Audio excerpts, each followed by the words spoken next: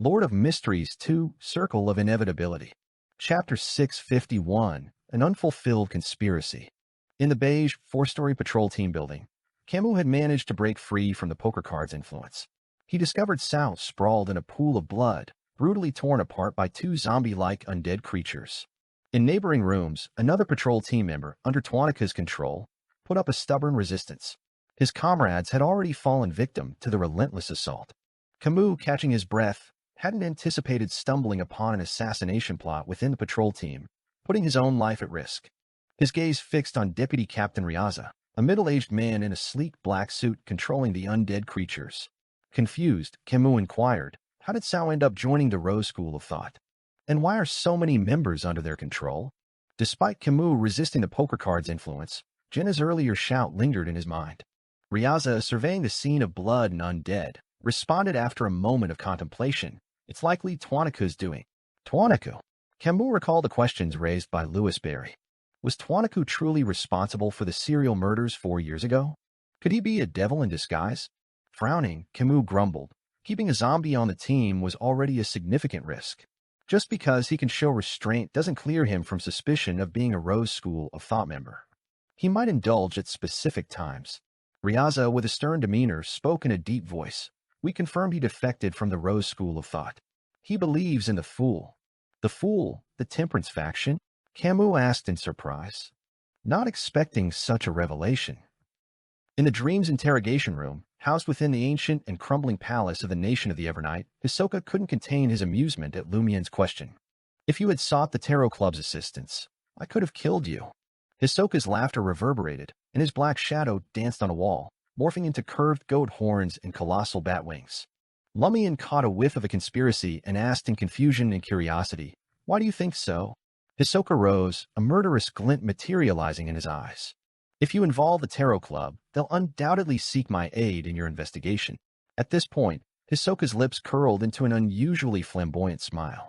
No longer conscious in the dream, he revealed his innermost self. Lumian raised an eyebrow, asking, are you a minor arcana card holder?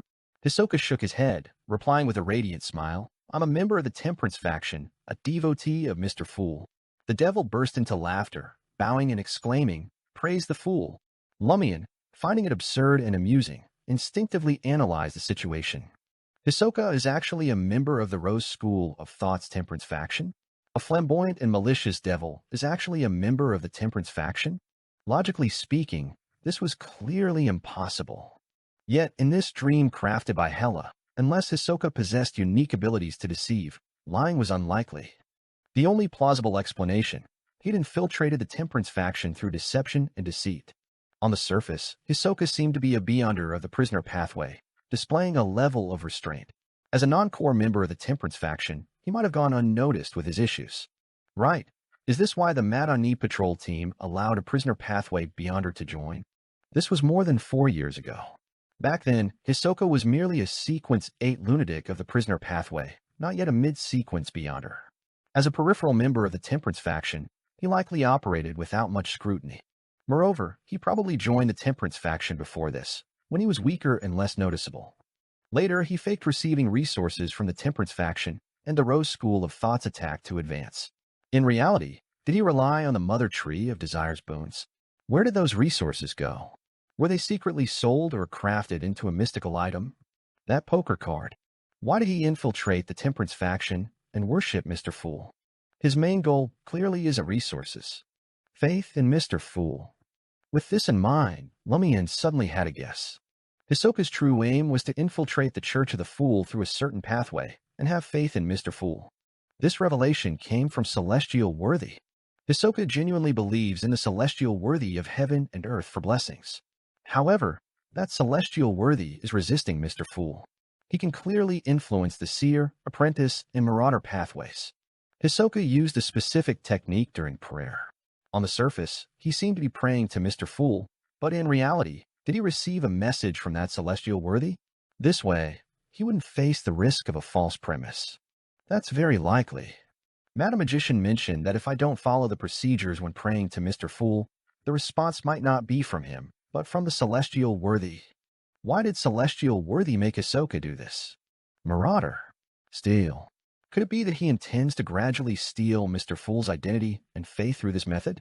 When many believers genuinely believe in Mr. Fool, but they equate him as the celestial worthy becomes the fool. The more I think about it, the more terrifying it becomes. Hisoka can't do it alone. There must be many others who share similar beliefs. Impressive. If the celestial worthy usually gathers followers, the Tarot Club would wipe them out at the slightest hint. Yet, if their followers outwardly professed faith in Mr. Fool, not only would they escape destruction, but they'd also gain protection. How devious! Lumian swiftly deduced the situation, sensing the ominous pressure from the hidden celestial worthy. Once marked by him, failure could creep in unnoticed and strike him down unexpectedly. Considering this, Lumian recalled Port Pilus and grasped Hisoka's confidence. He also comprehended why Hisoka had opted to remain and wait patiently.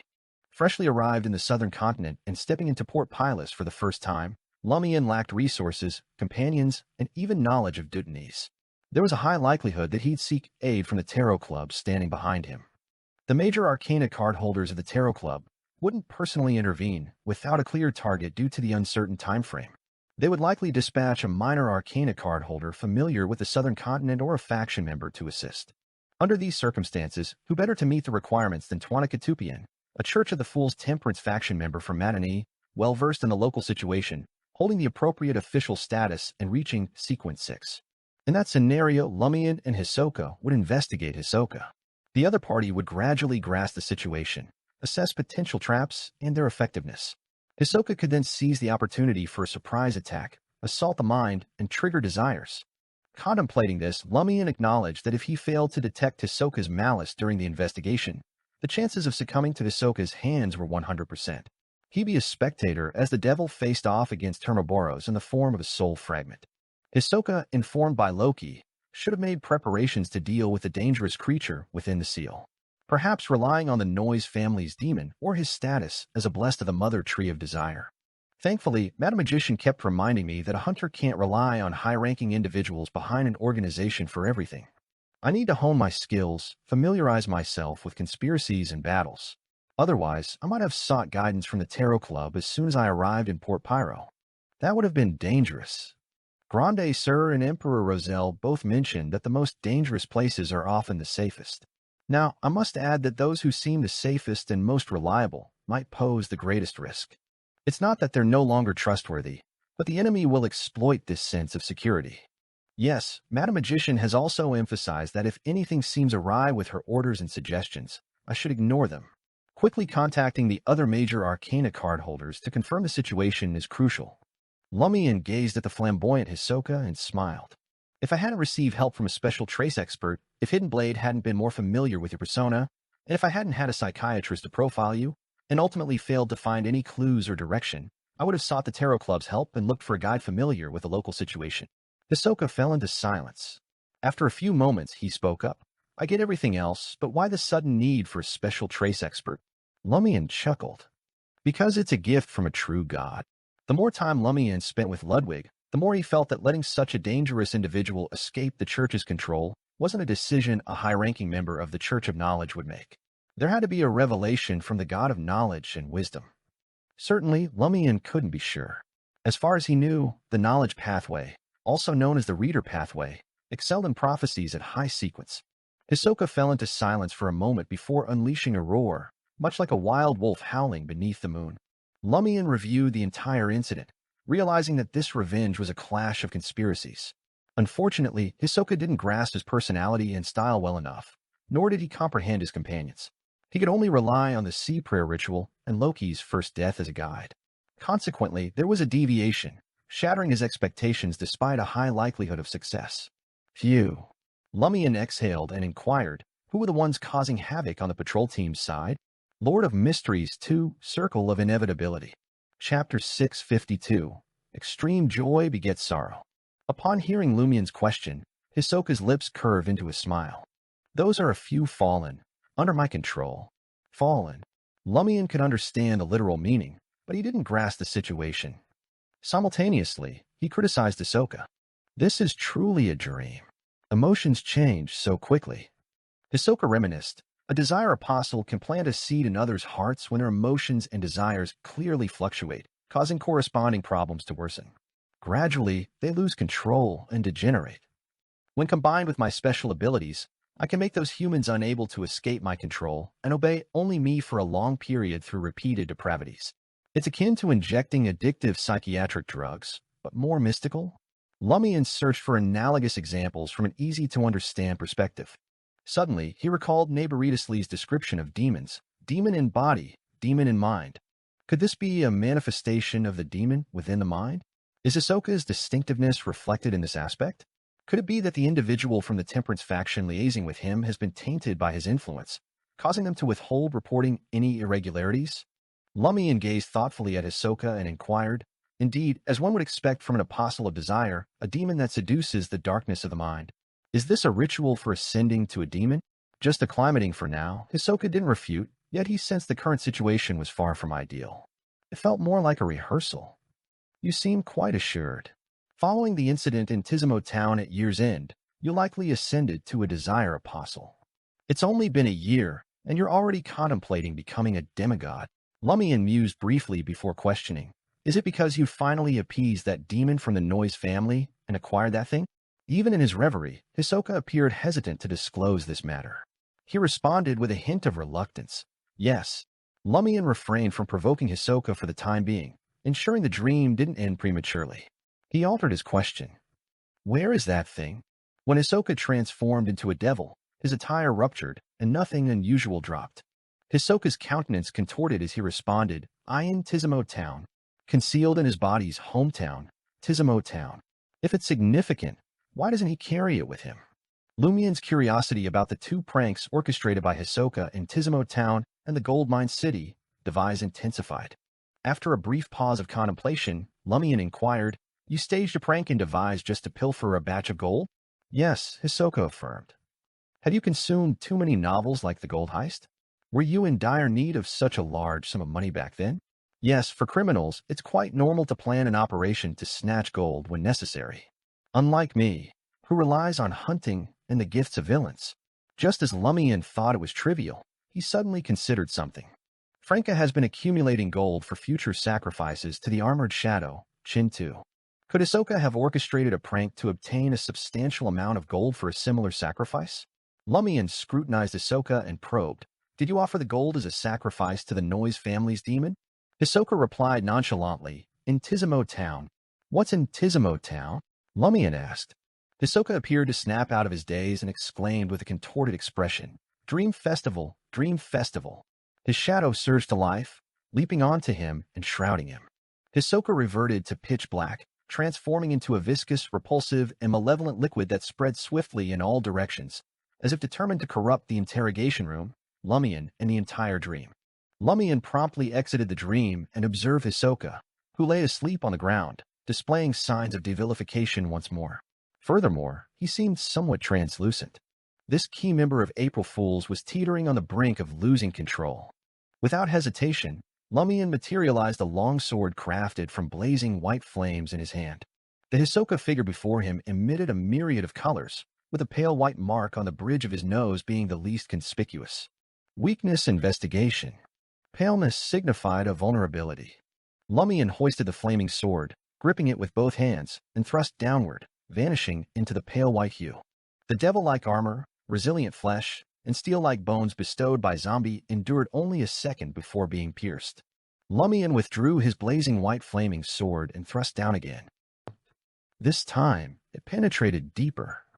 Lumian extracted the blazing white flaming sword once more and leaped up, adding his weight to the downward thrust. Lumian genuflected, and the flaming sword plunged into Hisoka's brain, transforming into scattered flames that obliterated all weakness. Lumian withdrew his hands and stood up. Hisoka's body, displaying signs of devilification, twitched a few times before settling. Adjacent to the bridge of his nose, a 2-finger-wide wound appeared grotesquely abnormal. Its surface was charred and contracted, while flames surged from within. The devil had lost his life. How resilient! He managed to withstand 3 strikes like this. Lumian gazed at Hisoka's corpse and silently sighed. In that moment, Hisoka's corpse swiftly turned transparent, and his light brown skin gradually faded to pale white. Wraith. Transforming into a genuine wraith after death?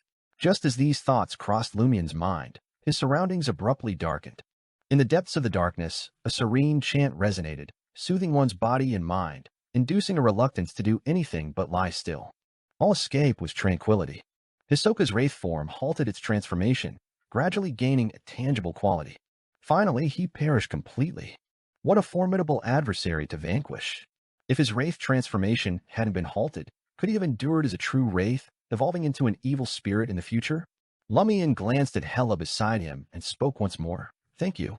He refrained from elaborating his conversation with Hisoka, recognizing that they had spoken in the dream created by Hela. She must be aware of it. "Loki is the only one left," Hela said coldly, her gaze fixed on Hisoka's lifeless form. Lumian fell silent for a few seconds before stating, "He can't be resurrected more than a few times." "At most one more time," Hela replied with certainty. "Another time?" Lumian tersely acknowledged. Before long, Hisoka's Beyonder characteristic manifested, blending with the remaining goat horns above his head, transforming into a whimsical and flamboyant cluster of black crystals. Various crystals extended in all directions, sharp and crooked. Multiple illusory, translucent faces emerged from each black crystal, their expressions alternating between malevolence, pain, madness, and confusion. A desire apostle Beyonder characteristic corrupted by a wraith boon? Lumian perceived it as more corrupting and perilous than the serial killer Beyonder characteristic from before. He pointed at the Beyonder characteristic in Hisoka's lifeless body, addressing Hela. "Can I take them all?" "Okay." Hela responded without objections. In an old warehouse on an abandoned dock in Port Pilus, Franca, Anthony, and Jenna had already gathered, awaiting Lumian's return. Amidst their conversation, a figure outlined itself in the sunlight streaming through a high window. It was Lumian, wearing a golden straw hat and disguised as Louis Berry. "Pa." Lumian tossed Hisoka's corpse to the ground. Immediately after, he retrieved the Beyonder characteristic from his traveler's bag and placed them near the corpse without touching them. Only then did he smile at Franca, Jenna, and Anthony. "It's settled." "Is it really Hisoka?" Franca couldn't believe it could be so straightforward. "It's him." Lumian briefly explained the situation. "He was overconfident and believed there's a high chance of killing me. He chose to stay and wait for an opportunity." "What gave him the confidence?" Franca's eyes widened. Since everyone present held a minor arcana card, Lumian didn't hold anything back. He recounted the situation, omitting the most perilous details. "Can that really happen?" "Luckily, you didn't seek guidance from the Tarot Club." Jenna felt a lingering fear. Franca sighed and commented, "I didn't think our collaboration alone would be sufficient." Lumian pointed at the Beyonder characteristic and stated, "There's too much corruption, and it's very dangerous. I plan to seek Madam Magician's help and find a suitable artisan to transform it into a sealed artifact. Everyone has the right to use it." Lumian found it too sinister and corrupting. It couldn't become a mystical item with relatively mild negative effects. It could only be the kind that required sealing. Absolutely. Franca was filled with anticipation as she imagined the potential abilities of a sealed artifact. She suddenly recalled something and quickly blurted out, "Your pride armor is still in my possession." "Tisk, you've really gotten the most out of it." Lumian chuckled. "How can I face devils without a warrior? I've always wanted to use the pride armor, but I didn't expect Hisoka to choose the most convenient place like the bathroom. It was a confined, tight space with a certain degree of flexibility." Franca retrieved the pride armor from her traveler's bag, placed it on the ground. Suddenly, the air in the old warehouse froze. The silver-white full-body armor turned to face Lumian, condensing into a broadsword of light. Then, it knelt on one knee and thrust into the ground. Lumian's pupils dilated as his figure abruptly faded, disappearing from his spot. The broadsword of light split open, transforming into a devastating storm that engulfed the surroundings, obliterating numerous wooden crates. Franca, Jenna, and Anthony couldn't dodge in time and were shattered into fragments by the hurricane of light, reflecting brilliance. "Damn it. Isn't this too vengeful? How much time has passed?" Franca cursed from a corner of the warehouse. Lord of Mysteries 2, Circle of Inevitability. Chapter 653, Lumian's Choice. Franca emerged from the shadows, exhaling a sigh of relief as she saw the silver-white full-body armor return to silence following Lumian's departure from the warehouse and the absence of weak targets. With caution, she approached, making sure not to position herself behind the pride armor, finally standing face to face with it. The pride armor remained motionless. Franca extended her hands, barely lifting the silver-white full-body armor and tucking it back into her traveler's bag. Only then did she relax and call out, "It's all right, it's all right." Jenna emerged from a dark corner on the other side, and Anthony suddenly appeared at the warehouse door, seemingly prepared to roll and escape at any moment. In a matter of seconds, Lumian somersaulted back from a high window, eliciting a chuckle from Franca. "Damn it, we managed Ahsoka just fine, but our own sealed artifact nearly wiped us out. Good thing we had substitutes. Otherwise, we might have been severely injured if not dead," she remarked. Jenna commented calmly, "This could be a funny story for Ghostface." Having moved out of the market district, she now had plenty of free time. Though she still owed Franca a large sum of money, she had enough assets to cover it. Thus, while completing the Tarot Club mission and trying to act, she could afford to watch a play once a week, buy magazines, newspapers, and books she had longed for but couldn't justify purchasing, and indulge in department stores and certain restaurants she had once yearned for. Franca let out a hollow laugh. Who would have thought this armor would hold such a grudge? "Hey, Lumian, what did you do to it?" she inquired, directing the subsequent questions to Lumian. Lumian spread his hands. "Wasn't it just a backstab? I thought it would be fine after disengaging and waiting for it to calm down." Franca nodded repeatedly, offering him a way out. "That's right, I thought so too. It's all because of that armor. It doesn't feel like armor at all." After a moment of pondering, Franca said, "I wonder when it will forget that you stabbed it in the back. For now, you'll have to leave it with me." "All right," Lumian said, feeling a twinge of regret. Such a useful sealed artifact was temporarily unusable. He glanced at Ahsoka's severely damaged corpse and the seemingly unscathed Beyonder characteristic, stowing them away in his traveler's bag. He said seriously, "I hope that the operation against the Minister of Industry will commence after the sealed artifact is completed. Though its negative effects will undoubtedly be severe, Desire Apostle and Wraith are definitely very useful, even if they can only unleash a portion of their abilities." "Indeed," Franca replied, filled with anticipation. She then turned to Lumian and asked, "Ahsoka is already dead. You've achieved your goal in the southern continent. Where are you going next? Are you returning to try her with us?" Lumian shook his head, as if he had already considered the answer to this question. "I plan to stay in the southern continent for a while longer." "Why? To investigate Tizimo Town and the Hisoka matter?" "That doesn't seem necessary." Jenna expressed her confusion. Lumian chuckled. "This is a hunter's paradise, don't you think?" Without waiting for Franca and the others to inquire further, Lumian explained seriously, "After all that has transpired, I've come to realize something. For a hunter to act well and digest swiftly, they must undergo diverse experiences. What I mean is, a hunter's path is more straightforward compared to other paths. It's unlike demonesses who must navigate pleasure, pain, while contemplating abstract and philosophical concepts which are often more intricate. As long as a hunter is immersed in chaos, conflict, and constant combat, they can excel. Combat is akin to hunting. Chaos and conflict invariably breed numerous conspiracies. Provocation smoothens these conspiracies. Arson secures victory in battle, and the aftermath of such incidents reaps the lives of enemies and the spoils of victory."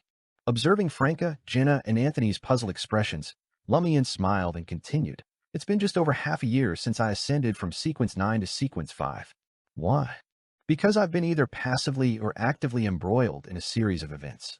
Through perpetual chaos, disputes, and battles, I've grasped the principles of performance and found opportunities to act. In essence, a hunter doesn't engage in elaborate acting before reaching high sequence Beyonder status. Though I possess some insight into fate due to my characteristics, it's also linked to determination and willpower. It's an integral part of combat. Hunters are forged in the crucible of blood and fire.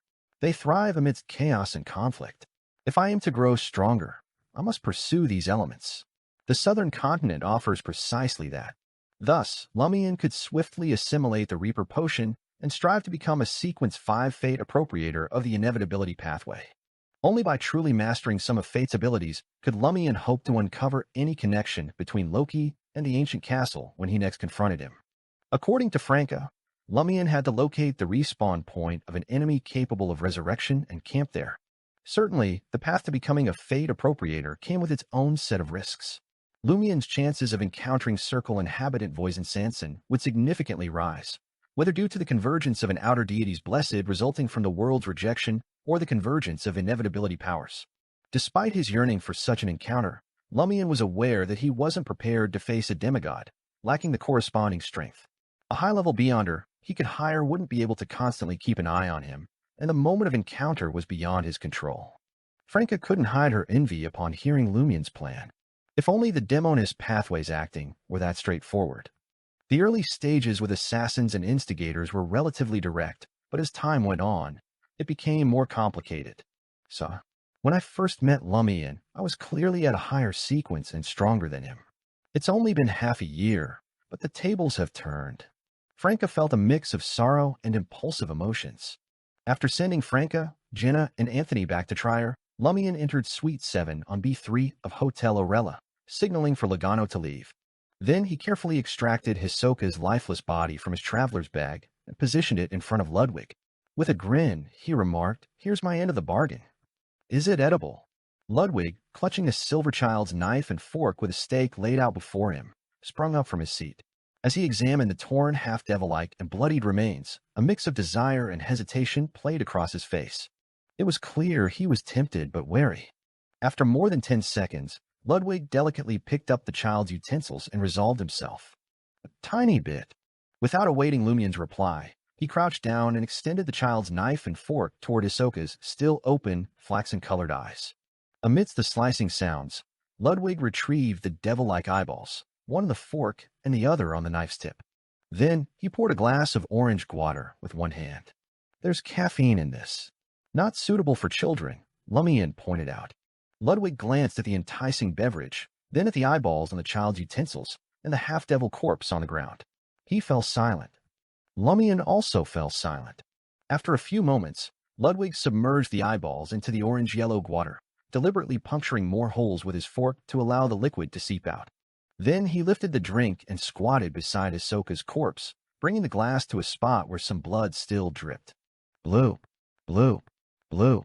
3 drops of sulfur-scented blood fell into the fading orange beverage, swiftly tinting it with the color of blood. Ludwig swirled the liquid in the glass and consumed it. Lumian observed as Ludwig finished his drink, noting a clear boost in energy. Curious, he inquired, "What's the effect of this?" Ludwig licked his lips and responded, "Permanently enhances my spirituality, allowing me to keenly sense the aura of the abyss.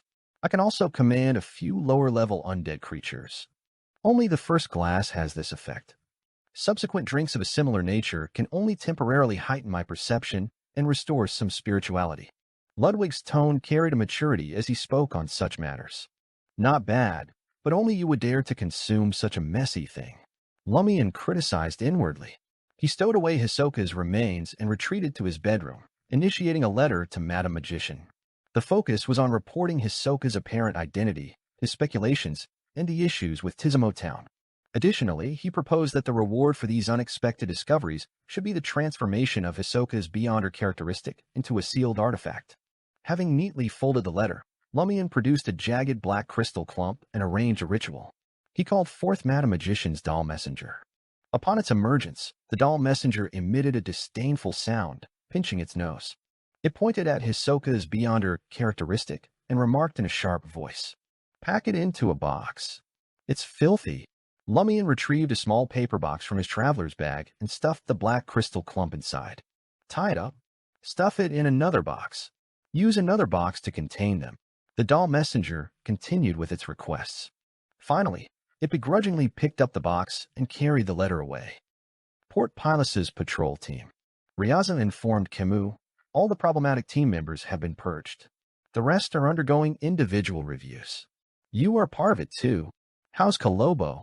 Camus asked with concern. "He's fine. We went to the Earth Mother Church to hire a doctor," Ryaza replied calmly. "The major issue now is that we haven't apprehended Tuanaku. Moreover, we're certain that he's both a wraith and a desire apostle." "Oh, isn't he too powerful?"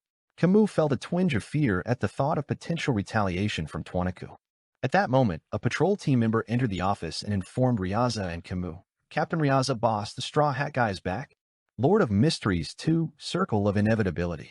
Chapter 654, Bounty. Louis Berry is back again. Camus' forehead twitched at the mention of the Straw Hat Guy. Since encountering the adventurer, his life had taken a tumultuous turn. First, he had captured the murderer in a serial killing case. Then he unearthed clues related to a 4-year-old case. Subsequently, the suspect had emerged, attempting to harm him in Kolobo, throwing the patrol team into chaos. And now Louis Berry was making another appearance? Camus felt the weight on his chest, and his heart raced. Where is Louis Berry? Riaza was already familiar with Camus' account. The patrol team member who had brought the report hastily answered, sitting in the hall. Riaza nodded, and he and Camus left the office, descending the stairs. As they walked, Camus gradually snapped out of his daze. He recalled Louis Berry's suspicions about Toinica the previous day, how he had abandoned his theories without delving into specifics, and how the adventurer had sought him out early in the morning, hoping to gather information indirectly. Shortly after Colombo handed over Toinica's information, the latter had been attacked, leading to a fierce battle. Did Louis Berry employ such a cautious inquiry to avoid triggering the Devil's Danger premonition? Was buying information from Colombo a trap targeting Toinica? No, hadn't Toinica sensed the corresponding danger? He could only sense it a minute or two in advance, and would it be too late by the time he discovered it? As a former sheriff and now an interrogator, Camus swiftly made connections and speculations. He believed that Louis Berry had likely identified Toinica after learning about his preference for sugarless Fermo coffee. He hinted at suspicions regarding the police headquarters but refrained from going into specifics, fearing that Toinica might foresee danger. As for how Louis Berry set a trap for Toinica without detection, Camus couldn't puzzle it out for now. Furthermore, he suspected that Louis Berry's operation hadn't been entirely successful. There were no signs from the matinee import and export shop indicating Toinica's demise. This was a Sequence 5 Desire Apostle, wielding the power of a Sequence 5 Wraith. Unless a demigod personally intervened, they might require 2 or 3 battle teams of mid-sequence Beyonders from pathways like Sun and Warrior to handle him. Alternatively, they needed to mobilize Beyonders at the level of a Sequence 5 Pirate Admiral, armed with potent mystical items. Soon, Camus and Riaza spotted Louis Berry seated on the sofa in the hall's guest area, his golden straw hat standing out in the sunlight. "Monsieur Louis Berry, what brings you here again?" Camus inquired in deep intention. Louis Berry gave Camus a deep look before smiling and addressing Riaza in fluent Dutanese. "I'm here to collect the bounty." As he spoke, he retrieved Toinica's head from his traveler's bag. Camus and Riaza observed the blood-stained face, the head with the broken horn, the vacant eyes, and the gruesome wound on the bridge of the nose, along with 10 to 20 deep cuts. Despite the severe damage, Camus, a former sheriff, recognized the owner at a glance. Toinica Tupian. He succeeded? Had he truly set a trap for a Desire Apostle and managed to defeat him? Camus' gaze shifted up, scrutinizing Louis Berry, a young man with the title of a great adventurer in the Fog Sea. Such strength could rival any pirate admiral in the 5 seas. Of course, this assessment applied only to individual abilities, excluding the subordinates of pirate admirals. Riaza silently ascertained from a spiritual level. He turned to Camus and asked in Dutanese, "Is it Toinica?" "Yes," Camus confirmed, sighing inwardly. The battle between Toinica and Louis Berry had been fierce, resulting in his tragic demise. Not only were his eyes absent, but he was also covered in wounds, displaying signs of devilification. Riaza looked at Lumian and pondered for a moment before speaking in Dutanese. "I wonder if you've seen Toinica's wanted poster. The bounty is only 70,000 Vrildor. Back then, the bounty was set based on the criteria of a serial killer. It was only increased by 20,000 because this particular serial killer targeted Beyonders." Lumian barely understood and switched to Intision with a smile. "If I wait 2 days to collect the bounty, will I be able to get more?" Upon hearing this, Camus pondered for a moment and realized the validity of the statement. In 2 days, their wanted posters would depict Desire Apostle and Wraith Toinica, who had caused the deaths of several members of the patrol team, not the serial killer from the past. Of course, with Mittani's financial resources, it was impossible to significantly raise the bounty. At most, they could double it and report the danger to the Church of Earth Mother, the Eternal Blazing Sun Church, and other official organizations in the northern continent to see if they would be willing to increase the bounty. After Camus translated Lumian's words into Dutanese, Riaza remained silent, unsure of how to respond.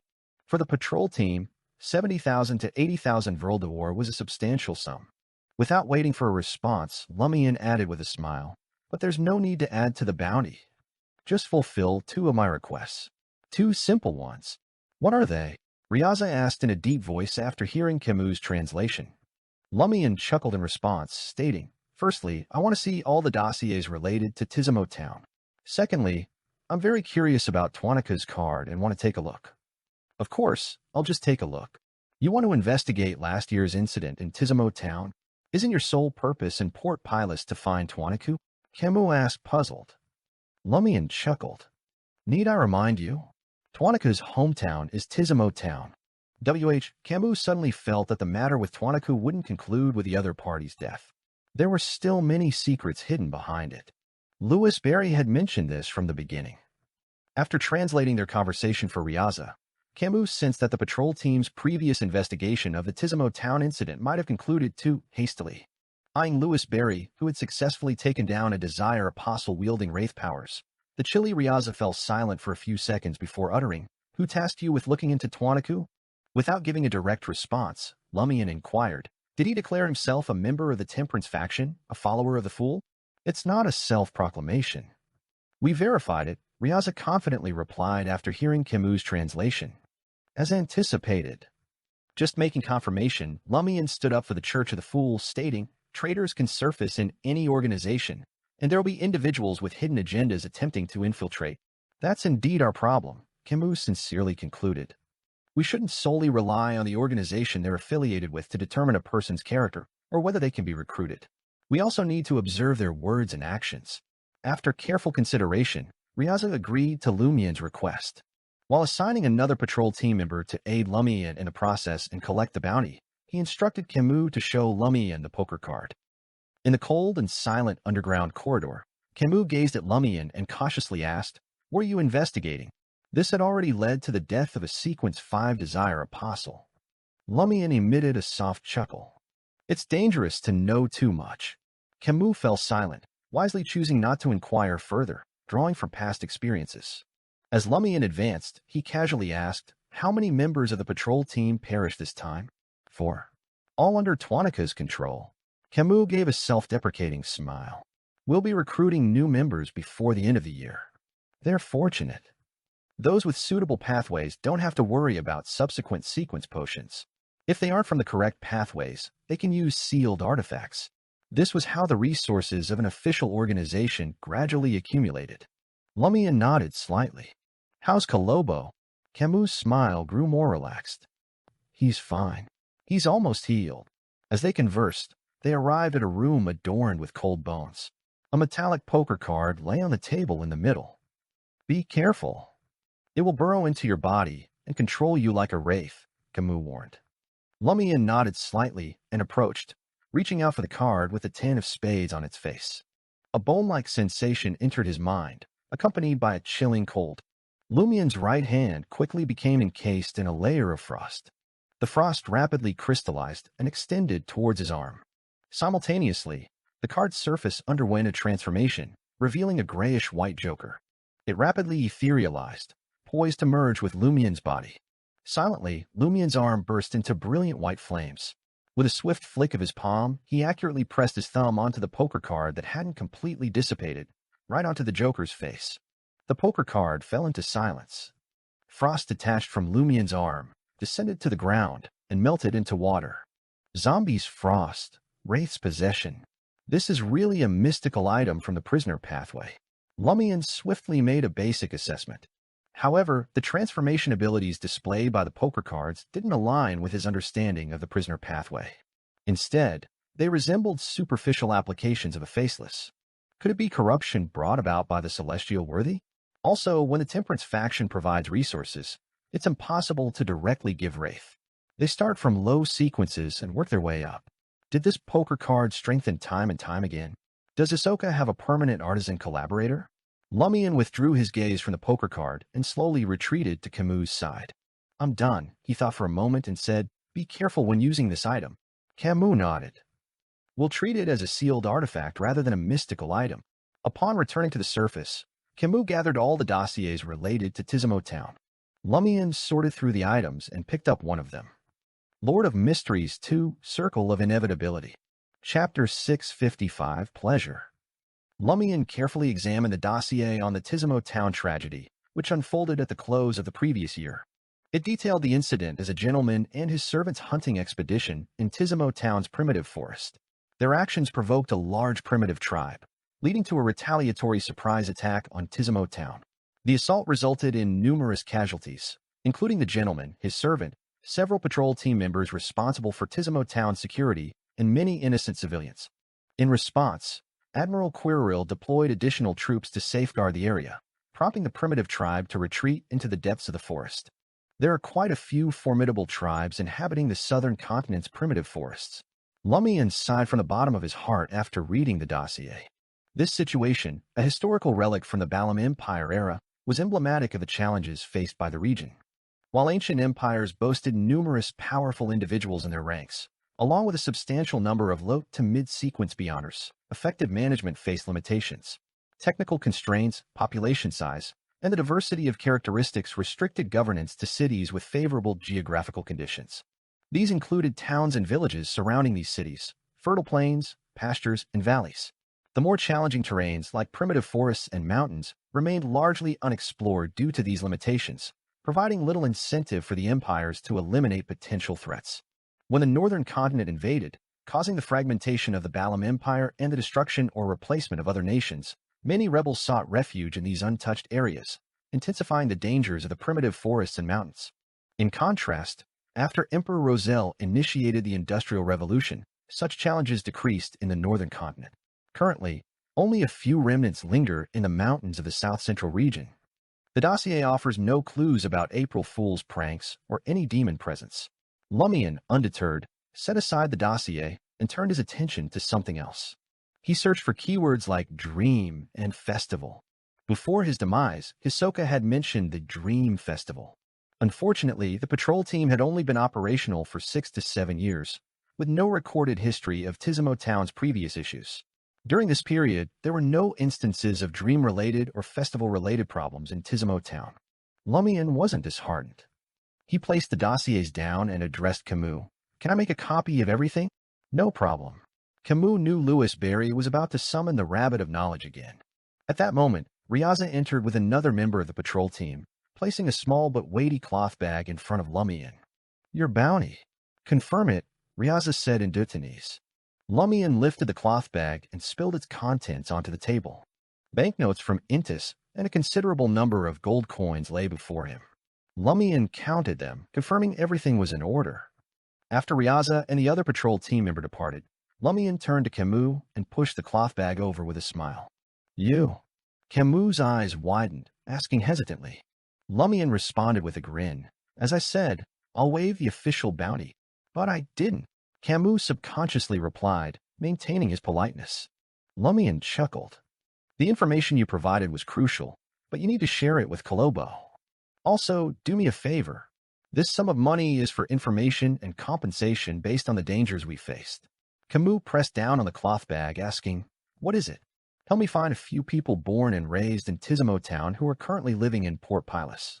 Also, locate a few who have visited Tizimo Town multiple times but have no connection to it. Bring them to my place one by one," Lumian requested. Camus listened attentively and breathed a sigh of relief. "No problem." This matter was straightforward.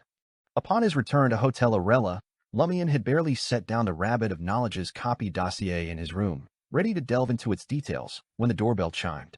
Amidst the tinkling sounds, Lugano rushed to open the door. Shortly after, he called out, "Boss, Monsieur Ivelsta wishes to meet you." "Ivelsta?" "The one residing on B18 with numerous zombie servants, suspected to be a wraith?" "He's here for me." Lumian raised his eyebrows, set aside the dossier, and exited the master bedroom. Trier, Quartier de la Cathédrale Commémorative. In Franca and Jenna's rented apartment. After seeing Anthony off, Franca returned to the master bedroom, contemplating the progress of digesting the pleasure potion. Even though Lumian's situation was unique, how could he digest the potion so quickly? How could he ascend to sequence 5 in merely half a year? Despite this, Franca found herself triggered. There lingered a sense of disappointment and frustration at being outpaced within 7 months of watching over Lumian as an elder sister, or rather, an elder brother. She longed to reach sequence 5 and become a demoness of affliction at the earliest opportunity. Truth be told, her digestion of the pleasure potion surpassed that of most demonesses. She had also gleaned substantial insights while delving into alternative interpretations and symbols of pleasure. Patience was paramount, but blame fell upon the fellow with an absurdly rapid progression by her side. "Sai, I must seek a partner for pleasure. Both the ordinary and more profound forms of pleasure are imperative. Only then can I digest it more rapidly." One is akin to my left foot, the other to my right. I must exert effort in both to move forward. I cannot jump on one foot alone. Franca's thoughts were lucid, yet she was uncertain how to proceed. Sigh, I cannot muster the courage to broach the subject. Should I seek help from Browns and her companions? As Franca paced the room, she suddenly heard a knock on the bedroom door. Jenna? Franca paused and turned towards the door. Enter, please. Jenna, donned in a beige fluffy dress, stood before the door. Why the sudden politeness? Franca inquired, feeling slightly uneasy. Jenna chuckled in exasperation. Damn it. I've always been polite, okay? It's just that you never shut the door. You only close it when you sleep. How am I supposed to knock? With that remark, Jenna wore a vexed expression. She regained composure and flashed a smile. Are you grappling with the pleasure potion's digestion? Do you lack a target for its digestion? Yes, but as I mentioned before, Franca began to defend herself. Jenna cut in. What about me? Huh. Franca was caught off guard. She questioned if she was imagining things. Jenna's lovely face displayed a charming smile, reminiscent of her days as the showy diva Little Minx. She pushed aside strands of hair falling from her ears and grinned.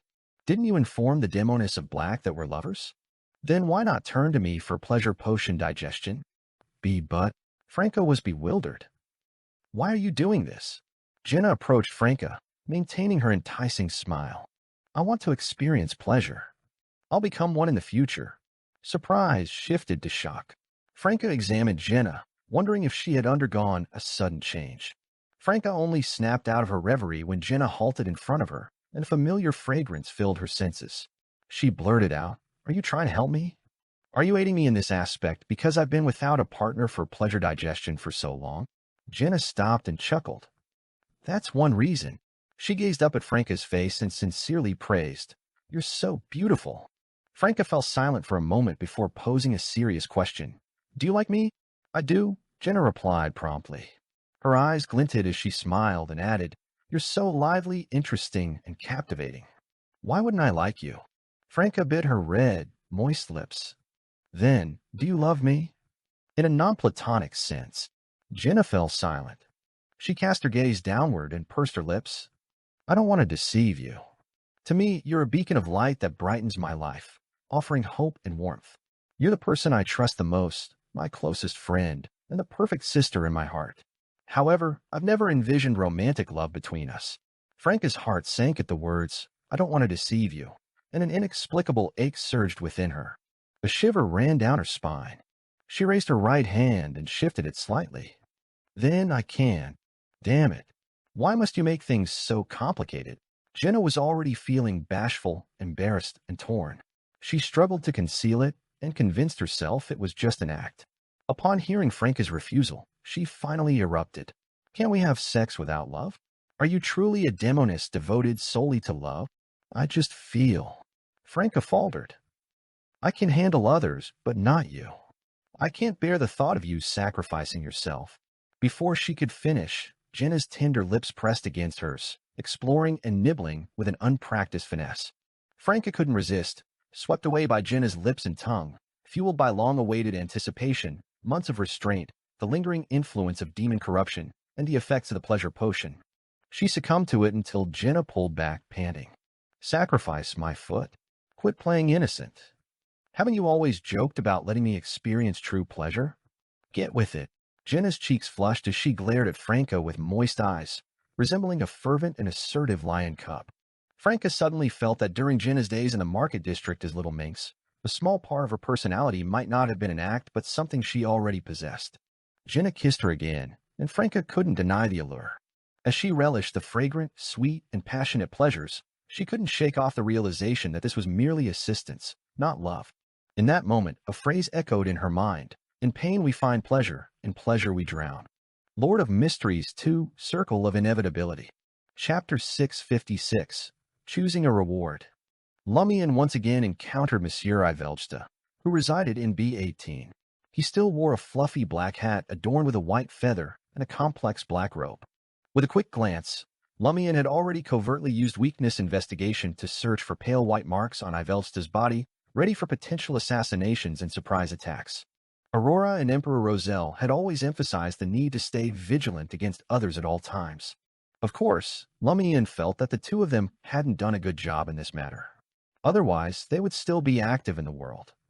At that moment, the pallor on Ivelsta's body concentrated on his dark brown eyes, emitting an illusory quality that seemed unreal.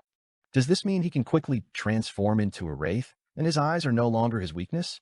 As Lumian pondered, he gestured towards the divan in the living room. Let's chat there. Ludwig, seated at the dining table, glanced at Ivelsta for a few seconds before lowering his head and continuing his meal with a succulent piece of beef. Ivelsta nodded slightly and entered the living room quietly, taking a seat in a corner of the divan. Are you a student at a primary school? So disciplined.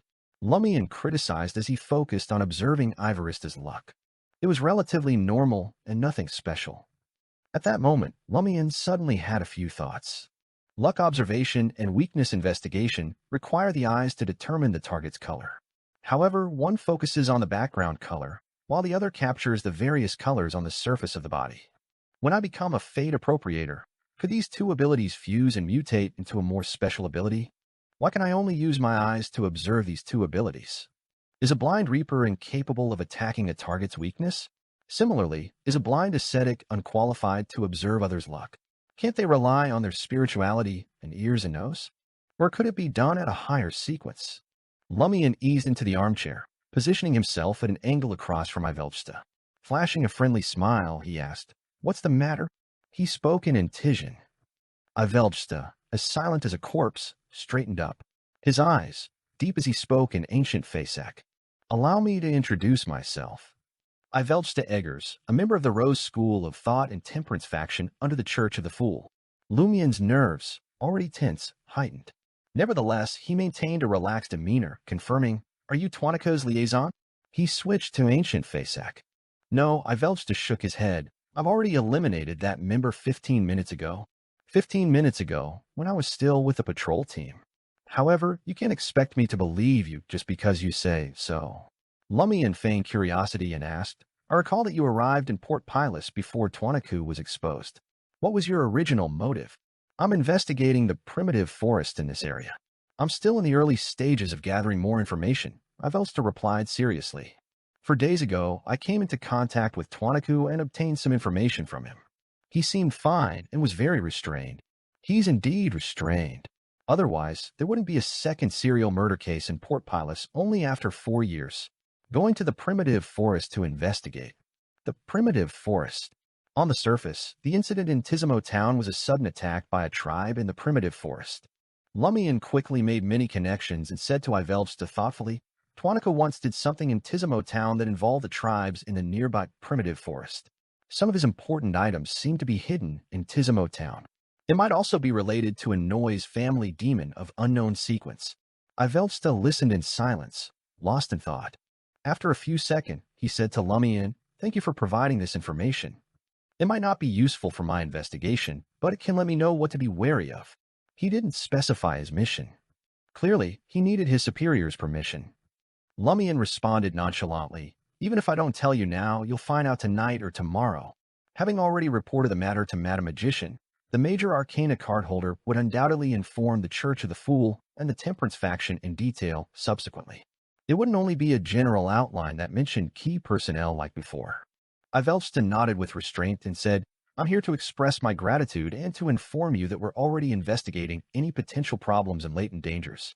Also, if you need help in Madani, feel free to come to me." All right. Lumian didn't stand on ceremony. After delving into the more serious matters, Lumian, intrigued, asked Ivelsta, "Why did you add the Rose School of Thought prefix when you introduced yourself? You've already left the Rose School of Thought and joined the Church of the Fool. It sounds as if the Rose School of Thought is affiliated with the Church of the Fool. Our leader specifically requested this. She always believes that we are the true orthodox branch of the Rose School of Thought. Only we represent the Rose School of Thought. Those traitors should change the organization's name, not us," Ivelsta explained in detail. "Sounds quite stubborn. Aren't you from the Temperance faction? Don't you restrain your emotions and desires in this aspect?" "Yes, Sequence 5 is Wraith, close to evil spirits, and evil spirits have an extreme side. Is this reflected in High Sequence Beyonders of the Temperance faction's corresponding pathway?" Lumian didn't quite understand and tried to make a guess based on the available information. He was just chatting and had no intention of inquiring further. Instead, he asked, "Your last name is Eggers. Was your ancestor a member of the Balam Empire's royal family?" "Yes," Ivelster replied proudly, his emotions held in check. "And my mother's lineage is noble from the Highlands Kingdom. For many in the southern continent, the surname Eggers bore unparalleled prestige. It was a symbol of a deity who had once trod the land, a representation of death's dominion over the world." But Lumian's curiosity wandered elsewhere.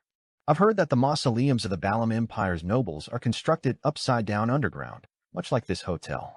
What mystical significance does that hold? Is it simply a way to confront death? And why is death associated with the underground? Shouldn't the underworld exist in the spirit world?" This was the question that piqued Lumian's interest upon learning about the matter. His understanding of mysticism was limited. Ivelfs pondered for a moment and then explained, "I didn't choose the death pathway. The construction method originated from ancient times, passed down by all the Eggers' ancestors, devoted to the deity who controlled death. He embodies the very concept of death. Emulating him is a way to approach the source of death. This mystic explanation resonates with me the most. Over the years, I've heard various interpretations. Some see life and death as opposing mystical concepts.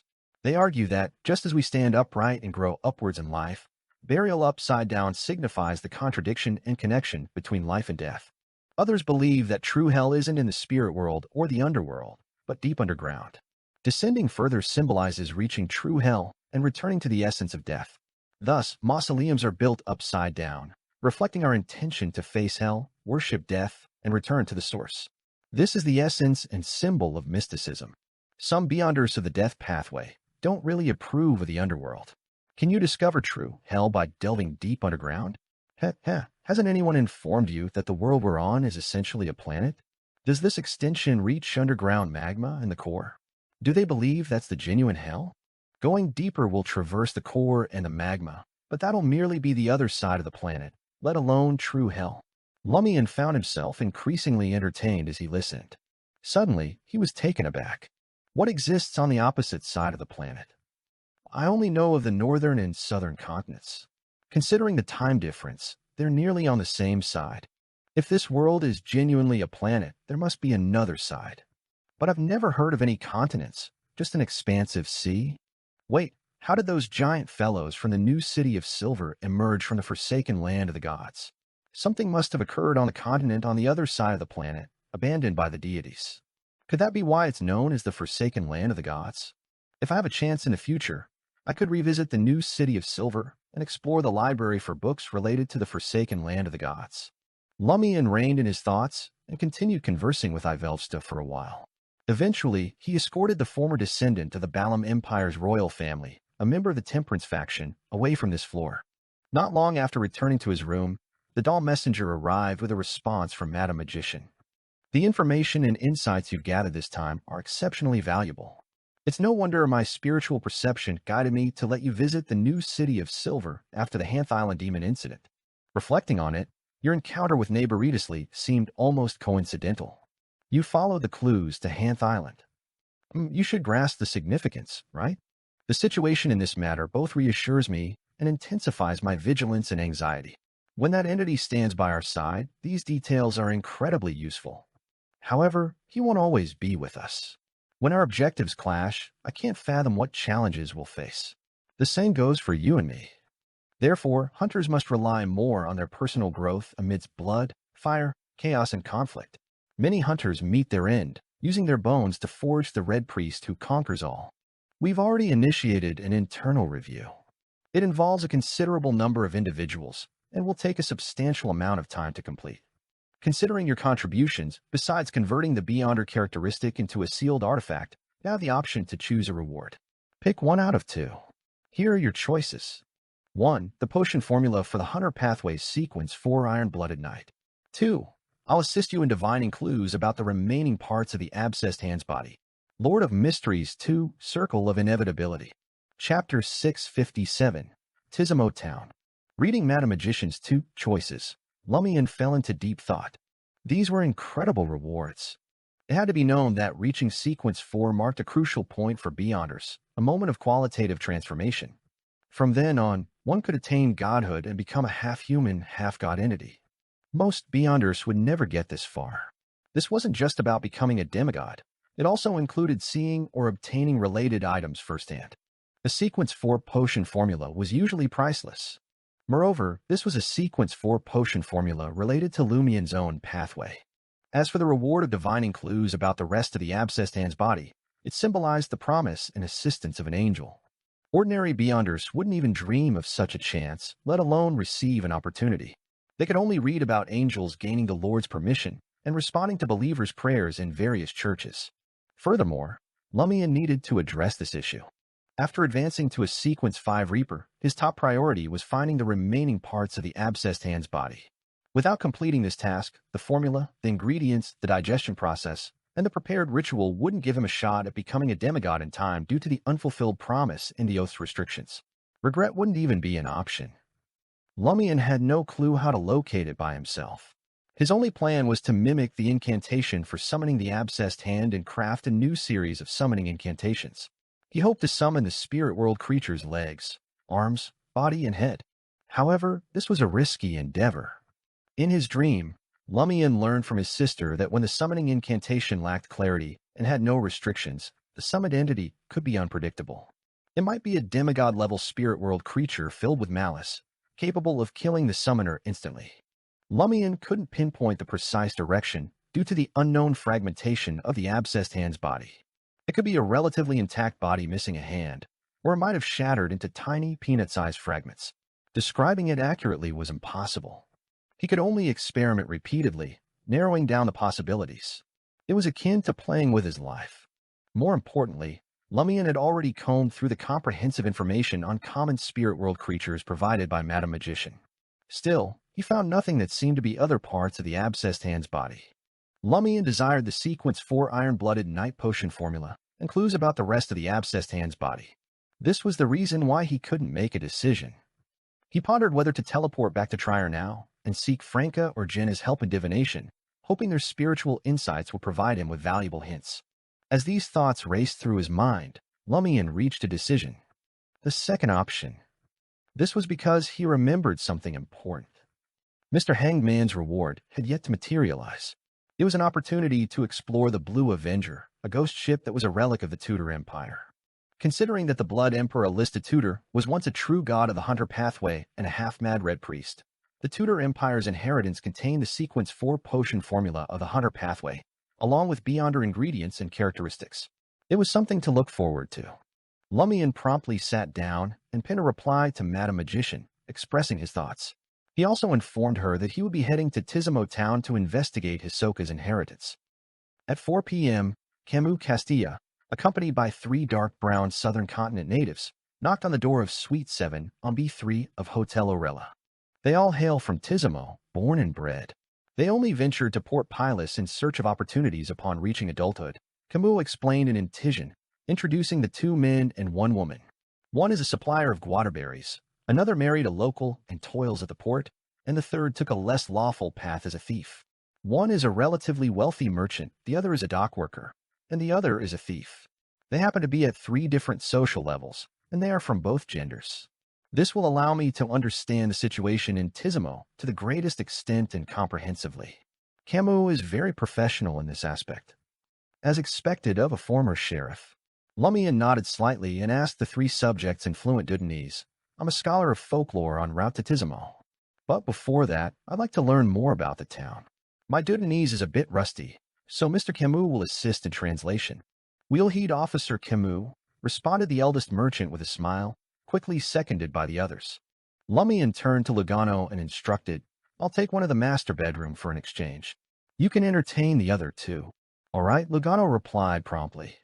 Inside the master bedroom, Lumian courteously seated the merchant in an armchair, positioning himself at the edge of the bed.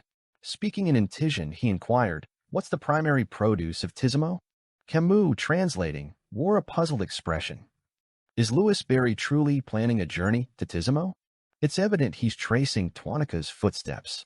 Camus assumed the role of an interrogator, staring down at the seated merchant as he conveyed Lumian's words. The merchant, filled with trepidation, responded, "Sir, we mainly cultivate guarberries, spices, and forest fruits. Numerous plantations, the surroundings, and we often venture into the forest for hunting, selling both meat and fur. Additionally, we cut down trees for crafting coffins. That's about it. The remaining effort goes into planting corn and potatoes for our own consumption." Lumian absorbed the information and refined his understanding of Dutanese through Camus' translation. Engaging in casual conversation, Lumian explored the daily lives, sustenance, and leisure activities of the Tizimo residents. From the merchant's account, Lumian painted a mental picture of Tizimo. Its populace mainly consisted of locals, with outsiders being the proprietors of nearby plantations and some acquired slaves. Thanks to the hunting services provided to the Port Pilas gentry, Tizimo maintained a connection with the outside world, avoiding isolation and conservatism. Although the faith in death had been eradicated, traces of it lingered in daily life. The townspeople primarily believed in the eternal blazing sun, yet remnants of death faith were evident, such as frequent visits to the cemetery and the practice of not burying prematurely deceased children in coffins. Each adult prepared a coffin for themselves in advance, and the common means of travel involved using a coffin. With keen interest, Lumian concluded the discussion and inquired, "Are you familiar with Twanakatupian?" Finally getting into the meat, Camus exhaled quietly and conveyed the question to the merchant.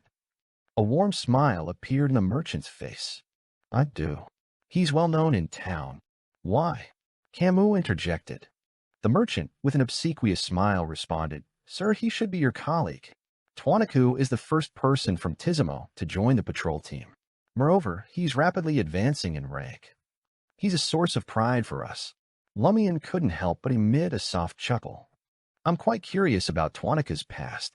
The merchant's expression shifted slightly as he glanced around. "Sirs, did Twanaku commit a crime? Did he join an organization that believes in death?" "Quite perceptive," Lumian thought while Camus grumbled in a low voice. "Are we doing the questioning, or are you? Just answer truthfully." Under the mental pressure of the interrogator, the dark-skinned merchant replied with a trembling voice, "I've known for a long time that this young man, Twanaku, will surely become extraordinary, but I also know he'll one day tread the path of blasphemy against a deity." Seeing Camus and Lumian awaiting further explanation, the merchant continued, "There was a fire in the Twanaku family. All his kin perished, and only he survived.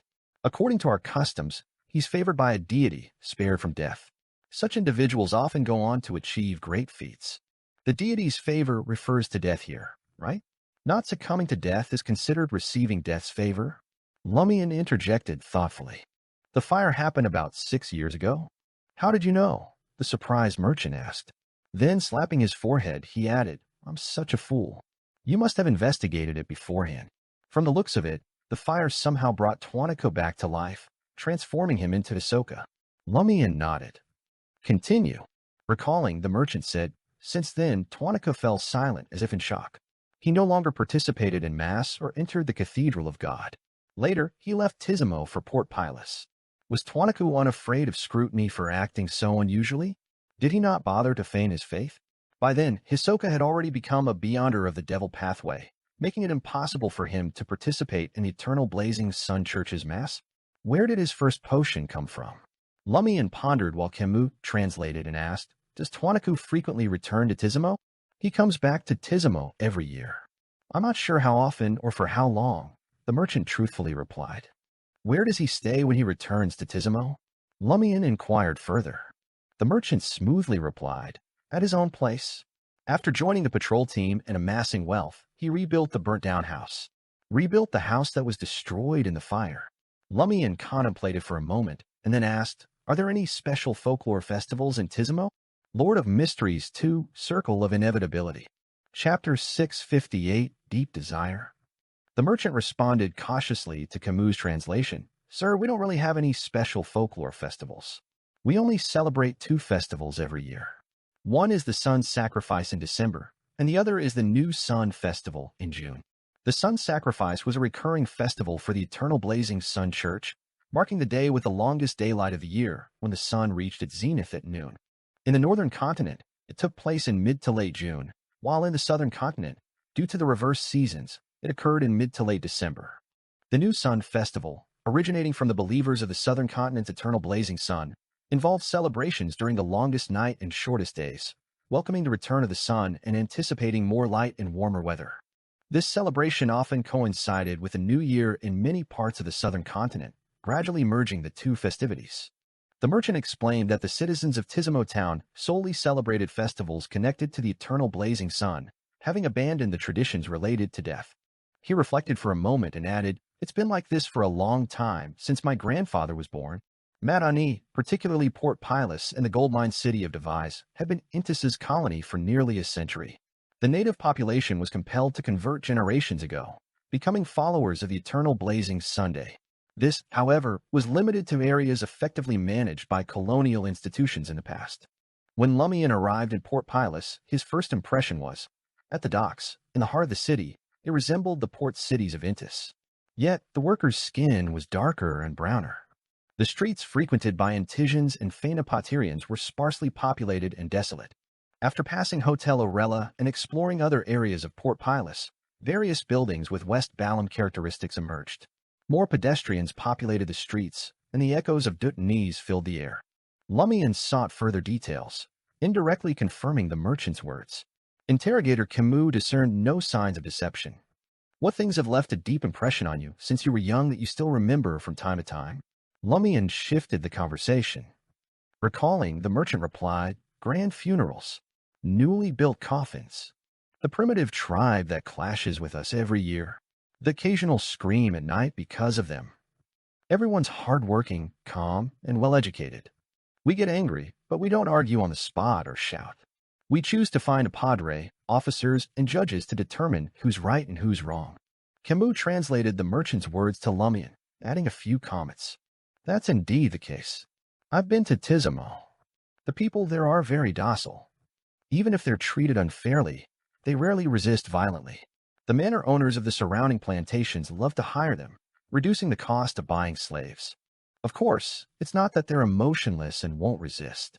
Instead, they tend to abide by order and follow the official processes to resolve problems. I guess they can be considered outstanding believers of the eternal blazing sun. The honorific name of the eternal blazing sun contained the description embodiment of order. As a member of the Phaenopoter royal lineage, Camus undoubtedly believed in the Earth Mother. He knew that Louis Berry hailed from the Intis Republic and was likely a believer of the eternal blazing sun. Lumian stood up, extending his arms with a smile. Praise the sun! Praise the sun! The merchant hastily followed suit. Lumian settled back into his seat, contemplating for a few fleeting moments. Have you experienced any strange dreams? The merchant nodded, then shook his head. Many, but they slip away from memory. Do you not encounter such dreams? Indeed. Dreams often elude the control of one's consciousness. They can reveal spiritual insights, mirror suppressed desires, or reflect events from the day.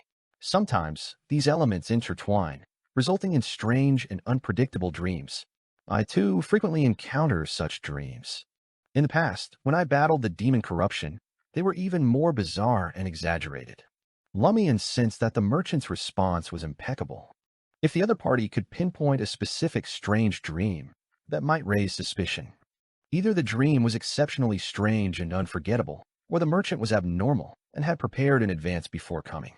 After discussing other matters, Lumian escorted the merchant out of the master bedroom. The responses of the other two Tizimans were similar to the merchant's, only supplementing the details they observed at their level and sharing encounters with their own characteristics. Lumian found no traces of the Dream Festival. If the Dream Festival is genuinely linked to Tizimo, there's only one possibility. When the townsfolk fall asleep, they enter a dream world to celebrate the festival. Upon waking, they forget everything. Or there's another possibility. Two factions may be involved in Hisoka's Tizimo town prank. First, the citizens of Tizimo. Second, the primitive tribe in the nearby forest. Could the Dream Festival be a celebration for that primitive tribe? Hisoka's prank impacted the Dream Festival, leading the primitive tribe to suddenly attack Tizimo, resulting in significant casualties and concealing the traces of his advancement ritual to Desire Apostle. Lumian pondered as he walked Camus and the three Tizimans to the door. Upon returning to the master bedroom, he stood before the desk and gazed at the stone wall in front of him. His eyes flickered with anticipation and unease. His decision to stay in the southern continent and actively pursue Hisoka's inheritance was indeed to grow amid blood, fire, chaos, and conflict, securing more acting opportunities. He aimed to open the door to godhood and advance to Sequence 4 as soon as possible. The reason for his impatience was he saw a glimmer of hope in reviving his sister. The state of the neighborlesslies on Hanth Island provided him with that glimmer of hope. This hope stemmed from the belief that a high-ranking figure of the Earth Mother Church might possess the ability to divide another person's soul. This would allow each soul fragment to grow into a relatively separate individual through rebirth. Aurora's soul fragment was sealed within Lumian's body. Perhaps a high-ranking member of the Church of Earth Mother could use one or more soul fragments to resurrect Aurora in a new form. Lumian wasn't certain if such a plan could be realized or if it constituted true resurrection, but it was the most plausible method he had encountered so far. He was determined to give it a try. Of course, he couldn't experiment with Aurora's soul fragment directly. His plan was to deliberately create some soul fragments in future cullings and seek help from the Church of Earth Mother to see if they could be reborn and if the person who returned was the same individual. Once all the details were confirmed, he would revive Aurora. Lumian didn't believe he had the qualifications to collaborate with the Church of Earth Mother. Only by becoming a demigod and relying on the secret organization, the Tarot Club, could he gain the Church of Earth Mother's attention and fulfill the transaction conditions proposed by the other party. For this, Lumian couldn't wait to obtain godhood and advance to Sequence 4. At times, Lumian wished his sister were also a blessed of celestial worthy and had inherited the ancient castle. This way, her resurrection might be more straightforward. Yes, to extract Aurora's soul fragment, I must undo Mr. Fool's seal. To undo his seal, I have to wait for Termaboros to become very weak. For Termaboros to weaken, I need to continuously extract his power at a higher level. And to withstand the power of a higher level, I have to possess godhood and advance step by step. Lumian's thoughts gradually clarified, and he unprecedentedly yearned for an advancement. Trier, Quartier de la Cathedral Commemorative, Apartment 702, 9 Rue Orosai. Franca lay on the bed beneath a velvet blanket, her cheeks still flushed, eyes moist, and her expression unusually complicated. Beside her, Jenna rested under the same velvet cover. She had slipped into a deep slumber, her brows furrowed with a mix of exhaustion, satisfaction, resistance, and nostalgia. Her outstretched arms and exposed fair skin still bore traces of the recent fervor. Franca gazed at Jenna and let out a sudden sigh. The experience had exceeded her expectations, yet a sense of emptiness lingered in her heart. It was beautiful in the moment, but what would transpire after the digestion of the pleasure potion? Could physical intimacy and emotional distance coexist? Did overwhelming pleasure pave the way for sorrow? Was it the agony of sinking into oblivion while resisting salvation? Franca released another soft sigh. She sensed that her pleasure potion had been substantially digested. Madame stayed, Port Pilus. Lumian, sipping a glass of water, looked up and spoke to Lugano as if discussing the weather. We're heading to Tizimo town today. Will you join Ludwig and me, or will you stay here and wait for us? Let me warn you in advance. The situation in Tizimo town might be very dangerous. Very dangerous. He wanted to say he'd stay in Port Pilus, but memories of Father Montserrat flashed in his mind. Gritting his teeth, he replied, I'm with you. If danger lurked in Tizimo town, he could rely on his boss to bail him out. But here, only himself. Lumian nodded slightly and didn't say more. After checking out and hitting the street, he chuckled at Lugano and Ludwig. Do we take a coffin to Tizimo, or should we grab a carriage? Before Lugano and Ludwig could answer, a four-wheeled, four-seater carriage rolled up from under the shade. The carriage's driver, a young man, kept his head low, not daring to look away. Coming to a stop, Camus Castilla emerged. He forced a smile and said to Lumian, Thanks for your help these past days. I'll escort you to Tizimo. Lord of Mysteries 2, Circle of Inevitability. Chapter 659, Poor Monster. Observing Camus' expression, as if compelled to act at gunpoint, Lumian didn't hold back. He replied with a smile, I'd like that. It was evident to him that the brass of the patrol team, or even Admiral Quirrell himself, was concerned about Louis Berry wandering around their territory. Tizimo, where he was headed, was located near the primitive forest and had close ties to a Sequence 5 Desire Apostle. Therefore, 2 additional patrol team members with a certain relationship with Louis Berry were sent to accompany him. Even if they couldn't prevent trouble, they could at least send word before it became a catastrophe. As for why they didn't directly stop Louis Berry from heading to Tizimo town, it was partly because Lumian had hinted at the faction backing him when he submitted Tuanica's head. Without a conflict of principles, Admiral Quirrell likely wouldn't make things difficult for him. Secondly, Lewis Berry's investigations and adventures seemed to bring calamity, but they had exposed hidden dangers ahead of time. If the problem remained concealed and continued to evolve, Madani and Admiral Quirrell might not be able to handle it in a year or two. When the time came, blood might flow like a river. Colombo, acting as the carriage driver, gazed ahead stonily. He fumbled for a pair of sunglasses and slid them onto the bridge of his nose. There were no visible injuries on his body. As Camus held the carriage door open, he watched Lewis Berry board, leading a young boy by the hand. "He's going to Tizimo, too?" Camus blurted in surprise.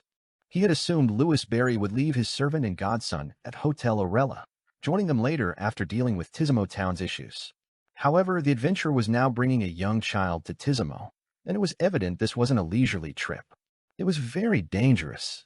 Lumian's left foot remained on the ground, and his right foot halted at the carriage's edge. He smiled and spoke.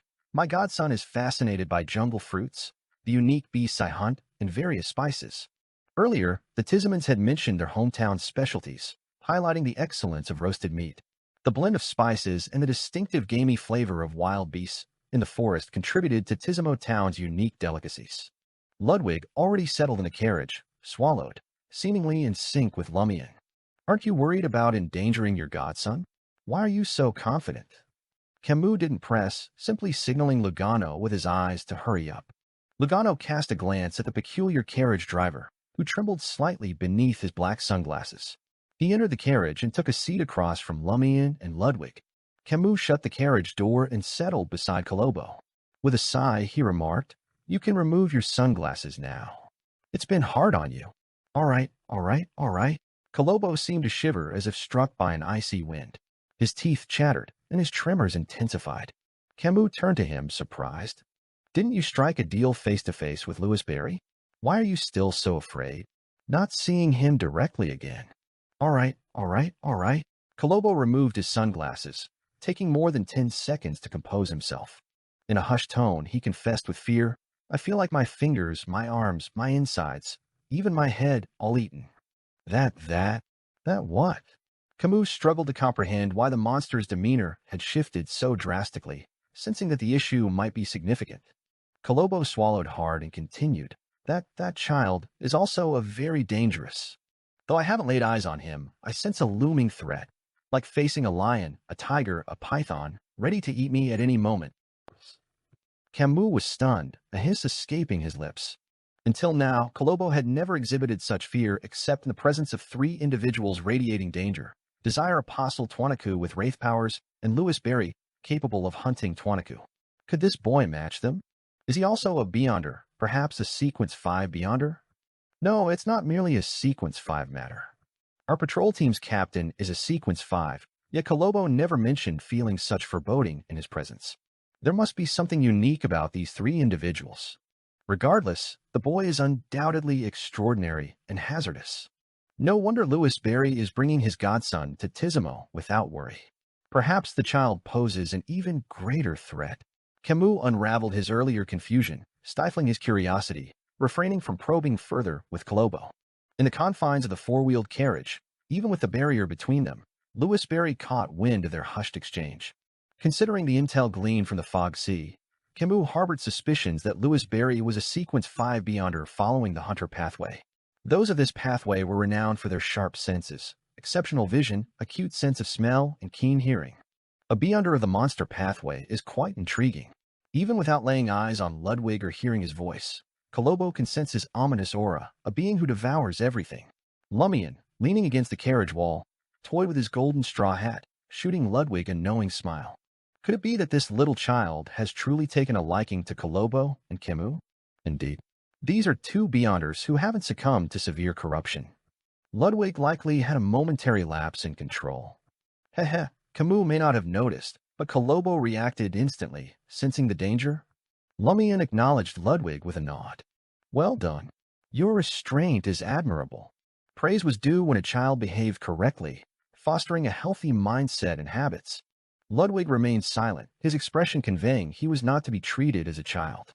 A faint smile graced his lips as he retrieved a box of biscuits from his crimson school bag, nibbling on them. What restraint? What did he mean by "well done"? Lugano, seated across from him, found himself perplexed. Tizimo stood as the most remote town in Port Pilas, nestled against the edge of the primitive forest. A full 2 hours' journey by carriage was required to reach it. Of course, for those in a hurry, an alternative route existed, boarding a steam locomotive from the port to Cahert, the southernmost town. From there, a carriage or coffin could be hired to venture northeast, shaving the travel time to Tizimo down to just an hour. However, Lumian showed no inclination toward haste. As they departed Port Pilas, the road gradually narrowed and deteriorated. Yet the carriage pressed on steadily. Kolobo, the carriage driver, operated with precision akin to a well-oiled machine, guiding the horses and carriage without falter. An hour slipped by, and the carriage wound its way through the forest. Abruptly, Lumian, pretending to slumber, snapped open his eyes. His body turned dark and spectral, melding with the shadows cast by the window. Shadow transformation. In an instant, gunshots pierced the forest's tranquility. Bullets whizzed from afar, some thudding into the earth, kicking up clouds of soil, while others took aim at Camus, the carriage, and the horse. Amidst the chaos, the horse crumpled, bleeding profusely, and the carriage toppled to the ground. Kolobo had already abandoned his perch as the driver, escaping unscathed from the barrage of gunfire. Camus leaped clear of the carriage in advance, crouching low, revolver in hand. He maneuvered with agility, at times rolling, at others slithering deeper into the undergrowth. With each movement, he unleashed shots, seeking to suppress the unseen assailant. In this range, many of his abilities were restricted. A handful of fiery crimson orbs, almost blindingly white, streaked past Camus, disappearing into the forest depths. Rumble. Amidst the thunderous explosions, the gunfire abruptly ceased. Soon after, curses and Dutanese rang out from the forest depths. Go to hell, you northern continent bandits. Rot with your sons of bitches. Come after us if you have the guts. Gradually, the curses faded into the forest depths. Lumian emerged from the shadows of the carriage, opting not to pursue. It's the resistance. What are they doing in Matani? Camus frowned, muttering to himself in confusion. In the southern continent, numerous resistance factions abounded. He couldn't discern which faction they belonged to or their motives. Typically, Matani, ostensibly independent from the Intis Republic and governed by Admiral Quirrell, a southern continent native, saw little resistance activity. Their primary demand was the expulsion of colonists. Could it be a faction of the resistance dedicated to death, aiming to revive death's influence in Matani? Please not the Rose School of thought-backed resistance. No, those lunatics. Camus returned to the carriage, puzzled. Lumian mulled over another matter. Despite attaining Sequence 5 status, life still felt fragile, vulnerable to being shot dead. If a resistance member possessed sharpshooting skills and remained beyond his observational range, sniping from over 100 meters, they could have ended his life. Reapers lacked the resilient bodies of devils. While lacking malicious perception, devils might sustain only minor wounds from rifle shots. Their absence of long-range danger premonition characteristic of seer pathways rendered them unable to preemptively evade. Granted, Lumian's ascetic traits bolstered his spiritual perception. Anticipating danger, he had foreseen the attack. Yet, if the adversary could nullify his spiritual perception or manipulate it effectively, conventional rifles could indeed imperil Lumian. Yes, shadow transformation can serve as a shield. Bullets lacking special effects pose no genuine threat to shadow beings. Lumian redirected his thoughts, instructing Logano, emerging from the carriage, check on horse. If it survived, attend to its injuries promptly for carriage duty. If not, Ludwig would command the equine corpse to pull the carriage. After all, Ludwig had gained the ability to command a handful of low-level undead from a concoction brewed from Hisoka's eyeballs. Lord of Mysteries 2, Circle of Inevitability. Chapter 660, Across the Door. Without hesitation, Logano pushed himself up and hurried to the fallen horse, carefully examining it. After a few seconds, he exclaimed regretfully, "It's dead." The poor horse was unlucky. Despite being over 100 meters away, it was hit twice by a flurry of gunshots. One bullet struck its side, and the other hit its head. It couldn't be any more dead. In contrast, the carriage driver remained unscathed. At most, he had scraped his skin during the tumble. Lumian glanced at Kolobo, who had his back turned to him and the others, seemingly on guard against any potential attacks from the depths of the forest. He led Ludwig, who had been thrown from the carriage, to the side of the motionless, bleeding horse corpse. "Stop the bleeding," Lumian instructed Logano. "Why stop it when the horse is already dead?" Although Logano didn't understand, he extended his shimmering palm. After the dead horse's wounds closed, Lumian turned to Ludwig and said, "Your turn." Ludwig, dressed in a child's formal attire, nodded slightly. He extended his right palm, gripping the dead horse with his 5 fingers, and slowly raised it. The blood-stained corpse of the horse suddenly stood up, causing the overturned carriage to shift slightly. Upon seeing this, Camus gave a barely perceptible nod. Is this child from the death pathway or the prisoner pathway? However, there's no cold aura or corpse-like aura. After Logano righted the carriage, the undead horse corpse continued pulling the 5 of them towards Tizimo. Just before noon, Lumian spotted their destination. It was a small town half encircled by rubber trees, acacia trees, laurels, and other vegetation. Several plantations dotted the muddy road, and the air was filled with different spice scents and the alluring smell of roasted meat. Tizimo's buildings were unique. Apart from the eternal blazing Sun Church Cathedral, which had a distinct northern style, the rest were propped up by wooden stakes and stone pillars. They were reminiscent of West Balham, the base deliberately left empty underneath. This was due to the humid air and abundant rainfall in many West Balham areas. Water would often overflow and pool below. Lumian climbed down from the 4-wheeled, 4-seater carriage, watching the people busy with their tasks in the plantation and the town. Trier, Quartier de la Cathedral Commemorative, Apartment 702, 9 Rue Orosai. Franca reclined in the recliner, rocking gently as she recollected the previous day's events. After Jenna woke up that morning, she went out to the streets to buy meat, vegetables, fruits, and bread, making Franca wonder if she had experienced a wet dream or hallucination. Why did she suddenly volunteer to help me with digesting the potion? Compared to most Trierians, she can definitely be considered conservative. Moreover, she was so direct and straightforward that I almost lost my desires out of shock. Shouldn't she flirt first to set the mood? When the time comes, even if she doesn't initiate, I won't be able to control myself. The more Franca thought about it, the more puzzled she became. She felt Jenna wouldn't normally act that way. After recalling Jenna's past experiences and actions, she realized there was no issue. That was precisely what Jenna would do. Jenna has a bold nature, or rather, a personality that allows her to act decisively. After the showy diva singer who helped her was raped by Margot and became unstable, she was truly willing to go to extremes to assassinate Margot and avenge her friend. To that end, she even indebted herself to me for the assassin potion and firmly became a Beyonder despite her finances. At the Hugues Artois banquet, she faced a member of parliament protected by official Beyonders and evil god's minions. She risked everything, disregarding her own fate. She killed the bastard who brought catastrophe to the market district and her family on the spot. In her heart, I should still be more important than that showy diva friend of hers. Suddenly going to extremes and offering to help me with the potion's effects is indeed something she would do. Besides, this definitely isn't a spur-of-the-moment idea. She has asked me several times about my progress digesting the pleasure potion and if I have a new partner. She even recommended Lumian. Realizing that I haven't found a new partner and that I'm only open-minded outwardly, she decided to act after being stirred by Lumian advancing to Sequence 5 yesterday. That doesn't seem enough reason. Jenna wouldn't sacrifice her body because of just those things. Sacrifice. Could it be that she had long realized I secretly liked her and didn't seek out a new partner because of her? Could she believe she affected my digesting the pleasure potion, causing her to act? Yes, that must be it. That's the only way she'd truly go to such extremes. Oh, why can't I find any hint of romantic love?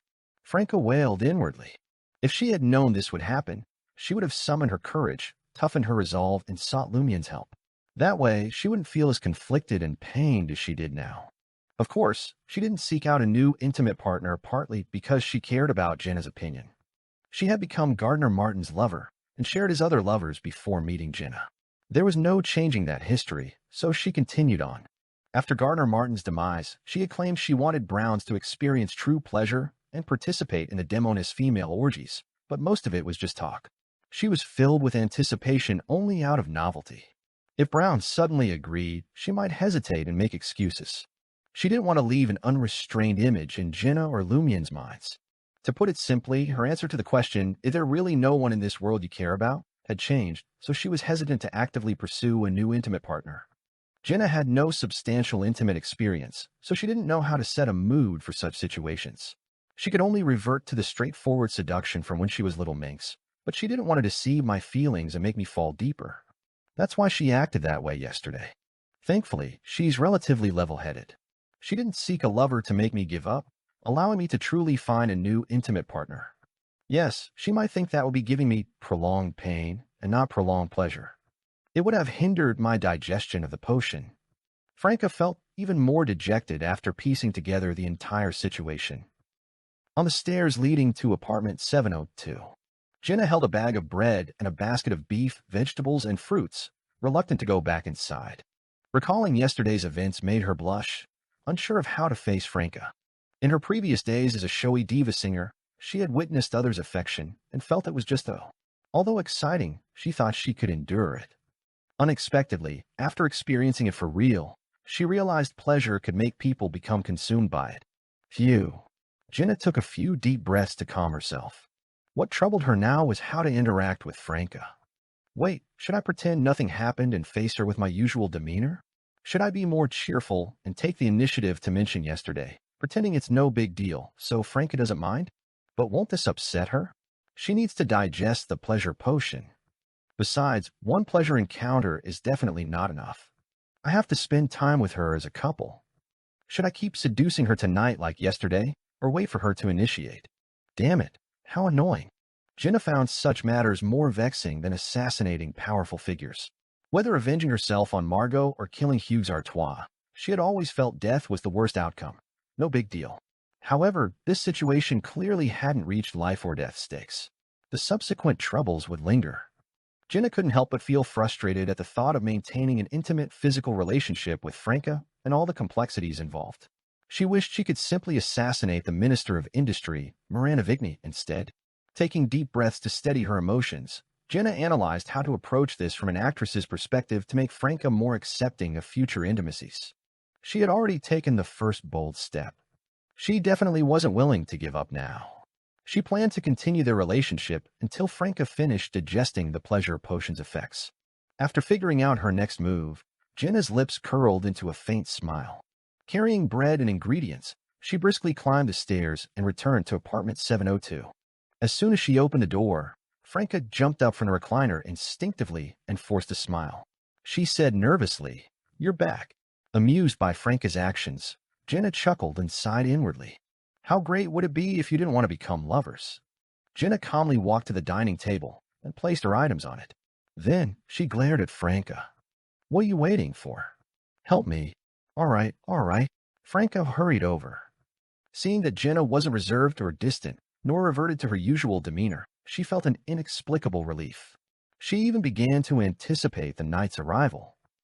Sizzle, sizzle. The juices from a piece of beef dripped onto the fire, transforming into smoke that swirled upwards, blending with the aroma of spices. This caused Ludwig to swallow a few mouthfuls of saliva. However, the boy patiently waited, not rushing to cook until the beef roasted to its optimal state.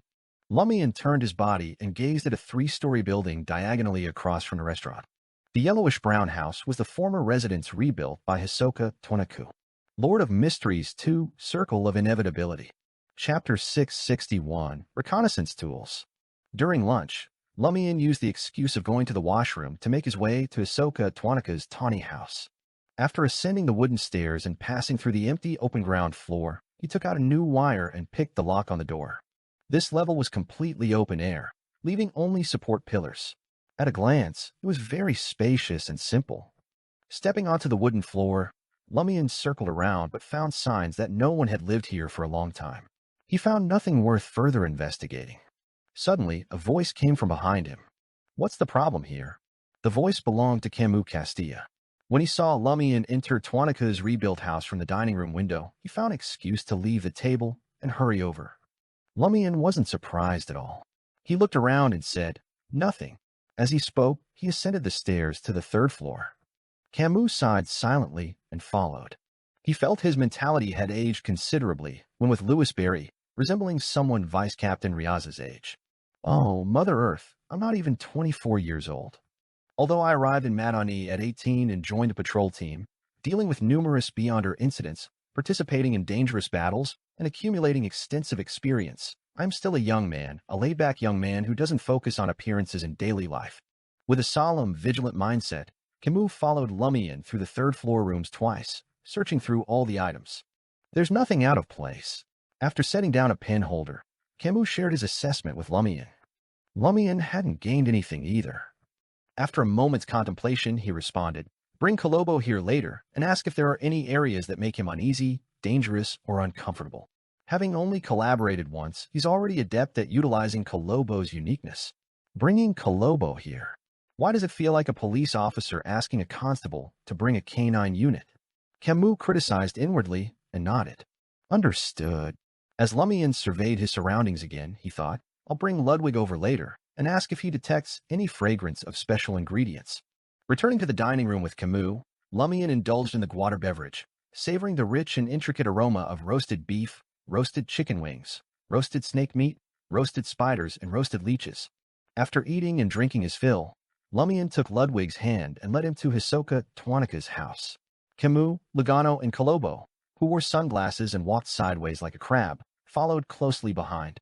After exploring every nook and cranny, Lumian looked at Ludwig and asked with a smile, "Is there anything edible here?" Ludwig shook his head. "No."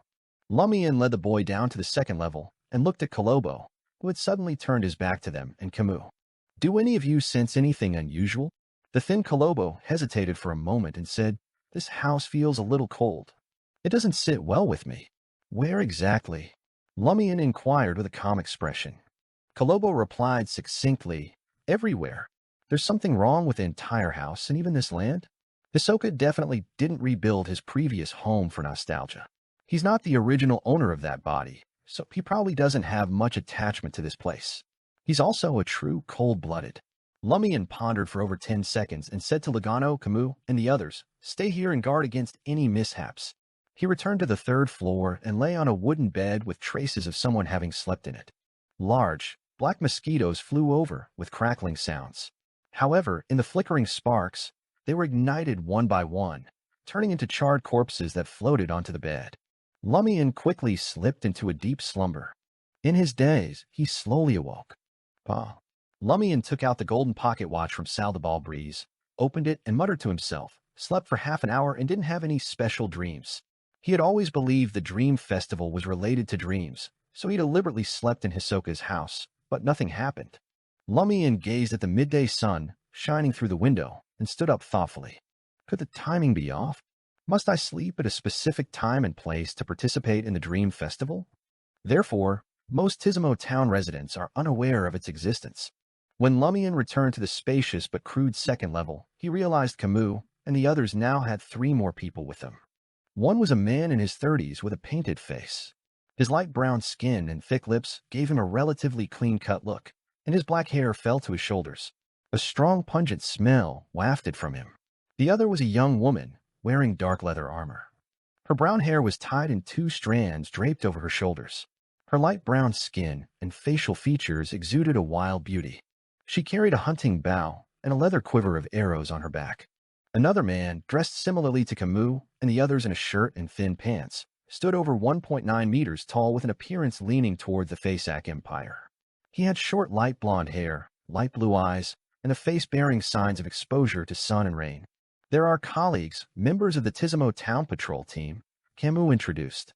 He pointed at the man with the white paint pattern on his face and said, "Captain of the local patrol team, Maslow." His teammate. Camus turned to the wild-looking woman with a bow and arrows on her back and the tall Fasation man and said, "Ria? Loban used to be an adventurer." He spoke in Intisian the entire time. Finally, Camus addressed the 3 local patrol team members. "This is the great adventurer, Louis Berry. The other 2 are his assistant and godson." "This is the great adventurer, Louis Berry. The other 2 are his assistant and godson." "Great adventurer." Maslow repeated the term and cast his gaze at Loban. Fasation Loban shook his head, indicating he had never heard of him. Maslow averted his gaze and asked Lumian, "Are you here to hunt?" Tizimo Town had been a favorite hunting ground for Port Pilus's gentry for decades. There was no shortage of residents proficient in Intisian, and the patrol team had language requirements to handle the gentry's requests. Lumian responded with a smile, something like that. Hunting for Hisoka's inheritance and hidden issues was also a form of hunting.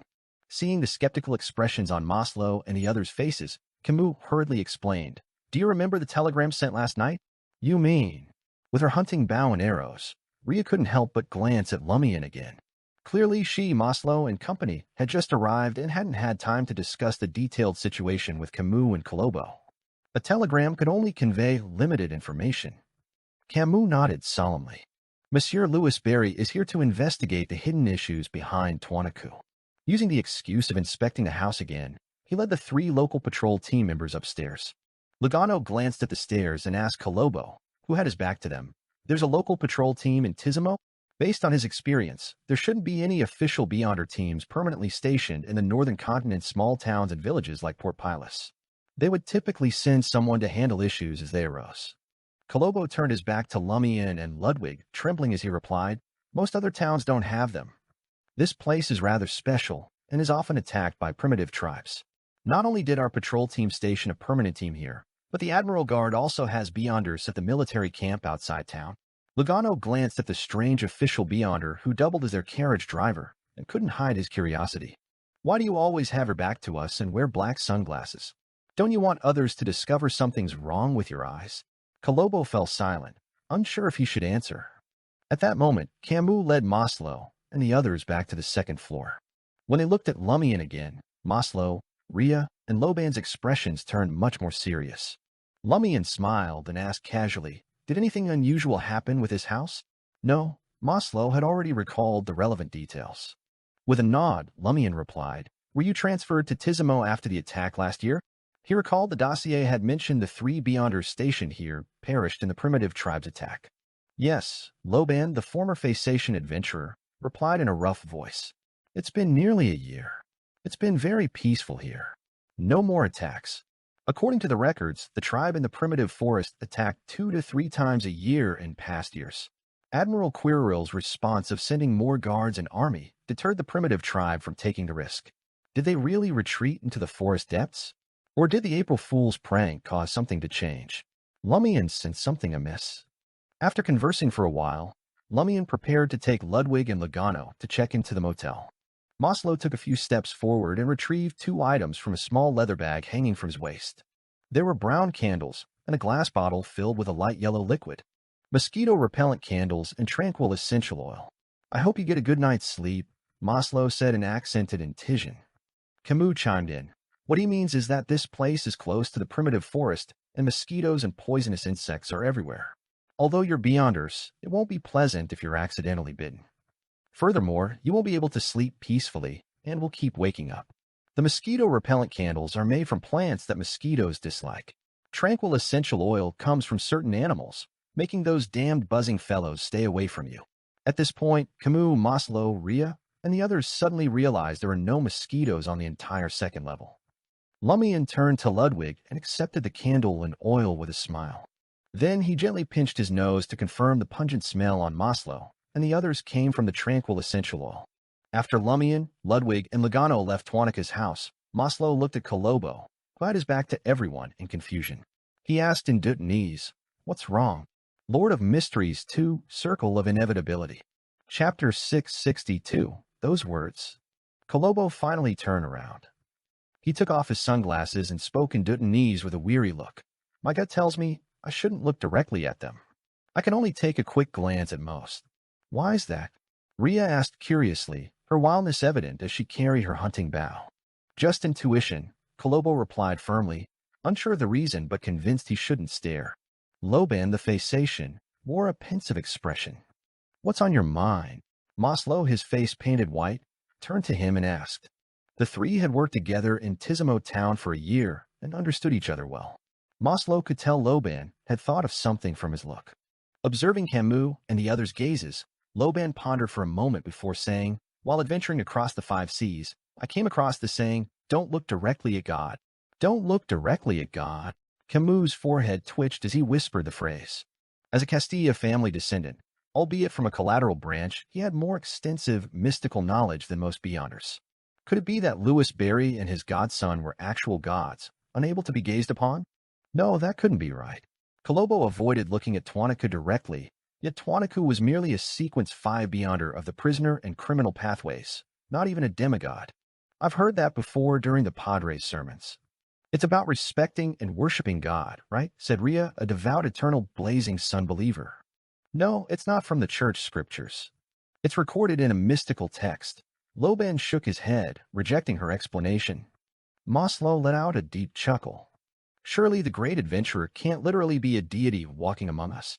Maybe not a true deity, Loban recalled, but the book's notes state it refers to a mythical creature.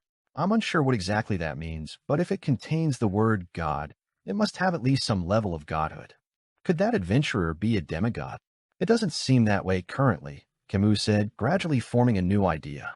Perhaps the adventurer is simply one of a deity's blessed, carrying a divine item or aura bestowed upon him. So it's true we can't directly look at God, but that God isn't referring to him, only something he possesses. This could explain the situation with Tuanaku very well. You mean like the most famous adventurer? Loban the Phasacian realized. Adventurers, treasure hunters, pirates and merchants across the five seas now knew Gehrman Sparrow had been the fool's oracle before becoming an angel. Precisely. Camus nodded. Simultaneously, he inwardly cursed. Dog Shastrus T. Why was I sent to watch over matters involving a deity's blessed? This was undoubtedly perilous. A moment of carelessness could lead to death. Camus hadn't wanted to accept Vice Captain Riaza's order the day before, but over the past 5 years, Riaza had saved him from the brink of death 3 times. He couldn't refuse. Otherwise, with a prestigious Don prefix and Castilla family name, he could have declined his superior's orders. At worst, he could leave the patrol team and seek opportunities elsewhere. After all, he had already digested the Sequence 7 interrogator potion. He had saved enough funds for his subsequent advancement thanks to Louis Barry's 2 commissions. Even returning to his family, he wouldn't be the type brushed aside. But to repay Riaza's kindness, Camus reluctantly agreed to come to Tizimo town and monitor Louis Barry's every move. Feeling upset, he couldn't help but inwardly curse. As a devout and educated believer in Mother Earth, Camus wouldn't curse with vulgar phrases like son of a. From his view, mothers were great, birth and nurturing equally important, just as the earth nurtured all things growth. After discussing the adventurer Louis Barry, Loban the Phasacian turned to Camus and Colombo, saying, "When we transferred to Tizimo, we were told we could return after a year, that we wouldn't stay forever. Now, nearly a year has passed, and you're here too. Does that mean we can return to Port Pilus? As a Phasacian, you appear tall, robust, boorish, and unintelligent, but you're actually dishonest. Did you discover that Louis Barry's matter might be a huge problem, and one excuse to slip away early?" Camus acutely sensed Loban's hidden thoughts and joked, "There's still a week left. Don't even think about returning to Port Pilus early. We're not here for your rotation." At the Broom Hotel. This was the favorite accommodation for the gentleman who came to Tizimo town to hunt. Although it couldn't compare to Hotel Orella, it was at least relatively clean. Lumian's sole reason for choosing this place was the availability of a suite. Otherwise, he would have to rent 2 adjacent rooms and utilize his hunter's precise grasp of structures to blast through the adjoining wall without affecting the overall load-bearing walls. When departing, he'd get Logano to replace the stone bricks and repair the opening. The ground floor was equally open, supported by stone pillars. However, the 3-story building above bore a distinct Intisian flair. The beige walls, recessed statuary niches, arched windows, and Venetian curtains made Lumian feel as if he had returned to Trier. When Logano lit the mosquito-repellent candle and used its slightly pungent smell to chase away the poisonous insects and mosquitoes, it became even more reminiscent.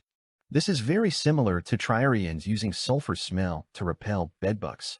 Lumian recalled his initial arrival in Trier. After using sulfur smell to chase the bedbugs into the neighboring room, playwright Gabriel ignited it and drove them back. After this back and forth, most bedbugs went elsewhere, leaving only a few that the doll messenger eliminated. Lumian sighed silently, recalling Gabriel's death and the deceased tenants of the Aubaird's Du Coq d'Or. He walked to the window and gazed at the street below. The gentlemen in hunting attire and their servants on unicorns weaved through the dark brown or light brown townspeople, flowing into Broom Hotel, jungle restaurants, and other establishments like rivers. Under the noon sun, Tizimo town was scorchingly humid this season, making it unsuitable for outdoor activities. On the second floor, Lumian focused his attention and observed the passers-by directly below. He attempted to discern any potential issues with Tizimo town from their fortunes. He was prepared for backlash or corruption. These passers-by's fortunes are normal. Some seem to have romantic encounters looming, some would lose money, and some might encounter a bloody calamity, but nothing too serious. Lumian averted his gaze and said to Logano, "Take Ludwig to rest. I'll take a walk outside." "All right." Knowing the trip to Tizimo town might be dangerous, Logano had no intention of wandering out unless his boss asked him to prepare food for Ludwig. He had no choice but to go along. Otherwise, he would be the one eaten. Tizimo town wasn't small with streets spanning out in two directions. Lumian strolled leisurely, hands in pockets, donning a golden straw hat. He no longer wore the straw hat to enhance Louis Barry's persona, but to shield himself from the sunlight. He had intended to do so many times before. This was because an adverse effect of shadow transformation was a greater fear of sunlight than ordinary people. Although Lumian could endure relying on his ascetic abilities, this would impact his condition to some extent. Why make things difficult when he could resolve it with a straw hat? Moreover, with the appearance of Louis Barry wearing a golden straw hat, the enemy wouldn't think he was afraid of sunlight. As his gaze casually shifted, Lumian spotted a girl. She was a typical northern continent native, her black hair cascading down her back like a waterfall, a few sparkling bows adorning her head. Her azure-tinged eyes accentuated her sharp, delicate nose. An unmistakable youthful aura radiated between her brows. The girl wore a light lace-trimmed, pleated white dress, but instead of high heels, she donned a pair of brown leather boots. As she conversed and laughed with companions, she danced, seemingly unconcerned about passers-by's opinions. Lumian glanced at her again. It wasn't because she was beautiful. Although quite lovely, her appearance and bearing couldn't compare to a demoness or truly beautiful humans. Lumian simply sensed her personality differed from Trier's ladies. In Trier, no matter how open-minded respectable middle and upper-class women were in private, they still publicly cared about image and others' opinions, a product of their upbringing. This girl exuded an air of freedom. She could laugh loudly or spin around whenever she pleased. This was distinct from an improperly raised lower-class woman's demeanor. This girl's attire, speech, and aura indicated good education and upbringing. Amandina, daughter of Palms Manor Sir Petit and Monsieur Robert's fiancé, Camus, resembling a specter, materialized from nowhere beside Lumian with the introduction. Palms Manor was plantation near Tizimo town, a southern continent girl raised without Trier's upper-middle-class societal constraints. As Lumian judged this, he thought of his sister Aurora. Sometimes, Aurora displayed such a side. However, the reasons were clearly different. "Where are you headed?" Camus inquired. Lumian retracted his gaze and replied with a smile, "The cathedral." "Are you coming with me to praise the sun?" Lord of Mysteries 2, Circle of Inevitability. Chapter 663, Late Night. Like many cathedrals in Intis, Tizimo's had a golden dome, resembling the sun's reflection on the ground. As Lumian passed through the door, he was dazzled by the walls, arches, gold leaf inlaid in the dome, a mural sprinkled with golden powder, and a golden statue. The sunlight streaming through the glass behind the altar made him instinctively raise his hand, wanting to press down his golden straw hat. It was lunchtime, and many simply dressed Tizimo residents sat in various pews, heads bowed in prayer. They didn't mind the cathedral's dazzling, extravagant appearance at all. This was not only because they had always believed in the eternal blazing sun since childhood, but they also had numerous gold mines in the former Balam Empire. The people had a widespread fondness for gold, a hobby preserved to this day. Lumian shared an affinity for gold, but didn't want to endure the scorching sunlight. Beside him, Camus tried explaining, "I'm not monitoring you, nor am I saying I'll follow you everywhere to prevent accidents. I'm assisting you. You're still unfamiliar with Dudenese. You lack sufficient understanding of the situation in Tizimo and the people here. I can introduce you." Lumian seized the opportunity to turn and ask with a smile, "Do you know it well?" Camus ruffled his disheveled brown hair and replied without embarrassment, "If there's anything I don't understand, I can ask Maslow and the others to help." Lumian didn't mind having an official beyonder by his side. If anything happened, he could use the extra muscle. He nodded slightly and said, "If you want to follow, go ahead." As Lumian spoke, he walked towards the row of seats in front of the altar under the blazing sunlight. Camus hesitated for a few seconds before finding a seat in the farthest corner of the cathedral. As a believer of Earth Mother, he could freely enter and exit the cathedrals of all Orthodox gods, but he couldn't participate in acts of worship. He only knew that Louis Barry had a close connection to the Church of the Fool, but he wasn't sure if his faith was with the Fool. Lumian used his ascetic endurance to control the twitching of his facial muscles. He sat down under the sunlight as if nothing happened and lowered his head to pray in front of the preaching padre. The padre, a native of Port Pilus named Callie, had standard dark brown skin, sunken eyes, and a chiseled face.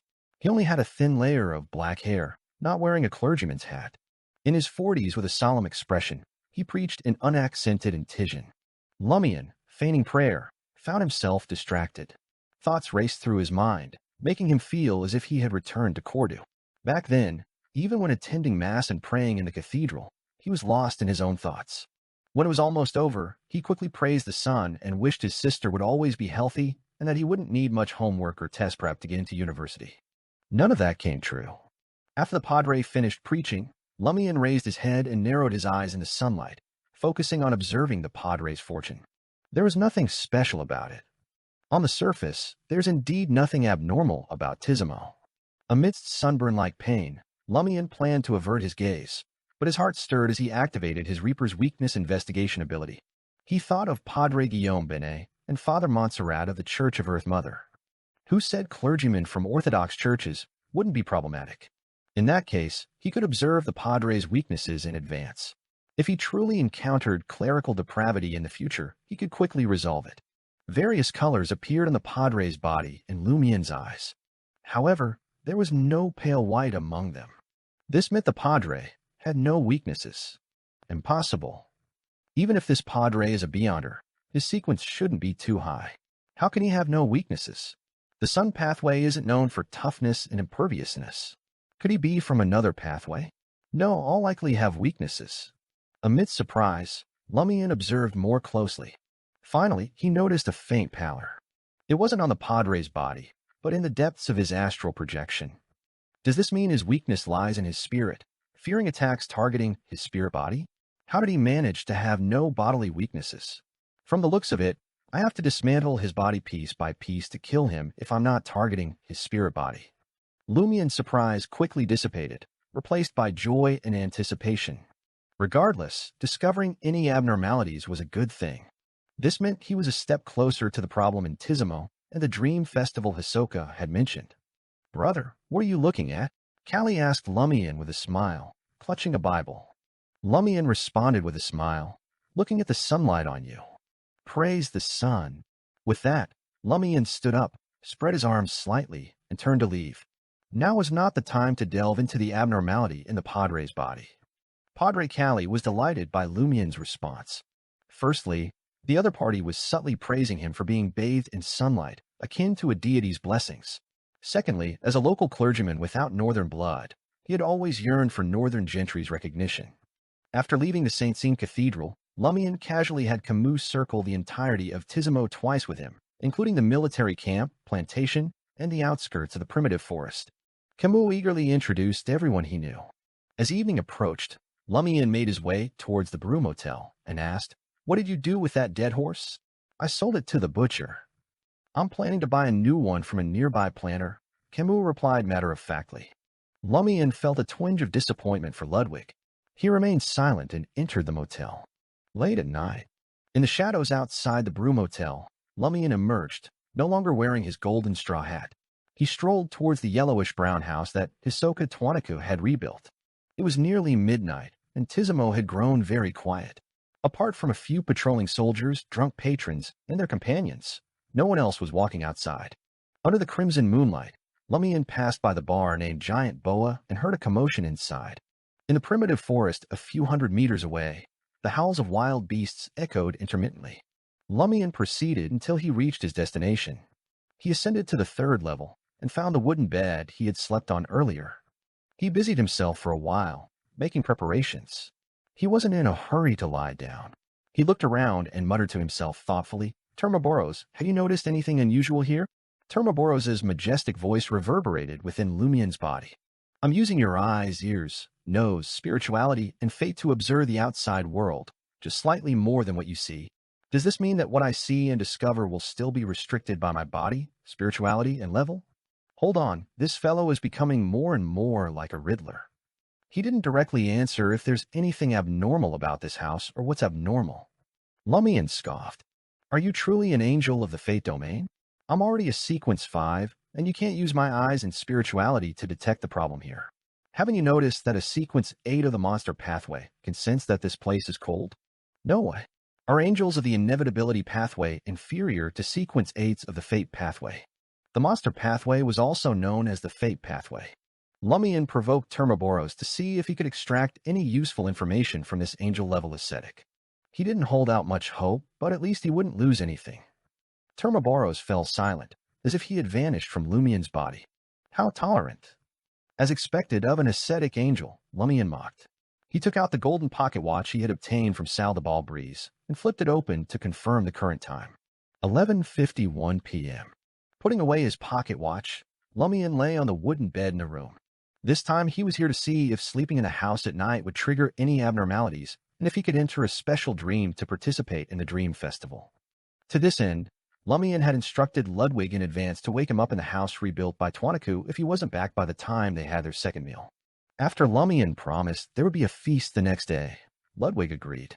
With crackling sounds, the menacing spiders crawling on the outer walls of the house and the numerous mosquitoes in the room burned and fell, emitting a charred fragrance. Relying on cogitation, Lumian swiftly drifted into a deep slumber. In a daze, he slowly woke up. He straightened up and realized that he was still on the wooden bed, in the master bedroom on the third floor of Hisoka's house. It was late at night outside the window, and the crimson moonlight seemed to be obscured by clouds. Only a small amount of light filtered through, making it abnormally dim. The howling of wild beasts in the primitive forest and the faint noise from the bar had completely ceased. The night had entered its most peaceful state, as silent as death. There's no change. Lumian sighed in disappointment. Just as he was about to take out his golden pocket watch to confirm the time and leave the house in the dark environment to return to the Brew Motel, his pupils suddenly dilated and his eyes froze. Under the dim crimson moonlight, Lumian swiftly scanned the room's floor. He didn't see mosquito corpses. The mosquitoes he had incinerated with his pyromaniac powers before falling asleep should have been charred on the ground, but now they were nowhere to be found. The floor was clean, as if it had just been cleaned. Could it be that someone came in while I was asleep and cleaned the room? I've planted several traps around me. They can't be easily bypassed. Wraith? Lumian instantly tensed up. He took out the golden pocket watch he had previously kept in his shirt pocket under his vest and flipped it open to check the time. 11:58 p.m. Lord of Mysteries 2, Circle of Inevitability.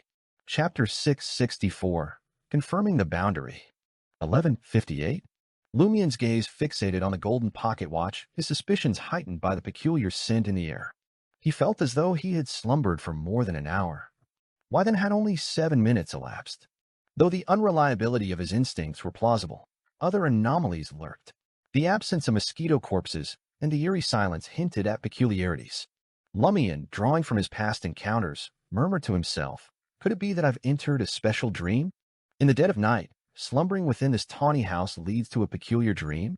Did Hisoka Twanaku rebuild a house to make it look less suspicious for him to stay there? But why would such a thing happen? Lumian bowed his head and peered ahead. His gaze seemed to penetrate through wooden planks and various obstacles, revealing the corresponding underground area. Uncertain about the origin of this anomaly, he could only speculate based on common sense and experience. In the silent darkness, Lumian shuffled his feet, producing creaking sounds as he left the house that once belonged to Hisoka Twanaku. The street lay deserted, and many of the livestock on the ground floor of the buildings seemed to blend into the night. It was impossible to discern if they still existed. The footsteps of patrolling soldiers had vanished completely. A warm, humid night breeze swept through the unobstructed streets, surrounding Lumian as he headed towards the entrance of the giant boa bar. Straining his ears, Lumian noticed that it was so quiet that even the rustling of insects and the buzzing of mosquitoes had ceased. His expression remained unchanged as he extended his right hand, pushing open the heavy wooden door. Darkness shrouded the interior. With the dim moonlight filtering through the window and Lumian's sharp eyesight as a hunter, he could barely discern the outlines of the bar counter, liquor cabinet, small round table, chairs, candlestick wall lamps, and other items, but not a single human was in sight. The bar seemed to have been closed for quite some time. This is even more perplexing. Before I fell asleep, this bar was quite lively. It's impossible for them to clear out the customers and clean every corner in 7 to 8 minutes. Based on my experience, even though countryside bars close earlier than those in the city and aren't bustling until 2 or 3 in the morning, they usually continue selling alcohol until midnight. Also, they usually ask those who are still drinking to leave after they're done. If they encounter a drunk who refuses to leave, it tends to cause some delay. Lumian, a regular at Cortisol Tavern, felt confident in making such judgments, drawing from his various experiences in different bars. This conviction only strengthened his belief that he was caught in what seemed to be a very real dream. Suddenly, memories of past events in Cordu flooded Lumian's mind, causing his grip on the heavy wooden door of the giant boa bar to freeze. After a moment of contemplation, he decided to leave and headed back to the Broom Hotel. Walking through the dark stairs in a corridor paved with aged planks, Lumian returned to his suite on the second floor at a moderate pace. He pushed open the wooden door to the child's room. The dim crimson moonlight poured into the room, illuminating the sky-blue, patterned blanket and bedsheets. But no one was sleeping here. Ludwig had disappeared too. Combined with the strange sights on his way, Lumian strongly suspected that he was alone in this dream. All the townsfolk, livestock, and outsiders had vanished, leaving him in solitude in Tizimo town. This can't be considered a festival unless it is named the Loneliness Festival.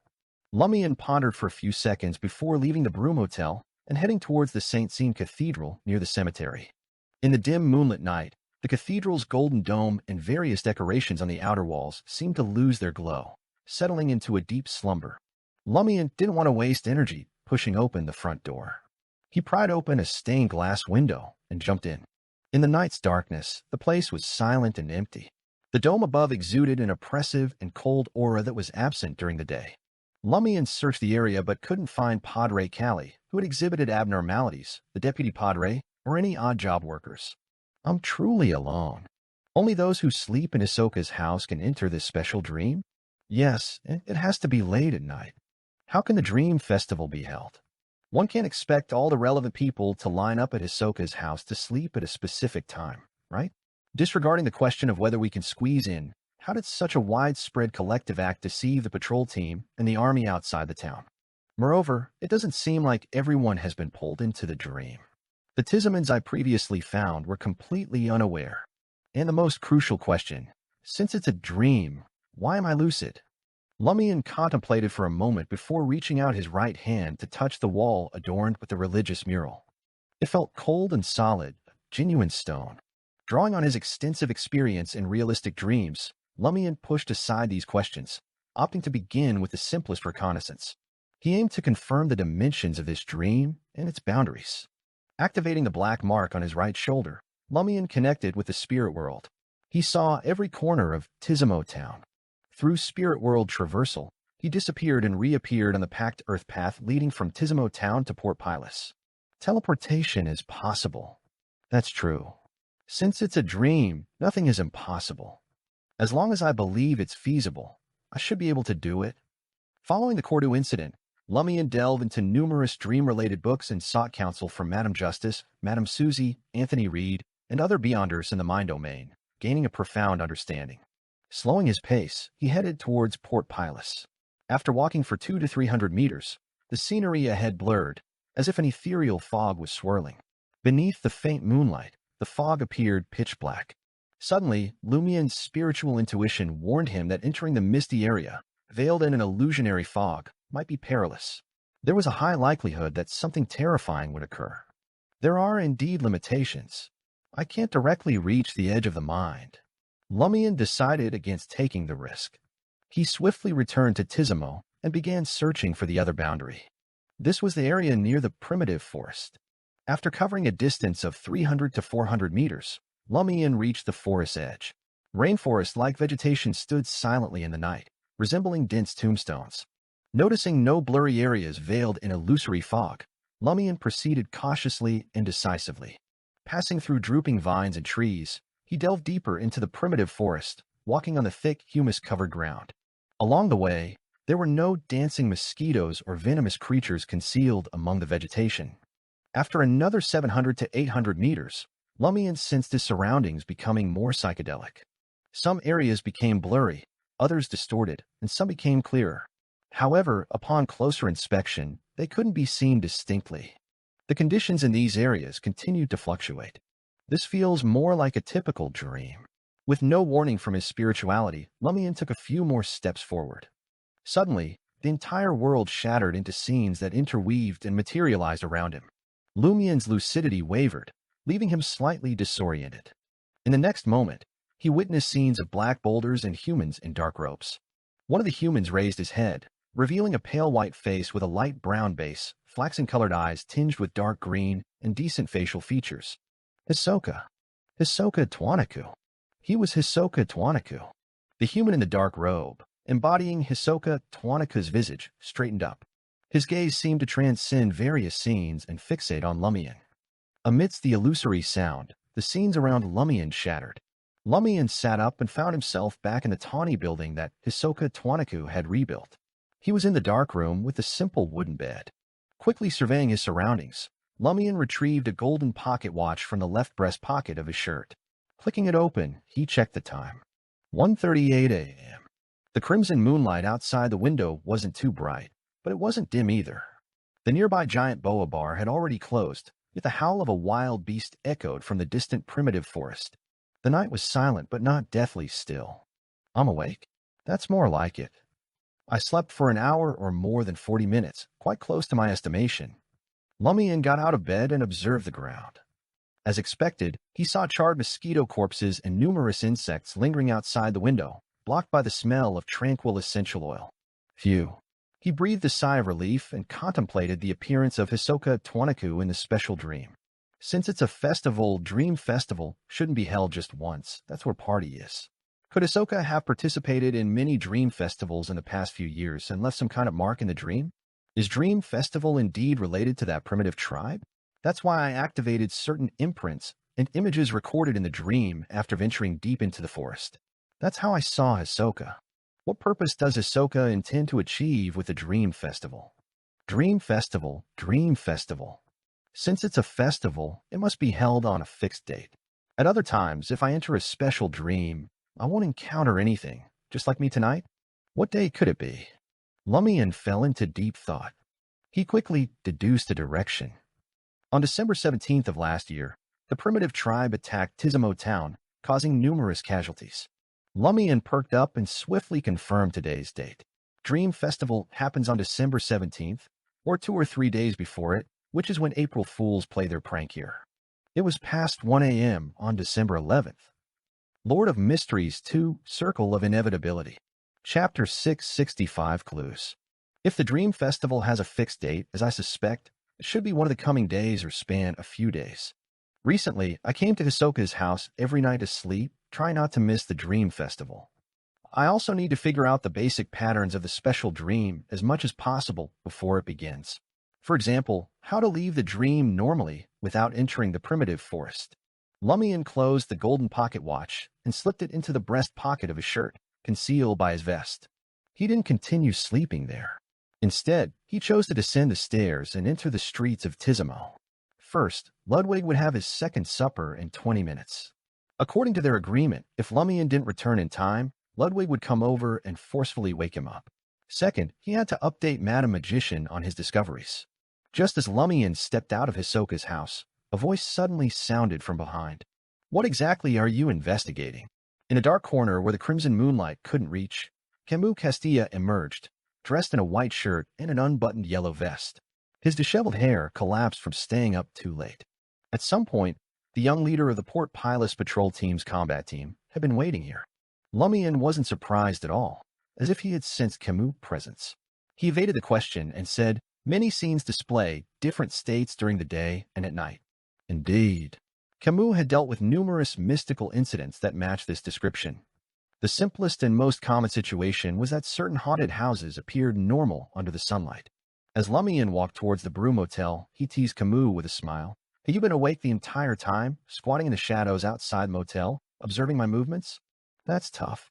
Careful not to suddenly drop dead." If Camus hadn't known that Louis Berry had a close relationship with the Church of the Fool and didn't mind him tagging along, he would have thought Lumian's teasing was a warning.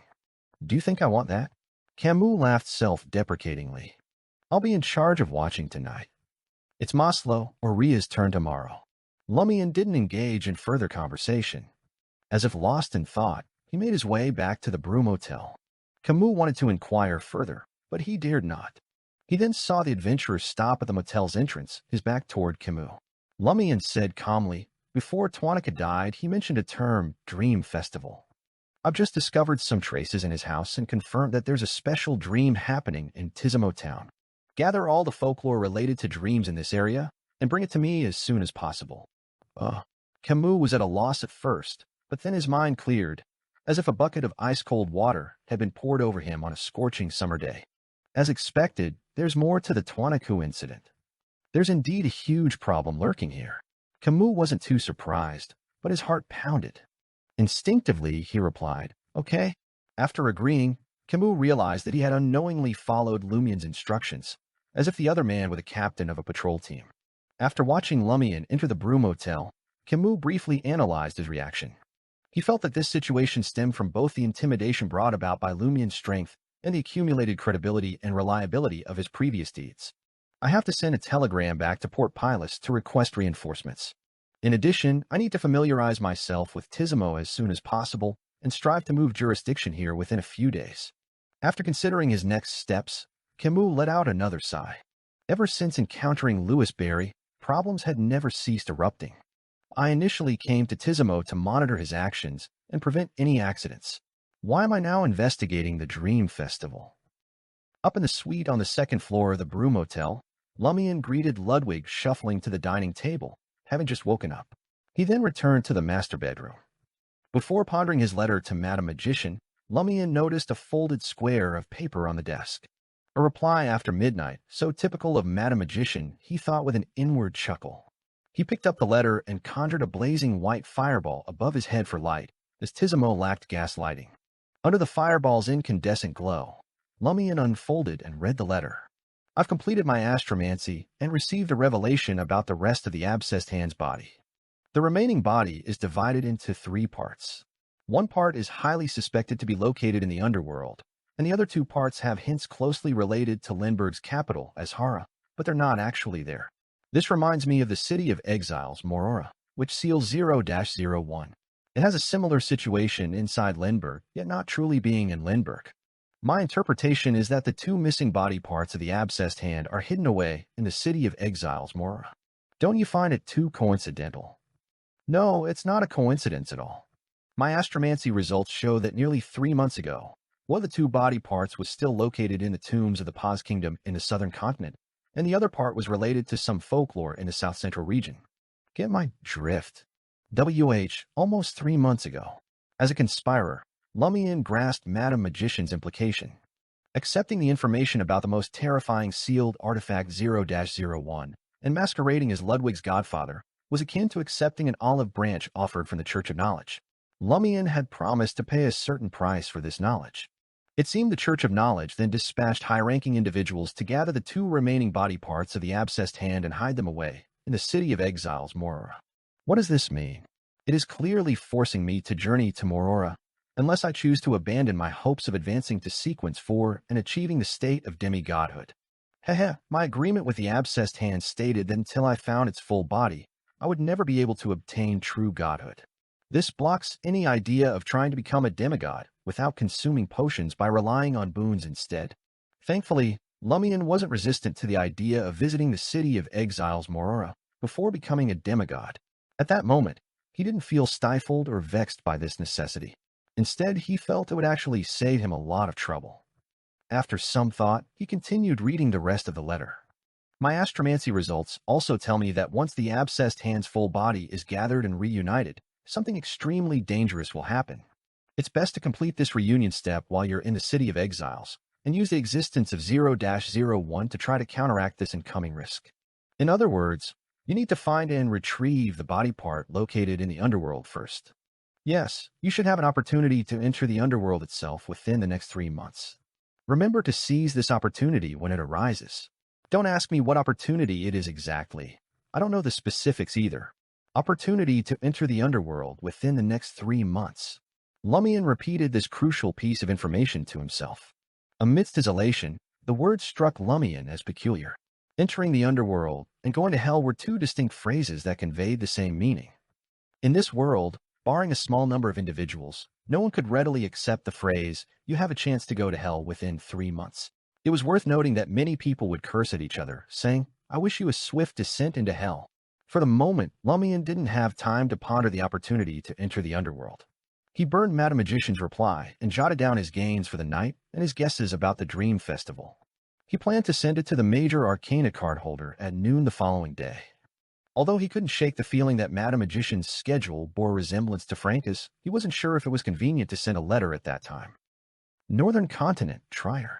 Winter sunlight poured through the glass, filling the living room with warmth that chased away the chill. Franca lounged in the recliner, basking in the cozy glow with half-lidded eyes. Suddenly, she sensed something and sat upright, pulling her legs in. In the shadowy corner, a human skull made of pure glowing silver emerged. Pale white flames flickered in its vacant sockets. Madame Hellas Messenger. Why is she contacting me? Franca watched, puzzled, as the skull's jaws unhinged, releasing a single page that drifted towards her. She snatched the letter and scanned it quickly. 007 hasn't heard from you in 4 days. He wants to confirm you're okay. 4 days without checking the group. A dry chuckle escaped her lips. What does this mean? Early to bed and late to rise keeps the king fit to rule his realm. No more morning courts. In the early morning hours, Franca manned the radio transceiver while Jenna roamed outside, seizing her opportunity to act as a witch. Tap, tap, tap. Her first telegram in days. Shirima, your emperor has returned. Before long, 007's telegram was tapped out by the analyzer-powered mechanical typewriter. Hidden Blade, where have you been? Franca cleared her throat. Late nights breed ill health. Have you no loved ones? Don't bring up such sad topics. Hidden Blade, have you mastered the assassination arts, sundering heart and soul? Protests arose from the other members. At length, 007's message arrived. I have the intel on the last incident. Let's meet to discuss. The higher-ups also approved the item swap for the story you proposed. Franca blinked, startled. How long did that take? I'd forgotten all about it. After all, understanding that humanoid sealed artifacts tale was Lumian's curiosity, not hers. 007's resigned telegram. Bureaucracy inertia. Unavoidable for any large, established organization. Tell me about it. Another member, Moon King's amused agreement clattered out. Whether public or secret, they're all bound by red tape. After arranging to meet 007 that night with a Moran of Igni intel, an initial assassination plan, Franca rose with a stretch. She jotted down the 2 tasks before performing a ritual to summon Lumian's messenger, Penitent Banefell. Southern Continent, Tizimo Town. Lumian was just about to head to Hisoka's house for a nap when his messenger materialized from the shadows, delivering a letter. After taking the note, Lumian noticed Penitent Banefell didn't immediately depart back to the spirit world as usual. Instead, he lingered, surveying their surroundings with a measured gaze. Lord of Mysteries 2, Circle of Inevitability. Chapter 666, New Information. Lumian had rarely seen Penitent Banefell act so abnormally. He asked with anticipation and curiosity, What have you discovered? Banefell, clad in a clergyman's black robe, his charred body partially tainted by black flames, averted his gaze and replied in a deep voice, The night conceals the flowing sin. With that, the penitent stepped into the void and vanished from the room. The night conceals the flowing sin. It's emphasizing the night because that allows entry into the special dream? What does the flowing sin refer to? Can't you mysterious type speak plainly? Lumian criticized, then opened Franca's letter and quickly read it. To be honest, after such a long time, his desire to understand a humanoid sealed artifact's past had significantly diminished. After all, he had mainly felt the other party's state was similar to his own, triggering his emotions back then. That was why he had suggested it. Now, those emotions had long settled. Of course, they had only settled, not disappeared. Lumian tore open the letter and jotted down the entire incident, planning to send it to Madame Magician at noon the next day. As for whether the major arcana cardholder would agree to such an unequal trade, Lumian wasn't too confident. However, he intuitively felt that the Tarot Club's major arcana holders wouldn't simply take possession of important artifacts from the Orthodox churches. Using this opportunity to make a deal was more likely. After leaving the Broom Hotel, Lumian calmly observed Camus, donned in a yellow vest, emerge from a dimly lit street corner. Beside him was Ria, a member of the local patrol wearing leather armor and carrying a hunting bow.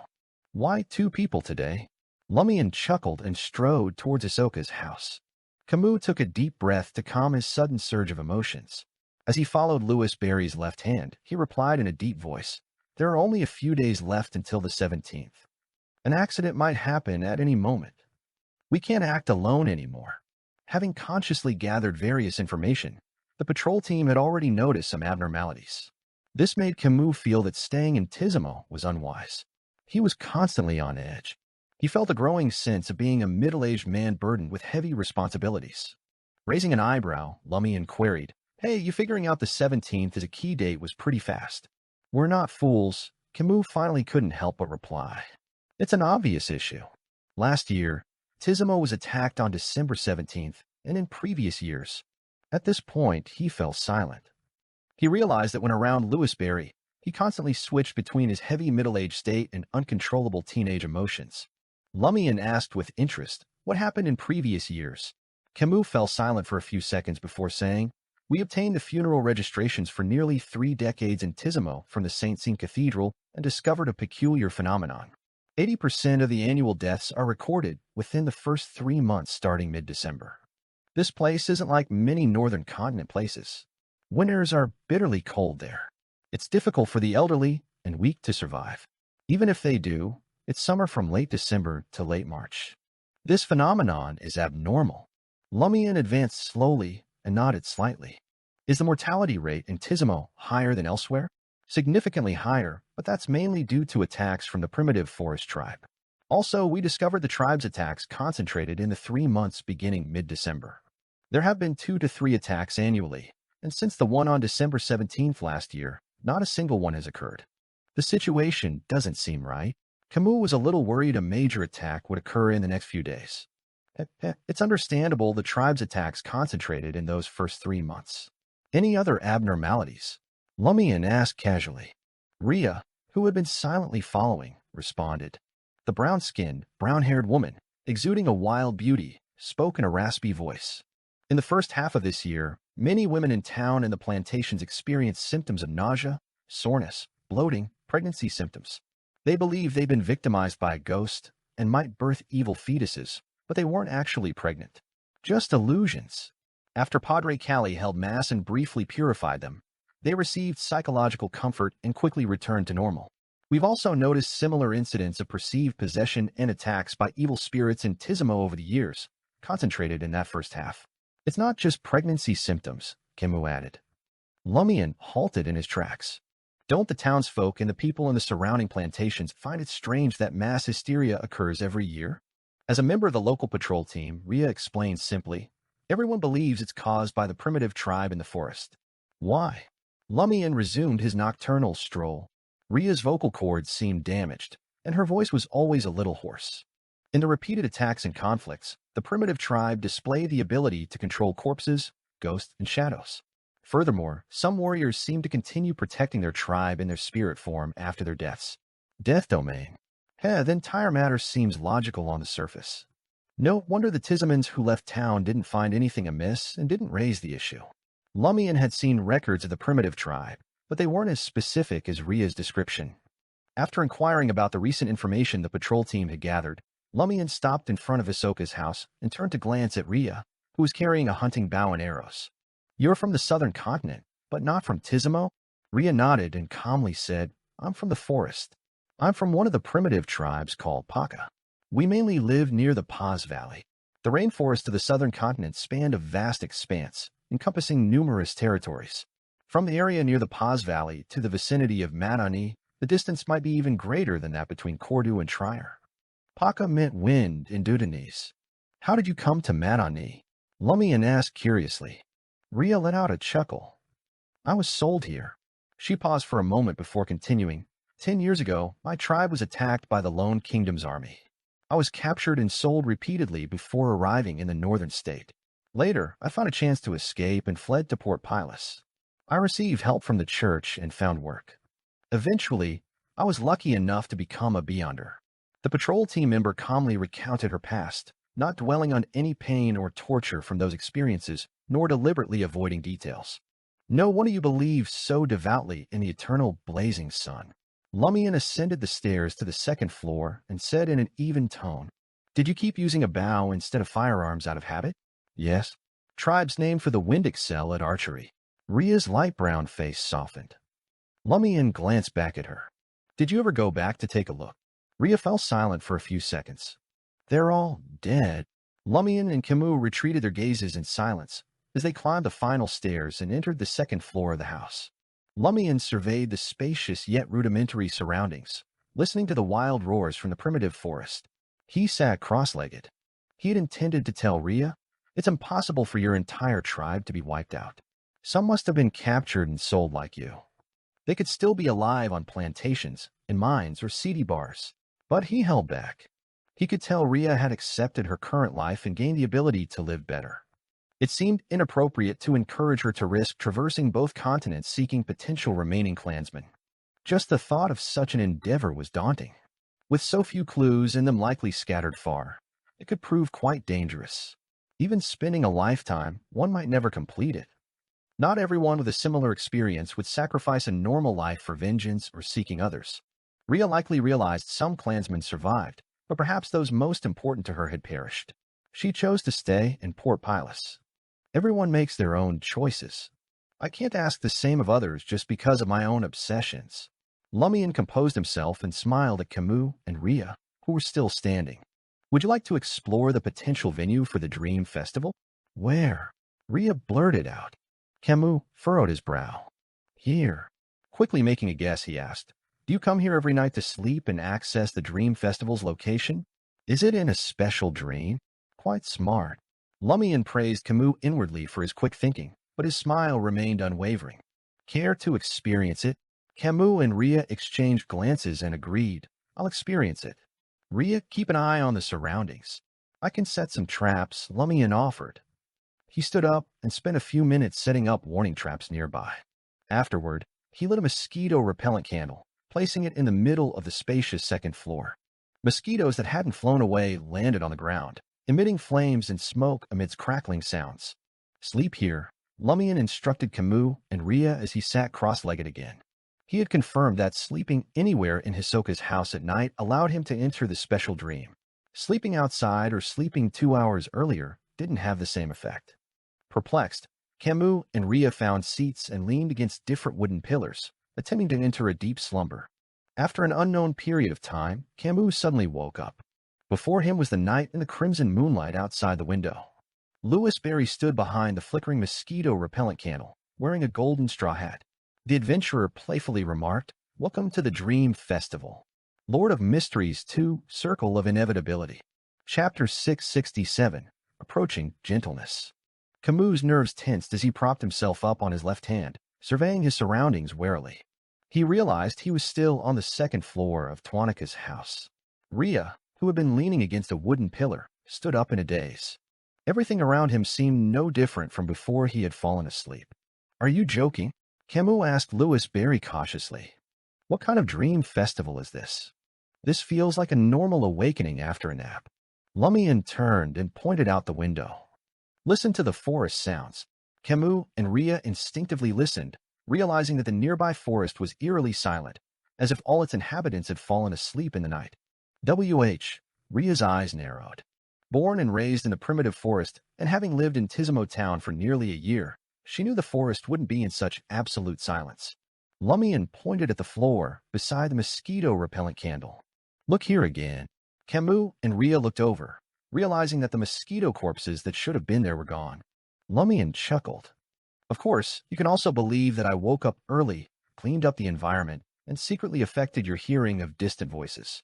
All of this was just a prank." Camus pondered for a few seconds. "I'm inclined to believe you, but I need to confirm something."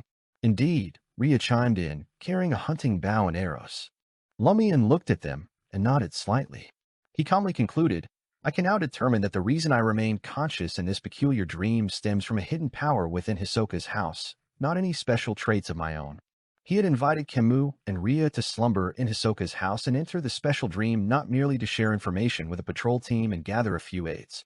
No, it was also an experiment to uncover key details. Over the past few days, Lumian had conducted numerous similar trials, grasping the dream's nuanced patterns like a seasoned explorer mapping uncharted lands. With hands tucked nonchalantly in his pockets, he trailed behind Camus and Rhea, who hurried downstairs. He wanted to witness how they would confirm whether this was indeed a dream. After departing Tuanika's house, the two patrol members rushed to the nearest townsperson's abode. Upon realizing the livestock had vanished from the ground floor, Rhea swiftly ascended to the second story and attempted to unlock the door with a simple iron black key. Camus opened his mouth as if to dissuade her, but in the end, remained silent. Observing this, Lumian nodded thoughtfully and muttered to himself, "A beyonder of the arbiter pathway will subconsciously maintain the current order, unwilling to disrupt its fabric.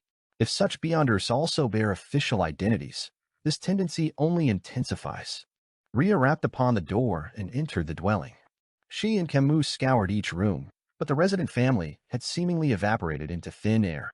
Then the pair made their way to the police station near the St. Seine Cathedral's hallowed grounds. The local patrol quarters held 5 rooms in total. Kolobo, Maslow, and Loban were nowhere to be found, nor were the 2 officers meant to stand the night watch. "I now believe this is a dream," Camus declared to Louis Barry, who leisurely trailed with hands tucked in pockets, a golden straw hat shading his features. "Yet I'm so utterly awake that it defies the very notion of a dream." Before Lumian could respond, Rhea's light brown face furrowed slightly. "When I ran down the street and searched these rooms, it felt a little familiar." "Familiar?" Lumian asked calmly, his brows unfurrowed. Could there be unexpected gains from this experiment? Rhea pondered for a moment. "I think I've had a similar dream before. In my dream, it was just as dark and quiet. The streets were empty, and I was alone. I ran around searching. Was it a mere fragment or a complete dream?" Lumian pressed. Rhea thought for a few seconds. "I don't know. I only remember a few such scenes. Do you often dream of this, or only occasionally?" Lumian guided her to confirm the details. Rhea replied with certainty, "Occasionally. Occasionally. Even if the Tizimo residents don't slumber here on a specific date, they can occasionally enter this peculiar dream, yet remain unable to stay awake. Like a normal dream? Perhaps it's not true immersion, but rather an unconscious development spiritually spawned from the crimson moon and other environmental elements, allowing them to vaguely interact. Unfortunately, Rhea clearly doesn't recall the moon, weather, and other situational details from those dreams. If I could employ dream divination, I could aid her recollection. The few Tizimans I queried in Port Pilus made no mention of such dreams. Firstly, dreams so ordinary often slip the mind. Secondly, they've been away from Tizimo for years." As Lumian's thoughts raced, he turned to Camus to see if the interrogator had any queries. Camus pondered for a moment before asking Rhea, "What do you think is special about the residents of Tizimo?" "Very perceptive. Since this dream seems to affect the entire town and surrounding area, it's likely these people will display some abnormality in waking life." Lumian nodded inwardly. Rhea thought for a moment. "Nothing special. It's just that they're very obedient." At this, Rhea sighed. "They're extremely polite to others. Gentle personalities, stable emotions, very obedient. Even when angered, they quickly calm down. When trouble arises, they tend to let the authorities handle it instead of fighting amongst themselves or causing public disturbances." These were all situations Lumian had heard Camus mention and seen the corresponding intel. On the surface, nothing seemed amiss. It was a state of being tamed. Rhea added, "Their only issue is a lack of enthusiasm. It's not that politeness masks an underlying coldness or hatred. They're simply unenthusiastic, as if reluctant to openly display emotion." Upon hearing this, Lumian recalled the Tizimans he'd interacted with over the past few days. Apart from some gentlemen and ladies from the northern continent, the others were calm, gentle, and disinclined to argue. They always communicated politely.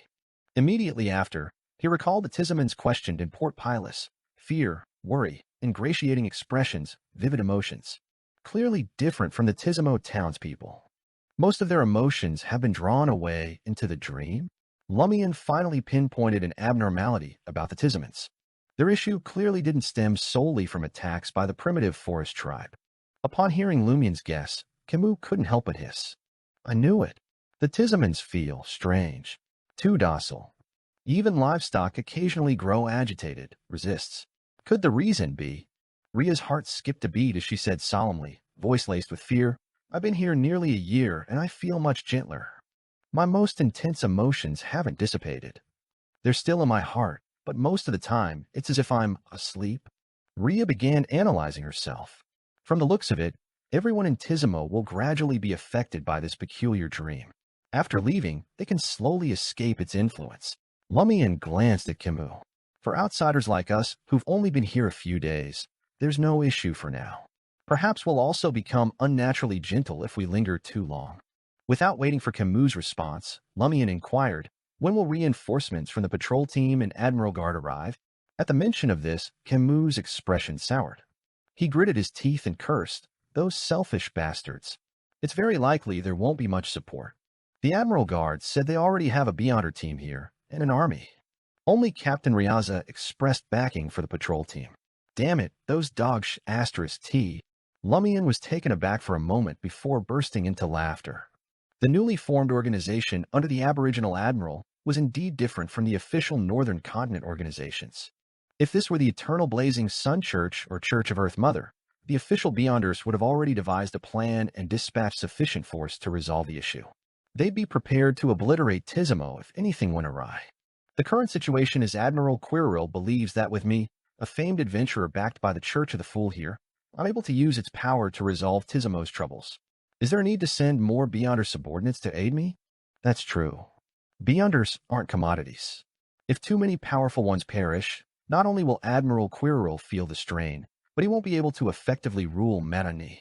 Recruitment alone can't quickly fill such a gap, and they won't be quick to trust newcomers.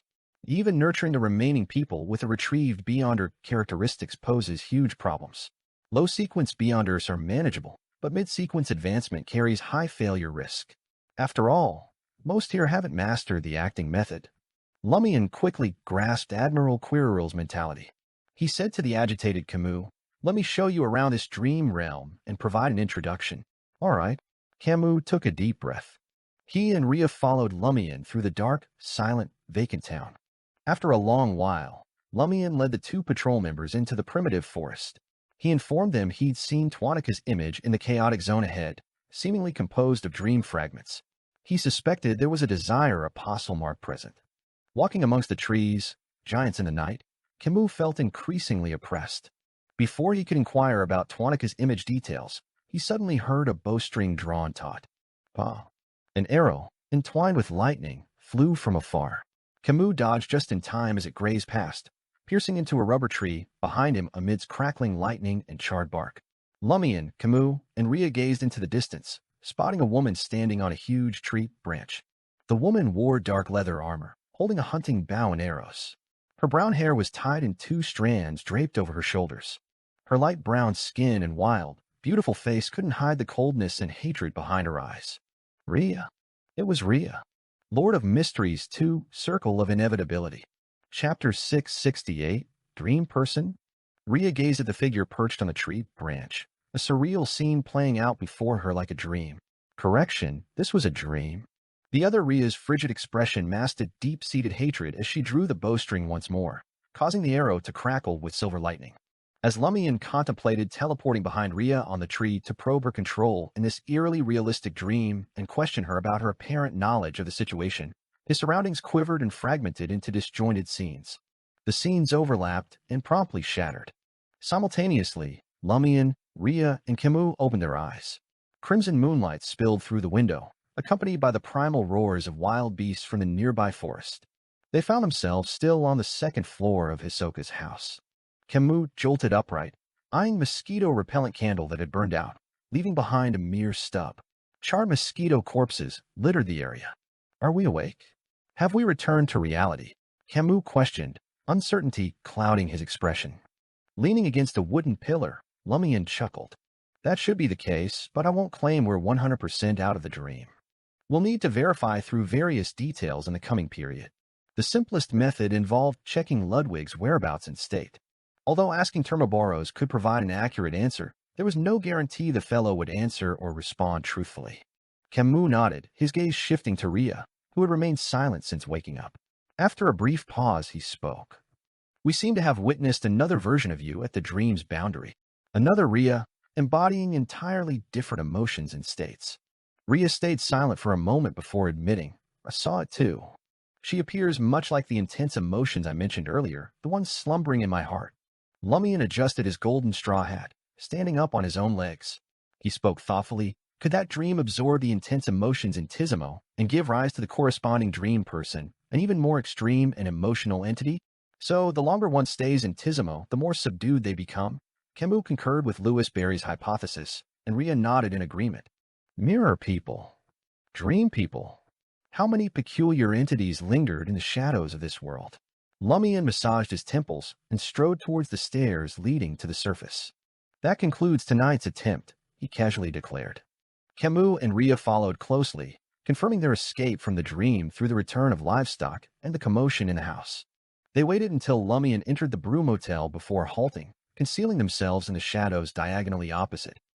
Lumian pushed open the door to the suite, spotting Ludwig at the dining table, devouring a roasted banana with gusto.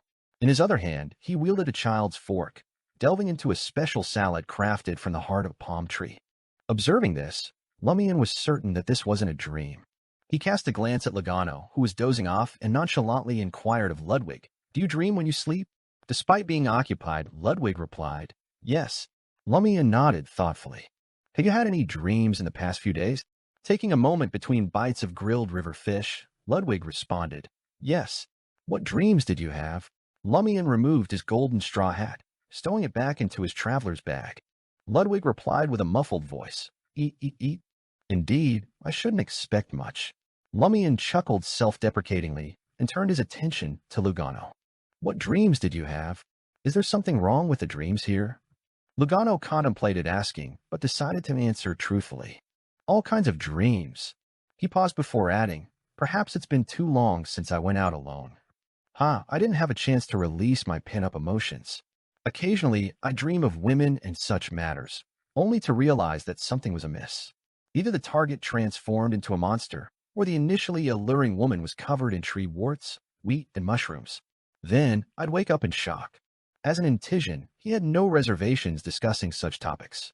According to the psychology taught by Anthony, your pent-up desires and fear of the dangers in Tisimo are a mix of unresolved factors. Lumian commented inwardly and smiled. You can explore the giant boa bar alone, find a local lady, or mingle with the ladies and maids in the plantation outside. As long as you ensure food for Ludwig, he'll manage on his own. Initially, Lugano's heart raced, but the potential dangers outside soon came to mind. Lumian headed towards the master bedroom, leaving a parting sentence with a smile. "Of course, I can't guarantee those ladies won't turn into monsters or undergo anomalies after your little adventure." Lugano couldn't help but shudder at the imagined scenario. He glanced at Ludwig, finding comfort in staying by the boy's side. Until all the stored food was consumed, he considered himself safe. In the shadows diagonally opposite the Brew Motel, Rhea observed in silence for a while before suddenly speaking up. "Since there won't be any new reinforcements from the Admiral Guard, and only Deputy Captain Riaza will come from the patrol team, why didn't you leave Tisimo directly? Why did you stay here and attempt to resolve the Dream Festival problem? As long as he escaped Matinee, the Admiral Guard and patrol team wouldn't have the resources to track and punish them. At most, they could issue a wanted poster, but they wouldn't be able to pay a high bounty." Camus scratched his disheveled brown hair, smiling wryly. "As you know, my previous sequence with the sheriff. It tied seamlessly with the patrol team's usual work, making me yearn to maintain order in Matinee and safeguard the lives of the people here. The potion not only brings strength, but also affects you in many ways." He exhaled and continued, "Besides, Captain Riaza is about to arrive. I have to help him. I have to repay what I owe him." Camus didn't disclose another reason, his confidence in the adventurer Louis Barry and the Church of the Fool behind him. He believed that with Louis Barry present, the situation would be threatening but not perilous. Rhea didn't press further, continuing to gaze diagonally at the Brew Motel. Camus glanced at her. "What about you? Why don't you leave Tisimo with Loban and the others now? The three of you can form a team. Some local admirals will be willing to take you in." Rhea's eyes remained fixed on Louis Barry's suite as she stayed silent. After a prolonged silence, just as Camus thought she wouldn't answer, Rhea suddenly spoke. "When I was in the most pain and despair, it was the church who helped me. After that, it was the patrol team who gave me a new beginning and a new life." Recalling the cold Rhea's face filled with hatred in the dream, Camus sighed sincerely and said, "It hasn't been easy for you." The moment he finished speaking, Rhea sneered. "You're the most contradictory person I've ever encountered. In the past, I've often heard you talk about which states and islands the Faina Potter Kingdom should invade, which mines and valleys they should seize, and how they should establish more colonies in the southern continent. But now you're showing pity towards me. I can sense your sincerity. You genuinely feel pain for me, but that's why I can't help but want to say something." Camus found himself at a loss for words. Indeed, it was a contradiction.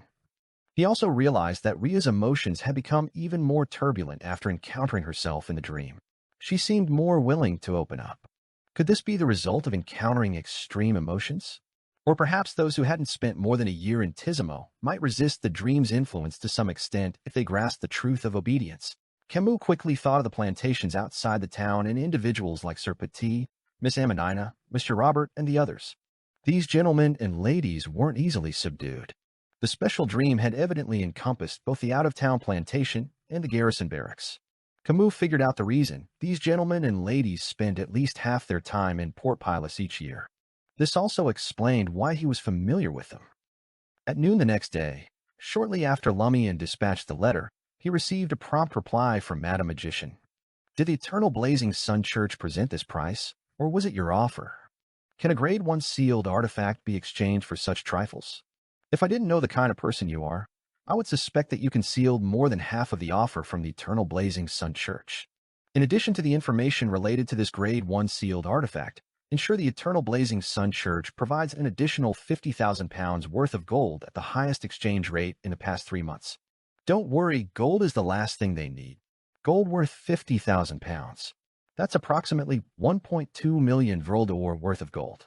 Why would Madame Magician require such a substantial amount of gold? Recalling the importance of gold in mysticism, the Armored Shadows need to reconstruct its golden body, and the widespread use of gold in death-related domains, he swiftly arrived at a realization. A subtle detail caught his attention. Madame Magician used the Lone Kingdom's gold pound to express the value of gold. Does this imply her recent activity in the Lone Kingdom?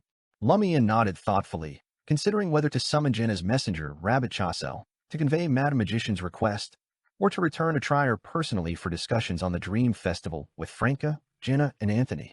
Lord of Mysteries 2, Circle of Inevitability. Chapter 669, Connivance.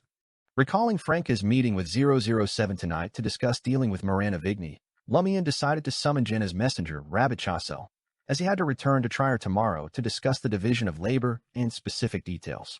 After jotting down Madame Magician's request and folding it, Lumian set up a ritual, allowing the special rabbit of knowledge to emerge from the candle's flames. The first thing Lumian noticed was the miniature half-top hat snugly perched between the rabbit's ears. Next, he saw gold-rimmed glasses and a black trench coat that matched the vaguely rabbit-shaped creature's size. Finally, an iron-black revolver lay in the rabbit's palm. The revolver gleamed with a metallic luster, its barrel unusually thick, and its cylinder unnaturally large and textured. It stood in stark contrast to the illusory appearance of the top hat, trench coat, and gold-rimmed glasses. Upon seeing Rabbit Chassel, Lumian raised his eyebrows. Is this a real gun? Hidden behind the gold-rimmed glasses, Rabbit Chassel's eyes sharpened. Yes. Did Jenna customize it for you? Lumian inquired. Rabbit Chassel replied succinctly, it's payment. Quite a cold demeanor. Miss Celia Bello, you consider the consequences of what you've done? You haven't. Because I don't know the consequences either unless I consult Madame Magician. Lumian criticized inwardly before handing the folded letter to Rabbit Chassel. Seeing the human-like rabbit-shaped creature preparing to turn and walk into the candle flame, Lumian, the prankster king of Cordu, asked with interest, Can you shoot? Rabbit Chassel fell silent for a moment, as if embarrassed. Not yet. Oh, you're not as cold as Gehrman Sparrow anymore. Lumian chuckled and said, Jenna and I are friends. I'll help her pay the postage fee this time. Do you want to learn shooting? It involves knowledge and guidance. Rabbit Chassel, taller than an ordinary rabbit, replied without hesitation, Sure thing. Lumian's smile broadened. After finding a secluded spot at the edge of the primitive forest and earnestly teaching Rabbit Chassel how to shoot for a considerable time, Lumian strolled back to Tizimo with his hands in his pockets, planning to visit the only cafe for afternoon tea. The cafe bore the name Bunya after its owner, a man named Bunya. He was under the age of 30. Having once served as a waiter and apprentice at a cafe in Port Pilas, Bunya, recalling the lack of a proper cafe in Tizimo town, transformed the ground floor of his house into a semi-open cafe. Lumian, weaving through the tables and chairs on the street, arrived at the kitchen counter, offering a smile to the proprietor and waiter Bunya. Do you have Fermo coffee? Bunya's brown skin, not too dark, and his features resembling those of mixed blood, showcased his Tiziman heritage. The man in his late 20s responded with an honest smile and fluent in Tizan. Monsieur, there's no Fermo coffee.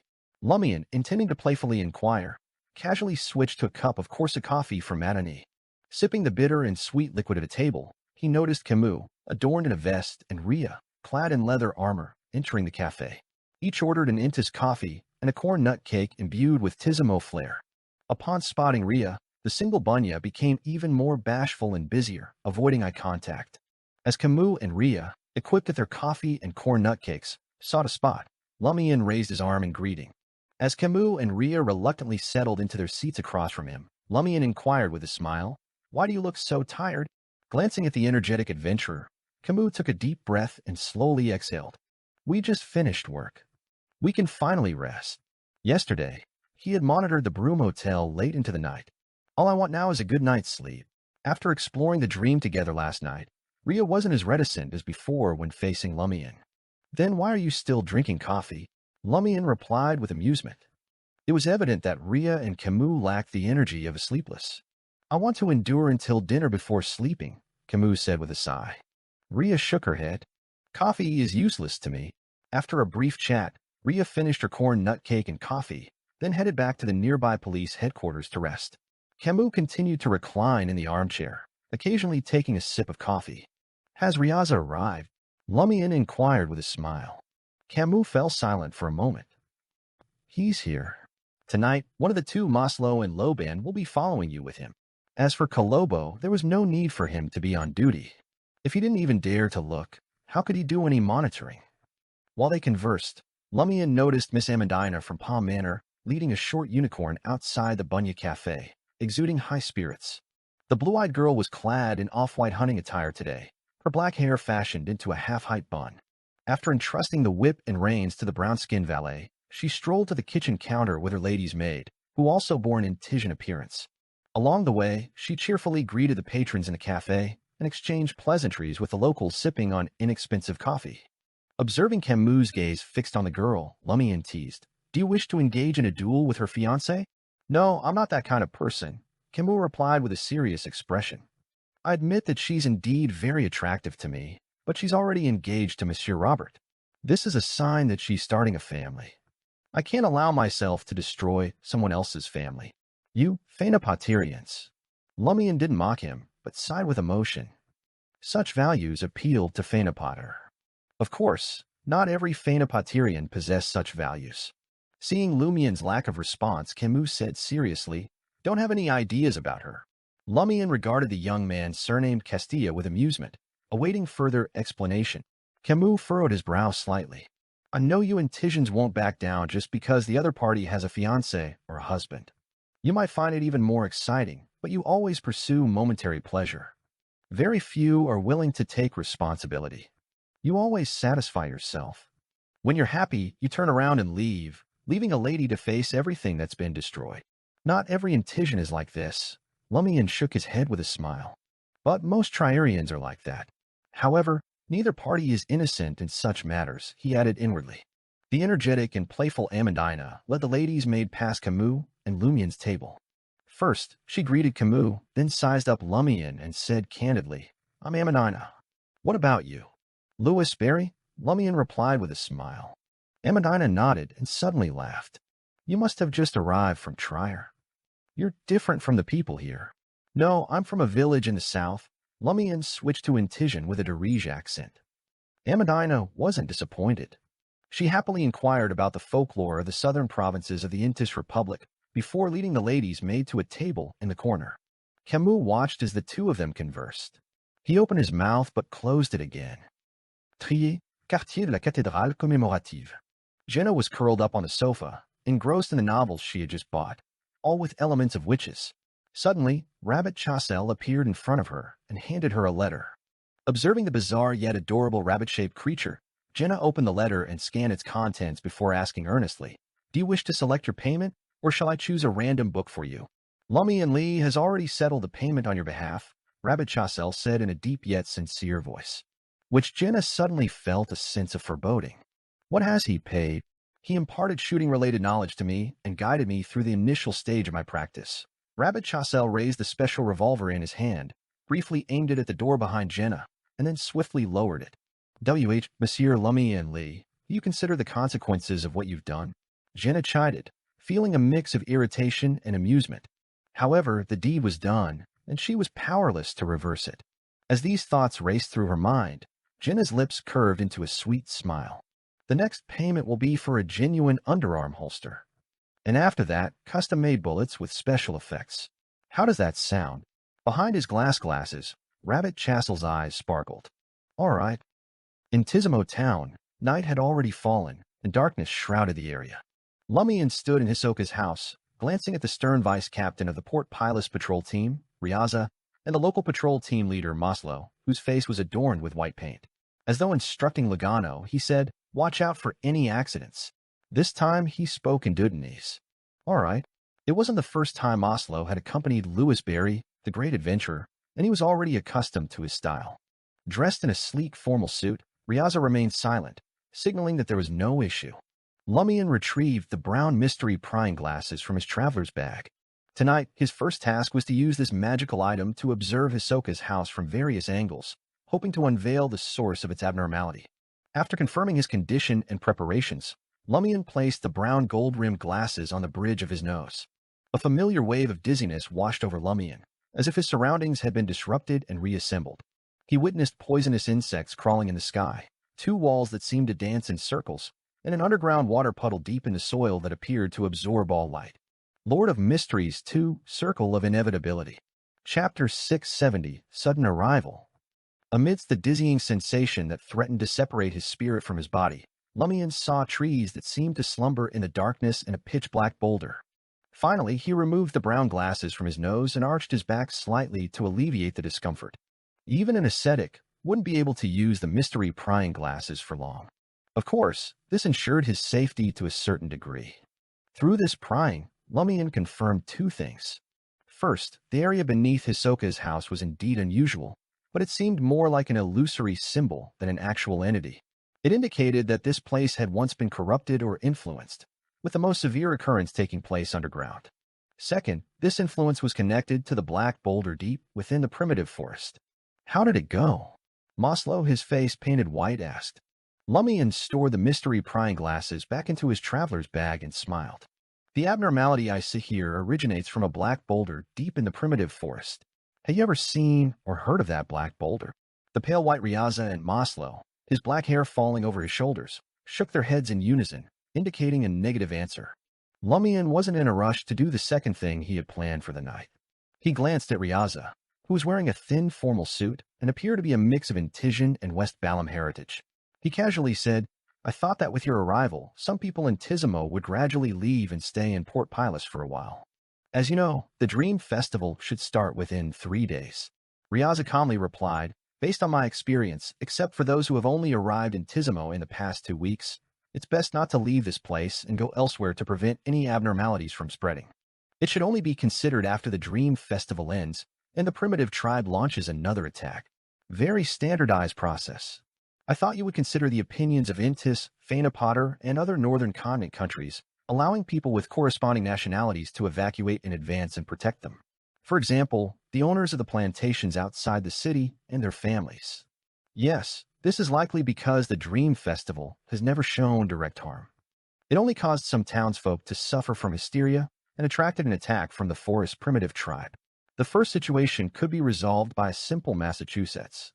The second problem could be guarded against and fended off. Lumian roughly understood the mentality of Admiral Quirrell and the patrol team's leaders. Since there wouldn't be any major issues, they would act as if the Dream Festival didn't exist, merely advising the local official beyonders to be vigilant and guard against any mishaps while hoping that the Church of the Fool could resolve the hidden dangers. If they were to do more, they might trigger something and worsen the situation. After discussing the matter, Lumian recovered from the discomfort caused by the mystery prying glasses. He took out the unique eye of truth and placed it in front of his face. The relatively handsome southern continent native's eyelids twitched at the sight of the pale white flesh, dark blood, vessel-like earmuff, and spectacle temple, as well as the blood-colored lens intertwined with transparent purple tubes. How many glasses does Louis Berry own? Moreover, each one is a mystical item. After donning the single-lens eye of truth, Lumian surveyed his surroundings, seeking to uncover the truth behind reality. As he did so, a voice gradually sounded in his ears, growing louder and more chaotic. Each note and word seemed to materialize, flooding into Lumian's mind. It made him feel as if his head was rapidly expanding like a balloon. If the balloon continued to expand, there would only be one outcome, bursting with a resounding bang. Lumian reached for his ear, ready to remove the eye of truth at any moment. He seized the opportunity to scrutinize Hisoka's house. He believed that it was safer to take the risk of prying into the house's secrets before the Dream Festival, while not inside the special dream. It was safer than using the eye of truth and mystery prying glasses within the dream itself. Through the purple lens, Lumian couldn't discern much of the truth. Everything appeared similar to what he could see with his naked eye, but the night seemed even darker. Without hesitation, his eye bulged, and blood vessels appeared on his body. He abruptly removed the eye of truth, and a slightly sharp explosion reverberated in his ears. Phew, phew. Panting heavily, Lumian's mind was in disarray, overwhelmed by a barrage of strange knowledge. He couldn't think straight. At that moment, even if someone were to ambush him, he wouldn't be able to react quickly. After more than 10 seconds, Lumian finally regained his ability to think clearly. He instinctively organized the knowledge that had been forcefully injected into his mind. The art of sophistry, how to cultivate superior wheat seeds, canning techniques, how to roast pork that's crispy on the outside and tender on the inside, music to soothe a sow's emotions, the revelation of Evernight, favorite positions of celebrities, memoirs of those mistresses. What's all this nonsense? Can't there be any useful knowledge? In the past, although Aurora had been tormented by the hidden sage's installation of knowledge, she at least stumbled upon valuable mysticism insights. Wait, had she also been corrupted by such knowledge? Is that why she always portrays a rich theoretical understanding in her books? Lumian rubbed his still throbbing head and said to Ryaza and Maslow, "I went to the edge of the forest to take a look. Do you want to come with me?" Ryaza nodded, stingy with his words, while Maslow made his stance clear by walking towards the stairs. If Camus were here, he would undoubtedly smile wryly and say, "Do I have a choice?" Lumian mused to himself. He left Hisoka's house and made his way towards the primitive forest near Tizimo Town. After crossing the intersection and arriving at another street, Lumian noticed a four-wheeled, four-seater carriage parked at the entrance of the Broom Hotel. An attendant and a lady's maid stepped out of the carriage, carrying their luggage, and followed a man and a woman towards the motel. The man was attired in a dark gray, formal suit and a half-top hat. His complexion resembled that of someone from the northern continent, and his side profile was well-defined with striking dark green eyes. The woman wore a light-colored dress that allowed for ease of movement and a feathered hat adorned with pearls. She appeared to be in her late 20s, and her skin was delicate and radiant. One would easily determine that she was a beauty just from glimpsing her side profile. Lumian averted his gaze and turned to Ryaza and Maslow. "Is it the weekend?" "No," Maslow replied, understanding the implication behind Louis Berry's question. "Gentlemen and ladies often find time to hunt in Tizimo, not just on weekends." Lumian turned to Ryaza and inquired, "You didn't seal off this area?" "That would only cause unnecessary panic," Ryaza responded succinctly. Lumian didn't press the matter further. He walked out of the town through the Broom Hotel and ventured into the primitive forest. He delved deeper along the path he had become familiar with from the dream. Finally, he arrived at the chaotic zone in reality, where various dream fragments intertwined. It was an unremarkable place, indistinguishable from its surroundings. Lumian found a palm tree and sat down. He turned to Ryaza and Maslow and said, "Keep an eye on my surroundings. I'm going to sleep here." He wanted to see what would happen if he fell asleep closer to the source of the abnormality, if he could enter that peculiar dream, and in what state. Receiving affirmative responses from the two patrol team members, Lumian closed his eyes and attempted cogitation. At some point, he drifted off to sleep. After an unknown period, he awoke. Catching sight of Ryaza and Maslow, Lumian rose to his feet and nodded thoughtfully. "This place doesn't work either. Is Hisoka's house the only effective location? Or should I find that black boulder and sleep near it?" Lumian gazed into the pitch-black forest, contemplating for a few moments before turning to Ryaza and Maslow. "Let's head back." The trio swiftly returned to Tizimo. The late night had settled in, and the streets were devoid of any passers-by. No lights or sounds emanated from the houses on either side. Occasionally, the snorts of livestock on the ground floor of the buildings could be heard, accentuating the pervading darkness and silence. The dim crimson moon's light seemed to emphasize the depths of the darkness. On this dark night, Lumian walked along a muddy road, heading towards the Broom Hotel, situated deep within the street. Ryaza and Maslow followed quietly behind him. Suddenly, Lumian's mind spun, and his vision momentarily blurred before clearing. This is... His pupils dilated as he instinctively scanned his surroundings, but found nothing amiss. At that moment, in a vacant house on the ground floor, diagonally ahead, a dim candlelight illuminated a room on the third floor. Immediately after, glass windows on this street and throughout Tizimo town were set aglow by the light of burning candles. Rhea awoke to find that darkness had already descended, but the candles in many houses continued to burn. This indicated that it wasn't too late. Feeling lazy, Rhea had no desire to prepare her own food. Carrying her bow and arrows, she left the room and exited the police headquarters from the side, making her way towards the nearby Bunya Cafe.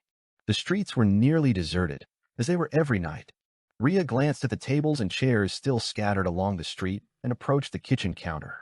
In Dudanese, she said to the busy cafe owner and waiter Bunya, who had his head lowered, "A glass of kosa and a beef burrito." Bunya paused in the midst of washing cups and looked up. His naturally curly black hair gave him a mixed blood appearance. He looked at Rhea and revealed an obvious strange smile that made Rhea inexplicably uneasy. Rhea knew Bunya well and was aware that he was a shy, kind, and adult man who wasn't particularly adept at communicating with women. He had never smiled like this before. Bunya fixed his gaze on Rhea and chuckled in a deep voice. "You've got big boobs." Lord of Mysteries 2, Circle of Inevitability. Chapter 671, Beginning. Upon hearing Bunya's words, Rhea was so surprised that she forgot her anger. It wasn't the first time she had encountered such a situation. She was shocked that a man who had left a good impression on her would show such an expression and say such words. And this was when they weren't even friends. At that moment, Rhea wondered if she was still half asleep. She also questioned whether Bunya had suffered a mental illness or succumbed to hysteria as the Dream Festival drew near. Amidst Rhea's bewilderment, Bunya's smile intensified. He extended his hands across the kitchen counter and attempted to grab Rhea's chest. Instinctively, Rhea leaned back, attempting to dodge. After failing to touch her, Bunya retracted his hands, propped himself up on the kitchen counter, and leaped up. Amidst the clinking of coffee cups and glass jars, he lunged at Rhea, who was leaning back. This reaction, this choice, and this display of power caught Rhea off guard. She didn't have time to remove the bow and arrow from her back. Her waist bent backward, and her right foot kicked up like the other end of a seesaw, sending the transformed Bunya Cafe owner flying. Simultaneously, the thought flashed through Rhea's mind. Has he truly lost his mind? Crash. Bunya crashed to the side of the kitchen counter. Rhea exerted strength in her back and stood up straight again. Then she took off her hunting bow, knocked an arrow, and aimed at Bunya, who had just stood up. A look of fear crossed Bunya's face. He froze for a moment before pleading, Don't kill me. I suddenly lost control just now." Looking at Bunya's pleading and fearful face, Rhea found him both familiar and unfamiliar. The arrow on the bowstring was drawn back, but she didn't release it. Entering the streets of Tizimo town from the primitive forest, Lumian observed the illuminated houses on both sides and scoffed. Is this supposed to be terrifying and bizarre? This wasn't the first time he had encountered such a scene.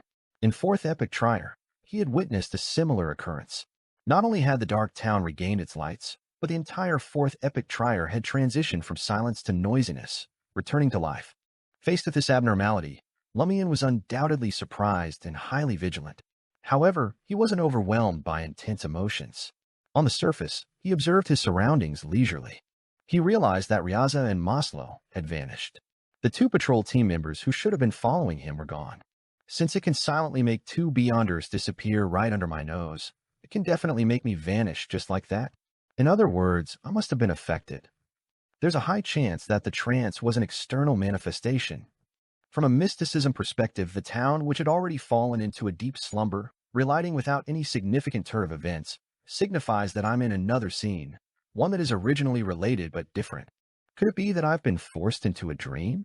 Has the Dream Festival officially begun? I didn't sleep in Hisoka's house. Why am I still awake? Combined with the ongoing investigation, Lumian quickly deduced the current situation. At that moment, he spotted a figure emerging from a glass window diagonally ahead, surrounded by wooden planks and weeds. It was a local man in his early 40s, with dark brown skin, brown eyes, black hair, and thick lips. Lumian had seen him before. He was a hunting guide, responsible for leading gentlemen and ladies from Port Pilus and other places into the forest for hunting. Lumian's impression of him was that he always wore a fawning smile. No matter what others said, he would respond with a string of affirmatives. He never showed anger, even when punished by the gentlemen and ladies he guided. Upon seeing Lumian, the hunting guide's lips curled into a cruel smile. He pushed open the window and raised his other hand, revealing a double-barreled shotgun. "Die, you northern continent dog." As the hunting guide cursed, he aimed his double-barreled shotgun at Lumian and pulled the trigger without hesitation. Bang! A massive amount of lead spread out in a cone, enveloping the corresponding area. As the hunting guide took aim, Lumian sidestepped and rolled to the other side of the street. What greeted his eyes were the previously quiet cows, sheep, and horses. At that moment, the eyes of these animals seemed to turn bloodshot. Supporting himself with one hand, Lumian leaped up. Amidst the high-pitched mooing and the hunting guide's aim, he leaped to the middle of the stairs leading to the second floor. Ah! A scream suddenly pierced the air, then stopped abruptly. The door on the second floor swung open, and Lumian was confronted by a young man drenched in bright red blood. He held a massive axe dripping with the crimson liquid, and behind him lay the mangled corpse of an old man in his 50s, the wound carved deep into his chest. Lumian, who had been wandering Tizimo town for days, was no stranger to these two individuals. Lying on the ground, his eyes wide open, was the leathersmith of Tizimo town. He would purchase the hides of wild beasts brought back by gentlemen, ladies, and town hunters who didn't want to handle them themselves, processing them and selling the finished products. The axe-wielding figure was his eldest son, who had studied nitrification, tanning, and other leather production techniques from him. He was known as an obedient young man, and his father wasn't an old-fashioned leathersmith who resorted to physical or verbal violence. This was a characteristic of the people of Tizimo. They were docile, calm, and devoid of intense emotions. And now, it appeared that the leathersmith's eldest son had just cleaved his father to death. Upon seeing Lumian, the lad's eyes overflowed with a bloodthirsty smile. With a shout, he swung his axe at Lumian. On the other side, the hunting guide began reloading his double-barreled shotgun with new lead rounds. Lumian's body suddenly turned ethereal, merging with his shadow and vanishing into the darkness beside the steps. Shadow transformation. After using this ability to sneak towards the police headquarters for a few seconds, Lumian suddenly heard someone pleading for mercy and fear. He left the shadows and transformed back into a human. He saw Rhea aiming an arrow at the cafe owner, Bunya, but she didn't release it. At that moment, a colossal anaconda, as thick as a barrel, emerged from the multi-layered hay at the top of the opposite house, hanging upside down. It widened its cold eyes and foul-smelling mouth, the patterns on its scales seeming to expand and writhe. This time, Lumian didn't dodge. Facing the colossal boa attempting to devour him, his eyes darkened as he swung his fist upward. In an instant, blazing white flames ignited from his fist, enveloping his entire forearm. Bang! Lumian's fist smashed into the colossal boa's gaping maw, tearing through the blood-colored flesh and delivering a devastating uppercut to its upper jaw. Before it could devour its human prey, the colossal boa's cold eyes lost their luster. Its massive body plummeted due to inertia, but Lumian easily sidestepped the falling serpent and retracted his fist. Clang! The colossal boa crashed to the ground, its slippery scaled body engulfed in blazing white flames. Weakness investigation. Lumian approached Rhea, noticing that the patrol team member was also regarding him with a vigilant and puzzled expression. He didn't attack immediately. Lumian's heart stirred as a smile played across his lips. Looks like you're still lucid. Wary of Bunya, Rhea observed Louis Berry for a moment, hesitating before speaking. Lucid, you say? Yes. Lumian pointed at Bunya, who was glaring at him with undisguised hatred. Did he attempt to attack you, or even rape you? Yes. Rhea didn't ask how he knew. Instead, she inquired, what's going on? Lumian chuckled in response, stating, perhaps we've entered the dream once more, but this time we're not alone. He made a preliminary judgment based on Rhea's apparent lucidity. Perhaps the reason for maintaining his own clarity of mind was falling asleep in Hisoka's house and entering the special dream recently. He needed to find Camus for further confirmation. Upon hearing Louis Berry's response, the term suddenly flashed through Rhea's mind. Before she could voice her thoughts, the sound of 3 chimes suddenly rang out. The bell's resonant tones reverberated through the streets of Tizimo, as if summoning the town's inhabitants. Rhea listened intently, her expression shifting slightly. It's the cathedral's bell. Cathedral? The St. Seam Cathedral? Lumian's thoughts immediately turned to the unsettling Padre Cali. He glanced at Rhea. Let's go and investigate. All right, Rhea replied without hesitation. She lowered her bow, no longer aiming the arrow at the cafe owner, Bunya, and followed Lumian towards the St. Sean Cathedral, which was separated from their current location only by the police headquarters. Bunya's expression fluctuated between longing and hatred, but he didn't dare to pursue them, held back by fear. Lumian and Rhea sprinted at a breakneck pace. In mere seconds, they traversed the distance past the police headquarters and arrived at the small square in front of the cathedral. Padre Calli was already standing at the cathedral's entrance. However, he was no longer clad in the eternal blazing Sun Church clergyman's robe with its white and golden threads. Instead, he had donned a dark and intricately designed robe. The Padre, with his dark brown skin, sunken eyes, and stiff facial features, gazed out at the empty square before his eyes settled on the newly arrived Lumian and Rhea. He held the Bible aloft and shouted with a frenzied expression, "I hereby declare the official commencement of the Dream Festival." During the Dream Festival, there are no taboos or restrictions.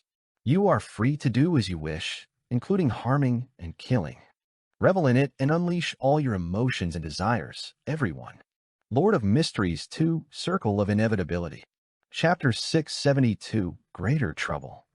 Upon hearing Padre Calli's shout, Rhea raised her hunting bow and aimed an arrow wrapped in silver lightning at the clergyman in the complicated black robe. Unlike when she had faced the cafe owner, Bunya, the anger in her eyes was even more pronounced now, and there was no hesitation. The Padre was blaspheming and apostatizing. At that moment, a slender and powerful palm appeared in front of Rhea's hunting bow, blocking the arrow. "You." Rhea turned to Louis Barry, puzzled as to why he had stopped her. Lumian replied calmly, "Let's wait and see." As the two of them conversed, Padre Calli revealed a wanton and flamboyant smile. He turned around and walked back to the cathedral with the Bible in his arms. The golden dome at the cathedral's top and the statues and decorations on the outer walls dimmed under the crimson moonlight. After Padre Calli's figure disappeared through the cathedral's open door, Rhea looked at Lumian with a dark expression. "Why?" Lumian chuckled in response. "After realizing that this place is suspected to be a dream, I've been pondering a question." As he spoke, screams and piercing cries reverberated through Tizimo and the surrounding plantations, echoing through the dark night sky. "What question?" Rhea pressed. Without giving a direct response, Lumian said, "It's almost certain that we're participating in the Dream Festival. Under such circumstances, if you succeed in attacking Padre Calli, what'll happen when the Dream Festival concludes and everyone wakes up?" Without waiting for Rhea's response, Lumian smiled again. "If you shoot him in the arm, he'll wake up feeling phantom pain in the corresponding location, as if he's suffering from arthritis and his muscles are tearing. If you strike his head with a hammer and knock him out, there's a high chance that he'll have a headache, dizziness, and nervous twitches when he returns to reality.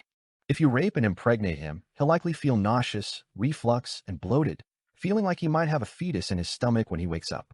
If you tie him up, continuously electrocute him, and incinerate him with fire, will he feel those sensations in the real world, as if possessed by wraiths or shadows? He may always feel restrained, paralyzed, or in pain." Rhea listened calmly, not bothering to question why Padre Calli could get pregnant. The more she listened, the more alarmed she became. This was because Louis Barry's description matched the various manifestations of mass hysteria and Tizimo that the patrol team had gathered. Lumian turned to Rhea and asked with a smile, "If you had killed Padre Calli with an arrow, what would happen when the dream recedes?" "He'll die immediately." "No." Rhea denied it. Tizimo had no incidents of multiple people suddenly dying in their dreams after a night. Rhea immediately thought of an abnormality. Between mid-December and mid-March, 80% of the annual deaths in Tizimo occurred, significantly surpassing those in Port Pilas and the surrounding towns. She changed her words. "They will gradually die in an irreversible manner within the next 3 months?" With a nod, Lumian replied, "I even suspect that the primitive tribe in the forest launched several attacks in those 3 months, mainly to eliminate those who had died in their dreams, allowing them to die reasonably in reality without revealing anything abnormal.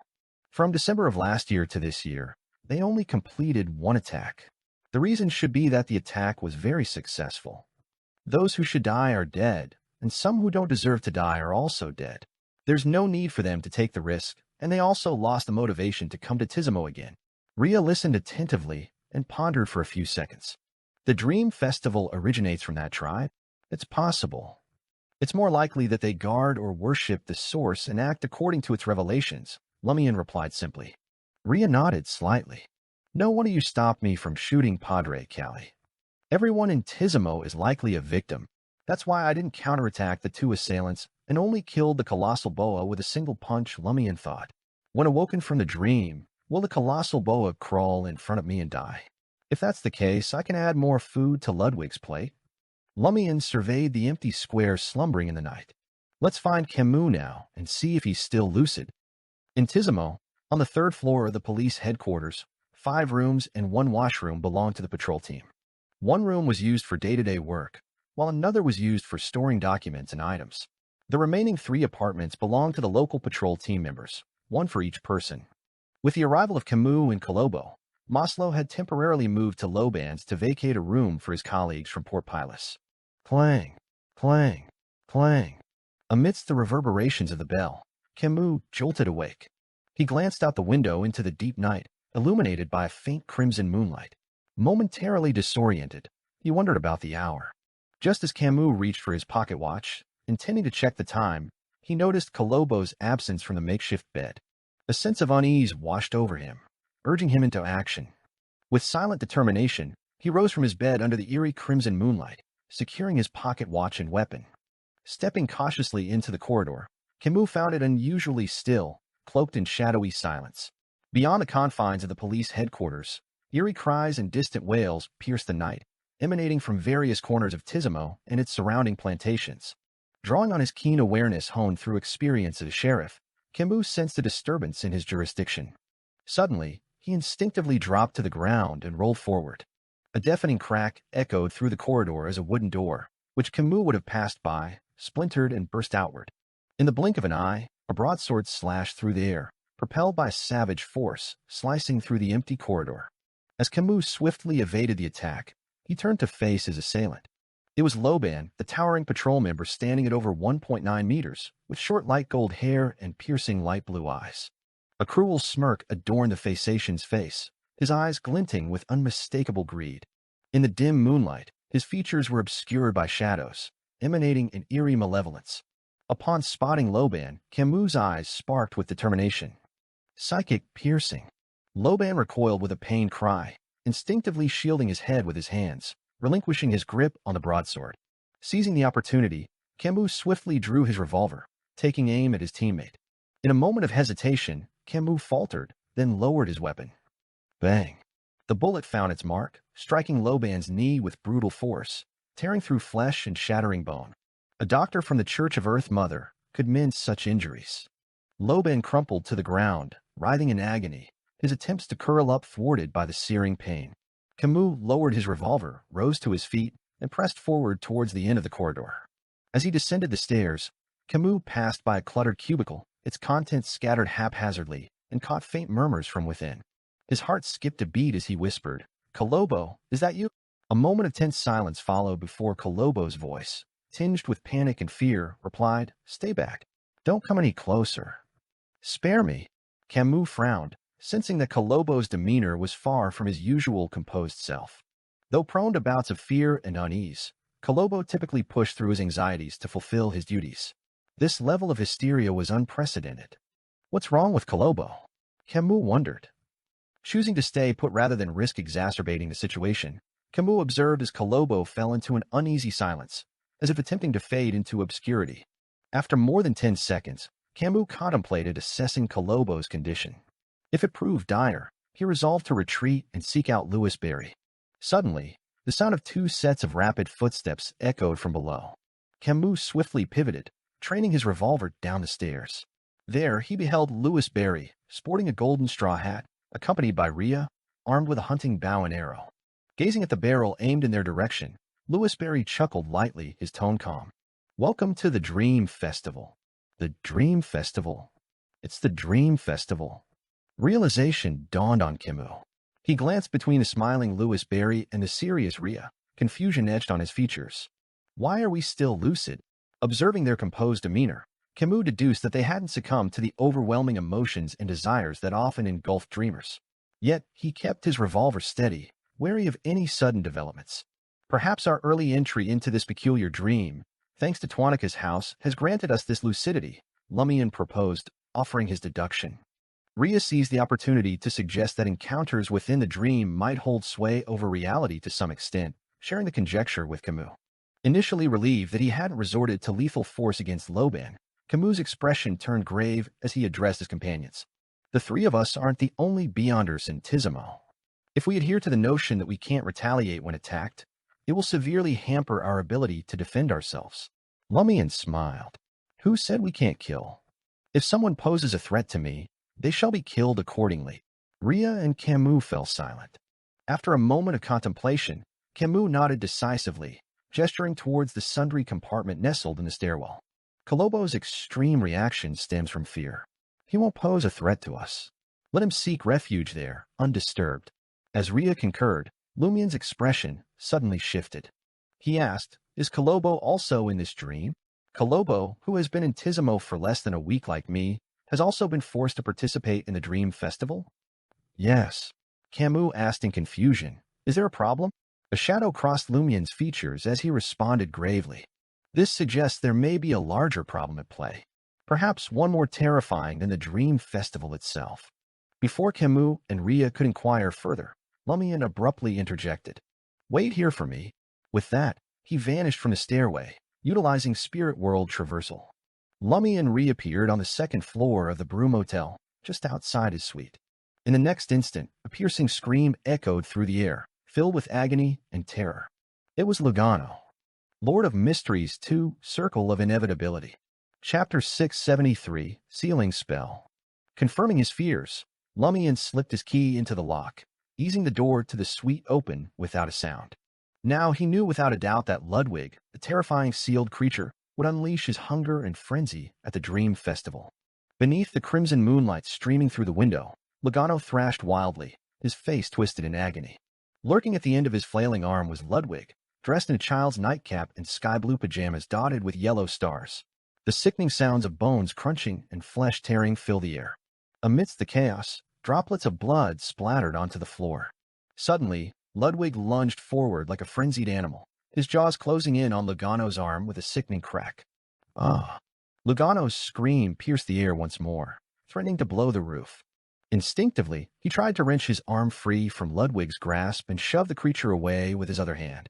Pain seared through him, and he felt himself teetering on the edge of unconsciousness. Observing Ludwig closely, Lumian darted behind him, his nostrils flaring. Two beams of white light shot forth from his nose, enveloping Ludwig. Ludwig paused, shutting his eyes. But before Lumian could react, the boy's mouth resumed its relentless assault on Lugano's arm, pulverizing bone and flesh alike. His eyes snapped open. The spell of Harumph can only daze Ludwig for a moment, and that's only if he's sealed. Lumian reminded himself, taking a deep breath to steady his nerves. He glanced at Lugano, who had noticed him but was too consumed by agony to speak. Raising a hand, Lumian motioned for Lugano to remain patient. Though Lugano's mind raced with curses and frustration, he remained unable to voice them. As thoughts raced through his mind, Lumian gave an imperceptible nod. Changing his focus, Lumian bypassed Ludwig, who was engrossed in devouring Lugano, and seized Lugano's shoulder. In an instant, Lumian retrieved a sharp, straight sword he had acquired from Port Santa, pulling it from his traveler's bag. What is he trying to do? Amidst the throes of pain, Lugano's thoughts scattered. With a swift motion, Lumian swung the sword, the blade bursting into white flames. The fiery sword crashed down upon Lugano's arm, where Ludwig had been feasting, striking at the joint. With a sharp sound, Lugano's forearm tore away from Ludwig's grasp, leaving behind a gory, truncated limb. Simultaneously, Lumian's form began to fade, and even Lugano, whom he had grasped, vanished from sight. Teleport. But Lumian hadn't gone far. Both he and Lugano reappeared at the suite's doorway. The agony persisted, but Lugano's momentary relief vanished as Ludwig's figure once again came into view. The sight of the boy, his mouth still bloody with Lugano's remaining forearm, sent a shiver down his spine. The fear momentarily eclipsed the pain, and Lugano's mind raced with frantic questions. Why not teleport away from Tizimo? Why not teleport to Port Pilus? Why are we still lingering in front of Ludwig? Meanwhile, Ludwig had turned his attention to the doorway, his blonde hair matted with blood, his brown eyes glinting with ravenous hunger. With the speed of a child his age, he advanced toward Lumian and Lugano, all the while chewing and swallowing what remained of Lugano's arm. Unperturbed, Lumian calmly returned the straight sword to his traveler's bag. Under Lugano's horrified gaze, Lumian conjured an entire almond pistachio cream thousand-layer cake and hurled it onto the floor beside Ludwig. Ludwig's sprint slowed as he seemed to ponder which delicacy to indulge in first. Ultimately, he turned his attention back to Lugano. The sight of blood, flesh, and marrow infused with spiritual essence seemed to intoxicate him even further. Capitalizing on Ludwig's momentary indecision, Lumian delved into his traveler's bag once more, extracting a fragment of Hisoka's corpse and tossing it aside. Ludwig's gaze followed the offering, his lips instinctively moistening, yet he made no move to change course. It seemed he found the offering beneath his tastes, too dirty to be his top choice. Lumian systematically tossed out ingredients brimming with spiritual energy, one after the other, creating a barrier of tempting treats around Ludwig. Cream pancakes, fruit tarts, sandwiches oozing with cream, bouchées à la reine, chocolates infused with liquor, cookies, candied plums, eclairs, charlotte desserts, and a myriad of other delicacies formed a tempting ring around Ludwig, impeding his advance toward Lugano. Turning to Lugano with a stern expression, Lumian's voice took on a commanding tone. "What are you waiting for? Stem the bleeding first." Startled, Lugano obeyed, his left palm emitting a faint glow as he applied pressure to the stump of his injured arm. As Ludwig indulged in the feast laid out before him, his urgency waned. Though still concerned for Lugano, he no longer rushed forward. In the final stages, Lumian threw out boxes of biscuits, sweets, beef jerky, and assorted provisions, encircling Ludwig with a haphazard yet effective wall of food. Nearly all of Lumian's 7 days' worth of rations for Ludwig had been deployed from his traveler's bag. What's the meaning of this? Lugano, having successfully treated his wound and eased his pain, watched Lumian's actions with bewilderment. He couldn't fathom why his employer was so fixated on feeding Ludwig in the midst of their predicament. "Sealing that fellow," Lumian replied calmly, his hands never ceasing their task. "Sealing?" Lugano nearly doubted his hearing. Isn't this too absurd? Using food to seal a monster? He couldn't recall ever encountering such a concept, not even in the most far-fetched novels on the market. No author would dream up such a peculiar method. Wouldn't a conventional seal involve the use of spiritually potent materials to inscribe mystical symbols and patterns, followed by ritualistic magic or the employment of a mystical artifact? What possible purpose could hurling food at the monster serve? Lumian smiled and sighed. Once he's satiated, he won't have any appetite left for you or anyone else here. And there's enough food to keep him occupied until dawn, and possibly even beyond. Lumian had devised this plan upon realizing that Ludwig's sole desire was to eat. Coupled with his behavior during the Dream Festival, Lumian was confident that Ludwig was now driven purely by his insatiable hunger, a unique trait exclusive to him and Tizimo. In this scenario, as long as Ludwig's appetite was sated, he could remain confined within the suite, feasting without posing a threat to others. What was the distinction between this and traditional sealing methods? Of course, the success of this makeshift seal depended on the Dream Festival, concluding before Ludwig depleted the 7 days' worth of food. Otherwise, Lumian's ability to hunt in the forest might not keep pace with Ludwig's voracious appetite. Lugano's understanding dawned upon hearing Lumian's explanation. Indeed, this method offered a practical means of temporarily restraining Ludwig. Who said it couldn't be deemed a seal? Understanding one's target's preferences and weaknesses allowed for the implementation of a seal without resorting to mysticism. Observing Ludwig still attempting to approach the door amidst his feast, Lumian realized the creature's reluctance to part with Lugano. With a swift movement, he grasped Lugano's shoulder and teleported them both to a corner of the second-floor stairwell in the police headquarters. Ludwig briefly glanced at the vacant doorway before refocusing on his culinary conquest within the suite. "Are you certain everything's under control?" Lugano inquired anxiously the moment he exited the spirit world. Lumian chuckled in response. As long as no Beyonder happens to stroll by the door, he won't abandon his feast. Relieved, Lugano exhaled deeply, casting a rueful glance at his remaining arm. Thoughts swirled in his mind as he contemplated his future. At least I'm still alive. As long as I'm alive. In the future, I'll see if I can save up enough money to afford a mechanical arm from the Church of Steam. That might bolster my combat strength. The doctor's expertise could only do so much, as transplanting another's limb was beyond the realm of possibility. Camus and Rhea, observing Lugano's bloody limb, furrowed their brows, recalling Louis Barry's ominous warning of a greater issue. "What happened?" Camus inquired. Lumian smiled.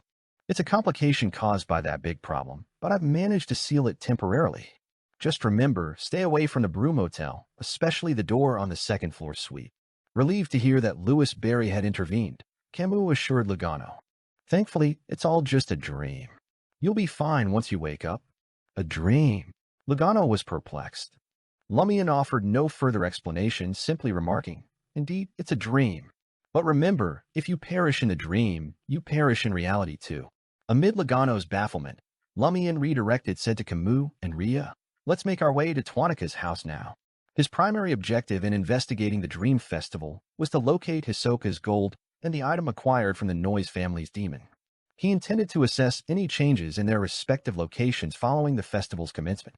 If nothing surfaced, Lumian planned to seek out Padre Cali at the St. Sean Cathedral. The peculiar condition of weakness in the depths of the spirit body possessed by Padre Cali in reality set him apart from everyone else in Tizimo. This hinted at something distinctly special about the Padre. Additionally, it was Padre Cali who had officially inaugurated the Dream Festival. Camus hesitated, his silence suggesting he might have pressing matters to attend to. In that moment, Ria regarded Lumian with confusion, gesturing towards Logano. Why is he still lucid? Lord of Mysteries 2, Circle of Inevitability. Chapter 674, Manner. Upon hearing Ria's question, Lumian snapped to his senses and turned to Logano. In his haste to save and seal Logano, he had overlooked Logano's condition. Ever since this doctor had gotten his injuries under control, he had been responding to Lumian's questions. He was lucid and rational, a stark contrast to the other participants in the Dream Festival. It had to be known that even Ludwig, the monster himself, couldn't effectively control his appetite and had resorted to devouring humans. Moreover, Logano had never slept in Hisoka's house, nor had he entered this peculiar dream realm before. Seeing Ria, Camus, and his employer staring at him intently, Logano, still grappling with the lingering pain, was utterly perplexed. Why wouldn't I be lucid? Aren't you all still in your right minds? Everyone seems to be in the same state. Why should I be the only one with an issue? Lumian carefully observed Logano's emotions and asked in a calm tone, "Have you ventured outside the motel recently?" "I did. I assisted Ludwig in purchasing roasted meat and pastries made from palm tree cores," Logano recalled. Lumian smiled. "Did you sleep anywhere other than the motel?" "No, I wouldn't dare to engage with the women here." Logano shook his head without hesitation. He was evidently a little regretful about this, as there were numerous mixed-blood girls in Tizimo who possessed a different allure compared to those in the northern continent. As the two men conversed, Camus and Ria meticulously searched for any abnormalities in Logano's body. However, apart from being sufficiently lucid and lacking excessive emotions and desires, Logano appeared to be unaffected by the strange phenomenon. Lumian looked at Logano with a thoughtful smile and said, "We're being forced to participate in an event called the Dream Festival. Simply put, we're dreaming. We can do anything in this dream, but if we die here, we'll die in reality too. Aside from us, everyone in Tizimo is under the influence of intense emotions and desires, just like Ludwig. They're conscious, strictly speaking, but they've chosen to show their malice and express their long-suppressed desires. If we can subdue them, we might be able to communicate, but they'll instinctively try to deceive us." Remembering how the cafe owner Bunya had immediately changed his attitude after being targeted by her arrow and begged for mercy, Ria agreed with Louis Barry's judgment. The Dream Festival participants weren't stupid or crazy. Their excessive desires and emotions were the main cause of their uncontrollable evil. "I see." Logano finally understood. Realizing what Ria's question meant, he blurted out, "Why are we lucid and rational?" After a pause, Logano's voice lowered as he added, "Why can I stay lucid and rational?" Lumian smiled. "We can stay lucid and rational because we entered this special dream before. We left marks and auras in certain places. As for you, I'm not sure why." As he spoke, he watched Logano's face closely, observing the change in his servant's expression. Logano said in a daze, his voice tinged with fear, "I don't know why this is happening either." Noticing that Logano remained calm even after his issue was brought to light, Lumian seized the chance to glimpse into his servant's luck. Currently amidst a bloody calamity, Logano might fall victim to an ailment in the coming days.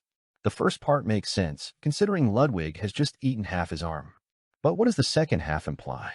Could the Dream Festival span several days? Impossible. If it truly lasted that long, Tizimo's predicament would have been discovered much earlier.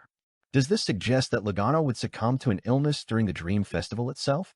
An illness similar to death in the waking world, One that wouldn't be instantly cured even if he awakens and receives the Mass's blessing? Lumian quietly pondered the meaning behind Logano's revealed fate. Shifting his gaze to Camus and Rhea, he realized that they, too, would soon face a grim and bloody ordeal. If they failed to navigate it properly, they risked slipping further into peril. As these thoughts swirled in Lumian's mind, he turned to Camus and Rhea and declared, "I'm taking my servant with us." It wasn't an act of kindness or generosity. Rather, Lumian feared that leaving Logano to his own devices, given his inexplicable lucidity and rationality, might trigger the abnormality within him and alter the course of the dream festival in unpredictable ways. Better to keep him close at hand, where he could be monitored and any potential accidents prevented. If Logano truly unleashed a dire problem, Lumian could always end his life first, eliminating any future complications. Camus and Rhea exchanged disgruntled glances before conceding. "It's your call to make." "We must hurry to Tuanaka's house," Lumian reiterated his earlier proposal. Camus' gaze drifted toward the cubicle where Colombo lay hidden, a hint of hesitation in his voice as he asked, "Any idea where Captain Riaza and the others might be?" "They were supposed to appear beside me when the dream festival began, but they were nowhere to be seen," Lumian admitted, recounting the situation honestly. Perhaps the dream's correspondence to reality was imperfect. The location where each person entered this peculiar dreamscape might be influenced by factors like their understanding, the dream state, where they had slept, and myriad other variables. Lumian mused that if he hadn't maintained his lucidity and rationality, he might have awoken in the master bedroom of the Broom Motel suite. "Should we try to locate them first?" Camus proposed, a note of uncertainty in his tone. Lumian let out a wry chuckle. "Why?" "To engage them in combat." Neither Riaza nor Maslow had ever slept in Hisoka's house before. The likelihood of them lacking self-control and succumbing to malice and base desires was high. When the time came, Lumian might not possess the strength to control the pace and intensity of the battle against such formidable beyonders as he did with ordinary folk, not without the risk of causing deaths. Camus and Rhea lapsed into a simultaneous silence, neither keen on the prospect of a life-and-death struggle with their own teammates. Just as Lumian was about to signal the two patrol team members to approach, Camus gritted his teeth as he declared, "There's somewhere I need to go before I head to Tuanaka's house." "And where might that be?" Lumian inquired, raising an eyebrow. Camus replied in a deep voice, "Palm Manor." Lumian chuckled. "You wish to rescue Miss Amandina?" Camus nodded firmly, a hint of embarrassment tinging his features. "Yes, that's right. You needn't worry. This is merely a dream. If one is violated within the dream, they'll only experience a touch of hysteria upon waking. No substantial harm will befall them." Lumian stated matter-of-factly, his intention not to provoke Camus. Camus' expression remained unwavering. "I'm aware, but I fear she may not be able to cope with it in her dream state and might resort to drastic measures. It could lead to her demise." Without waiting for Lumian's response, Camus spoke gravely, "You can proceed to Tuanaka's house first. I'll make my way to Palm Manor and rendezvous with you later. By the time you're done, we might not be at Tuanaka's house anymore," Rhea cautioned him. Camus nodded gently. "I've made this decision of my own accord. I'm prepared to bear any consequences that may follow." Lumian locked eyes with Camus, remaining silent for a stretch. Camus felt an indescribable pressure weighing upon him, his mind conjuring the tragic outcomes he might face, but he pursed his lips and refused to retract his suggestion. After more than 10 seconds of silence, his expression unchanged, Lumian finally spoke. "Let us head to Palm Manor now." "Huh?" Before Camus could react, Lumian's hand firmly grasped his shoulder. Simultaneously, Lumian's other hand darted out, reaching for Rhea's arm. Rhea's instinctive reaction was to dodge, but the memory of how Logano had been transported flashed through her mind. Her tense shoulders relaxed a fraction. With Camus and Rhea securely in his grasp, Lumian shot Logano a meaningful look. Logano, displaying a practiced ease, approached and latched onto a corner of Lumian's vest. In the next second, Lumian's figure blurred, the haziness rapidly spreading to engulf Camus, Rhea, and Logano. As Rhea and Camus found themselves surrounded by layers of indescribable colors and formless objects, intense emotions surged within their hearts. Could this be the spirit world? Is this what teleportation feels like? Was this how the great adventurer Gehrman Sparrow managed to appear before any pirate at a moment's notice? Having witnessed Louis Barry's abrupt disappearance and subsequent return with his servant in tow, Camus and Rhea had speculated that this might be the famed teleportation ability that had become the stuff of legend across the 5 seas, thanks to Gehrman Sparrow's extraordinary exploits. It seemed their suspicions had been right on the mark. Matani's patrol team boasted numerous adventurers among its ranks, and Camus and Rio were well versed in the myriad rumors that circulated the five seas. The instant they experienced teleportation firsthand, their bodies departed the dream's spirit world, rematerializing before a four-story beige edifice.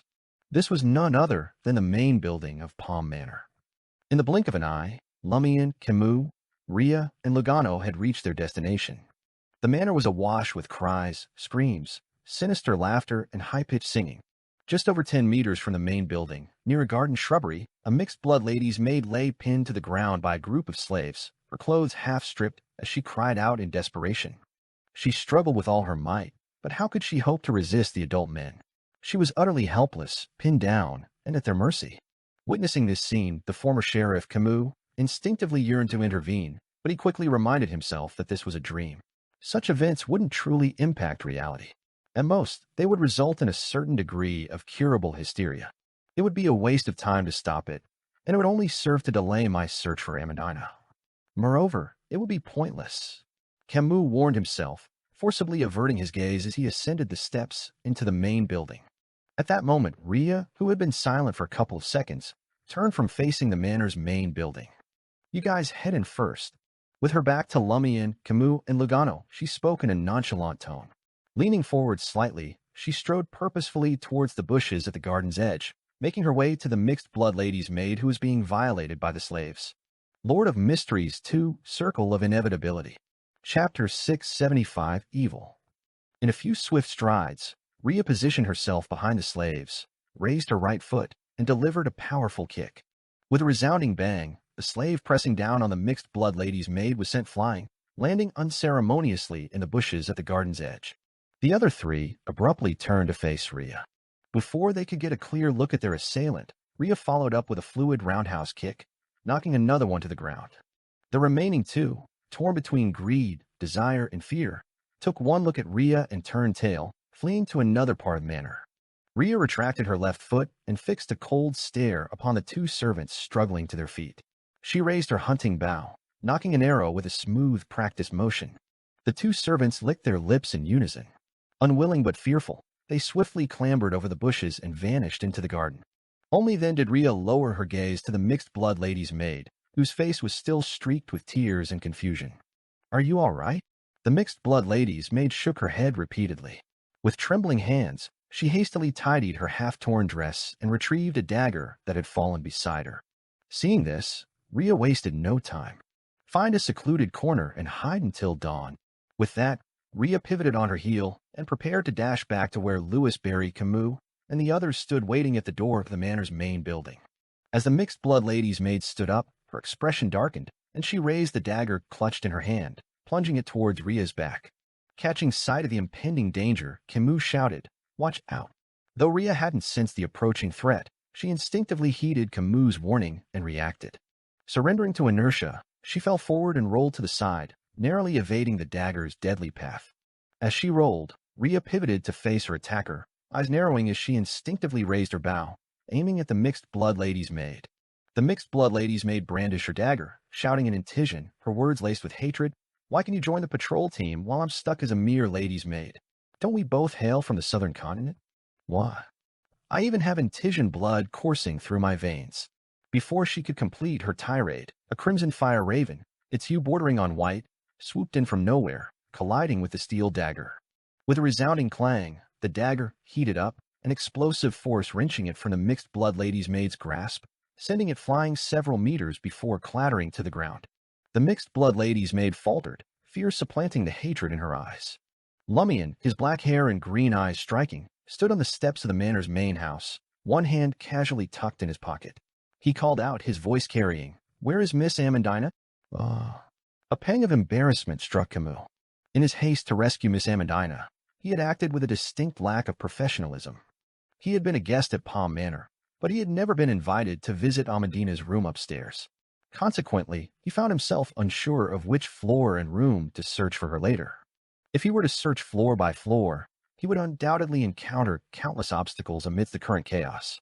The mixed-blood lady's maid's expression shifted, revealing a blatant desire and anticipation. "She's sleeping in her room. Third floor, second room facing the rubber forest. Make haste. She's a vision of beauty, fragrant and pristine. Her figure is exquisite, her skin smooth as silk. She's a cut above the rest of us. Many a gentleman considers her their dream lover. Go quickly.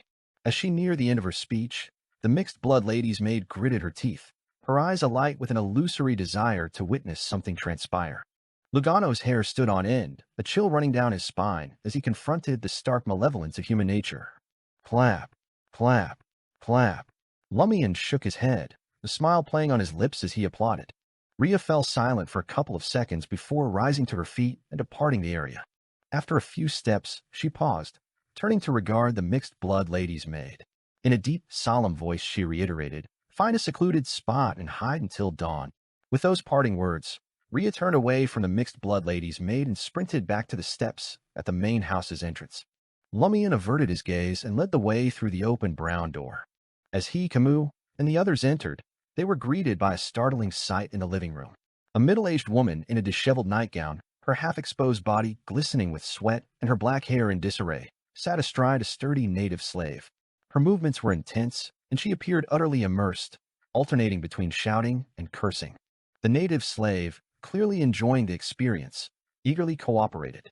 Near the staircase, a group of 5 or 6 servants and slaves, armed with an assortment of shotguns, rifles, and other weapons, intermittently fired bullets up the stairs. Occasional counterattacks emanated from the area, leading to the second floor. Camus stood frozen, his gaze fixed on the middle-aged woman's flushed face. "You know her?"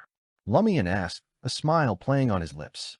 It was Rhea who replied, "She's Sir Petit's wife, Miss Amandina's mother, Madame Simona. I never imagined she would be like this," Camus said, his voice low and somber. Lumian smiled and applauded once more. Can't she indulge in her dreams? For the Dream Festival, this is something we should encourage. No one is being forced. How delightfully harmless. Camus found himself momentarily at a loss for words. Lumian then said to Rhea, "During the Dream Festival, there's a high likelihood that the person you save will also be a bad person and may even attack you." Rhea fell silent for a few seconds before responding in a low voice. "Even if something like that happens again, I'll still save her." Lumian dropped the subject and shifted his attention to Camus. "Are you prepared to see the other side of Miss Amandina? Perhaps she will." Lumian left the sentence unfinished, instead casting a meaningful glance at Madame Simona, who was in the throes of fierce, foul-mouthed ecstasy. Camus exhaled slowly, his voice resolute. "I'm here to save her. It doesn't matter if she's good or bad, kind, malicious, chaste, or indulgent.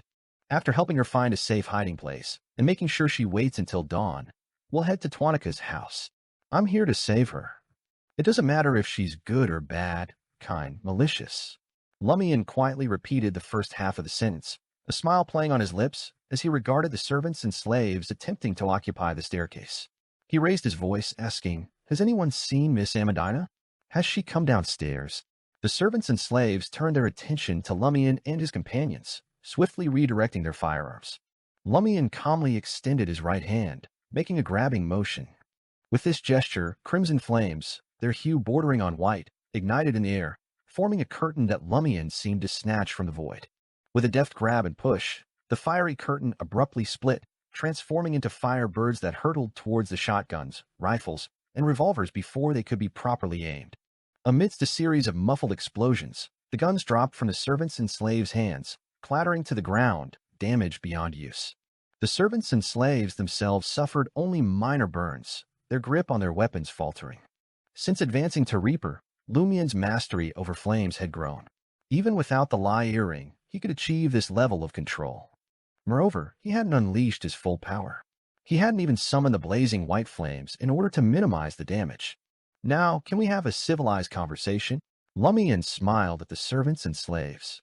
Behind him, crimson fire ravens, their color nearly white, materialized, poised to strike at a moment's notice. An Intisian valet, who seemed to hold some influence among the group, couldn't conceal his fear as he replied, "Amandina hasn't come down." Otherwise, he couldn't help but lick his lips. "And who were you shooting at?" Lumian inquired. "It's Petit, that bastard who deserves to rot in hell, and his butler, the one who's always wielding that damn whip." A dark-skinned slave picked up the fallen firearm, only to discover that it was broken, just like everyone else's. They had planned to retrieve more guns from another room on the first floor, but for now, they didn't dare make a move. Is that so? Lumian nodded, a look of enlightenment crossing his features. Carry on, then. He turned around, leading the 10 to 20 fire ravens that had gradually dispersed, and said to Camus and the others, "Let's scale the side of the building to reach the third floor." Teleportation wasn't an optimal option at this distance, not after having used it 4 times already. Of course, since advancing to Reaper, Lumian could now perform 11 to 12 spirit world traversals without relying on the spirituality accumulated through his ascetic abilities. It was a marked improvement from his previous limitations. Camus and the others raised no objections. Lugano, however, trembled as he asked, "How am I supposed to climb?" He swung the stump that was all that remained of his right arm. Lumian glanced at him and said matter-of-factly, "Camus will assist you." "Me?" Camus was momentarily taken aback before assessing his own skills and concluding that it was indeed feasible. Before long, the 4 of them had ascended to the 3rd floor, making use of the statues, decorations, metal pipes, and side balcony adorning the outer wall. As soon as Camus pushed open the door leading to the corridor, he caught sight of a figure. It was Amandina's personal maid, an Intijan lady's maid clad in a white cloth nightgown. At that moment, the young lady's maid stood bathed in the dim moonlight, a bloody dagger clutched in her hand, her expression inscrutable. Drip, drip. The bright red blood from the dagger fell onto the corridor carpet, each drop a vivid splash of color. Camus' heart clenched. "What have you done?" The lady's maid's face broke into a satisfied, carefree smile. "I killed it. I've been annoyed by it for far too long." It? In Intijan, she and it were 2 entirely different words. Amidst his surprise, Camus followed the trail of dripping blood, his gaze falling upon Amandina's beloved pet dog, lying motionless at the door of the adjacent room. Phew. Camus breathed a sigh of relief before asking in a deep, serious voice, "Where's Miss Amandina?" The lady's maid's expression turned resentful. "I'm looking for her, too. She left an hour ago." An hour ago? Before the Dream Festival began. Camus pressed further. "Where did she go?" The lady's maid, still holding the blood-stained dagger, replied with a contorted expression, "She went on a date with my Robert." Camus fell silent. Lumian shook his head. Under the watchful eyes of the lady's maid, who yearned to kill but felt outnumbered, he swiftly searched the entire 3rd floor with Rhea and the others, but found no trace of Amandina. "Let's go." Lumian turned to Camus, his voice firm. Camus had no choice but to concede defeat. The 4 of them immediately teleported outside Hisoka's house. Just as Lumian was about to proceed, he sensed something and looked up at the 3rd floor. A face appeared through the glass window of a room on the 3rd floor. The face was graced with a high-nosed bridge, piercing blue eyes, and thick black hair tied into a simple knot atop her head. Her brows exuded a youthful, vibrant aura. Amandina. It was said that Amandina had gone on a date with her fiancé Robert. Lord of Mysteries 2, Circle of Inevitability. Chapter 676, You Intijans. Camus was stunned to find Amandina here. His astonishment far outweighed any joy he might have felt. From the window above, Amandina noticed the 4 figures below. Her face twisted in alarm, and she disappeared into the house's shadowy interior. Taken aback, Camus called out, "Don't be scared. We're here to keep you safe." While shouting, he raced up the stairs to the 2nd floor of Twanika's residence. His visit to Palm Manor had confirmed Louis Barry's theory. The Dream Festival participants had lost control of their actions, driven by hidden malevolence and desires. Yet their minds remained lucid, allowing for communication. Camus couldn't be sure if the possessed individuals would misinterpret others' words. Furthermore, this wasn't true clarity of thought. They wouldn't realize they were dreaming, and the experience would fade upon waking. Pum, pum. Camus and Rhea charged into the building, taking the steps 2 at a time. Behind the house, out of sight, a glass window set in wooden planks swung open. Amandina, clad in black hunting gear, nimbly climbed out. She used the wall's protrusions and crevices to swiftly descend to the ground.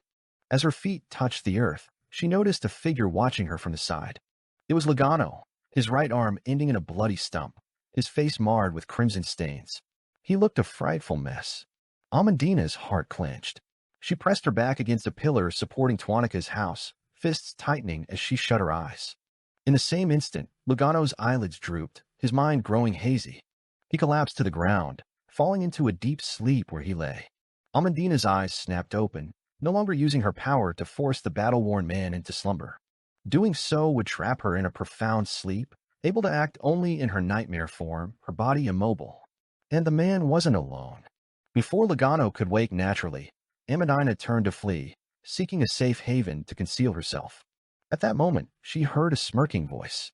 "So you're a beyonder too."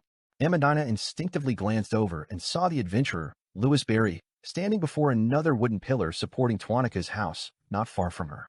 The handsome Louis Barry, with his dark hair and emerald eyes, had one hand in his pocket as he leaned against the pillar. His feet were crossed behind him, and his lips curled into a playful smile as he looked her way. The dim crimson moonlight of the night lent him an air of enigmatic and sinister allure. Amandina tightened her fists once more and closed her eyes. However, her spiritual senses told her that Louis Barry had vanished in an instant. She couldn't find the target and couldn't use her corresponding abilities. Moments later, Amandina, with her heightened spiritual perception, cast her gaze towards the shadows on the ground floor of the house. She sensed something stirring there. At the same time, Amandina heard an illusory and ethereal voice. "We mean you no harm. We're not affected by the Dream Festival." Amandina, who was about to use her spiritual perception to lock onto the formless presence in the shadow, was taken aback. Just then, Camus and Ria ran to the corresponding window and called out to Amandina. "We're here to protect you. We have enough self-control." After assessing the number and strength of the two sides, Amandina asked skeptically, "Why aren't you affected?" As she spoke, she locked onto the formless entity in the shadow, believing it to be the strongest among the opposing group, the adventurer Louis Barry. If she discovered anything amiss and something went awry, controlling Louis Barry first would effectively increase her chances of escape. Lumian's body emerged from the shadows. He glanced at Logano, who had regained consciousness and stood up, and inwardly praised Amandina's keen spiritual perception. Then he smiled at Amandina and said, "Surely you've noticed that we've been entering and exiting this house frequently over the past few days? What about you? How are you able to maintain your normal self-control?" Amandina glanced at the house beside her, no longer puzzled by Lumian and the other's ability to remain lucid and rational. She pursed her lips and said, "Robert took me on a date to Twanika's place. I spent half the night here." Camus' heart ached as he blurted out, "Robert knows what's special about this place." Amandina nodded nimbly. "He knows the Dream Festival very well. What's his relationship with Twanika?" Lumian asked thoughtfully. Amandina pondered for a moment. "I don't know. At the very least, I haven't noticed any romantic tension between them or any interactions." "What do you mean by romantic tension?" Lumian didn't directly inquire about Mr. Robert's knowledge of the Dream Festival. Instead, he asked something else. "Are you a beyonder of the Evernight pathway?" Amandina blinked and hesitantly said, "In a way." Upstairs, Camus inquired with concern, "Where did you obtain the potion formula and the corresponding ingredients?" As they conversed, various movements and shouts echoed from the plantations outside the town and throughout the town. Amandina's eyes darted around as she grinned and said, "Can I choose not to answer? What do you think?" Lumian smiled at her. Amandina didn't back down. She raised her head slightly and stared into Lumian's eyes without flinching. She noticed that his smile remained unchanged, and his emerald green yet deep eyes remained emotionless. After more than 10 seconds, Amandina averted her gaze and tilted her head slightly. "I obtained it in this dream." Camus, who was on the 3rd floor, was taken aback. "You obtained it during the Dream Festival?" He could understand obtaining a potion formula during the Dream Festival. While knowledge gains could be replicated in reality, could beyonder ingredients used to concoct potions be brought from the dream to reality? Could it be that after consuming a potion during the Dream Festival, one could also remain a beyonder upon waking? This subverted much of mysticism's common sense. Without waiting for Amandina's confirmation, Camus thought of a possibility. He immediately asked Amandina, "Are you a beyonder only in this dream?" Amandina wanted to play dumb, but after glancing at Louis Barry, who was looking at her with a faint smile, she said gloomily, "It's the same in reality, but I don't have many chances to showcase it." "How is this possible?" Camus gazed down at Amandina, suspecting that the mystical knowledge he had encountered since childhood was inaccurate. He had considered the possibility that Amandina was lying, but he wasn't willing to doubt this girl who held a special place in his heart. At that moment, Lumian spoke calmly to Amandina, his expression unperturbed. "You haven't consumed a potion, have you?" Amandina's expression shifted slightly. She puffed up her cheeks and muttered, "Why are you still asking me if you already know?" "Haven't consumed a potion?" Camus Rhea, and Lugano were taken aback, but as they recall their encounters, they gained a better understanding of Amandina's situation. It's indeed a boon, but I'm not sure how it was accomplished. Lumian silently smiled as Camus nervously asked Amandina, which evil god deceived you? Amandina was bewildered. Evil god? What evil god? Before Camus could explain, Lumian asked thoughtfully, how did you obtain these supernatural abilities? Amandina scoffed. Why should I tell you? In the next moment, she saw Louis Barry reveal a smile that inexplicably terrified her. It's Robert, Amandina said with a shiver. He took me into the forest outside and led me to a huge black stone. He asked me to place my hand on it. And then you became a beyonder. Lugano interrupted Amandina with surprise and curiosity, failing to abide by his duty as a servant. Amandina shook her head. Then I fell asleep in the dream. When I woke up, I had superpowers. Is Robert also a beyonder? Did he obtain his powers through the same method? Camus pressed. Amandina let out a soft sigh and said, he's a beyonder, but I don't know if he obtained his abilities the same way. He brought me on a date here. Before entering this dream, he was already a beyonder. Black Boulder. Lumian emerged from the ground floor of Hisoka's house and asked Amandina with a smile, where's Robert? He's not having a date with you here. Amandina's expression shifted between anger and amusement as she replied, he wanted to visit his other lover before coming to me. He has another lover? Who? Camus asked, suddenly angry. Amandina's eyes darted around, and she hesitated for a moment with a strange expression.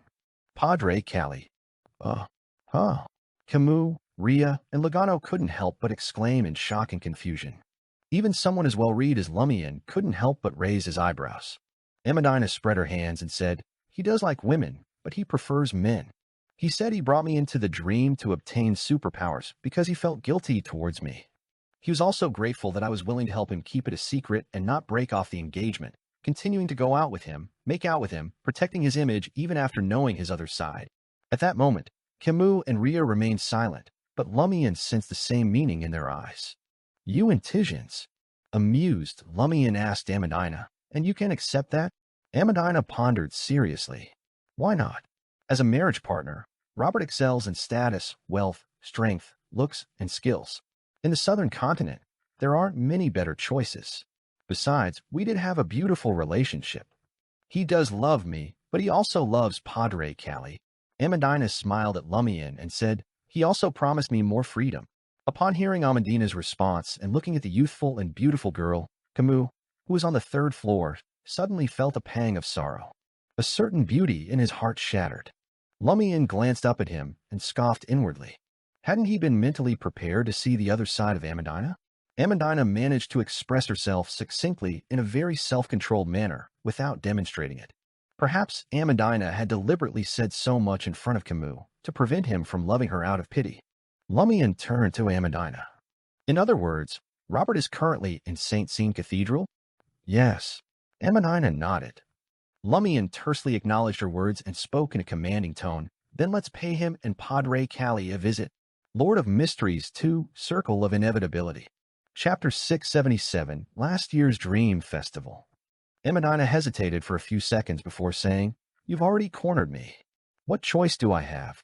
Her eyes flickered with an inexplicable excitement and curiosity as she spoke. Her words seemed to convey a different message. I didn't want to. I had no intention of doing so. You forced me to go to St. Sean Cathedral. Hurry, let's go. Are you trying to broaden your horizons? Lumian criticized but didn't expose her. He pointed at Hisoka's house and said, Before heading to St. Sean Cathedral, let's check this place first. Amandina tersely acknowledged his words. Are you trying to find the source of its uniqueness? Give up. I checked during the last Dream Festival, and just now, but I found nothing. As she spoke, she followed Lumian at a brisk pace, anticipating what this seemingly formidable adventurer would discover. Lumian reached the second floor of Hisoka's house, where Camus and Rhea were already waiting. Surveying every corner, Lumian casually asked Amandina, Are you familiar with Tuanaku? Amandina wasn't surprised by the question. Since she was searching for the source of the abnormality in Tuanaku's residence, she couldn't avoid gaining a better understanding of his situation. She shook her head and said, I'm not familiar with him. I've only encountered him once or twice. I was just a child when he lived in Tizamo. Most of the time, I studied at the Irish Grammar School in Port Pilas. Later, he only returned to Tisimo 2 or 3 times a year, spending a week each time. It was evident that Amandina had secretly learned about Tuanaku. After all, she had only entered the special dream because she had slept in his house. She had even remained fully lucid during the dream festival. Without waiting for Lumian to ask a new question, Amandina glanced at him and added, Tuanaku returns every year for the dream festival. Last year, during the dream festival, when Robert and I returned from the Black Stone, we noticed someone approaching. We hid behind giant trees on both sides of the path and saw that it was Tuanaku. Tuanaku is indeed connected to the Black Boulder. There are even traces of him, or marks formed by extreme emotions and desires there. Lumian turned to Camus, who was watching him and Amandina stroll around the second floor, and pondered for a moment. Which month did Tuanaku's house burn down, killing all his family members? Without waiting for Camus' response, Amandina exclaimed excitedly, I know. Yes, I'm asking you. Do you think I don't know when Tuanaku transmigrated? Lumian smiled at Amandina, signaling her to respond. He had a clear and detailed understanding of Tuanaku's matters on the surface. He had deliberately asked Camus to elicit Amandina's answer. He wanted to see if she would lie and if she had any further information. Amandina said smugly, late December. It should be a few days after the Dream Festival. As far as they knew, the Tuanaku family likely perished during the Dream Festival. Upon returning to reality, their fates began to unravel, and they were taken away by the fiery disaster. The question is, why did this house leave behind an abnormality? What happened to the Tuanaku family back then, or what had they done? As the bestowed of the inevitability domain, Lumian found a term that was very inevitability-like to summarize the phenomenon of those who died for various reasons in the next 3 months after dying in the Dream Festival and returning to reality. Reigning in fate. Of course, he couldn't be certain that death in the Dream Festival would lead to death in reality. However, judging from Amandina's expression and tone, Lumian believed that she thought the same. After searching the second floor and finding no differences from reality, Lumian ascended the stairs to the 3rd floor. Amandina followed closely, her excitement showing that she finally had a chance to do what a Beyonder should do. Lumian glanced at her and casually asked, What left an impression on you during last year's Dream Festival? Amandina's excited expression darkened, as if she had been reminded of something unpleasant. She covered her mouth and nose. After a few seconds, she said, Robert and I discovered numerous cruelly murdered individuals in the town and various plantations. Their stomachs were ripped open, and their internal organs were removed. They wore pained expressions, as if they had been tortured to death. Serial killer. Camus, who had been listening intently to Louis Berry and Amandina's conversation, blurted out. This reminded him of Tuanaku. Was this desire apostle venting his murderous desires during the Dream Festival to show restraint normally? So that's how it is. Lumian roughly understood how Hisoka's advancement ritual had been completed. Following the ritual, Hisoka had killed enough people in this realistic dream and devoured their internal organs. When he returned to reality, these people died one after another. From Fate's perspective, they had indeed perished because of Hisoka's murder. This fulfilled the core requirements of the ritual. Hisoka only needed to truly devour a portion of the victim's internal organs before they were buried. He should be able to complete the ritual, consume the potion, and advance to Desire Apostle. In reality, completing a series of murders and stealing a corpse's internal organs were 2 entirely different matters. What puzzled Lumian was that according to Devilology, such an advancement ritual required a 3-day interval between killings. Otherwise, it was easy to lose control. The maximum interval couldn't exceed 9 days, or the ritual would reset. Hisoka had clearly used the Dream Festival to complete all the killings in one night. When he returned to reality and the primitive tribe attacked, all the condemned people died on the same day. It didn't drag on until the next month. Lumian believed that it was due to the April Fool's prank. They had taken advantage of the chaos to send the deceased, whom the primitive tribe couldn't eliminate in time, to hell. This could be confirmed by the statements of the peripheral members of April Fools. In other words, the interval of no more than 9 days was satisfied, but Lumian didn't know how Hisoka had achieved the criteria of exceeding 3 days. Had he used the dream's uniqueness to avoid the 3-day interval? When he killed someone in the dream, it hadn't been reflected in reality, so he wouldn't lose control so easily. As Lumian pondered Hisoka's advancement ritual, he circled the rooms on the 3rd floor. After searching the room where Tuanaku slept, he smiled at Amandina and said, Apart from the serial murders, what else did you encounter? Amandina pursed her lips and furrowed her brow. After a brief struggle, she grumbled, "If I cooperate, will I be awarded a medal when I return to reality?" Her father, Petit, had once received the Legion of Honor medal from Intis, so he was made a knight. Without waiting for Lumian's response, Amandina continued, "I also encountered a woman who seemed like a lunatic. Back then, I wanted to visit the Broom Hotel to see how the gentlemen and ladies hunting in Tizimo would react in such a dream. I was looking forward to seeing their other side. When I reached one of the rooms, I heard a few people singing a strange song. Then the crazy woman appeared behind Robert and me. She remained lucid. She was quite beautiful, but she was very crazy. Back then, I was like a child with a new toy. I always wanted to test my abilities. I felt that with Robert's cooperation, I could easily deal with most Beyonders. One controlled, and the other attacked. And then, she captured the two of us. Robert was knocked out, stripped naked, and hung from the bell tower with a bunch of mosquitoes released beside him. I was hung in a cesspit, descending bit by bit. At this point, Amandina appeared on the verge of vomiting. In Tizimo, other than the Broom Hotel, St. Sean Cathedral, the police headquarters, and a few other places, no one used a flush toilet. Camus couldn't help but sympathize with Amandina as he imagined such a scene. Mad Lady? Were the ones singing the peripheral members of April Fools who participated in the Tizimo prank? Lumian circled the third-floor rooms and smiled at Amandina. And then, Amandina took a deep breath and said, "She also asked me why I stayed lucid. After I told her about Robert and Padre Calli, she happily ran to St. Sean Cathedral and completely forgot about me. After that, I gradually escaped my predicament." With a nod, Lumian replied, "Let's go to St. Sean Cathedral now." He planned to consider using the mystery-prying glasses and the Eye of Truth in Hisoka's house in the dream after obtaining more information from Padre Calli and Robert. All right. Amandina tried her best to appear less eager, but she really wanted to see how Robert, her fiancé, interacted with Padre Calli. The five of them left Hisoka's house and hurried towards St. Sean Cathedral. Lumian didn't use teleportation because he didn't want to waste his spirituality. He couldn't carry anyone with him in his flaming spear form either. Fortunately, Tizimo wasn't large. They quickly followed the shadows by the roadside and returned to the intersection where the Broom Hotel stood amidst various cries. Lumian pointed at the Broom Hotel and warned Amandina, "Don't go to the second floor of the Broom Hotel. Trust me, it'll be even more terrifying than what that crazy woman put you through." Amandina's eyes narrowed as she said, "Okay."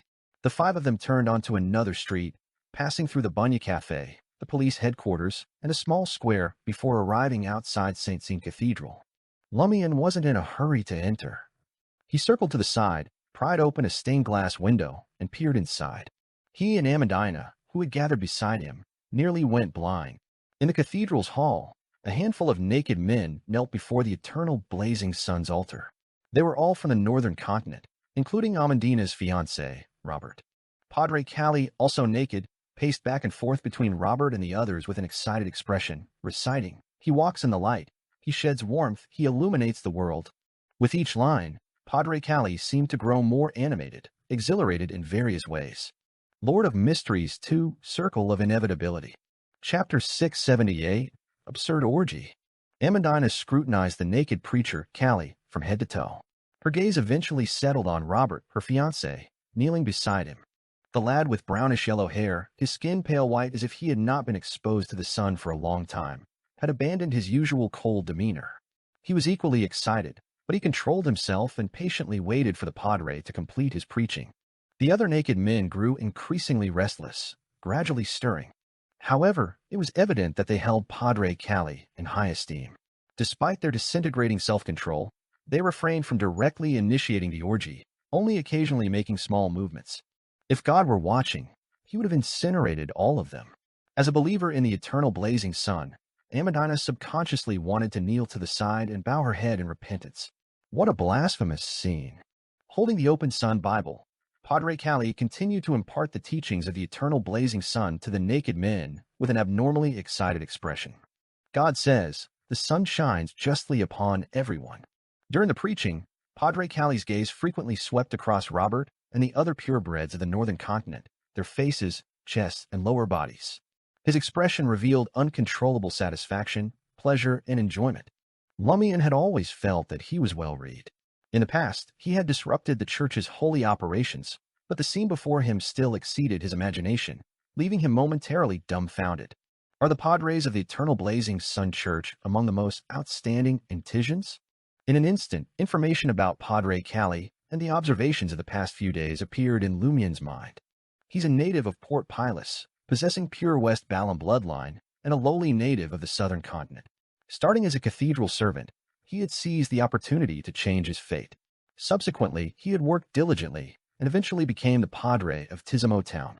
He yearns for higher status and more recognition, especially from those hailing from the northern continent. Such long-standing desires have distorted the desires of Padre Cali. Is he secretly targeting men from various countries in the northern continent, attempting to subdue them and gain his sought-after recognition? Robert and the others are clearly relatively young. If Padre Cali had started doing such things a few years ago, they would still have been minors with immature minds. TSK, you padres. As Lumian analyzed the current situation, he thought of his sister Aurora.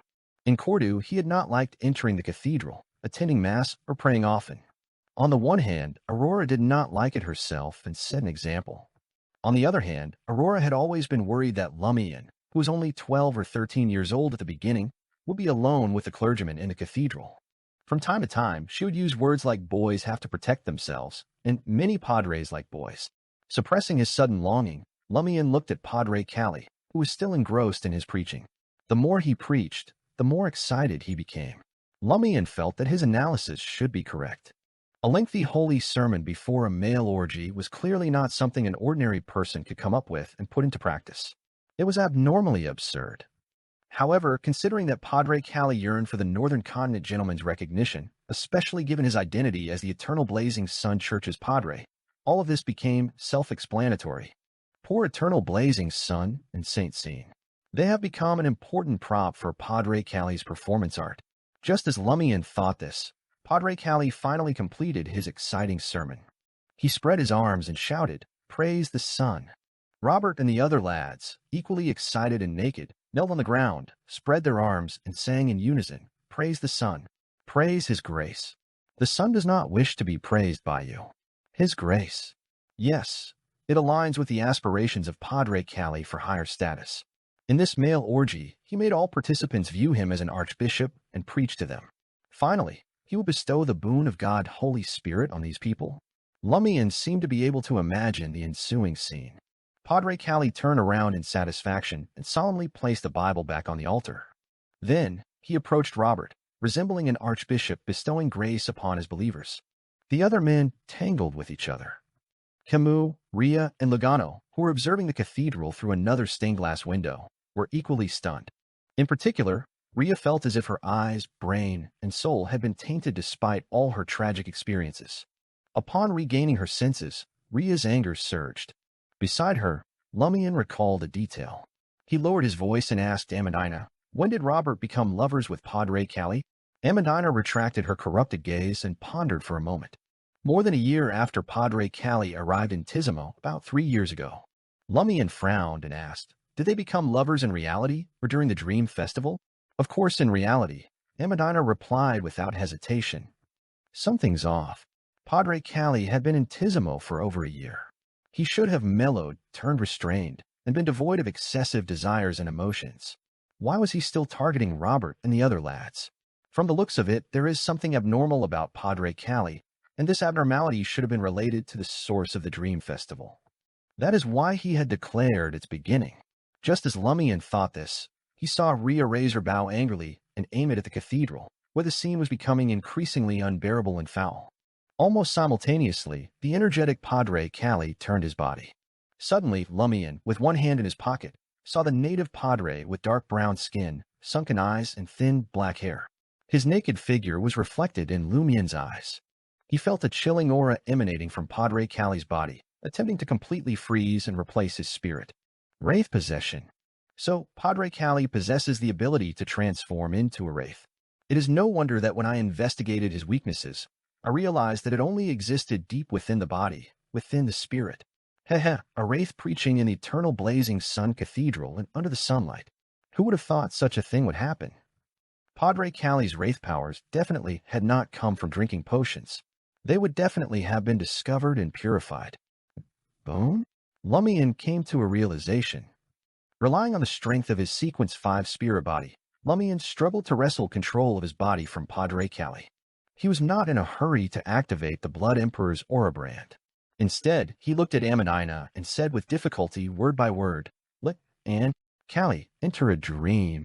Lumian knew that Amadina's ability to forcefully pull people into a dream could only be used one-on-one. However, Padre Cali was currently attached to him and entangled with his spirit body. Perhaps she could treat them as a unit. As for whether wraiths dreamed, Lumian did not know for now. After all, he still had a backup plan. With a resounding crash, Ria's arrow shattered the stained glass window, sending shards crashing to the ground. The arrow, entwined with silver-white lightning, crossed a distance of more than 10 meters, pierced the location where Padre Cali had been, and nailed it to the wooden table with a candlestick. Amidst crackling lightning, the long wooden table shattered and collapsed to the ground, sending burning candles tumbling in all directions. Robert, clearly taken aback by the sudden departure of Padre Cali, reacted. He opened his mouth and uttered strange words in a strange language. Oh, as if a cold wind from the Faesac Empire's extreme north blew, a blurry, strange, and inhuman figure materialized out of thin air and burrowed into Robert's body. A layer of armor-like ice materialized on Robert's body, and a colossal, sharp, and crystalline frost scythe materialized in his hand. Clutching the massive scythe, Robert sprinted toward Ria, Camus, and the others. Wherever he passed, the ground froze, and icicles materialized on the walls. On the 4th floor of the Brew Motel, in a room near the intersection, two figures emerged from behind the curtains as Lumian and his companions made their way to the street where St. Sean Cathedral stood. One of them was a man with distinct northern continent features. His dark green eyes stood out against his dark gray formal suit and black silk top hat. The other was a woman with delicate skin, exquisite facial features, and deep blue eyes. She wore a light-colored dress that allowed for easy movement and a feathered hat adorned with pearls. They were the couple Lumian had seen moving into the Brew Motel late at night. They had arrived in Tizimo a mere 10 minutes before the official Dream Festival began. At that moment, the man and woman's eyes were clear, devoid of any excessive emotions or actions.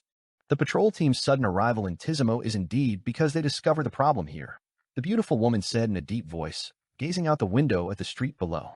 From the looks of it, they've also found a way to remain lucid and rational in this special dream.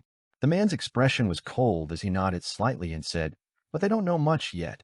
They're moving in the wrong direction. Let's get moving." The woman in the feathered hat led the way to the door. The two of them descended the stairs swiftly, one after the other. As they passed the 2nd floor, the woman in the light-colored dress suddenly stopped and whispered, "Do you hear something strange?" The man in the half-top hat listened intently for a few seconds before hearing faint chewing sounds coming from a room deep on the 2nd floor. The sound persisted without pause. Lord of Mysteries 2, Circle of Inevitability.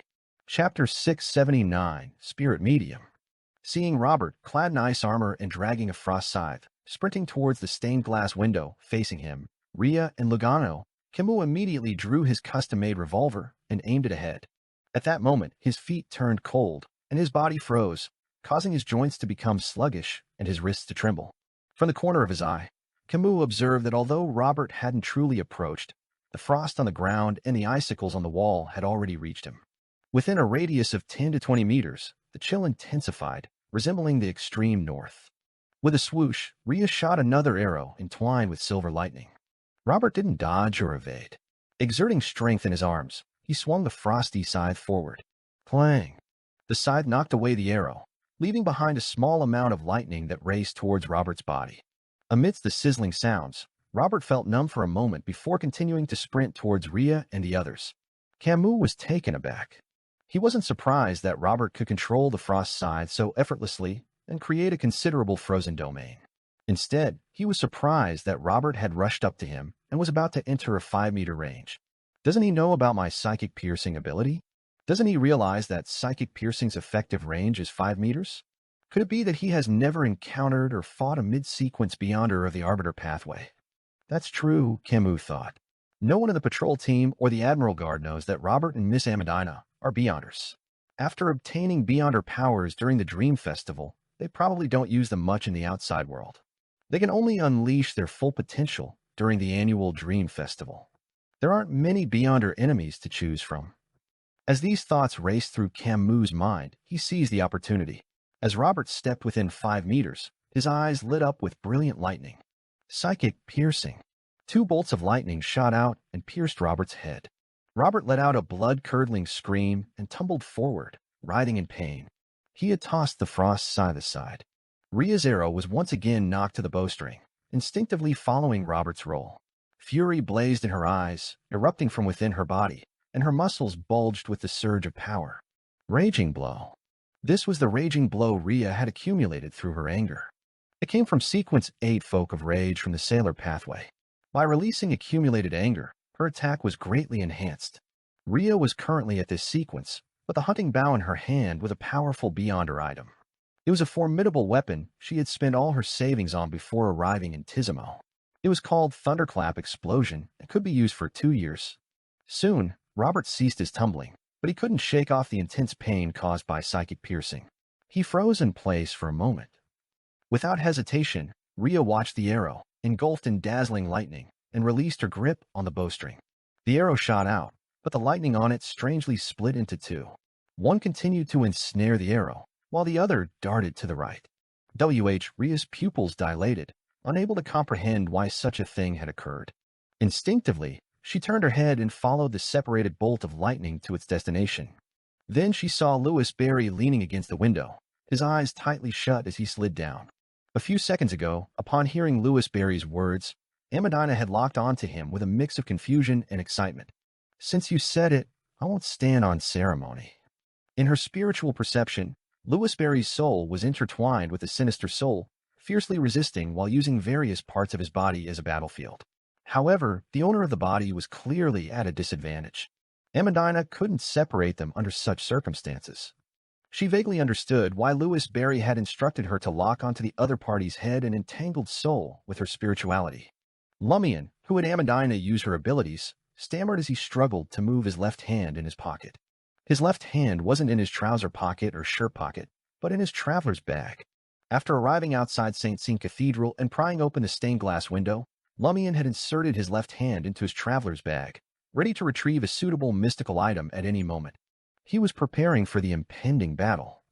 If this wasn't a dream, he would likely have his hand in his left shirt pocket, where Mr. K's finger was. Before being fully controlled by the Wraith, Lumian relied on the strength of a Reaper's soul to struggle and retrieve a brooch from his traveler's bag. It was the grayish-white, lightning-shaped brooch known as Fury of the Sea. Lumian gripped the brooch tightly and observed Amandina leaning against the wall. She clenched her fists and closed her eyes. His thoughts suddenly blurred, and his eyelids grew heavy. He fell asleep and slowly slid down the wall. Padre Callie fell silent in his body. The Wraith appeared to be asleep as well. It was unknown if he would fall asleep on his own, or if he was affected by the negative effect of now possessing a body. Amandina opened her eyes and was delighted to see this. She wanted to praise herself. With a crackling sound, the bolt of lightning detached from Rhea's arrow struck Lumian, transforming into numerous tiny electric serpents that slithered around him. This was the downside of the Fury of the Sea brooch. Even if Lumian only carried it, there was a high chance of being struck by lightning when he went out in the rain. And if he wore it without attacking anyone else, the likelihood of encountering such a thing would significantly increase. Lumian believed that since the Fury of the Sea brooch had a chance of attracting lightning strikes on a rainy day, it held a special allure for lightning.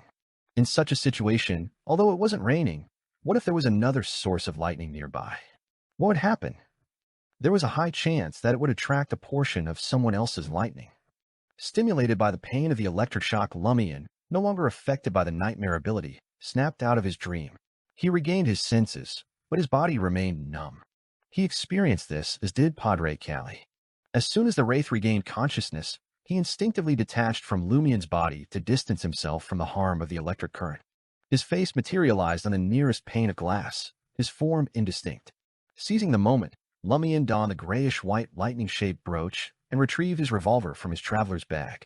He raised his right hand, aiming at Wraith Callie, who remained in a daze. The Wraith's various colors reflected in Lumian's determined eyes. The pallor rapidly expanded in Lumian's line of sight. Bang! Lumian calmly pulled the trigger, firing a yellow bullet. As he did so, silver-white lightning flickered on the Fury of the Sea brooch, instantly entering the bullet and wrapping around its surface. This was one of the brooch's abilities. It could grant the wearer an electric shock effect with every strike. After temporarily losing the pride armor, This had become one of Lumian's most effective methods against soul-type creatures. The yellow bullet, engulfed in silver-white lightning, struck the stained glass, shattering it and sending tiny electric currents in all directions. However, it missed Padre Cali. As Lumian pulled the trigger, the wraith vanished from the glass and instantly leaped onto the glass-like surface of the crystal chandelier high above the cathedral. Mirror blank. On the other side, Ria's arrow struck Robert with precision, emitting a resounding bang like a heavy object colliding. Crack. The ice armor covering Robert's body instantly cracked, shattering into fragments that fell to the ground. Under the assault of crackling electric serpents, the blurry shadow attached to his body broke free and vanished into the void. With the ice armor shielding him from most of the damage, Robert remained relatively unaffected. However, his chest tightened, and his body briefly went numb. At that moment, he regretted not wearing clothes. The various ingredients needed for his spirit channeling were hidden in his clothes, such as full moon essence oil or corpse incense medication. There were very few spirits that could allow him to communicate safely without the use of materials. The one just now was the most powerful.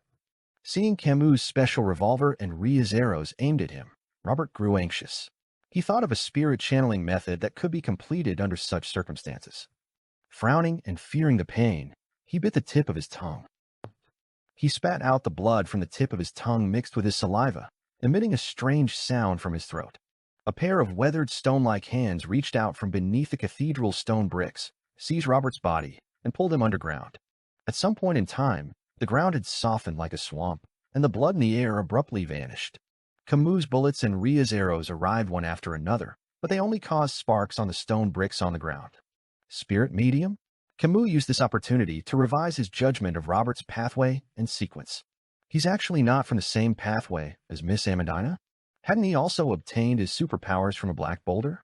Camus hastily took a few steps back, retrieved a cartridge bag, and began reloading the revolver.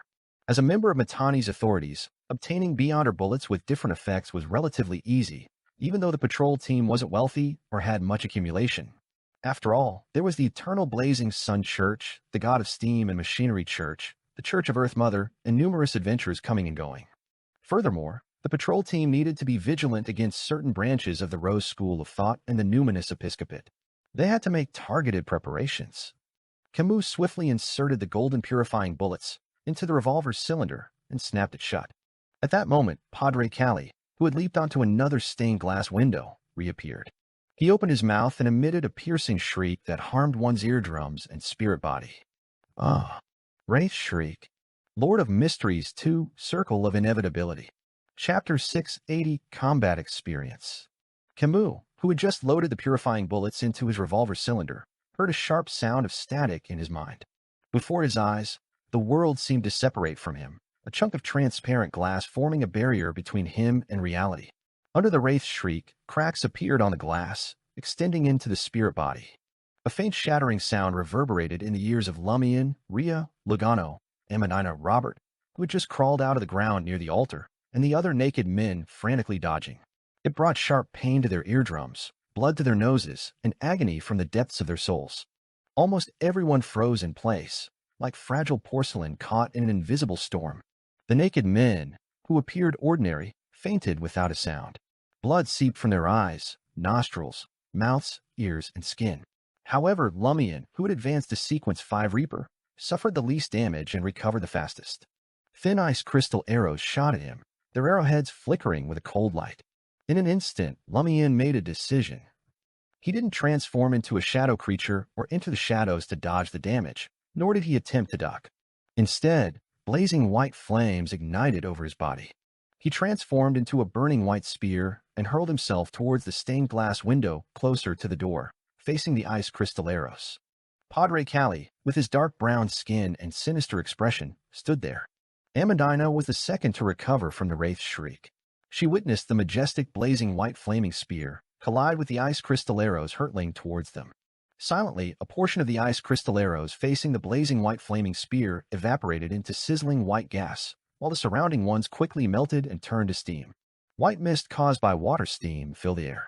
Although the blazing white flaming spear had dimmed significantly and stopped burning violently, it still pierced through and headed straight for the stained glass that revealed Padre Cali's figure. Similar ice crystal arrows pierced through the white mist, striking Amandina, Camus, Rhea, and Lugano. However, they either melted or shrunk significantly, reducing their speed. Amandina and Camus, who had just escaped the Wraith's shriek, easily dodged. Although Rhea and Lugano couldn't react in time and were hit by the ice crystal arrows, they only felt a slight pain, as if a child had hit them with a snowball. It was a little painful, but mostly wet and cold. They seized the opportunity to snap out of their daze, almost at the same time as Robert at the altar. Crack! The blazing white flaming spear struck the stained glass, shattering it into countless pieces. However, Padre Cali had already leaped onto the window that Lumian had pried open, narrowly escaping the attack. As the flames of the burning white spear dissipated, Lumian's figure emerged from the fading light. Without hesitation, he ignited white flames once more, transforming into a majestic spear that shot towards the window where Padre Cali had appeared, determined to pursue his enemy. He deliberately refrained from teleporting and repeatedly transformed into a flaming spear, hoping to lull Padre Cali into overlooking such possibilities.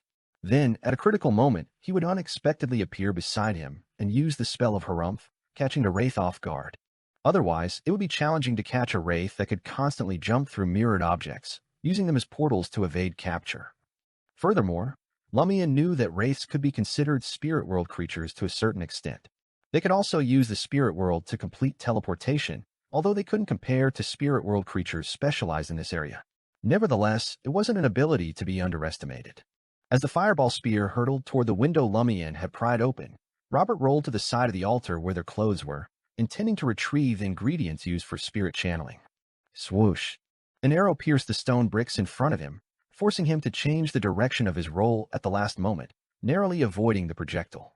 As soon as Rhea regained her composure, she aimed at Robert and launched an attack. Both she and Camus believed that Louis Barry could handle Padre Cali on his own, so their mission was to restrain Robert and capture this key figure, preventing him from interfering in the battle. As a gunshot rang out, Padre Cali's figure vanished from the stained glass window, leaving no trace of his presence. The eyes of Amandina, who was nearby, reflected the image of the naked fallen Padre. Amandina wanted to resist, but her body quickly turned cold, gradually defying her will as an unknown force took control of her actions. Amidst the sloshing sounds, Lumian's blazing white flaming spear pierced through the stained glass and landed outside the cathedral, 3 to 4 meters away from Amandina, its heat radiating in the cool night air. As the flames dissipated, Lumian appeared, clad in a golden straw hat, a white shirt, and a black vest. At that moment, Amandina's hands had already involuntarily risen. The corners of her beautiful face curled into a sinister and smug smile. Come on, attack me. Amandina would be the first to be injured and die. If the body can't protect me, I can still jump and shift positions in time. Padre Cali was wary of Amandina's ability to forcefully pull people into dreams, a power that could easily turn the tide of battle. This time, he chose to possess her instead of Louis Barry, an enemy at a higher sequence, hoping to use her as a shield against Lumian's attacks. As Padre Cali manipulated Amandina's body with a sinister and smug smile, he saw Louis Barry's lips curve into a radiant smile. As a wraith, Padre Cali had a strong spiritual premonition, and he suddenly sensed extreme danger. Huh! A pale yellow light burst forth from Lumian's laughter and landed on Amandina, who stood 3 to 4 meters away, enveloping her spirit in Padre Cali, who couldn't use mirror or blink in time. Lumian honestly found it a pleasant surprise. You know about Nightmare's abilities, but don't you know how to guard against the spell of Harumph? Oh, you really don't. You don't know this ability, nor do you know that I'm capable of it. However, as a wraith, you can continuously mirror jump, yet you insist on attaching yourself to one of my teammates and remain within a few meters of me. What kind of belief is this? Don't you have enough combat experience? Even if you didn't know the spell of Harumph, you have to guard against abilities like psychic piercing. Oh, you think Camus is far away, so there's no need to worry about it. As a sequence 5 of the Hunter pathway, how would I know this? Are you hoping to use me to quickly kill Amandina? Haven't you considered the existence of mystical items?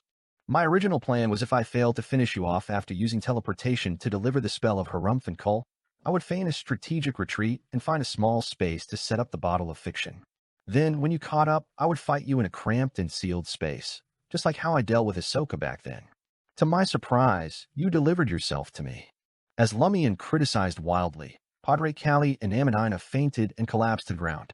Had it been during his battle with Ahsoka some time ago, Lumian would have hastened to follow through with the subsequent steps. This was because the spell of Harumph couldn't render a Sequence 5 enemy unconscious for long. However, now that he had advanced to Sequence 5, his spell of Harumph had become significantly stronger. The time he could control a wraith had increased, although it was still limited to a few seconds. Lumian retrieved a few special bullets from his traveler's bag. They had been purchased through Camus from the patrol team. 2 exorcism and 2 purification bullets, both golden in color. Lumian swiftly loaded the 4 bullets into the cylinder of his revolver and aimed at Amandina, who lay on the ground. Catching sight of this from the corner of his eye, Camus jumped in fright and shouted, "What are you doing?" "Saving her," Lumian replied calmly. Then he pulled the trigger. Bang! The golden exorcism bullet struck Amandina's shoulder, causing her to bleed and emit a golden sunlight. Amandina woke up in pain, and the apparition of Padre Cali detached from her body, his face warped under the sunlight. Originally, with the strength of the exorcism bullets, it would have been impossible to expel a wraith from the victim's body in an instant. However, Padre Cali was unconscious and unable to react effectively. Lumian raised his gun, his eyes reflecting the color on the surface of Padre Cali's spirit body. He locked onto the pallor that had become evident. Bang! A golden purifying bullet, imbued with Cult's power, struck the wraith's forehead. The apparition of Padre Cali froze as he saw the bullet shatter on its own, transforming into balls of golden holy flames that spread throughout his body, igniting dust in his soul. The bright, sun-like golden flames swiftly enveloped Padre Cali, causing him to let out a tragic scream. This wasn't a wraith shriek, but it still made everyone's heads and ears hurt. Lumian endured these sensations and calmly said to Amandina, "Drag him into a dream and inquire about the source of the dream festival." Padre Cali had already been subjected to Cull and was severely weakened, teetering on the brink of true death. Amandina could effectively restrain him. But Amandina's shoulder and head ached, but she didn't dare complain when she saw Louis Barry's cold and calm expression. Lumian turned to Lugano and said, "Treat her gunshot wound." "All right." Lugano winced from the pain in his eardrums, but he still rushed over. At that moment, Padre Cali, purified by the Cull, instinctively withdrew from his wraith state and transformed back into a human to escape the ongoing damage. Seeing this, Amandina took a deep breath, clenched her fists, and closed her eyes. She and Padre Cali entered the dream at the same time. Lord of Mysteries 2, Circle of Inevitability. Chapter 681 Tomb. Robert rejoiced that the 2 patrol team members dealing with him had also been affected by Padre Cali's scream. He didn't know what had happened to his lover, nor could he confirm it. Enduring the swelling in his head and the pain in his eardrums, he rushed towards the altar. Ria's arrow struck the pile of clothes, but that wasn't Robert's destination. It was quite a distance away. After landing on the ground, he rolled and hid behind the altar. Ria drew the bowstring again, but she didn't release the arrow immediately. Robert's body was completely blocked by the altar, making it impossible for her to aim. As a devout believer of the eternal blazing sun, it was also impossible for her to use the hunting bow's unique abilities together with Raging Blow to directly shatter the altar. Witnessing this, Camus, knowing his revolver's power was insufficient, leaped over the shattered stained glass window and sprinted towards the altar.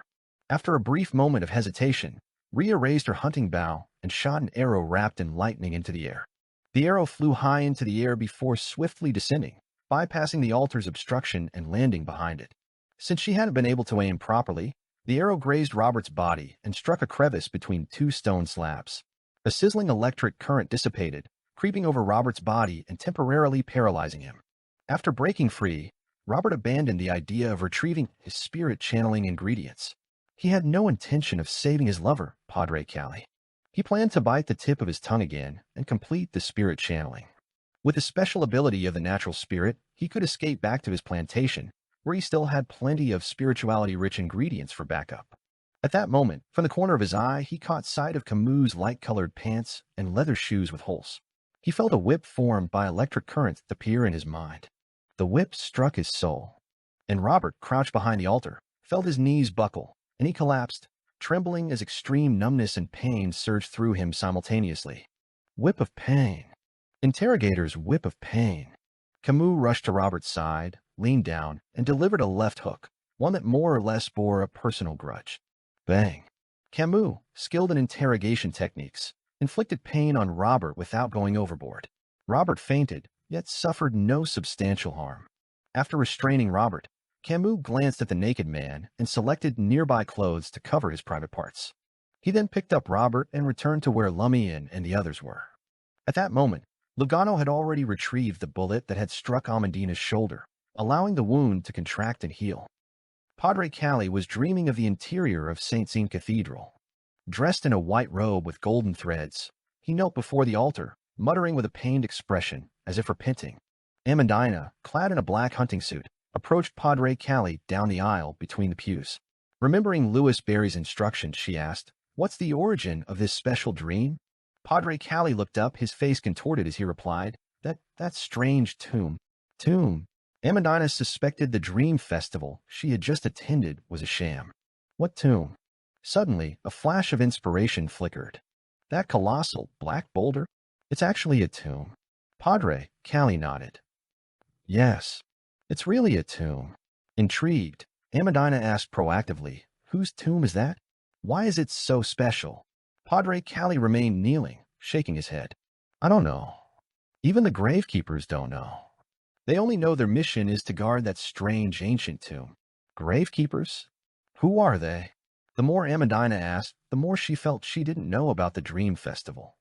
Padre Calli looked up at Amandina and said, "The elders of the forest tribe." "I see." Amandina's mind raced with questions. She picked one and asked, "Did you take Robert to Tuanica's house to sleep and allow him to maintain his lucidity? Then you took him to the ancient tomb where he obtained superpowers." "Yes." Padre Calli lowered his head, facing the altar, his voice laced with pain. "I'm sinful." "Just as I thought." Amandina inquired further, "How did you know you could obtain superpowers there? And how did you maintain lucidity? You've only been in Tizimo for about 5 years, and I grew up here." Amandina inquired further. Blood vessels bulged from Padre Calli's neck. Tuanicu bewitched me. He used his body to tempt you?" Amandina suddenly felt a surge of excitement. Padre Calli was taken aback. He saw through my desire for status and recognition and gradually demonstrated his abilities. He also told me there was a way for me to quickly and easily obtain strength. And with great strength, I could do more for the church and receive more rewards and recognition. "That demon?" Amandina asked in disappointment. "You were bewitched just like that?" Padre Calli nodded slowly. "That's right. Tuanicu needed someone to help him monitor the changes in the dream and host the dream festival after he left Tizimo. First, he got me to sleep at his house. Then, during the dream festival, he took me to that strange ancient tomb. Did you also obtain superpowers by touching that tomb?" Amandina asked casually. Padre Calli shook his head again. "No, Tuanicu opened a crack in the tomb and let me reach in." "What did you touch?" Amandina couldn't help but urge upon seeing Padre Calli's paws. "I touched a hand, a cold hand without temperature. Then I fainted. When I woke up, I had superpowers. I did it 3 more times during the subsequent dream festivals, eventually becoming a wraith." Padre Calli recalled the situation, his face filled with uncontrollable fear, both of the cold hand and the ease with which he had obtained superpowers. The hand of the corpse in the tomb. Amandina quickly reviewed what Padre Calli had said and thought a problem. "Didn't you say there were gravekeepers? Why weren't we stopped when Robert and I went?" Padre Calli's voice deepened. "People who have lived in Tizimo for a long time often have a projection formed by suppressed emotions and desires in this special dream. They usually hide in the chaotic area brought by the tomb, at the edge of the dream. They watch over the ancient tomb with the gravekeepers to protect it from others. When the dream festival begins, these projections will return to their true forms, forming complete dream festival participants who can no longer suppress their emotions and desires. As for the gravekeepers, it's unknown where they go." Strange. Amandina was puzzled by the gravekeepers' whereabouts. She was a little worried. After a moment of contemplation, she asked with concern, "Do I have a projection of emotions and desires in this dream?" Padre Calli shook his head. "No. You don't spend enough time in Tizimo every year. Even for those who originally formed a dream projection, once they leave this place long enough and stop suppressing themselves, the corresponding projection will gradually fade until it disappears. Those who can remain lucid in this dream will have their corresponding projections gradually dissipate over time." Details. However, this lucidity isn't absolute. After the dream festival begins, everyone will have a tendency to flaunt their emotions and desires, including those who maintain their lucidity. However, they won't completely lose control like those who have fused with their dream self. They can continue restraining themselves like normal, their desires revealed in some details. Amandina recalled her performance during the 2 dream festivals and revealed a look of enlightenment. Initially, she believed that because this place was a dream, as long as no one died, it was equivalent to a game. That was why she appeared more self-centered and unrestrained than in reality. She didn't expect this to come from the effect of the dream festival. Thankfully, I've always had self-control. Amandina had ticked off most of the questions that Louis Berry wanted clarified, leaving only those that the Padre Cali himself wasn't aware of. Thus, she changed the subject. You've already become a wraith, yet you still dare to preach and host Mass. Aren't you concerned that God might notice you and unleash his wrath upon you, purifying you into ashes? Being in the southern continent, Amandina knew the power of the eternal blazing sun church better than many gentlemen and ladies in Trier. She had no doubts about the existence of God. Moreover, over the past year, she had been diligently obtaining mysticism knowledge from Robert and the various sources she could come into contact with. She knew that the Rose School of Thought, the key characters of various terrifying rumors, was renowned for its numerous wraiths, and wraiths were most afraid of sunlight that came with purification. Padre Cali sighed and said, I had such concerns, but Twanica told me he had a way to help me hide a wraith's power. Unless God watches this place personally, I won't be discovered. What is it? Amandina asked curiously. Padre Cali replied truthfully, after touching the corpse in the tomb and obtaining superpowers, don't rush to leave. Touch the tomb itself again, the black boulder. This concealed all my superpowers. The effect will last for more than a year. That's possible. What would happen if I touched the black boulder and then touched the corpse's hand? Amandina pondered for a moment and asked a question of personal concern. How did you entice Robert? Why did he become your lover? Amandina sized him up but couldn't find anything about Padre Cali that attracted Robert, other than his strength. Could love truly be blind? Padre Cali fell silent for a moment before saying, I ignited his desires, dismantling his self-control. You've never displayed such abilities. Amandina hadn't noticed Padre Cali arousing any desires in the battle before. Padre Cali's voice was once again tinged with pain. I'm sinful. I'm praying to the demon Twanica mentioned. Before Padre Cali could finish, the entire dream suddenly trembled and collapsed inch by inch. Lord of Mysteries 2, Circle of Inevitability. Chapter 682. Unable to control the dream anymore, Amandina opened her eyes and woke up. Beside her, Padre Cali snapped out of his slumber, his human form once again becoming hazy and indistinct. Instinctively, he transformed into a wraith, as if losing all restraint. Stiff black hair even sprouted from his body. Reflected in Padre Cali's eyes was Lumian's figure, Louis Berry, with his black hair, green eyes, and golden straw hat, holding a revolver aimed directly at the wraith's forehead. Bang! Lumian smiled and pulled the trigger, a golden purifying bullet exploding from the muzzle and instantly heading straight for the pallor in the wraith's forehead. Call. Simultaneously, Lumian waved his empty left hand at Padre Cali, as if to say, Bye, you won't be missed. The purifying bullet exploded, and golden flames instantly ignited the ethereal Padre Cali's entire body. Padre Cali couldn't even scream, his agonized thoughts manifesting as an invisible gale sweeping outwards. Lumian endured the backlash, watching with a grim smile as the enemy was consumed by the purifying flames, reduced to scattered ashes. Lumian felt his Reaper potion digest a little more. Using Cull to reap a powerful foe's life was a core principle for Reapers. The higher their sequence and strength, the more potent the acting effect. With the addition of Cull, the relatively ordinary and common purifying bullet ended the life of a wraith with just 2 strikes. Lumian found it inexplicably amusing to witness the true incineration of the Padre Cali. Why do I always encounter fallen eternal blazing sun padres and cleanse and purify them? Is this repayment for my past faith? As these thoughts raced through his mind, Lumian glanced at the risen Amandina and asked with a smile, What did he say? Amandina's first reaction was to check the wound on her shoulder. She exclaimed, It's completely healed, not a trace left. If it weren't for her torn clothes and sore shoulder, she would have imagined herself to be uninjured. Miss Amandina, don't act as if you've never seen the world. Although you're a believer in the eternal blazing sun and won't seek treatment from the clergyman of the Church of Earth Mother, unless you are particularly ill, there are many Phaenopaterians in Madani. Haven't you come into close contact with them? Lumian criticized her and looked at Amandina coldly without responding. Lugano, on the other hand, saw the beautiful girl's reaction and explained smugly. That's the power of a doctor from the plantar pathway. Amandina expressed her gratitude, then recounted her conversation with Padre Callie while massaging her shoulder to relieve the lingering sourness. At the end, she spat at the spot where his ashes had fallen. He became the demon's mouthpiece, using its power to violate Robert and the others. Luckily, he preferred men. Otherwise, recalling how she had frequented St. Sean Cathedral over the years and had been a girl with limited knowledge, far from adulthood, Amandina shuddered inwardly. She sympathized with Robert and the others, but she also felt fortunate.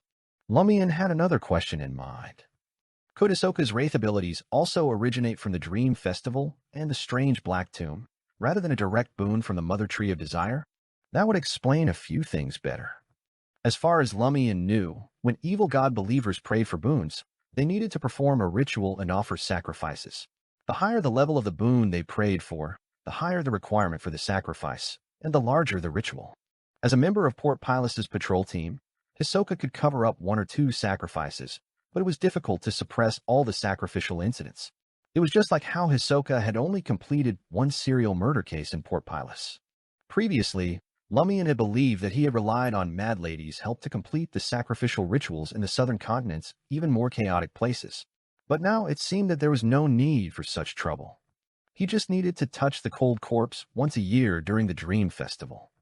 Hisoka and Padre Callie have participated in at least 5 Dream Festivals and have become wraiths for some time, but they haven't made a breakthrough since then.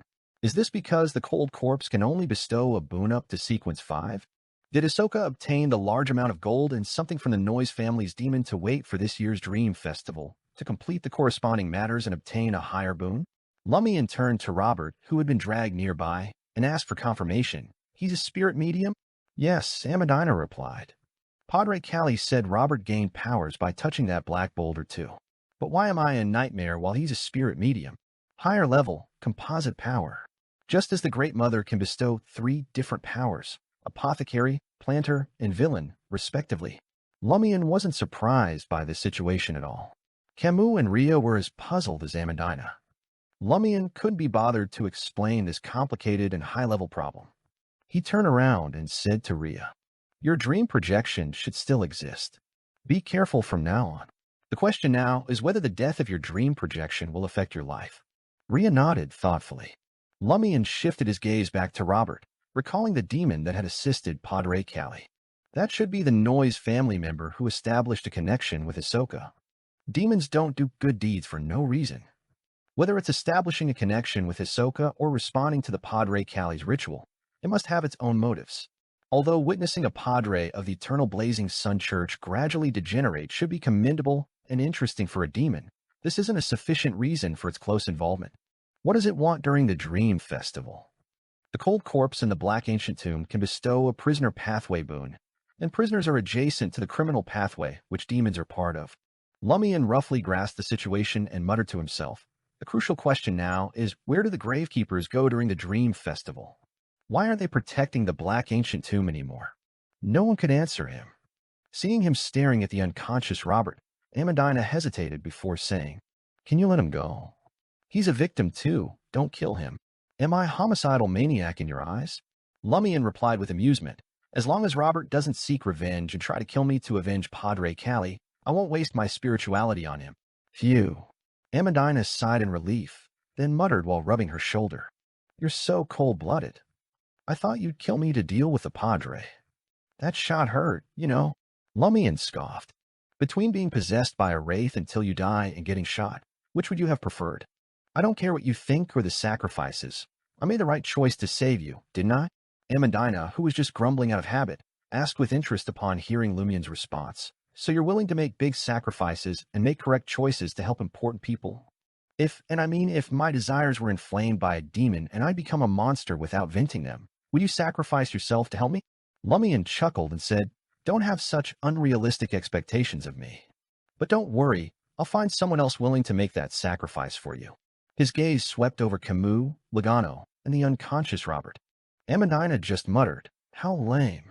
Camus inwardly sighed, feeling he'd escaped the beautiful dream world. Lumian looked at Robert again and said to Amandina, "Wake him up and talk to him. I need a favor from him." If Robert refused, Camus, the interrogation specialist, was there to persuade him. "All right, Amanita replied crisply, jolting Robert awake and informing her fiancé of their current predicament. She consciously omitted mentioning Padre Callie's death to maintain the illusion that the wraith had fled. "Will you help if I let you go?" Robert asked warily as he struggled to his feet. Lumian gestured to Camus and Rhea. "You may not trust me, but do you trust the patrol team?" Robert fell silent for a moment before saying, "What's the favor?" Lumian chuckled.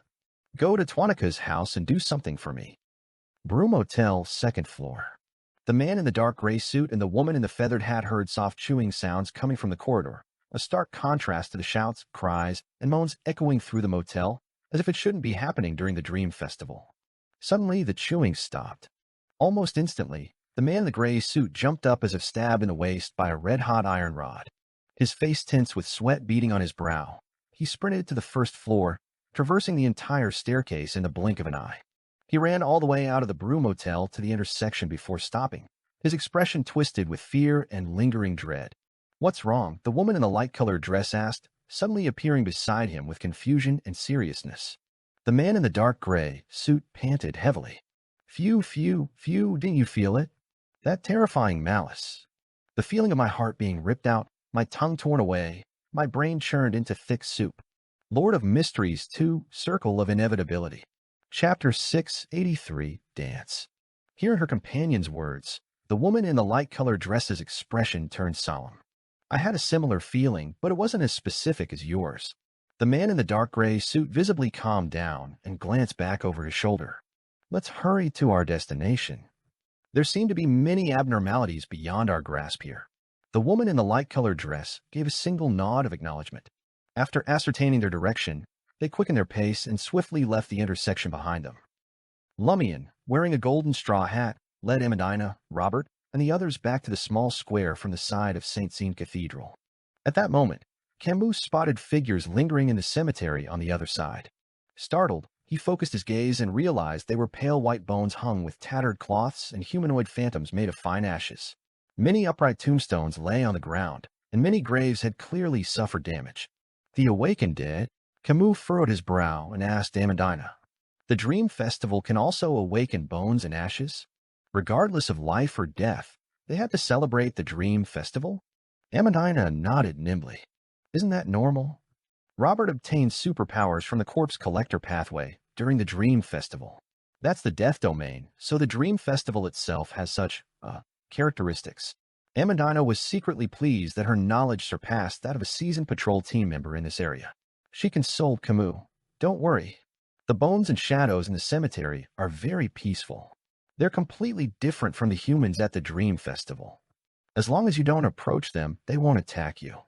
They'll only wander around their graves. Of course they're peaceful." Lumian, who was leading the way, chuckled. "They usually don't have emotions or desires to suppress. They won't form an intense projection in this dream. The dead were emotionless. Of course, excluding those who had perished with resentment and hatred, those buried in St. Sean Cathedral Cemetery must have undergone purification." "That's not funny." Amandina wanted to console her silent fiancé, but she felt she didn't have the right after witnessing his indecency and being complicit in killing his lover. Everything she said seemed hypocritical, so she had no choice but to speak to Louis Berry instead. She muttered inwardly, "As his fiancé notarized in the cathedral, it's my legitimate right to punish my fiancé's lover. It's a little overboard, but in the face of the blasphemer, the demon who preyed on a minor, being a little overboard is a revelation from God." The more she thought about it, the more right she felt. Lumian walked swiftly along the shadows beside the road. After some thought, he said, "Will those killed during the Dream Festival awaken and become undead?" "Yes, but it takes a long time. I've only encountered them near the end of the Dream Festival. They're cold and aggressive," Amandina recalled. Seizing the opportunity, Rhea asked, "When will the Dream Festival end?" Amandina replied with a smile, "Haven't you noticed? The wall clocks and pocket watches are still ticking. The Dream Festival ends just before dawn. Is there a way to leave the Dream Festival early?" Logano was concerned over this question. Amandina glanced at Robert, who remained silent. "There's no way. We can usually escape by sleeping in Twanika's house and being stimulated at the edge of the dream. Once the Dream Festival begins, we can only wait for it to end naturally." Logano shut his mouth in disappointment and unconsciously took 2 steps closer to Lumian.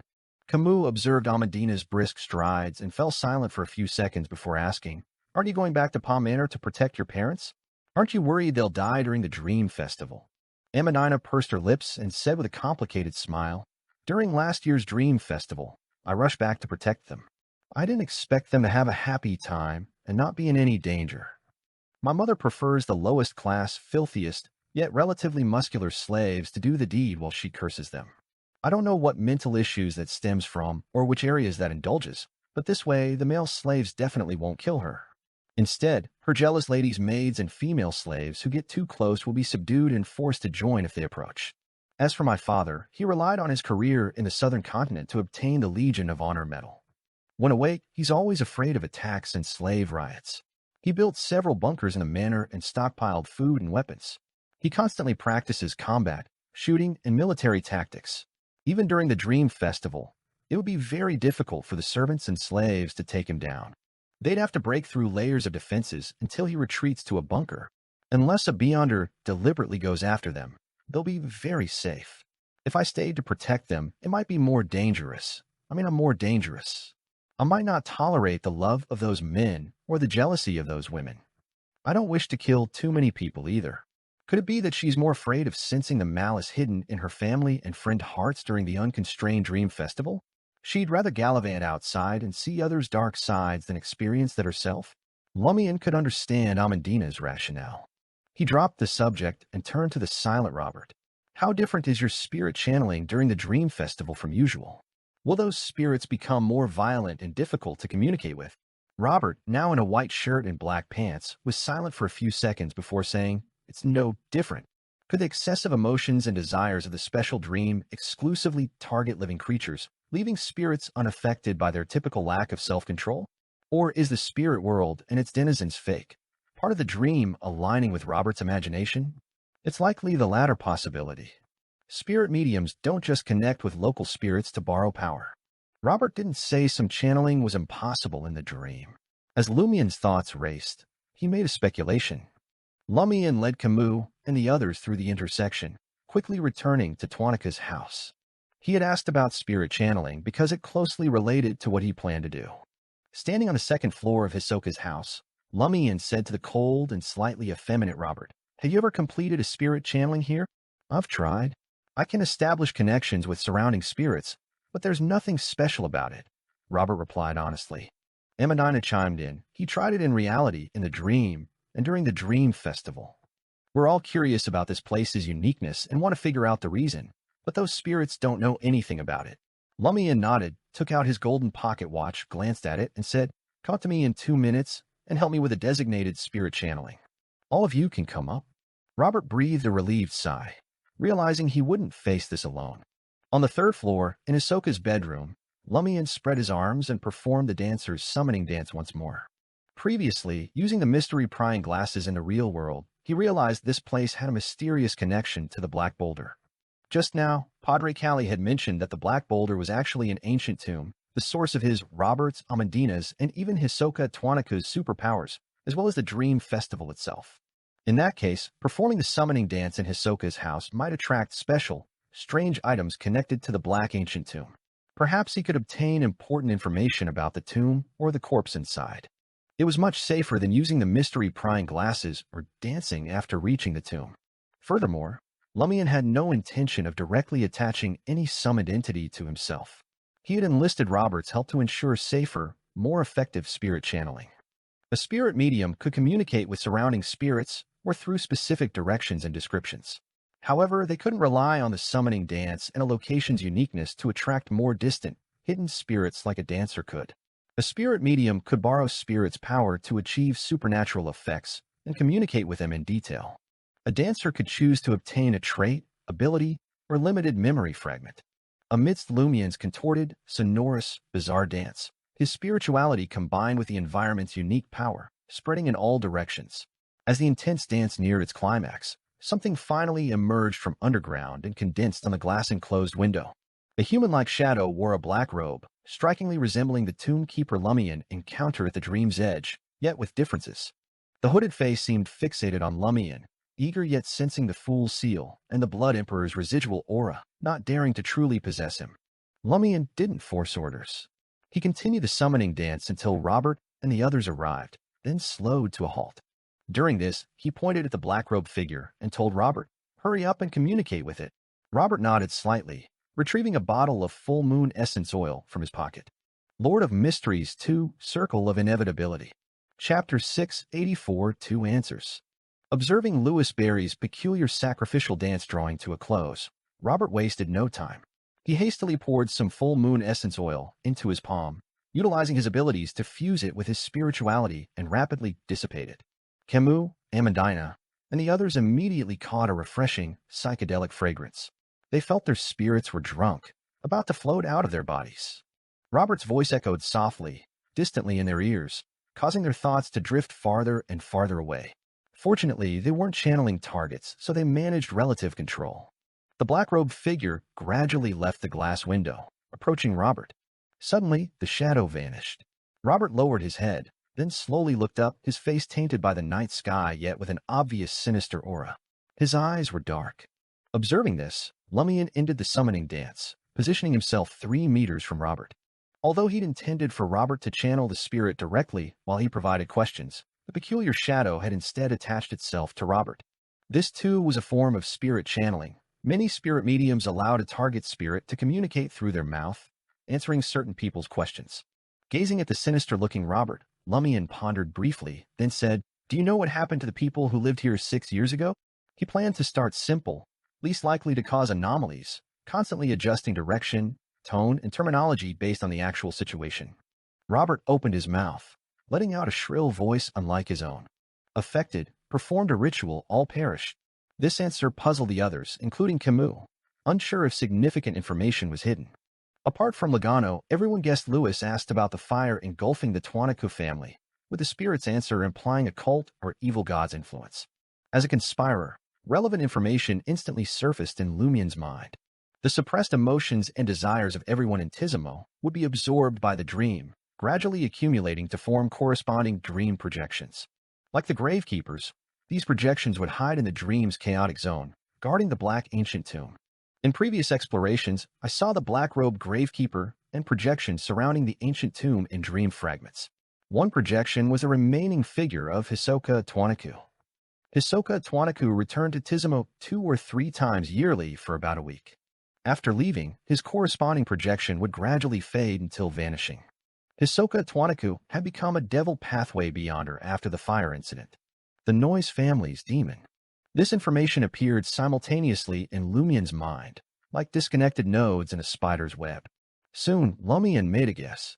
Hisoka Tuanicu returned to Tizimo once or twice outside the Dream Festival, each visit lasting a week or more.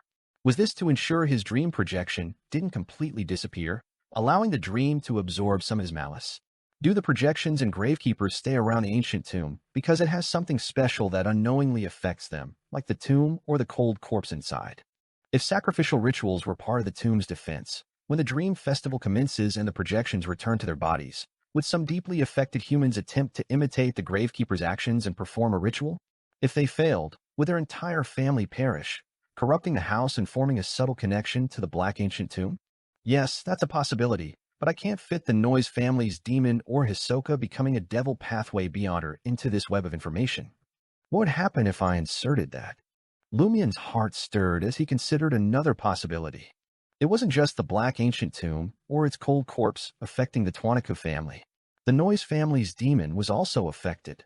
Perhaps the demon had been coveting the corpse or the source of abnormality. For this reason, it secretly influenced the Tuanicu family, giving them knowledge. Once the Dream Festival began, through its influence in the real world, it magnified their corresponding desires in the dream. Coupled with the loss of self-control and wild indulgence brought by the Dream Festival, the Tuanicu family took the initiative to attempt the sacrificial process from the ritual or dream projection given by the demon, leading to subsequent abnormalities. Had the demon discovered Hisoka's uniqueness and lured him to the devil pathway?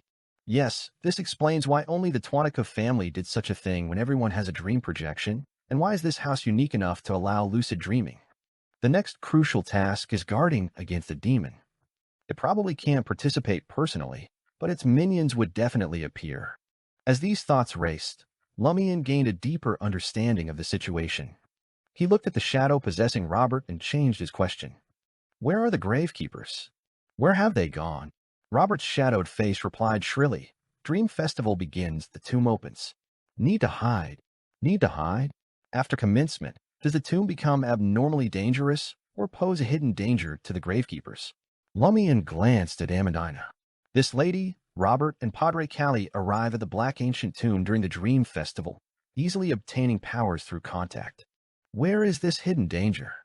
How is it dangerous? And where are the gravekeepers? Something must be amiss. Amandina felt inexplicable fear under Louis Barry's gaze. Her voice trembled as she asked, Is there a problem with this answer? Lumian chuckled. The gravekeepers need to hide. Why didn't you too? Before Amandina could delve deeper, she saw Robert's cold, dark face contort in agony. Seeing this, Lumian sighed, in the spirit channeling. If it continued, something would happen to Robert. Robert retained complete autonomy and a certain mobility level. He immediately uttered 2 words in ancient Hermes to make the spirit leave his body. The shadow attached to him remained unresponsive, and the agony on his face intensified. Slowly, Robert drew a dagger and stabbed his finger. Drops of bright red blood, mixed with his spirit medium spirituality, sprayed towards the window like bead chains. While doing so, Robert bellowed in ancient Hermes, Leave! The black-robed shadow detached from Robert's body, chasing after the blood and vanishing from the glass window. Witnessing this, Lumian retracted his consciousness from his right hand, no longer preparing any snorting. He breathed a relieved sigh and said to Camus, Amandina, and the others, Wait for me on the 2nd floor. What now? Amandina muttered, turning to head downstairs. In just over 10 seconds, silence returned to the 3rd floor. Lumian retrieved ingredients from his traveler's bag and set up a ritual, attempting to summon Madame Magician's messenger. Unfortunately, being a dream prevented success. Having anticipated this, Lumian wasn't overly disappointed. Though the early Dream Festival arrival prevented reporting the latest situation to Madame Magician, adding significant risks, such problems were bound to arise. He was mentally prepared. Though hunters like to plan ahead, they weren't afraid of battle. Lumian was even a little excited, not just from the Dream Festival's faint influence. After stowing his belongings, Lumian descended to the 2nd floor and said directly to Robert and Amandina, Which one of you will take me to the Black Boulder? He had analyzed their situations, realizing that Amandina, Robert, and Padre Callie had easily arrived at the Black Ancient Tomb and obtained powers, all led by those who had touched it. Of course, they shared more than one thing in common. Robert fell silent, wanting to say, Didn't you promise to let me go after helping? But not daring. Amandina glanced at the silent Robert, pursed her lips, and said to Lumian, Me. Then she added, I want to see if I can obtain more superpowers. Lumian nodded and told Robert, You may leave. Robert glanced at Lumian, then Amandina. Without a word, he walked out of Tuanica's house. Gosh, he might think I brought you to the cathedral to deal with Padre Callie and embarrass him.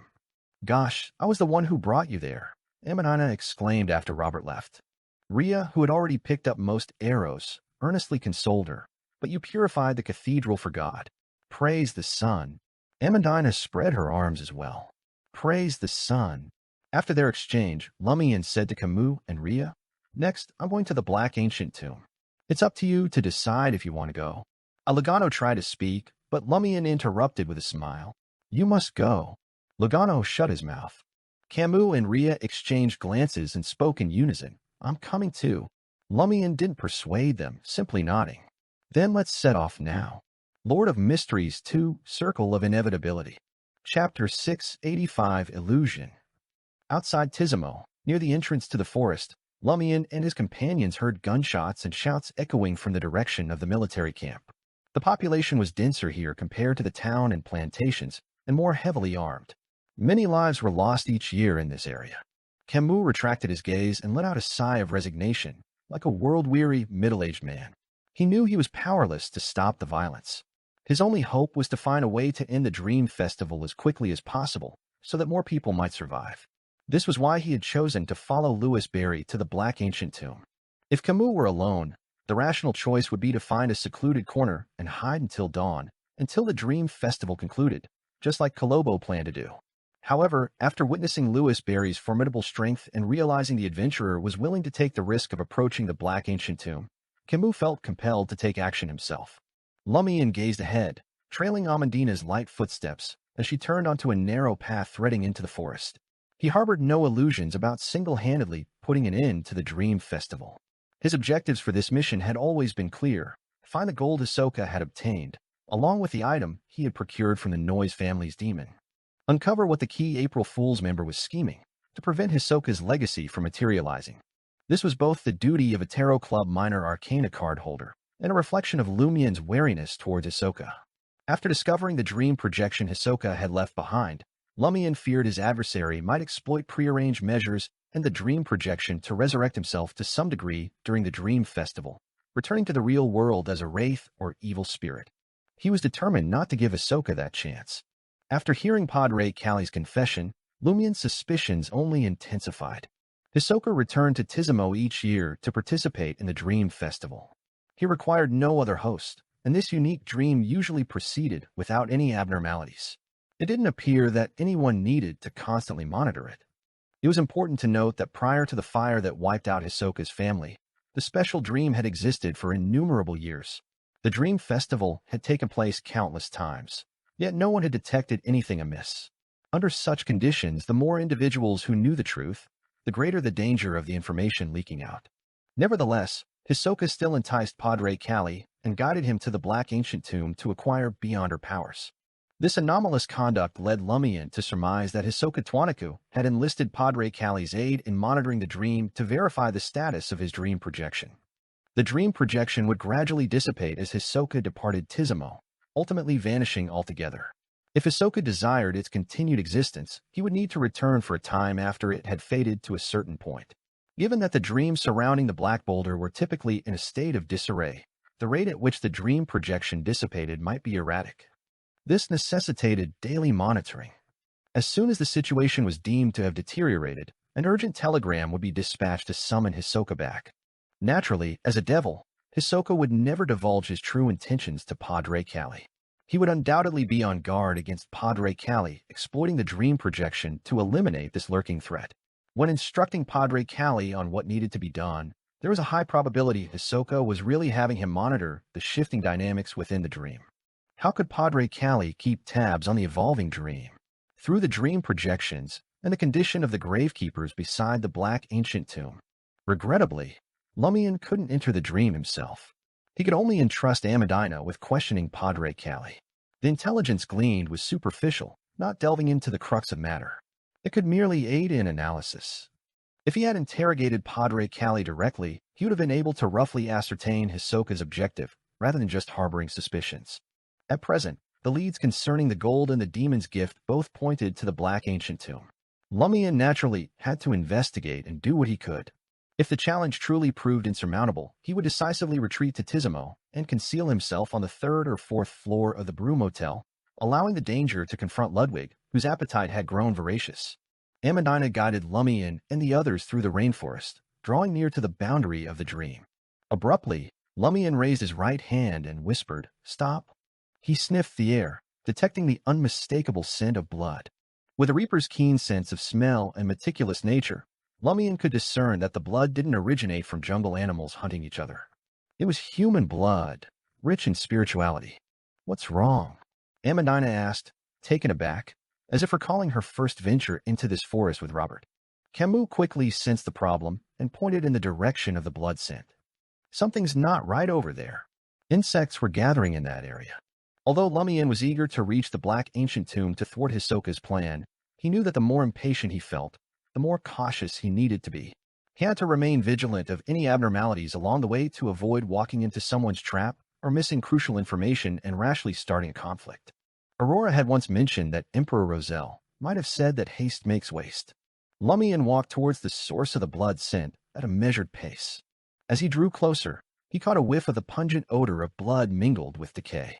The latter originated from the tranquil essential oil used to repel mosquitoes. Lumian circled a few more trees crawling with poisonous insects and saw a corpse lying face up on the humus soil. The corpse's eyes were wide open, and its black hair was disheveled. Its face was smeared with white paint. It was Maslow, the captain of the Tizimo patrol team. At the beginning of the Dream Festival, Maslow, who had disappeared behind Lumian, had reappeared in the forest as a corpse. "Maslow!" Camus and Ria exclaimed in surprise. Before they could fully process their grief, Lumian's gaze shifted downward as he examined Maslow's cause of death. The captain of the local patrol team had deep wounds on his chest and abdomen, as if he had been attacked by spears, triangular spikes, and other weapons, but the edges showed signs of tearing. Large amounts of blood had already flowed into the ground, attracting lingering mosquitoes. There were obvious signs of decay on Maslow's body, and a yellowish-green liquid seeped out, as if he had been dead for 2 to 3 days. After ascertaining the situation on the corpse's surface and examining the surrounding battle traces, Camus said in a somber voice, attacked by the power of the Death Domain. Death Domain? The image of a cold, middle-aged man in a thin suit suddenly surfaced in Lumian's mind. Riaza, the vice-captain of Port Pilus's patrol team. He was a mid-sequence beyonder of the Death Pathway. At the beginning of the Dream Festival, Riaza had disappeared along with Maslow. Camus glanced at Ria, who wore a pained expression, and hesitantly said, "They were affected by the Dream Festival and lost control of themselves. They attacked each other. One died, and the other escaped." This was the most plausible conjecture for the Dream Festival. Lumian imagined a similar scene, but he frowned in confusion and said, "Why are they in the jungle? Shouldn't they appear where they were in the real world?" In reality, Riaza and Maslow had already returned to Tizimo with me. Did something lure them into the forest? As the only member of the Port Pilus patrol team supporting Tizimo, Riaza had known from the beginning that something was amiss here. Was the true target the Black Ancient Tomb? Lumian looked at Camus and Ria thoughtfully and casually asked, "Were Maslow and Riaza on good terms?" "Excellent terms," Camus replied with a sigh. Captain Riaza recruited Maslow into the patrol team and provided him with extensive guidance. Lumian fell silent for a moment before saying to Amandina and the others, "Let's continue forward." Ria and Camus seized the moment to gather some branches to cover Maslow's corpse. Then they quickly followed the team. After walking along the forest path for a while, Amandina suddenly slowed her pace and pressed her hand to the side of her head. "What's wrong?" Lumian asked keenly. Amandina frowned and said, "My head feels a bit heavy, and I'm experiencing hallucinations." "What kind of hallucinations?" Lumian raised his eyebrows. Amandina replied in puzzlement, "I saw the black boulder I touched previously. No, the Black Ancient Tomb. It felt like I had returned to the past." "Do you understand?" "The past appeared in my mind in the form of an illusion, in front of my eyes, beside my ears." Lumian pondered for a moment before saying, preempting Camus, "Let's go a little further and see what happens." The hallucinations didn't incite Amandina's desire to retreat. With an experimental mindset, she followed the familiar jungle path for another few dozen meters. "How is it?" Lumian, who was beside her, inquired. Amandina organized her thoughts and said, "The hallucinations are becoming clearer and more pronounced. The closer you get to the Black Ancient Tomb, the stronger the hallucinations become."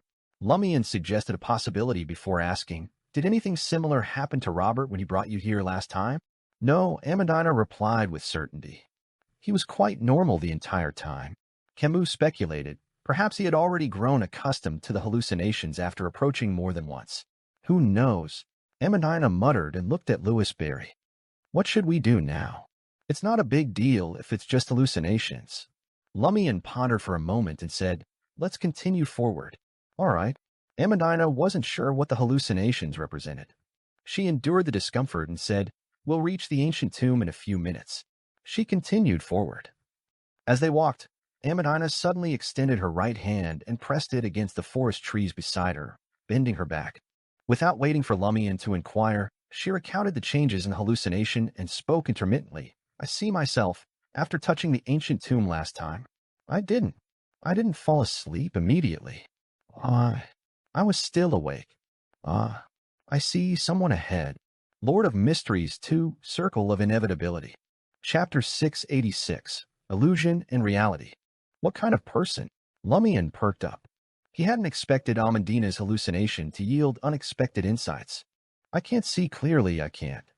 "It's not that he isn't clear. It's just that I can't make out the details." Amandina straightened up again, as if she had recovered slightly. She pondered for a moment and said, "So I didn't fall asleep immediately after touching the black boulder. No, the Black Ancient Tomb. When I woke up, I realized that I had gained superpowers. There were still some events that transpired in between, but I don't remember them at all. It felt like I had fallen asleep. The hallucinations I'm experiencing might have originated from the depths of my subconscious, from forgotten memories. No, not forgotten. They're just in a deep slumber. They're starting to become active, and awakening bit by bit. Amandina carefully assessed her condition, searching for the source of the abnormality. Pretty smart with a good attitude. She managed to maintain basic composure.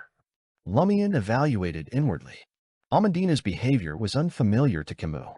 In his impression, Amandina was not only beautiful, but also cheerful, optimistic, and lively. She was the kind of girl who could infect those around her with joy. However, due to her young age, she still appeared naive, childish, and inexperienced. Unexpectedly, after their encounter in the Dream Festival, she gradually displayed an openness, maturity, and calmness he hadn't anticipated. Amandina was puzzled. Why didn't Robert mention any dormant memories, or the fact that I didn't fall asleep immediately after touching the ancient tomb? Padre Calli also talked about fainting and awakening with superpowers. The number of times they had participated in the Dream Festival in their lucid state and visited the Black Ancient Tomb must have been more than mine. Lumian understood what Amandina was trying to convey. Firstly, why did Padre Calli and Robert, who had been to the Black Ancient Tomb many times, still believe that they had fainted on the spot and regained superpowers upon waking up? Why didn't they experience hallucinations similar to Amandina's? Secondly, Robert had seen Amandina touch the Black Ancient Tomb. Didn't he know if she had fallen to the ground or not? Lumian pondered for a few seconds and said, "Perhaps the person you see standing in front of you has caused the relevant memories to fall into a deep slumber. And you're from the Evernight pathway, a nightmare. Therefore, there's something special about dreams and slumber. The closer you get to the Black Ancient Tomb, the more likely it is to awaken the slumbering memories, causing the hallucination." Amandina tersely acknowledged his hypothesis of her being special and proceeded with confidence. After 2 minutes, Lumian suddenly raised his right hand and pressed it down. He lowered his voice and said, "Hide nearby." He had heard soft footsteps. Camus immediately rolled to the side and hid behind a palm tree. Rhea crawled to another tree and concealed herself among the leaves. Lugano glanced at the forest, where countless poisonous insects and snakes lurked. He kept telling himself, "Don't be afraid, don't be afraid. I can heal myself if I'm bitten." He quickly shrank behind a pile of huge, brightly colored mushrooms. Amandina had experience hiding in such places. Back then, she had witnessed Tuanaku heading to the Black Ancient Tomb. Using the cover of the night and relying on her spiritual perception, she nimbly weaved through the low green plants and hid behind a huge tree in the distance. Suddenly, a thick vine hanging from the tree came to life and swung towards Amandina, opening its blood-stained mouth. It was a dark green python. Amandina's eyes snapped shut, and she clenched her fists. The python fell into a deep slumber, reverberating weakly. It swayed a few times before finally landing on the ground. Seeing that his teammates had hidden themselves, Lumian's body suddenly vanished, blending into the shadows brought about by the night. After 10 to 20 seconds, a figure traversed the path ahead. High above, through the gaps in the leaves, Rhea spotted the figure clad in an intricate black robe with obvious layers. A fluffy black hat rested on his hair, and a gently swaying white feather protruded from the edge. Lumian, in his shadow creature form, also saw the rough appearance of the figure. His mind suddenly tensed as confusion welled up within him. Isn't that Ivelge Steggers? Why would this temperance faction member of the Church of the Fool appear in a dream and become a participant in the Dream Festival? Over the past few days, Lumian had explored the interior of Tizimo, the surrounding plantations, and the military camps outside of town. He clearly knew which outsiders had recently arrived, and Ivelgsta was not among them. Did he arrive here after the Dream Festival began? Yes, he once mentioned that his original mission was to investigate something in the primitive forest around Port Pilus. Then, he received a last-minute order to deal with Hisoka's contact. Could the matter he's investigating be related to the Black Ancient Tomb? The Temperance faction belongs to the prisoner pathway, and the Eggers family is descended from death. It's normal for the Black Ancient Tomb and the cold corpse inside to attract the Temperance faction's Eggers. Did Ivelgsta Eggers encounter the Dream Festival while searching for the primitive tribe in the forest? As Lumian analyzed Ivelgsta's appearance, he scrutinized his expression through the shadows. He saw an indescribable ferocity on the Temperance faction member's pale white face. His dark brown eyes emitted a ferocity reminiscent of a wild beast, tinged with blood under the dim crimson moon's glow. Although he's not affected by the dream projection formed by extreme emotions and desires, it's still difficult to control oneself and be restrained during the Dream Festival. Lumian wasn't surprised. Ludwig and Kolobo were examples. Considering Ivelgsta's current state, Lumian didn't emerge from the shadows. He patiently waited for him to leave the area as the footsteps gradually receded. From the looks of it, he's also headed for the black ancient tomb. Lumian transformed back into a human and stood on a path overgrown with weeds, gazing at the spot where Ivelsta's back had disappeared. He raised his right hand and snapped his fingers. You can come out now. Camus, Rhea, and Lugano left their hiding spots one after another. Camus even went to wake Amandina. Amandina looked at Lumian and asked, "Do we continue?" Lumian replied without hesitation, "Yes." This time, they proceeded cautiously, paying close attention to their surroundings. After another 3 to 4 minutes, Lumian, having prepared to deal with Ivelsta and Riaza, followed Amandina's guidance and slipped through a gap between a few giant trees. A black, colossal, and familiar boulder came into view. At a glance, it looked like a house-sized boulder, but upon closer inspection, one could see patterns on it. There were abnormal protrusions and depressions, and thread-like cracks that ordinary eyes couldn't detect. It was indeed not just a stone. Around the black boulder, tree roots emerged from the ground, covering an area the size of a square, resembling the protruding blood vessels of every human. However, they had been dead for a long time and were withered. At that moment, the place was empty, devoid of anyone. Ivelsta didn't come here? Isn't Riaza's destination here? Did they get lost midway?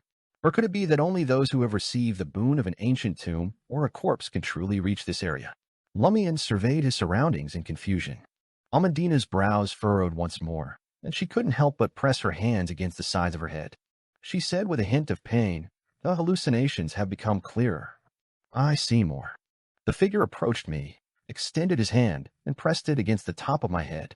He's wearing a strange hat. Camus, Rhea, and the others didn't interrupt Amandina to see if she could recall more or awaken more dormant memories. Amandina muttered to herself, "Was this how I was given superpowers?" As Lumian listened to Amandina's words, he fixed his gaze on the black boulder that was said to be an ancient tomb. He felt a sense of familiarity. As a conspirer, Lumian quickly jogged his memories for the source of the familiarity. Soon, he had an answer. The black ancient tomb reminded him of the Samaritan women's spring, but it wasn't pale white. It's indeed closely related to the death domain. Lumian examined the Blood Emperor's remnant aura in his right hand and confirmed that it wasn't affected or showing signs of activation. At that moment, the surroundings fell into an abnormal silence. The rustling in the forest, the cries of wild beasts, and the gunshots and screams from Tizimo seemed to have vanished. The deep night fell into complete silence. Amandina looked up and shouted in horror, "I remember now. I remember now. When I obtained superpowers, this place was also this quiet. It didn't seem like the dream festival at all." In the next moment, Amandina's pupils dilated. That figure. That figure has appeared. Huh? Rhea, Camus, and Lugano looked at the black ancient tomb solemnly and blankly. They didn't see anyone or anything unusual. Amandina's voice turned shrill.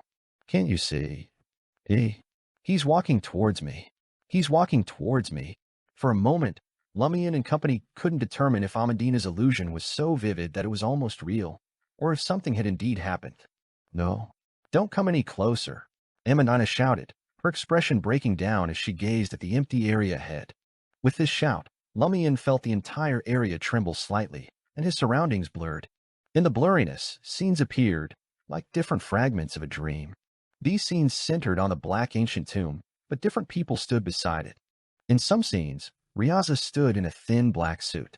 In others, Ivelsta stood in a feathered hat. A man and a woman approached side by side, while others surrounded black-robed humans.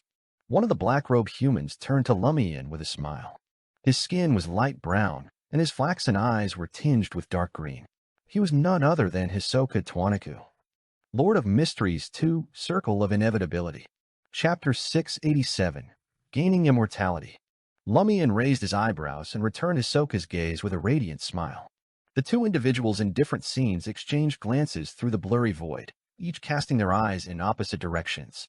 Riaza Ivelsta and the man and woman who had just arrived in Tizimo had clearly seen the people in the other scene. They were astonished and dumbfounded by this incomprehensible, bizarre situation, but they couldn't interact with each other.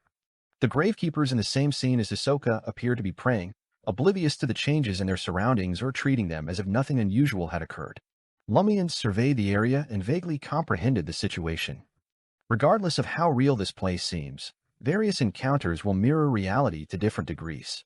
At its core, it remains a dream. And under the influence of the Black Ancient Tomb, or the cold corpse within, this area has fragmented into multiple dream shards. Each time a new group arrives, a fresh fragment is generated. If not for Amandina's or my arrival triggering some abnormality, it would be impossible for people in different scenes to interact. They wouldn't be able to attack each other, nor could they see, hear, or detect one another's presence. This must be why the gravekeepers vanish every time the dream festival commences. They don't disappear. They're simply in different dream fragments from the dream festival participants. Based on the results of the previous spirit channeling, is this some kind of concealment? But the Black Ancient Tomb hasn't been unsealed yet. As Lumian's thoughts raced, Amandina's voice grew increasingly shrill, filled with terror. He's right in front of me. Save me. Save me. Lumian stared at Amandina, who was retreating in an attempt to evade the invisible creature, but he couldn't perceive the figure she described. In the brief span of more than 10 seconds since Amandina's panic attack, Lumian had used his spirit vision, weakness investigation, luck observation, and other abilities, but he hadn't detected anything unusual. He was on the verge of taking out the mystery prying glasses and the eye of truth. Lumian reached into his traveler's bag. Without a rough grasp of the situation, he didn't know how to rescue Amandina, who had broken down from fright. Just as his fingers brushed against the mystery prying glasses, Amandina was suddenly taken aback. After a moment, she turned to Lumian and said in bewilderment, He turned and left. He seems to have recognized me. Recognized you? Lumian felt compelled to confirm Amandina's mental state. Amandina replied in confusion. Yes, he nodded at me and left. Is this why, after the dream festival begins, anyone who wishes to approach the Black Ancient Tomb must be guided by someone who has received the boon of the Ancient Tomb or the corpse? Robert and Padre Callie likely played the same role in similar scenes, but they don't belong to the Evernight pathway and lack dream-related abilities, so they didn't notice.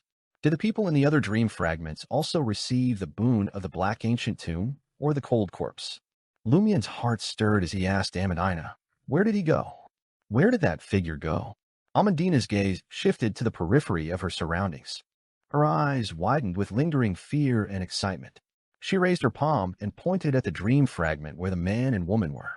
He went there. He's gone through. He's gone through. Amandina's explanation made Lumian and the others feel the Black Ancient Tomb solidifying and becoming heavier. The entire area shook even more violently. Simultaneously, Lumian sensed a familiar burning sensation on his left chest, but he didn't hear any ravings that seemed to come from an infinite distance. In a daze, he saw a huge aqua-colored vortex, a dim village shrouded in gray fog, and figures within the village. Shepherd Pierre Barry, who believed in inevitability, and Lumian's friend, Azema Lizier, raised their pale white arms, as if silently shouting. Lumian also spotted his semi-subterranean two-story house in Aurora, sitting quietly on the orange roof with her arms crossed. Lumian no longer resisted the illusion. He roughly understood what was happening. As the figure entered other dream fragments, the Black Ancient Tomb's abnormality intensified. It contained the power of the Death Domain, awakening the Cordu villagers within the seal. These villagers were already deceased, with only soul fragments remaining. Naturally, they would be affected by the power of the Death Domain. This realization made Lumian feel pain, sorrow, and bitterness that he hadn't experienced in a long time. He watched Aurora, clad in a light blue dress with thick, long blonde hair and light blue eyes. She didn't attempt to resist the invisible power of death. He walked to that woman. Amandina continued dutifully. That woman, Camus, Ria, and Lugano turned their attention to the corresponding dream fragment. Having just arrived in Tizimo that night, the lady in the light-colored dress didn't hear Amandina's words. She only knew that the patrol team was looking at her. Her spirituality gave her a sense of foreboding. She hurriedly turned to her companion and asked, Devaho, do you sense any malice? The man named Devaho, dressed in a dark gray suit, slowly shook his head and said, Nothing. In the dream fragment where Lumian and the others were, Amandina explained in high spirits. The figure, extended his hand. He pressed his hand on that woman's head. Just as Amandina finished speaking, Devaho saw his companion, the lady in the light-colored dress, suddenly collapse to her knees. Her expression was stiff, and her face was abnormally pale white. Oh. In all the dream fragments, an ice-cold wind howled. Lumian saw Aurora standing up on the orange roof, her expression dazed as she gazed into the sky, as if sensing something. She opened her mouth and spoke almost instinctively. Lumian didn't know the corresponding language, but he had heard something similar before. It was the language used by Armored Shadow Chintu, a language that Franca occasionally uttered a word or two of. Although he couldn't understand, Lumian vaguely grasped what his sister was talking about, perhaps due to the connection between them at the soul level. She muttered to herself, "An immortal blessed my crown, bestowing upon me the gift of eternal life." In the dream fragment where Devaho was, the light-colored lady's hat, which had unconsciously fallen to her knees, suddenly flew off. On her neck, the backs of her hands, and the surface of her face, pores opened one by one, producing white feathers tainted with faint yellow stains. Devaho observed this scene with a solemn expression. He didn't attempt to interrupt his companion's abnormality, and instead took a few cautious steps back. He couldn't comprehend what was happening. Although he hadn't sensed any malice directed at him, he prudently distanced himself from the anomaly. The lady in the light-colored dress's azure eyes had lost focus, appearing abnormally vacant and lifeless. In the blink of an eye, the white feathers, tainted with light yellow oil stains, seemed to possess a consciousness and life of their own. They frantically emerged from the gaps in the fabric of the dress. Within moments, the lady in the light-colored dress was enveloped by white feathers tainted with light yellow oil stains. Her body grew light and gradually floated, becoming increasingly illusory. Her azure eyes fixed on Devaho as she shouted in a hollow and agitated voice, "I've become a god. I've achieved immortality." The white-feathered monster hovered above the black ancient tomb, incessantly shouting, "I've become a god. I've achieved immortality." In another dream fragment, Lumian heard Aurora change her words. With a fearful expression, she whispered, "Immortal ascension." In the next instant, the ethereal monster, covered in white feathers, flew towards the black ancient tomb in the dream fragment. She passed through the stone wall on the tomb's surface and vanished. Suddenly, the frigid wind ceased, freezing. The black ancient tomb shook visibly, and the tomb door, outlined by hair-like cracks, emitted the sound of dull rubbing, as if someone was trying to push it open from within.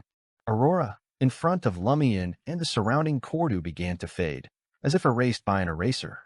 Lumian glanced at the slowly opening tomb door and turned to Hisoka Twanaku, who was in another dream fragment.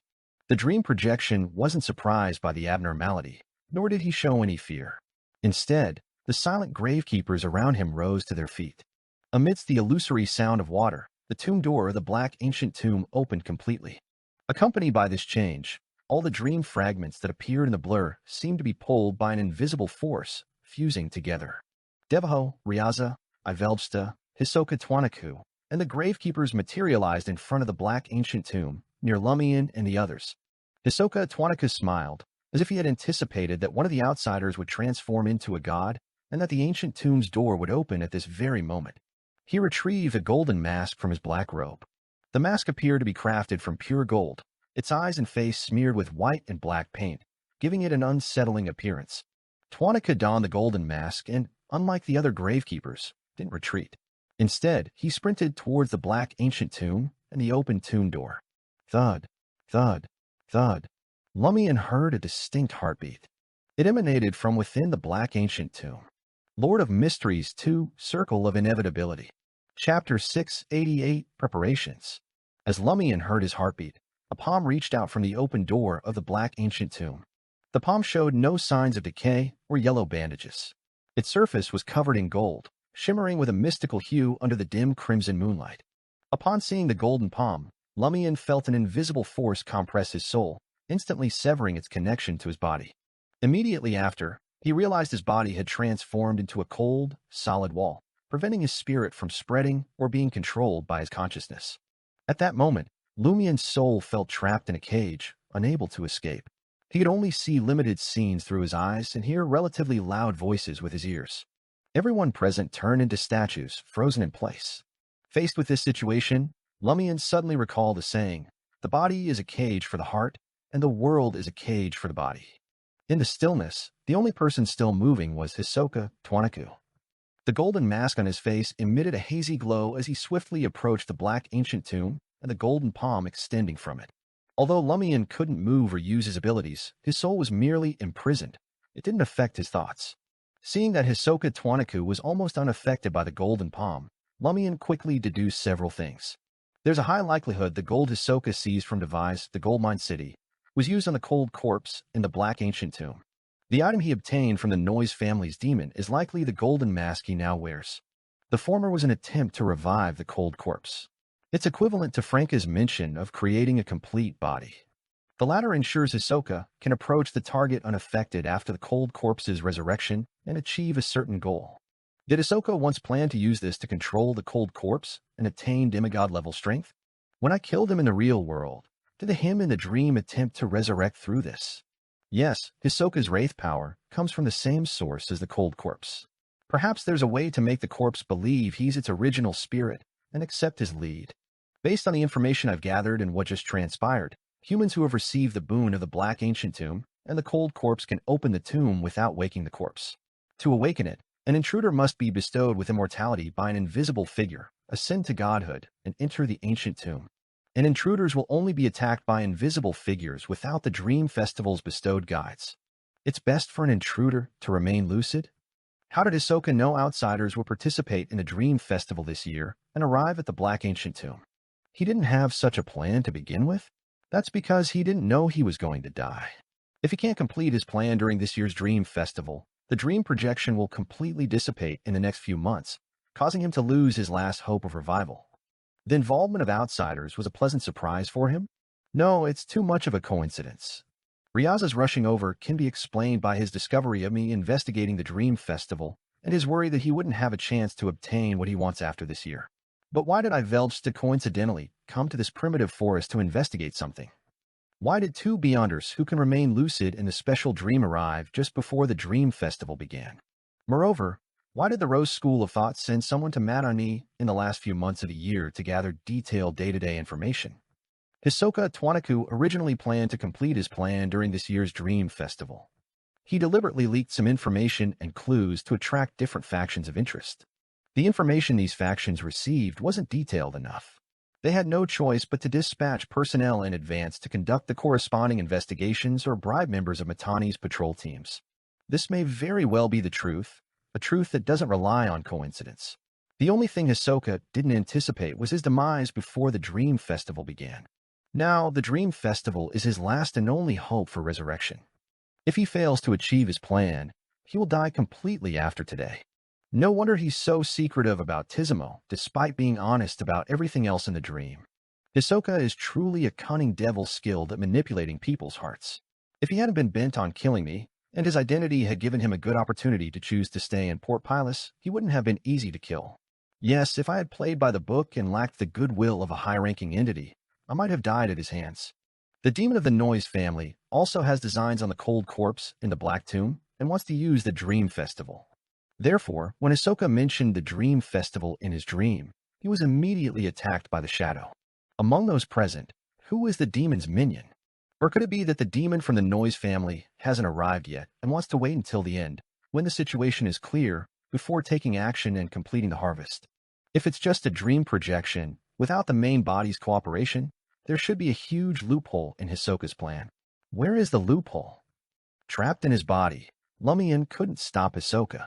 He watched helplessly as Hisoka ran to the open door of the Black Ancient Tomb. Wait, since the Black Ancient Tomb reminds me of the Samaritan Women's Spring, I can try that method. Lumian acted without hesitation, focusing his attention on his spirit body's right hand. Alista Tudor's remnant aura didn't just permeate his body, and the Blood Emperor was closely linked to the Samaritan Women's Spring. Wearing a golden mask, Hisoka's body began to etherealize uncontrollably. Just as he was about to grasp the hand of the corpse protruding from the Black Ancient Tomb, he suddenly sensed an extremely terrifying, frenzied, and violent aura appearing behind him. It soared into the sky explosively, sweeping through the surroundings. The crimson moon's glow dimmed, and Hisoka Twanaka's body instinctively stiffened, trembling violently. Splash! An illusory sound of water echoed from the Black Ancient Tomb, and the golden palm seemed to be dragged back into the tomb by some unknown force. The feeling of their souls being imprisoned within their bodies dissipated. Lumian hurriedly halted the dissipation of the Blood Emperor's aura. Although Amandina, Camus, Devaho, and the others instinctively felt fear, the confinement of their spirits and fixed line of sight prevented them from discovering the source of the aura that conquered everything. Ignoring the search for the origin of the terrifying aura, the fierce-eyed Ivelsta followed his instinctive desire and retrieved an item from his hidden pocket. It was a palm-sized rag doll, dressed in a black Gothic dress entwined with eerie vines. It had long golden hair and blood-red eyes. The doll was sinister. Just the sight of it made Lumian's flesh crawl beneath his skin. Thud, thud, thud. The heartbeat in the black ancient tomb intensified, becoming resounding. Beside the tomb door, Hisoka Twanaku felt a chill run down his spine, as if targeted by an evil being. Instinctively, he recalled something. Years ago, gravekeepers had found a half-withered evil heart near the black ancient tomb. The gravekeepers believed that the ancient corpse in the tomb had been lost due to some mutation. After all, the characteristics of its power were the same, and the levels seemed similar. Therefore, they placed the heart back into the tomb. Just a moment ago, the long-dead heart had begun to beat, but now it beat stronger and faster. Not far from Iveljsta, Ryaza also made a move. He produced a mask. The mask, also made of gold, bore a striking resemblance to the one worn by Hisoka. Varying shades of white and black paint adorned the eyes and face. The difference between the two golden masks was that the one in Ryaza's hand was darker, as if touched by death. Then, Ryaza produced a human skull carved from crystal. He placed the dark golden mask on the crystal skull's face. A frigid wind gusted, engulfing the crystal skull in a massive vortex. The crystal skull, adorned with the golden mask, levitated, as if it had grown an invisible body made of wind. An intense coldness spread in all directions, condensing a layer of frost on the ground. The man named Devaho reached behind his head and grasped something in his hair. With a sudden tug, he ripped off his skin, along with his dark gray suit. Devaho took on a different appearance. He had black hair, brown eyes, a cold expression, and high cheekbones. He was in his 30s or 40s, dressed in a white shirt and black pants. He flipped the human skin in his hand, revealing dense, dizzying blood embroidery beneath. Devaho opened his mouth and spat out mouthfuls of blood, emitting a strong sulfuric smell. The blood protruded from the human skin, forming a green-eyed man in a dark gray suit. With a playful smile, the man approached the black ancient tomb. Lumian quickly scanned the area, his eyelids twitching 3 times. He couldn't help but criticize.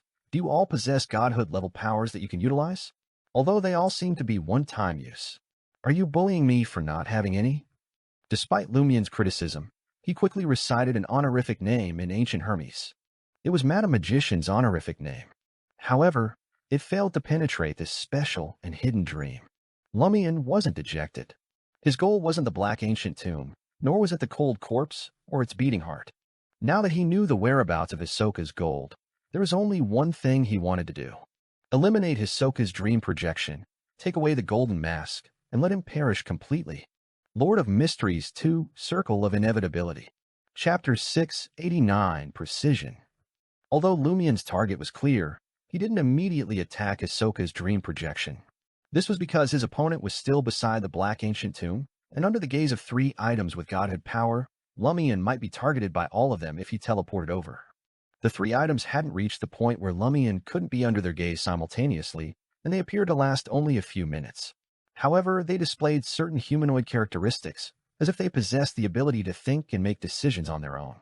If targeted by them, it would be no different from facing weakened Sequence 4 demigods. Under such circumstances, Lumian naturally wouldn't take the initiative to enter the eye of the storm and help Hisoka Twanaku share the burden. He even felt that if his rival was killed by an outsider whom he had personally attracted, it would be cause for celebration. It was inevitable, after all, since he had already killed Hisoka once, he wasn't obsessed with obliterating the other party's resurrection. Having someone else do it for him could reduce his spirituality expenditure. As Lumian gazed at the open tomb door, he retreated a few steps to the edge of the area. He quickly said to Amandina, Camus, Ria, and Lugano, retreat to the edge. Upon hearing this order, Lugano's face lit up with happiness. He was the first to turn around and sprint away.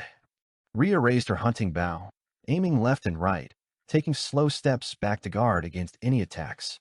Camus' performance was similar to hers, but he held his custom revolver. Amandina glanced at the sinister ragdoll, the crystal skull adorned with a golden mask, and the green-eyed man with bulging human skin. She felt lightheaded, as if she was too exhausted to control her body. She instantly realized that these were things she shouldn't come into contact with. What transpired beside the black tomb was beyond her ability to interfere.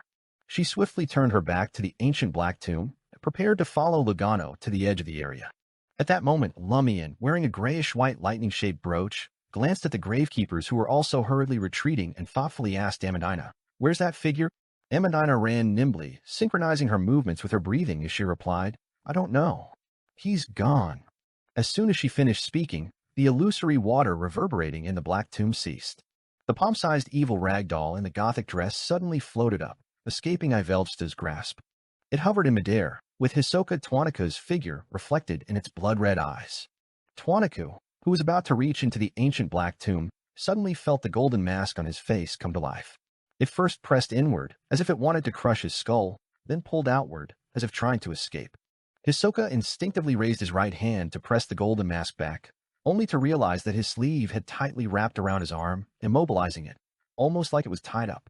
Remembering the fate of a godhoodless individual losing the golden mask at the tomb's entrance, Twaniku didn't hesitate. His body became completely ethereal as he transformed into a wraith.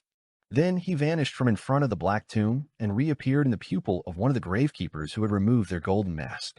Due to the untimely demise of Hisoka's physical body and his inability to get assistance, Hisoka had no choice but to modify his plan and wait for the three factions vying for the cold corpse in the ancient black tomb to begin fighting. When the chaos reached its peak and the corresponding items were nearly depleted, he would re-enter the fray and compete for the corpse. As Hisoka temporarily retreated, the area in front of the ancient black tomb became vacant. Just as the palm-sized evil ragdoll was about to float over, the crystal skull, adorned with a golden mask, flew diagonally, enveloped by a vortex-shaped body formed by the cold wind. Pale white flames ignited in its eyes, with a hint of darkness at the center. In response, illusory black water seeped out of the black tomb's walls, forming a silent river that blocked the entrance. The river was clearly similar to a stream, but it gave Ivelsta, Devaho, Ryaza, and the others a vast and expansive feeling. Their bodies gradually turned cold, and their lives drained faster, irreversibly. The evil ragdoll, clad in a black gothic dress, hovered in midair, not attempting to cross the silent river. The crystal skull, adorned with a golden mask, descended into the river. The wind vortex that constituted its colossal body howled and expanded, as if transforming into an invisible fairy that floated steadily on the surface of the silent river. The crystal skull, adorned with a golden mask, steered the fairy against the current, slowly approaching the open door of the ancient black tomb. The green-eyed man, dressed in a dark gray formal suit made of human skin and blood, stood at the back, observing the scene. With a smile, he opened and closed his mouth, as if silently muttering to himself. Almost simultaneously, the crystal skull on the invisible fairy emitted a cracking sound. The pale white flames in its eye sockets flickered violently, and tiny patterns appeared on its crystalline surface, causing invisible dust to fall. The fairy itself alternated between expansion and contraction, becoming extremely unstable as it slowed down on the river of death. Lumian paid no attention to the battle unfolding in front of the ancient black tomb. With a single glance, his body ignited with intense white flames. Swoosh! He transformed into a flaming spear and crossed a distance of 20 to 30 meters, aiming at the gravekeeper whose body had been possessed by Hisoka Twaniku. Hisoka raised his head, revealing a face with light brown skin and wild beauty. Rhea. The gravekeeper whose body had been possessed by Hisoka was Rhea's dream projection. Facing the rapidly expanding reflection, transforming from a speck of white light into a blazing white flaming spear with a burning tip, Hisoka didn't dodge. He assumed a stance allowing Lumian to attack. The blazing white flame spear was incredibly fast. He didn't have time to raise his hunting bow, aim or shoot. He only slightly bent his arm. He felt a searing pain, as if his body and soul were about to be pierced. Hisoka showed no fear. Instead, he chuckled. The blazing white flaming spear passed over his shoulder and landed behind him, failing to strike him.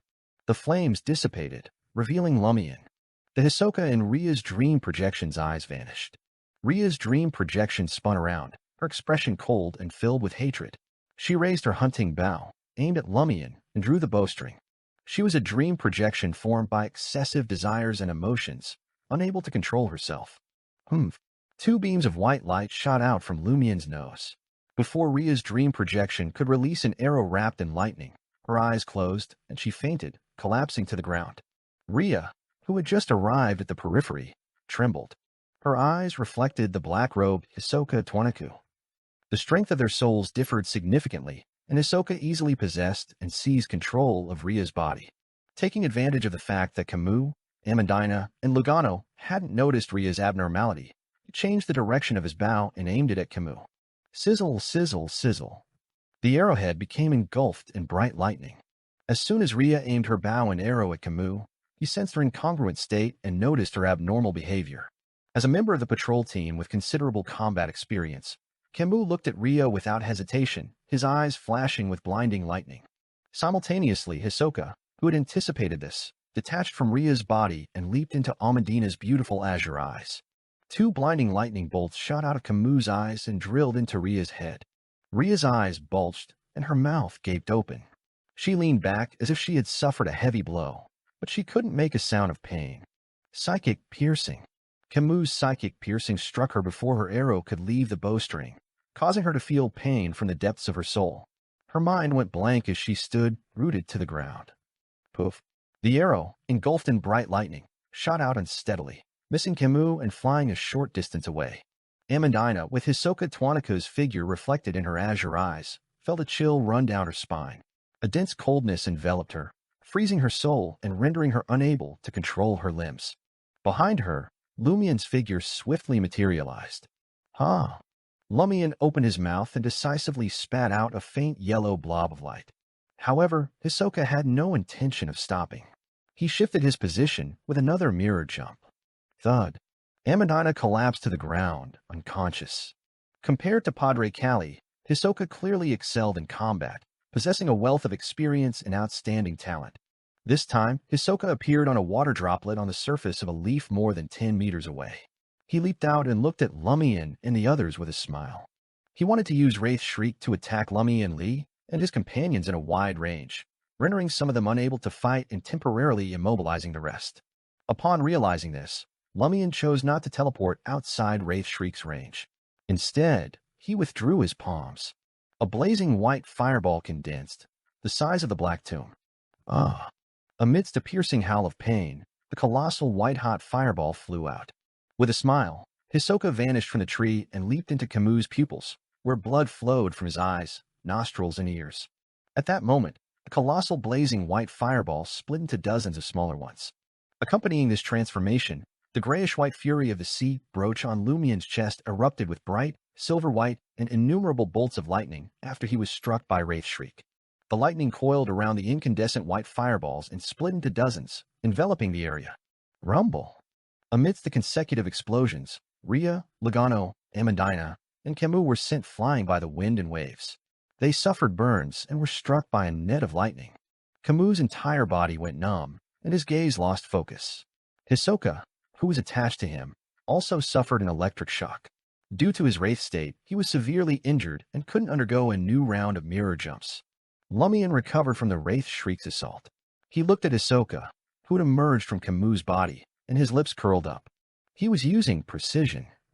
The goal was to attack every target indiscriminately and ensure the damage was acceptable. And when he launched an attack, he didn't need to consciously control it. The fury of the sea would automatically add an electric shock to all his offensive fireballs. Lord of Mysteries 2, Circle of Inevitability. Chapter 690, Death Symphony.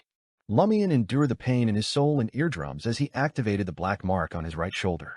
His figure abruptly vanished, swiftly materializing beside Camus and Hisoka.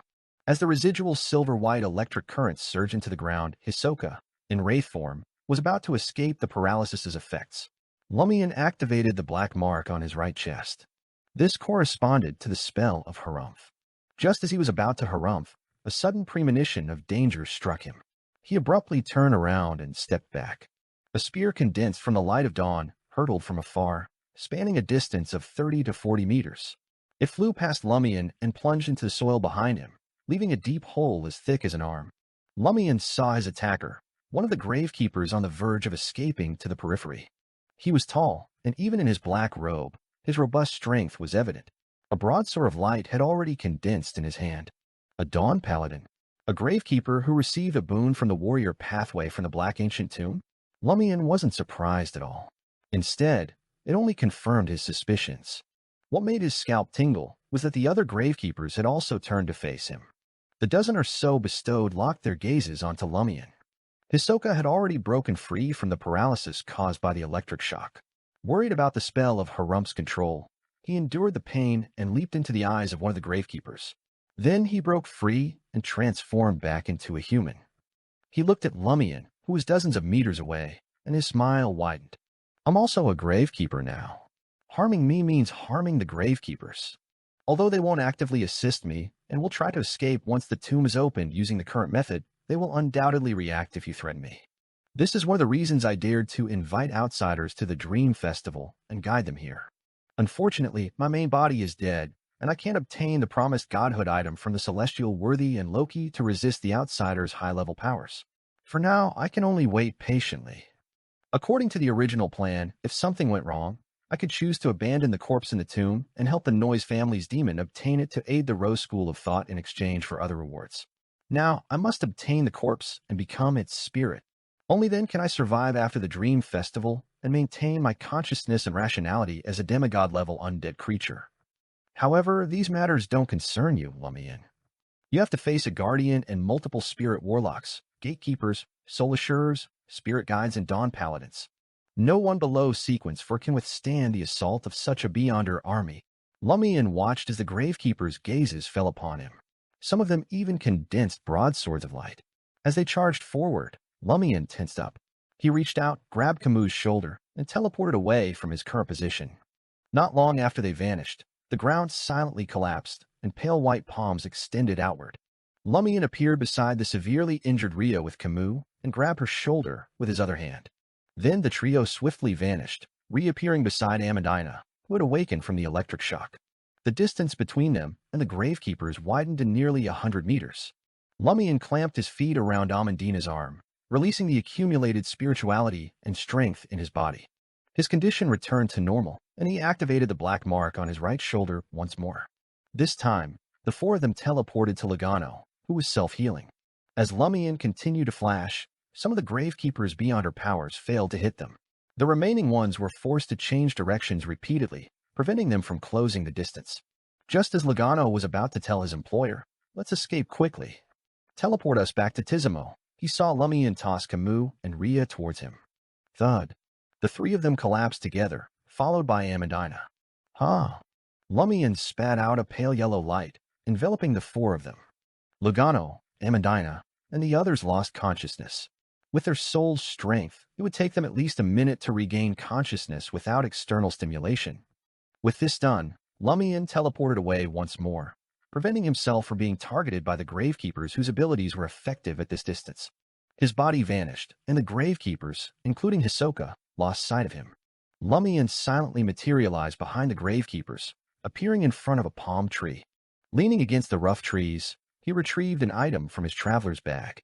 It was a blackened bone flute with blood-colored holes. Symphony of Hatred. Lumian's lips curled up as he brought the sinister bone flute to his lips with a smile. Almost simultaneously, Hisoka Twanaku felt a strong premonition of danger. He abruptly turned around, spotted Lumian, and locked onto him. He activated his devil form, transforming into a pitch-black monster, nearly 3 meters tall with curved goat horns and bat-like wings. Hisoka instinctively abandoned his wraith form, forsaking the plan of possessing Lumian Lee and restraining him. He found it impossible to remain calm under the aura capable of conquering everything, and reflexively fled from the other party. Accompanied by Hisoka's movements, the gravekeepers also turned. Lumian's lips touched the black bone flute, emitting a bloody scent, and he played the first note. The smile on his face widened. In the real world, facing such a large group of Sequence 7, 6, and 5 Beyonders, he could only teleport Logano and the others back to Tizimo. However, this was the Dream Festival. Apart from the few who had recently arrived and could remain lucid, the others were either fused with their dream projections or allowed the corresponding dream projections to move independently. Dream projections were formed from excessive desires and emotions, and they would lose control during the Dream Festival. Realizing that Hisoka's dream projection could also become a gravekeeper and maintain a certain level of lucidity and rationality, Lumian believed that it wasn't that the gravekeepers didn't have dream projections, but that they had fused with them. Using their uniqueness and their self-control in their lucid state, they barely suppressed them. Such targets were the Symphony of Hatred's favorite prey. It could inflict an attack on the weakness of an enemy's mind or body who heard the corresponding melody. Those with unstable minds might experience symptoms akin to madness. Those with psychological issues might have latent problems triggered. There's even a chance that excessive desires could cause them to explode on the spot. Individuals with illnesses or old injuries would inevitably face severe consequences. Those less fortunate might find themselves trapped in extreme misfortune. Faced with the dream projections against the gravekeepers who might have fused with them, Lumian felt that the symphony of hatred could be miraculously effective, igniting 100% of the target's excessive desires and emotions. Therefore, he chose to make such an attempt. If it failed, he would teleport back to the unconscious Amandina and company, hold on to them, and return to Tizimo. A melodious and sorrowful melody sounded, but Hisoka Twanaku, who was too late to stop Lumian, instinctively burned the two curved and mysterious goat horns on his head. Mental shock. Lumian's emotions swelled, and the melody he played was filled with unmistakable pain and hatred. He also saw many spirits, as well as the gravekeepers wielding broadswords of light, rushing towards him in various ways. He continued playing the symphony of hatred. Bang, bang, bang. Apart from the unconscious Ria's dream projection, all the gravekeepers, including Hisoka, halted with contorted expressions. They heard illusory explosions in their bodies and minds, and their eyes instantly turned bloodshot. They lost control of their bodies, and their ears were filled with buzzing sounds. They couldn't see, hear, or think. Their bodies and souls had been severely injured. The same went for Hisoka Twanaku. In essence, he remained a dream projection formed by extreme emotions and desires. However, as he suffered the symphony of hatred's weakness attack, he also ignited Lumian's emotions and desires from the impact. Lumian's mind buzzed, and blood vessels bulged in his green eyes. A viscous liquid reeking of blood flowed from his nose, and his internal organs seemed to suffer varying degrees of damage. The symphony of hatred fell to the ground with a thud. More than 100 meters away from Lumian, near the forest, the unconscious Amandina, Lugano, and company's faces contorted, as if they were trapped in different nightmares. Devaho, weakened by spitting out blood to the human skin, silently approached the edge of the forest, ready to escape at any moment. However, he heard the symphony of hatred's melody. He froze, vomiting copious amounts of bright red blood that reeked of sulfur. His entire being weakened, and he nearly lost control. Ivelchta watched as the evil rag doll emitted a silent shriek, transforming the crystal skull with its golden mask and its invisible fairy into a pale white goat. Just as he was about to approach the silent river in front of the black ancient tomb in delight, his pale white face instantly flushed red, and dark red blood flowed from the corners of his eyes, nose, mouth, and ears. He had also suffered the explosion of emotions and desires, but he wasn't a dream projection, nor had he fused with one. Therefore, he was only severely injured, unlike the gravekeepers in Devaho, who were pushed to the brink of death. Ryaza, who had maintained his lucidity and rationality without a dream projection, panted heavily, as if caught in a struggle of his own. His cold eyes became rather lost. In the area where the black tomb resided, only the evil rag doll, the human skin man, and the pale white goat with the golden mask remained unaffected by the symphony of hatred. Relying on his ascetic endurance, Lumian quickly recovered from the severe damage caused by the explosion of desire and emotions. Gazing at Hisoka and the others, who had yet to recover, he smiled and extended his right palm. A colossal white-hot fireball swiftly condensed, engulfed in silver-white lightning, and launched. Upon reaching the gravekeeper's area, it split into nearly 20 smaller lightning fireballs that blasted at Hisoka, Twanaku, and the gravekeepers. Precision. Rumble. Blazing white flames and silver-white lightning surged simultaneously. Lumian watched as the gravekeepers, already on the brink of death, collapsed like straw, their lives extinguished one after another. This is what culling means. Lumian closed his eyes and took it in. Rumble.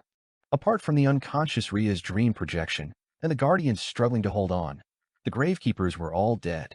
Only Hisoka Twanaku, his body still emitting silver-white lightning, remained. His eyes were bloodshot, on the verge of losing control. At that moment, he saw a flaming spear wrapped in silver-white lightning fly over and collide with the side of his nose. Amidst a sizzling sound, the blazing white flaming spear pierced through his skull, igniting his brain and flying behind him, leaving behind raging silver-white electric snakes. As the flames dissipated, Lumian's figure appeared, his back facing Hisoka Twanaku. The devil form Hisoka's eyes glazed over. He swayed a few times before collapsing to the ground. Weakness Investigation. Cull.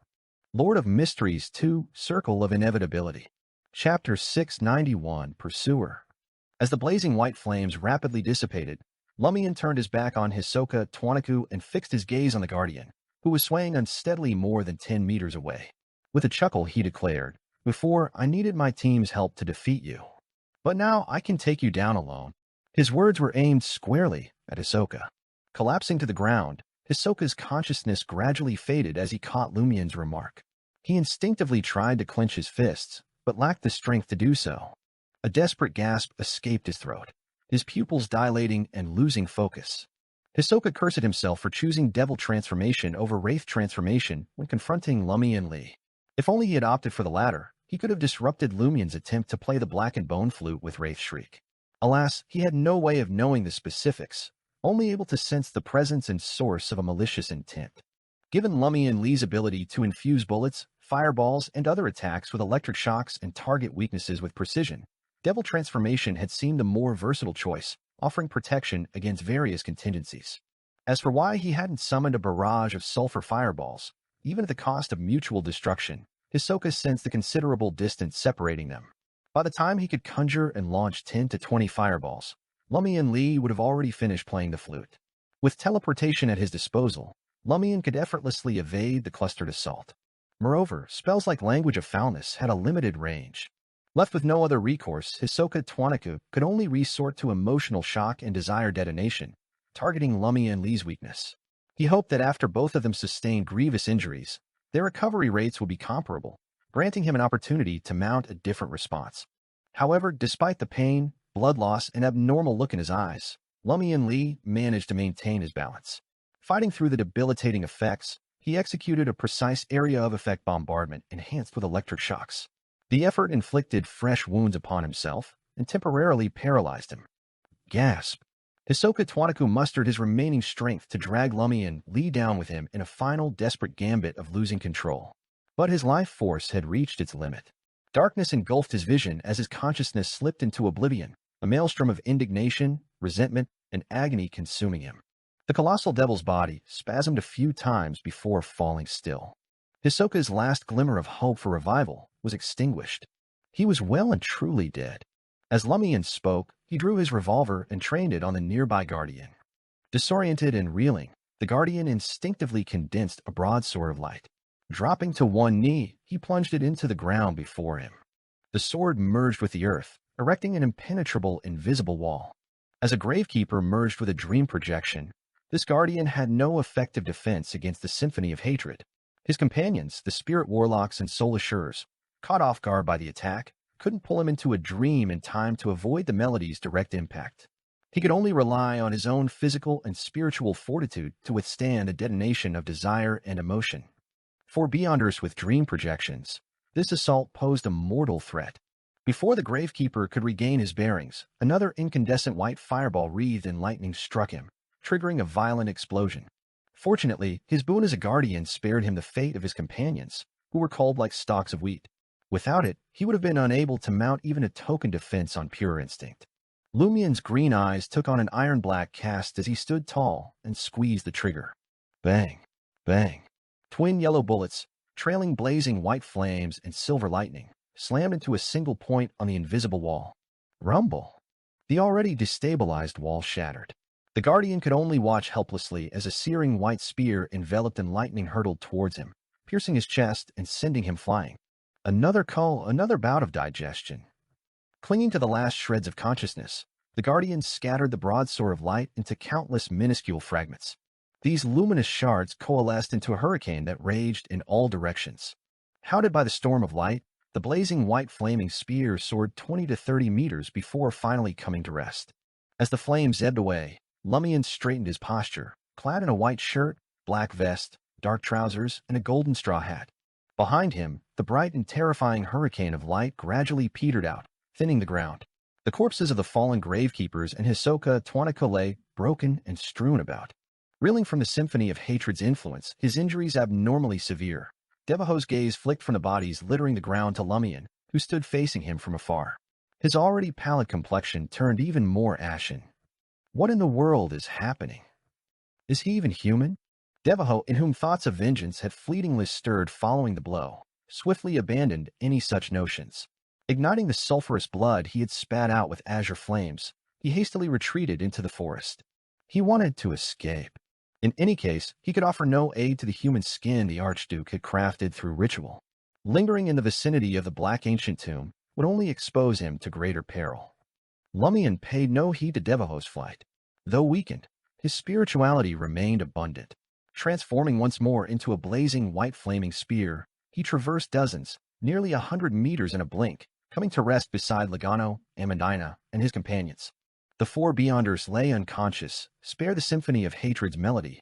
The effects were minimal, a mere nightmare, but still racked them with pain. Their contorted expressions gradually eased as they roused from their comatose state. Seeing them open their eyes and regain their faculties, Lumian instructed, "Leave this place at once and return to Tizimo. Find somewhere to lay low." The conflict unfolding before the Black Ancient Tomb was not something Lugano and the others could influence. Lumian himself dared not approach, so he intended to send his four temporary allies to safety. He had previously consented to Camus and Rhea accompanying him, believing the former's psychic piercing and the latter's lightning arrows could synergize effectively with his own abilities to counter Hisoka's dream projection, Ryaza, and the others. Amandina's power to compel others into dreams was also quite useful. Moreover, following her was the only way to approach the Black Ancient Tomb without falling prey to the invisible figure's attacks. To his surprise, Hisoka had displayed combat prowess far exceeding Padre Cali's. With the area unsealed and devoid of preset traps, not only had Camus, Amandina, and the rest failed to render aid, they had ended up hindering each other and becoming a liability. Reflecting on his two prior battles, the attempt to capture Hisoka alive and the confrontation with Padre Cali, Lumian grasped a fundamental principle. At times, there was strength in numbers. But in other situations, solitude was preferable. Facing different foes under varied circumstances demanded adaptability, lest one court disaster by adhering to a fixed approach. Lumian recalled a maxim Emperor Roselle had once shared, as explained by his sister Aurora. In warfare, as in the flow of water, there are no constant conditions. We can return to Tizimo. Even me. Lugano couldn't contain his pleasant surprise. Instinctively, he extended his remaining hand, pressing the flickering light against Lumian's wounds. As a doctor, Lugano was unable to treat a patient's internal organs directly. He needed to open the cavity and make contact with the injured site. It was akin to performing surgery. Lumian nodded and replied, "Indeed, but you'll need to remain under Camus and Rhea's supervision." He planned to linger a while longer to see if he could aid Ivelge de Eggers, a member of the Church of the Fool's Temperance faction. It was the duty of a tarot club's minor arcana card holder. Of course, Lumian had no intention of venturing into the area immediately fronting the Black Ancient Tomb. He might well perish before even realizing what had struck him. His aim was to ascertain whether he could sway Ryaza and the others to interact with the corresponding godhood items, or utilize the golden mask upon Hisoka's corpse to some end. At that moment, Devaho, who had only just arrived in Tizimo that very night, had already vanished back into the forest, retracing his steps. Mustering his dwindling strength, he started sprinting. As he ran, Devaho abruptly halted, casting a perplexed gaze towards the path's bend, obscured by the trees. Beneath the dim, crimson moonlight, a short figure approached. It was a boy of 7 or 8 years, garbed in blue pajamas speckled with yellow stars and a matching nightcap. His plump face and the short blonde hair peeking out from under the cap were smeared with cream, blood, biscuit crumbs, cake fragments, and sundry other substances. His brown eyes blazed with intense hunger and desire. In his mouth, a vibrant, cold, and slick viper's tail writhed and shook as he gulped it down, segment by segment. The boy's cheeks bulged as he chomped vigorously. In the next instant, he caught sight of Devaho. A wave of intense, terrifying malice flooded Devaho's mind. Lugano, having secured permission, was on the verge of informing Camus, Rhea, and Amandina of their impending return to Tizimo when a petrified scream rang out from the forest. They froze in their tracks.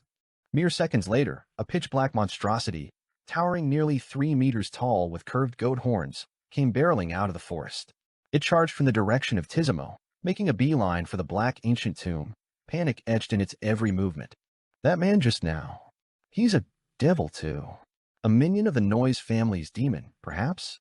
Could the green-eyed figure fashioned for human skin be a manifestation of the Noise family's demon, projected into the Dream Festival?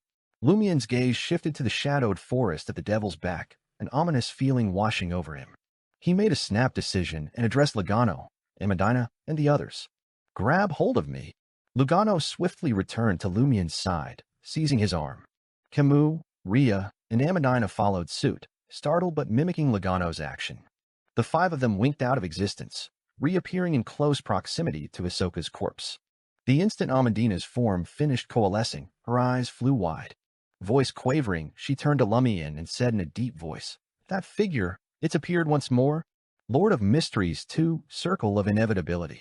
Chapter 692, Death Before Rebirth. Appeared once more. Lumian motioned for Logano and the others to loosen their hold and inquired of Amandina, "Where is he?" Amandina's sky-blue eyes locked onto the entrance of the black ancient tomb, situated at the terminus of the motionless river. "He's sitting cross-legged over there." As the words left her lips, Amandina shut her eyes and turned away. Minuscule protrusions emerged from her previously flawless and supple skin, each on the cusp of rupturing and giving rise to something unknown. This reaction stemmed from her glimpse of the phantasmal, stagnant river and the ashen-white goat adorned with a golden mask, grappling to traverse the shallow waters. The pallid goat's limbs, devoid of all fur, were extensively decomposed, exuding a nauseating yellow pus that swiftly encroached upon the remainder of its body. Under the sway of the symphony of hatred, Riaz's wan and frigid countenance surrendered its final vestige of color. The decay gradually consumed the back of his hand, neck, and cheeks, lending him the appearance of a long-deceased cadaver. This decelerated the deterioration afflicting the pale goat's body. Concurrently, the still river conjured by the black ancient tomb grew ever more illusory, its breadth and depth visibly diminishing. The rag doll, shrouded in a sinister Gothic gown, drifted onward once more, shadowing the retreating river of quietude. Abruptly, it pivoted to regard the green-eyed man composed of human flesh and blood, who, coincidentally, reciprocated its gaze. Loathing, enmity, and lunacy erupted from the sinister cloth doll's crimson eyes. Its black Gothic attire, ensnared by baleful vines, ruptured into myriad holes, scattering fabric shreds and leaving it in tatters. The green-eyed man in the dark gray suit seemed unscathed, yet as he advanced, he imprinted 2 footsteps saturated with vivid red blood, the aroma of sulfur swiftly dissipating. 1 stride, 2 strides, 3 strides. Each step emblazoned bright red footprints, while dark fluid seeped from his human skin. Ivelchta Eggers at last recovered from the onslaught of emotions and cravings unleashed by the symphony of hatred. He cast a glance at the tattered evil cloth doll and retrieved an object from his concealed pocket, a palm-sized puppet. The puppet appeared to have been stitched together by a young child's hand.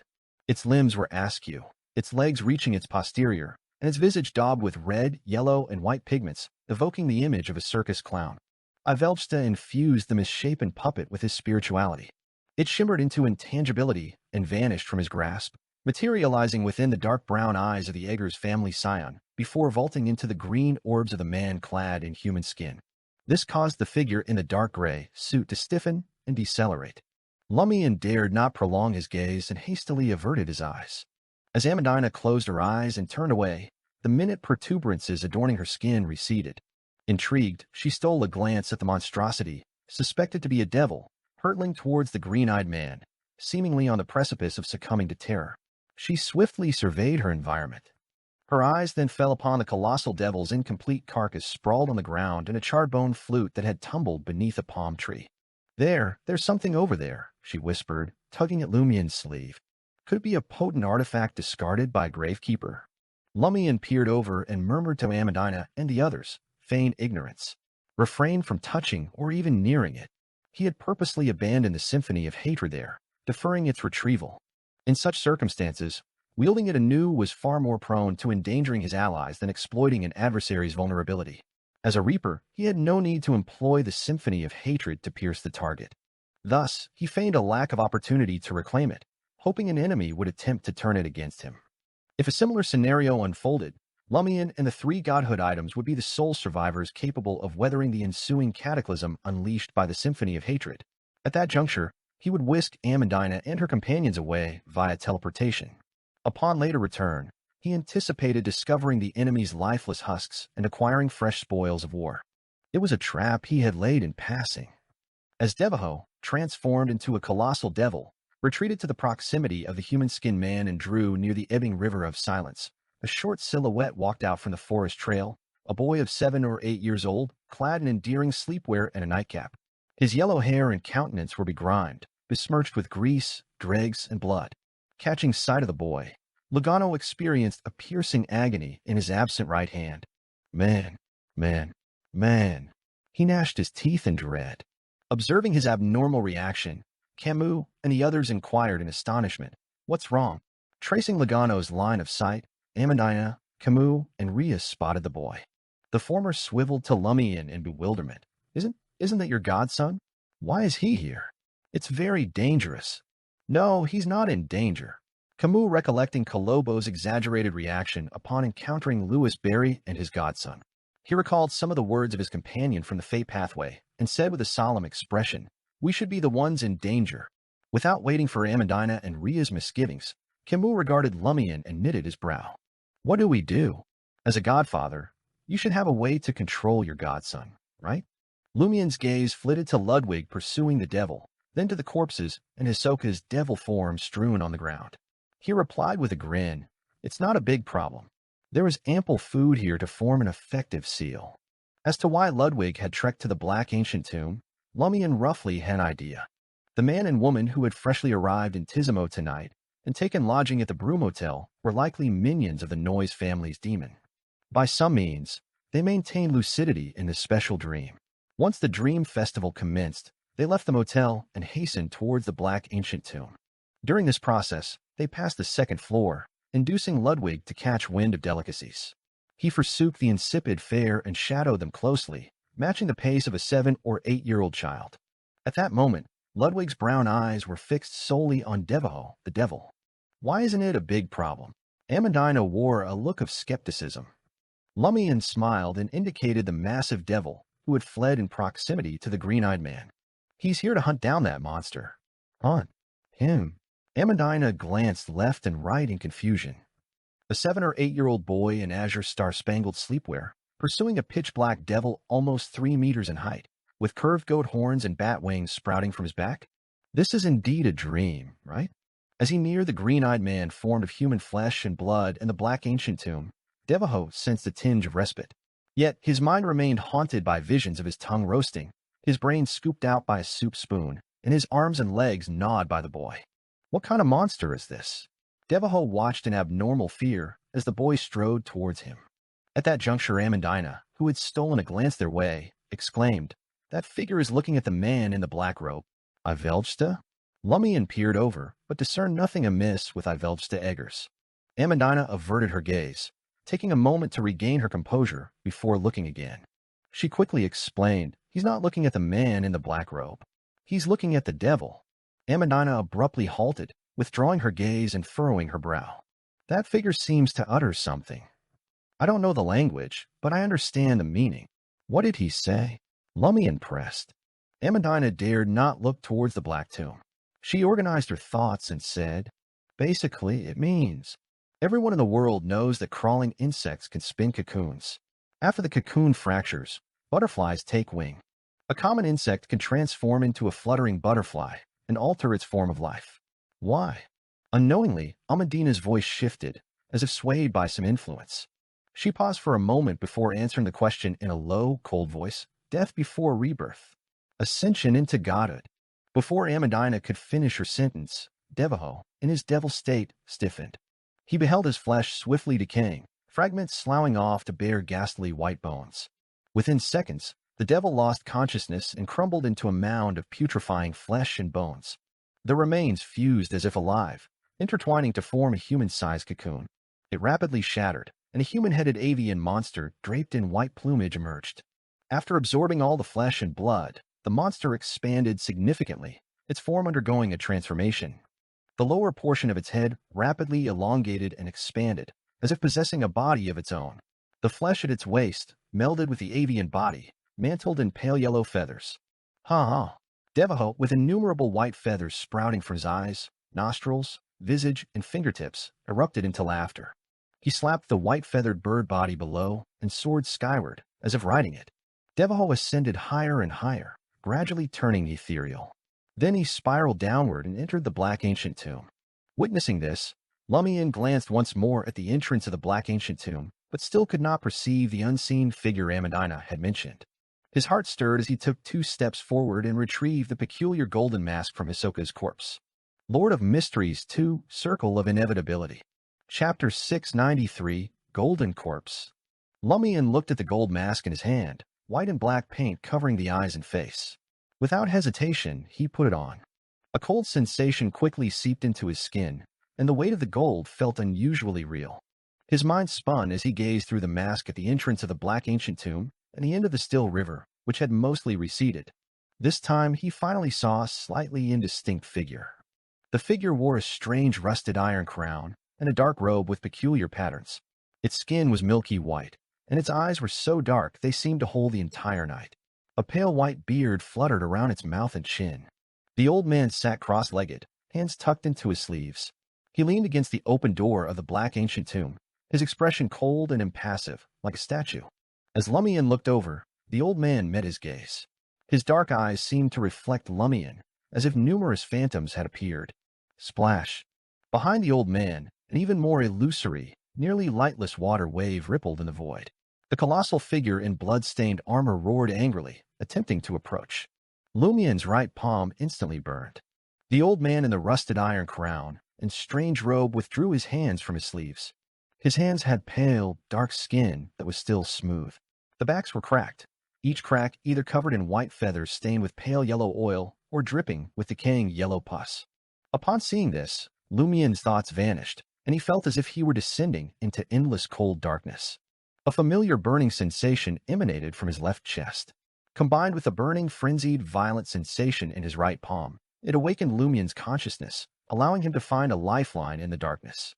Using this opportunity, Lumian regained the ability to think. He saw nearly black blood vessels protruding from the dark eyes that seemed to hide the entire night. They were tainted with madness that threatened to bury and end everything. The eyes closed, and the illusory ripples and colossal figure behind the old man vanished. Lumian's vision began to clear, and his perception of the outside world fully returned. A sharp pain coursed through him. Lumian glanced down at his right hand and realized disgusting bumps bulged from his wrist to the back of his hand. His hair seemed to have thickened and turned whiter. He flipped his palm over and saw that the mark left by Blood Emperor Alista Tudor's remnant aura had completely surfaced. It was a vivid red. Surrounding these marks was decaying flesh, seeping pus, and pale white skin. Lumian frowned. Despite the Blood Emperor's remnant aura being fully activated, Amanina, Logano, and the others around him didn't show any signs of panic or fear. He didn't sense any extremely frenzied or violent thoughts either. Wait, the figure in the blood-stained armor seems to be Blood Emperor Alista Tudor. This place feels similar to the Samaritan Women's Spring. Could the figure sitting at the tomb's entrance be the underworld Taoist mentioned by the Armored Shadow? Why are he and the Blood Emperor appearing here again? Shouldn't they be at the source of the Samaritan Women's Spring? Are the two connected? Did the underworld Taoist discover the Blood Emperor's residual aura on me and conveniently seal it? Even if I fully activate it, I won't be able to unleash the crazy red priest's aura? I don't know if it's because of Mr. Fool's seal or because I'm wearing Hisoka's golden mask, but the underworld Taoist didn't directly allow me to undergo immortal ascension, nor did he force me to lose control. Lumian quickly grasped his predicament. As the immortalized devil entered the black ancient tomb, the situation inside changed once more.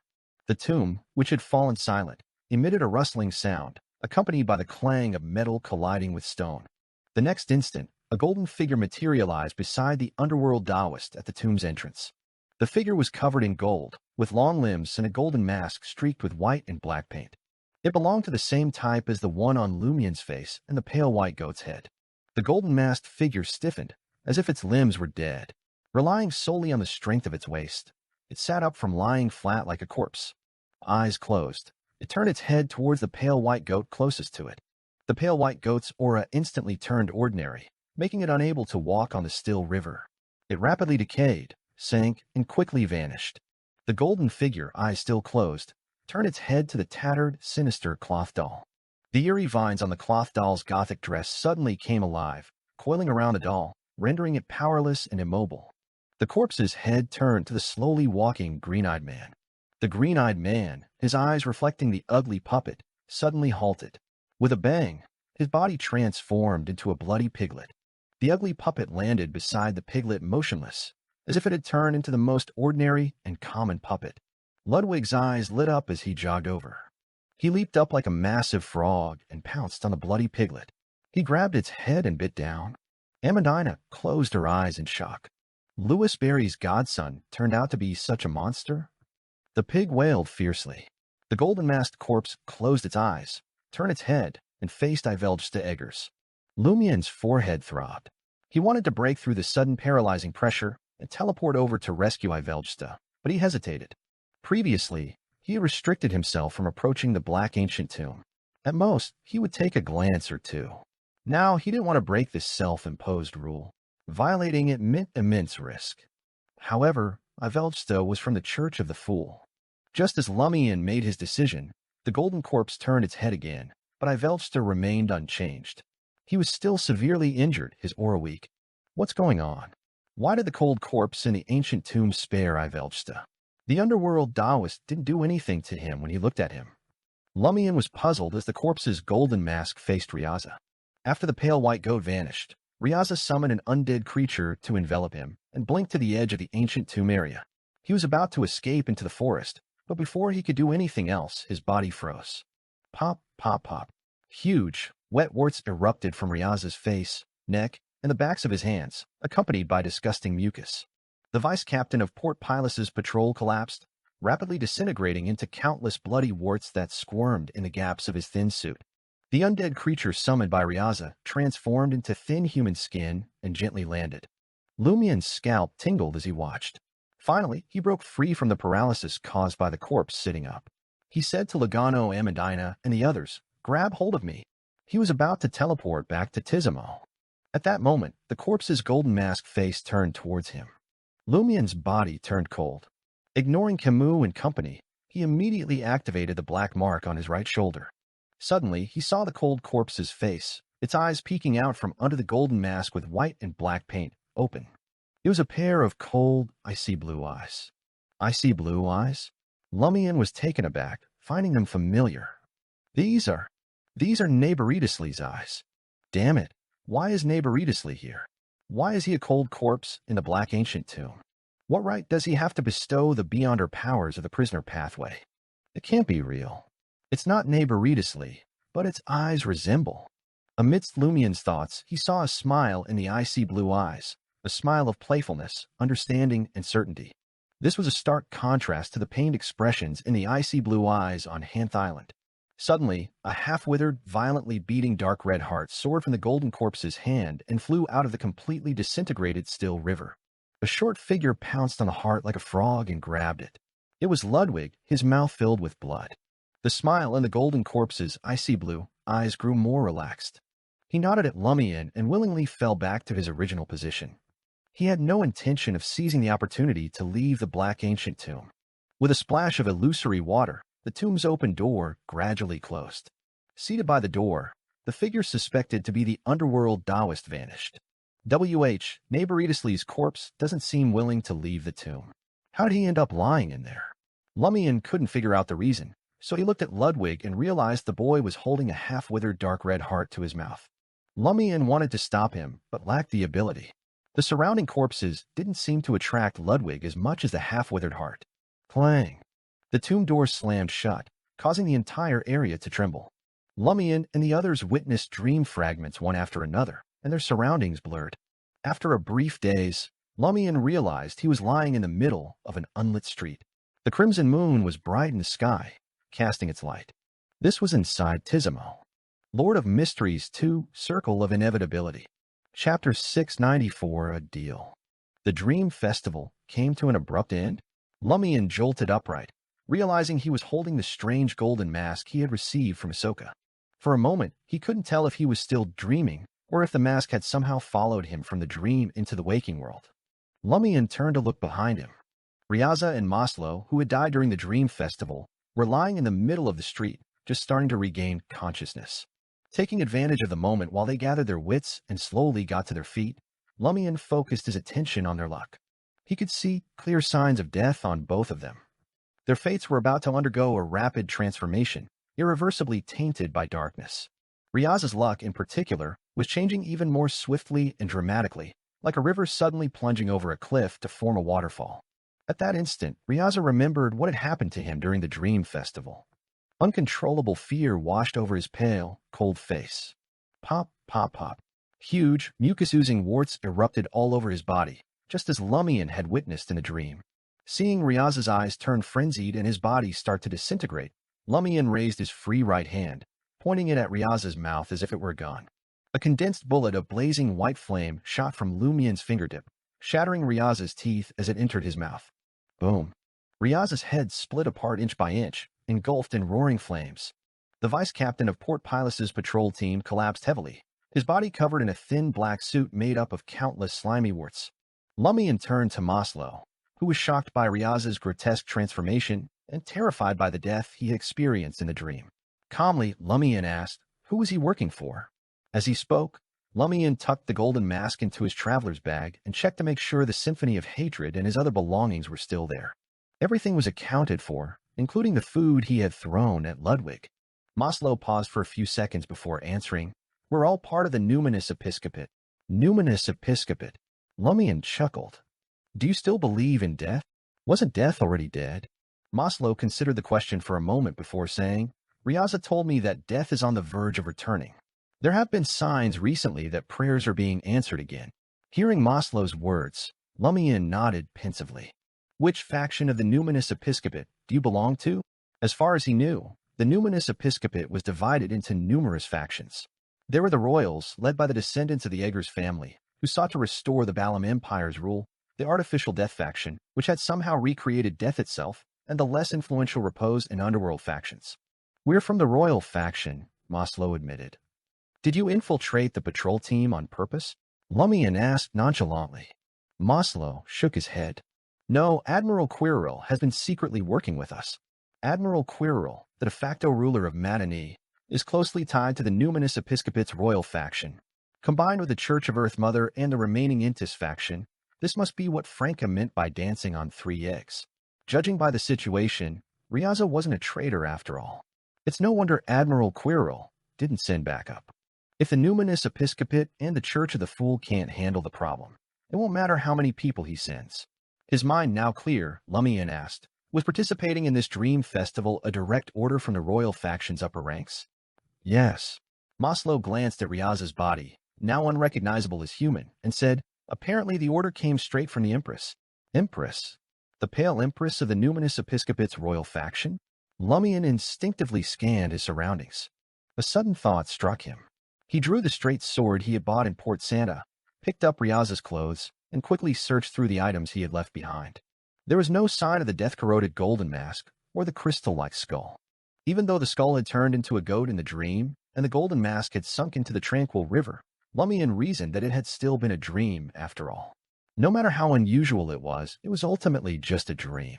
When someone died, they died in reality, but the same might not hold true for objects. It was similar to how some of the food Ludwig had eaten in the dream had reappeared in the traveler's bag. Even if the items were going to disappear, it would have to happen later. For now, they should definitely return to the real world. However, Riaza had nothing on him. A chill ran down Lumian's spine. Lowering his voice, he asked, Termaboros, did you notice anything? Termaboros' majestic voice echoed in Lumian's ears. Do you only now know fear? TCH. Lumian felt a lingering sense of dread, but he didn't let it show. Was the pale Empress watching? Termaboros replied in a deep tone. It's not just her. Her? The pale Empress is an angel? Lumian composed himself and turned his attention back to Maslow. Just as Maslow was wondering why Louis Barry was talking to himself, the other party suddenly asked, Why did Riaza kill you? Maslow stayed quiet, offering no response. Lumian chuckled. Did you betray him? Maslow's lips trembled, but he didn't say a word. Lumian smiled casually and said, It doesn't matter. If you don't want to answer, don't. You won't be alive much longer anyway. Maslow's face turned ashen as he considered the ramifications of his death during the Dream Festival. Lumian nodded, then added, Go on and do whatever you want. Just don't do anything bad. It'll make you die sooner. With that, Lumian glanced at Riaza's corpse, which was starting to produce the Beyonder characteristic. Greed welled up inside him, but he suppressed it with an ascetic self-control. He decided that regardless of whether Riaza had been a traitor or not, his Beyonder characteristics should be left for Camus and the Madani patrol team. To stop himself from giving in to greed, and with a grave matter coming to mind, Lumian's expression shifted subtly. He activated the black mark on his right shoulder and teleported away. Maslow stared at the street that had been empty a moment before and the lights that had been stirred by the explosion, looking as though his soul had left his body. With a dazed and despondent expression, he turned and walked toward the forest outside Tizimo. In the second-floor suite of the Brew Motel, the instant Logano woke up, he noticed he couldn't move his right forearm. It's okay. I'll be fine after a psychiatric treatment or two. The people in Tizimo can be healed by mass without needing beyonder effects. Logano tried to console himself as he endured the pain in his right forearm. Just then, he heard hurried footsteps coming from the living room outside his door. Crack. The door to Logano's bedroom flew open. In the crimson moonlight pouring through the window, Ludwig appeared, dressed in blue pajamas with yellow stars and a matching nightcap. He was clutching a half-withered, blood-stained, dark red heart. Ba-dum, ba-dum. Logano could hear his own heart pounding, and he felt like his soul was about to abandon his body out of sheer terror. Had Ludwig come back for seconds because he had woken up early and hadn't gotten his fill during the dream? A moment later, Logano saw a figure float in through the doorway. The figure was semi-transparent, wearing an elaborate, opulent black dress. There was no head on its neck, just a clean cut. In its hand, it held 4 identical blonde heads with red eyes and beautiful features. Return it to me. The 4 heads uttered different words in ancient Fasak, forming a complete sentence. Ludwig's image was reflected in their 8 crimson eyes. Mine. Ludwig ran to Logano's bed and spun around, looking like he wanted to bring the heart to his mouth, but he seemed to hesitate. The 4 heads held by the translucent figure spoke one by one. Idiot. Eating your own brain. That is my heart. If you don't return, I will turn you into pig. Almost at the same moment, Lumian materialized next to Ludwig, taking in the scene and hearing the corresponding words. Lumian glanced at the strange-looking lady, then at Ludwig, who wore a resolute expression as if he would defend his food to the death. After a moment's consideration, Lumian said, Madam, perhaps you could try trading him other spiritually rich materials for it. In Ludwig's current state, Lumian didn't dare try to take the item from him by force. The lady in the intricate black dress, holding 4 blonde, red-eyed heads, went silent. After a short while, one of her heads spat out a gleaming gold coin and held it between its teeth. Gold coin? You want to buy it with a gold coin? Ludwig doesn't care about money. Lumian was about to point this out to the lady when he suddenly realized the gold coin looked familiar. It was a lone gold coin, worth £1. Lumian glanced over at Ludwig. Ludwig wavered. After a few seconds, he finally held out his hands and gave the half-withered dark red heart to the woman's head. The blonde red-eyed head let go, dropping the gold coin into Ludwig's hand. Quickly, it sank its teeth into the half-withered dark red heart. The translucent lady stepped back and vanished from Logano's bedroom. Ludwig hastily popped the lone gold coin into his mouth, as if trying to hide it in his stomach. But then he seemed to think better of it and fished it back out. He wiped it off on his pajamas and carefully put it in his pocket. Just as I thought, it's the same as Jinna's lucky gold coin. A lone gold coin, closely connected to Mr. Fool. Lumian nodded to himself, comprehension dawning. A twinge of disappointment ran through him. 2 people close to me have gotten lucky gold coins. Why don't I have one? Lord of Mysteries 2, Circle of Inevitability. Chapter 695, Colombo's Worry. Lumian snapped out of his daze and glanced at Ludwig, who had regained his composure. Turning to Logano, who was shrinking into a corner of the bed, he said, We'll head back to Trier tomorrow and find a psychiatrist for you, a real, genuine one. This decision wasn't made out of concern for Logano, but rather something that had long been on Lumian's agenda. 007 should have already provided feedback in the early morning hours. Lumian, Franca, and the others would discuss how to handle the mirror person, Marina Vigny. Moreover, Lumian intended to seize this opportunity to extract Termaboros' power and obtain a Fate Appropriator boon. His most significant gain from the Dream Festival was the substantial digestion of the Reaper Potion. He knew the southern continent was filled with conflicts and combat opportunities, which would help him digest the Reaper Potion.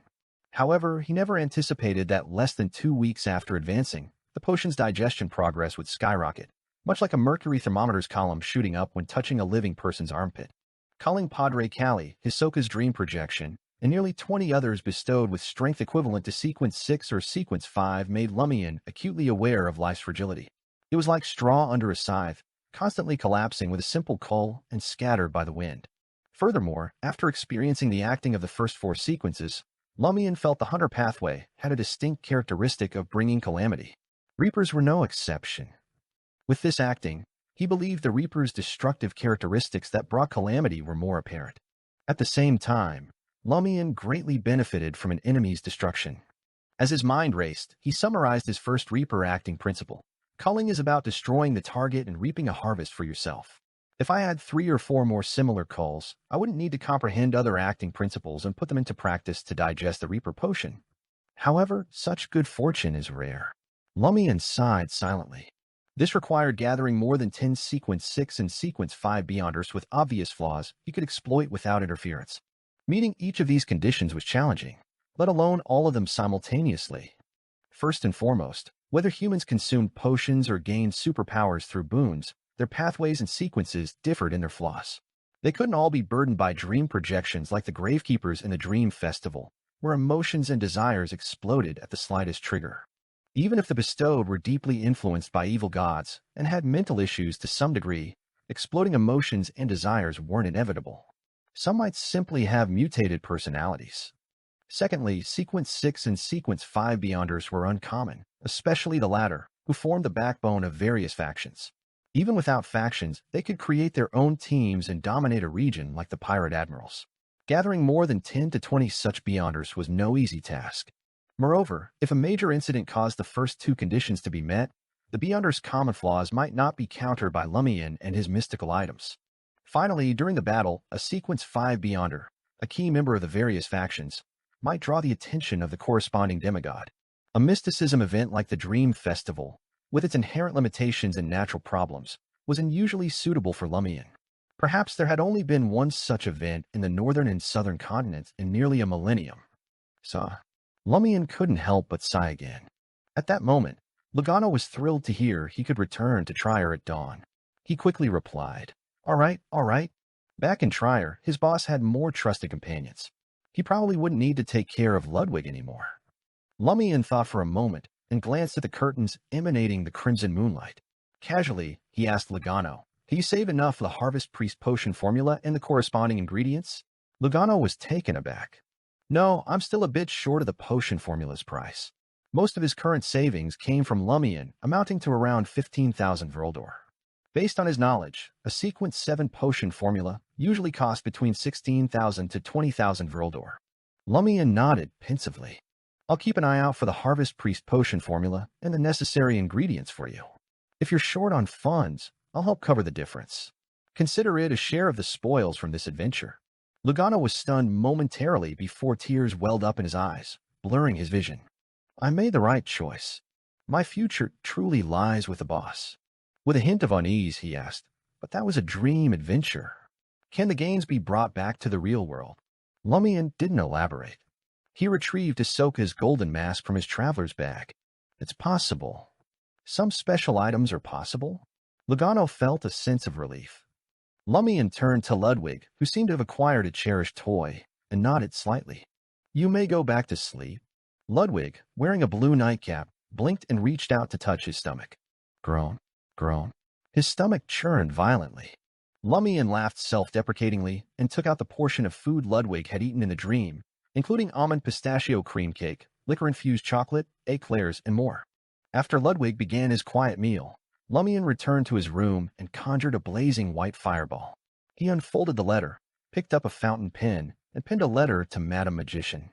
This took precedence over dealing with other matters. As he wrote, Lumian pondered something. If I killed all the elders of the Gravekeepers, would the primitive tribe still possess the ability to attack and eliminate the dead? Or are they still alive in the real world, waiting to drag those already dead down with them when they attack Tizimo? Or would the deceased find another way out, like the fire that had engulfed the Twanica family? On the 3rd floor of the police headquarters in Tizimo town, Camus snapped out of his reverie and instinctively glanced at the temporary bed opposite him. He noticed the blanket had been lifted and Kolobo was nowhere to be found. Am I still dreaming, still in the Dream Festival? Camus sat up cautiously and heard a sound near the door in the corner. In the darkness, under the crimson moonlight seeping through the curtains, he saw Kolobo crouched there, curled up and trembling. Camus lowered his voice and gently asked, What's wrong? Kolobo's voice quivered as he replied, The sky is falling. The sky is falling. The sky is falling. Camus found it amusing and looked at Colombo. Did you misinterpret your premonition? How could the sky possibly fall? Outside Tizimo, at the edge of the primitive forest, Maslow, his face adorned with white paint, slowly advanced into the forest. It was a terrible feeling to know about his impending, yet unavoidable death. He regretted betraying the numinous episcopate, but there had been no choice. Shortly after arriving in Tizimo, he had been secretly controlled by Tuanaku, who had returned for a vacation. He had become a fallen one monitoring the situation of Padre Cali and Tizimo. Subsequently, although he knew Tuanaku had been killed, the other party's dream projection appeared in his dream, telling him the matter wasn't over. Maslow advanced step by step, yearning to return to the forest and become nourishment for a tree, just like his ancestors. As he walked, he spotted nearly 20 people emerging from the nearby barracks. The men seemed to sense something amiss and prepared to inspect their surroundings. At that moment, Maslow felt the night suddenly brighten. Subconsciously, he looked up at the sky and saw a burning boulder descending with a crimson flame tail. In an instant, the burning boulder filled Maslow's vision. It crashed into the area between the forest's edge and the barracks. Rumble. The wind and dust stirred by the meteorite swiftly fill the area, rising into the air and dissipating, obscuring the crimson moon and the starlight. Rumble. The entirety of Tizimo seemed to experience a violent earthquake. Buildings shook violently and glass shattered. Several houses with weak foundations quickly collapsed, burying their occupants. With great difficulty, Camus regained his balance. Once the building stabilized, he rushed to the shattered window and looked out. He saw the sky was gray and murky, so close he could touch it if he jumped up. The sky has really fallen. For some inexplicable reason, this thought flashed through Camus' mind.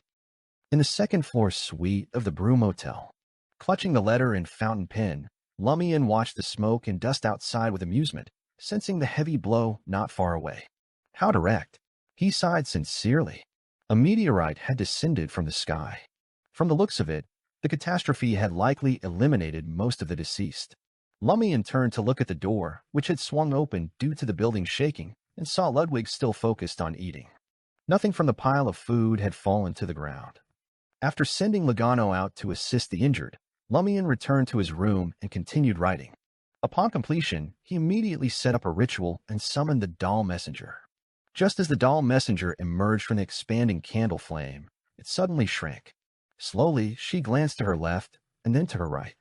After confirming there was no problem, she tiptoed and cautiously approached Lumian's letter. Lumian had never seen the doll messenger act like this before. He watched in confusion and amusement as she picked up the folded letter like a thief. She waved at him and quickly retreated into the candle flame. Lumian chuckled and shook his head, no longer pondering the doll messenger's actions. At the very least, it seemed harmless, and he had several things to do. Lumian left the bedroom, entered the corridor, and went to the first floor. He grabbed the motel owner, who had come out to check on the situation after waking up, and asked, "Which room are the lady and her companion who arrived tonight staying in?" Lord of Mysteries 2, Circle of Inevitability. Chapter 696, Feathers. In Tuanaka's house in Tizimo town, Amandina woke up amidst the violent shaking of the building. She stood up groggily and looked out the window. The sky had turned gray and was pressing down, completely obscuring the crimson moon and stars. In the near-absolute darkness, Amandina turned and cast her gaze not far away.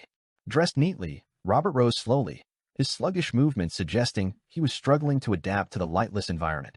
When the tremors in the ground and buildings finally ceased, Robert used his spirit vision to spot Amandina. After a moment's hesitation, he asked, "Are we awake?" He recalled that before entering the Dream Festival, he and Amandina had used a date as an excuse to rendezvous. When they ended up in the special dream, they temporarily parted ways. One stayed put while the other went to St. Sean Cathedral. Glancing at the suddenly noisy street outside, Amandina thought for a few seconds before replying, "Probably, but I don't know what's going on." As Robert recalled the dream encounters, both fell silent. Eventually, he asked in a deep voice, "What happened to you in the end?" Amandina suddenly chuckled. "Nothing much."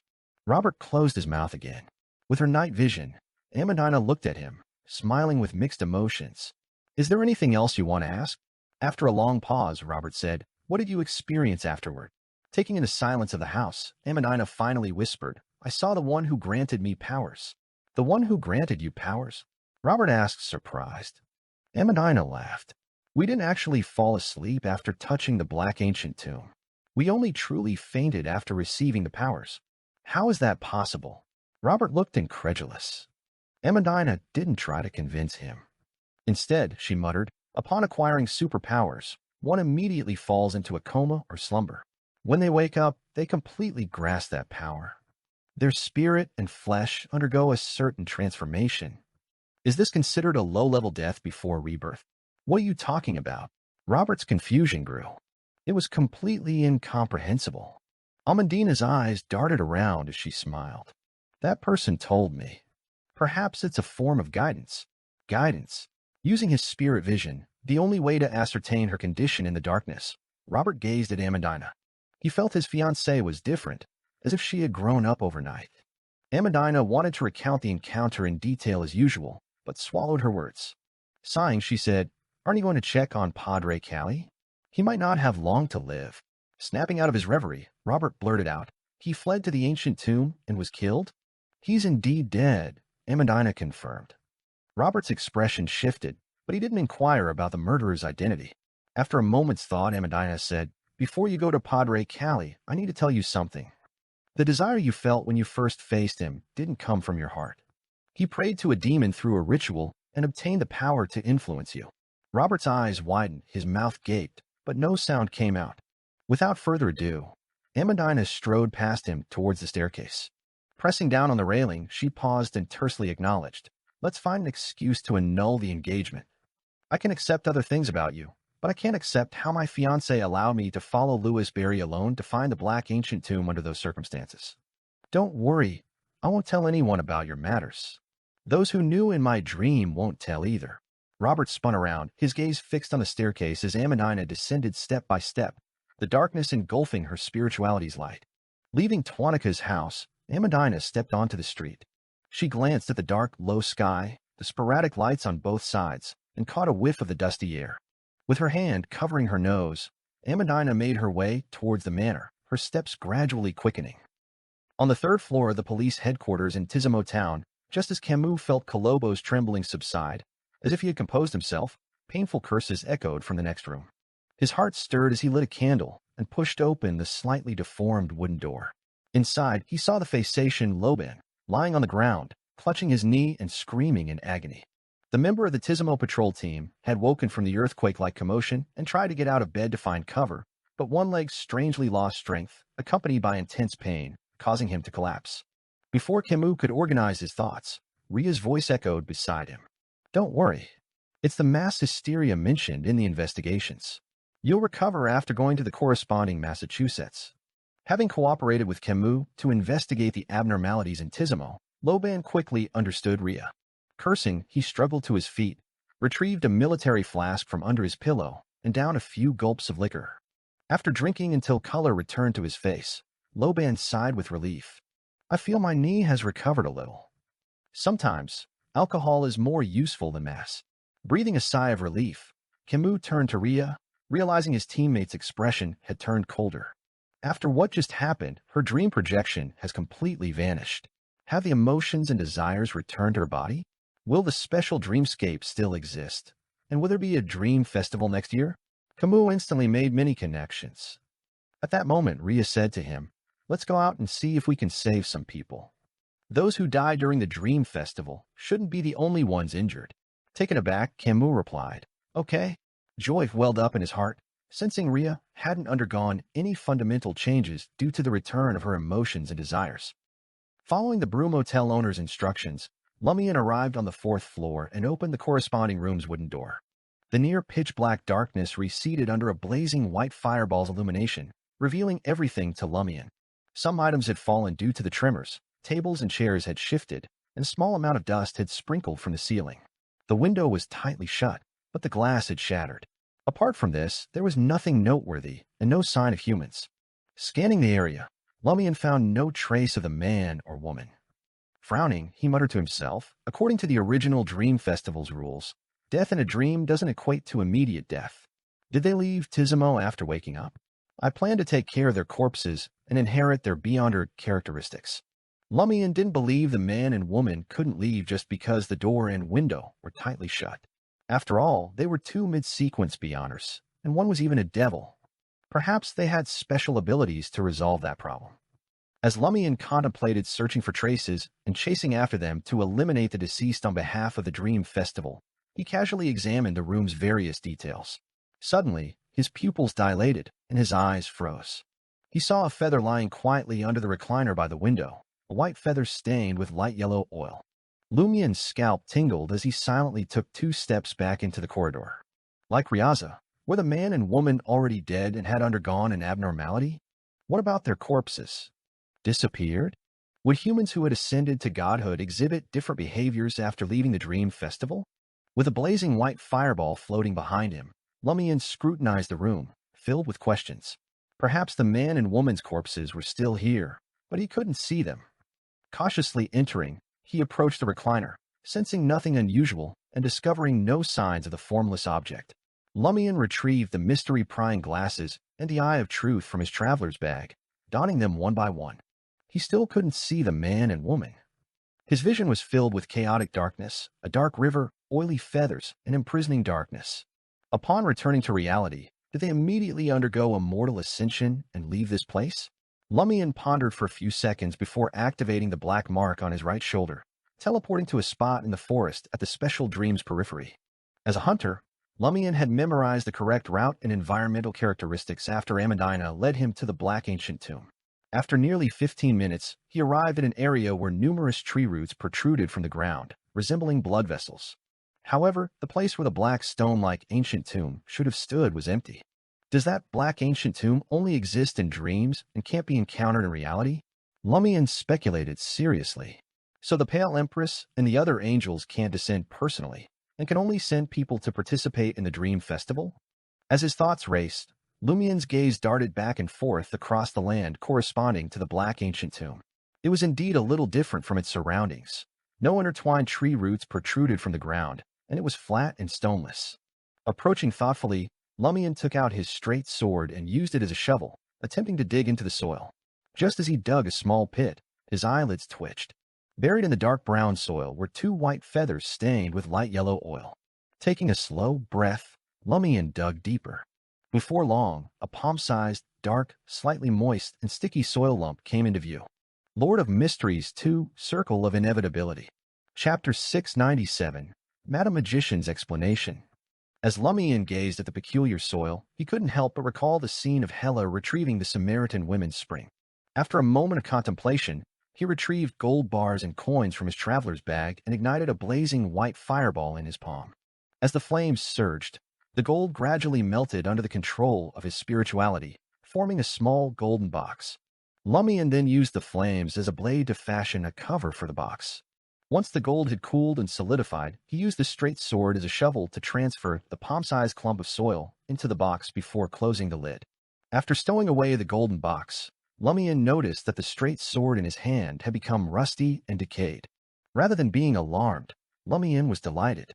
He muttered to himself, "That soil is indeed magical." This was one of his gains from the Dream Festival.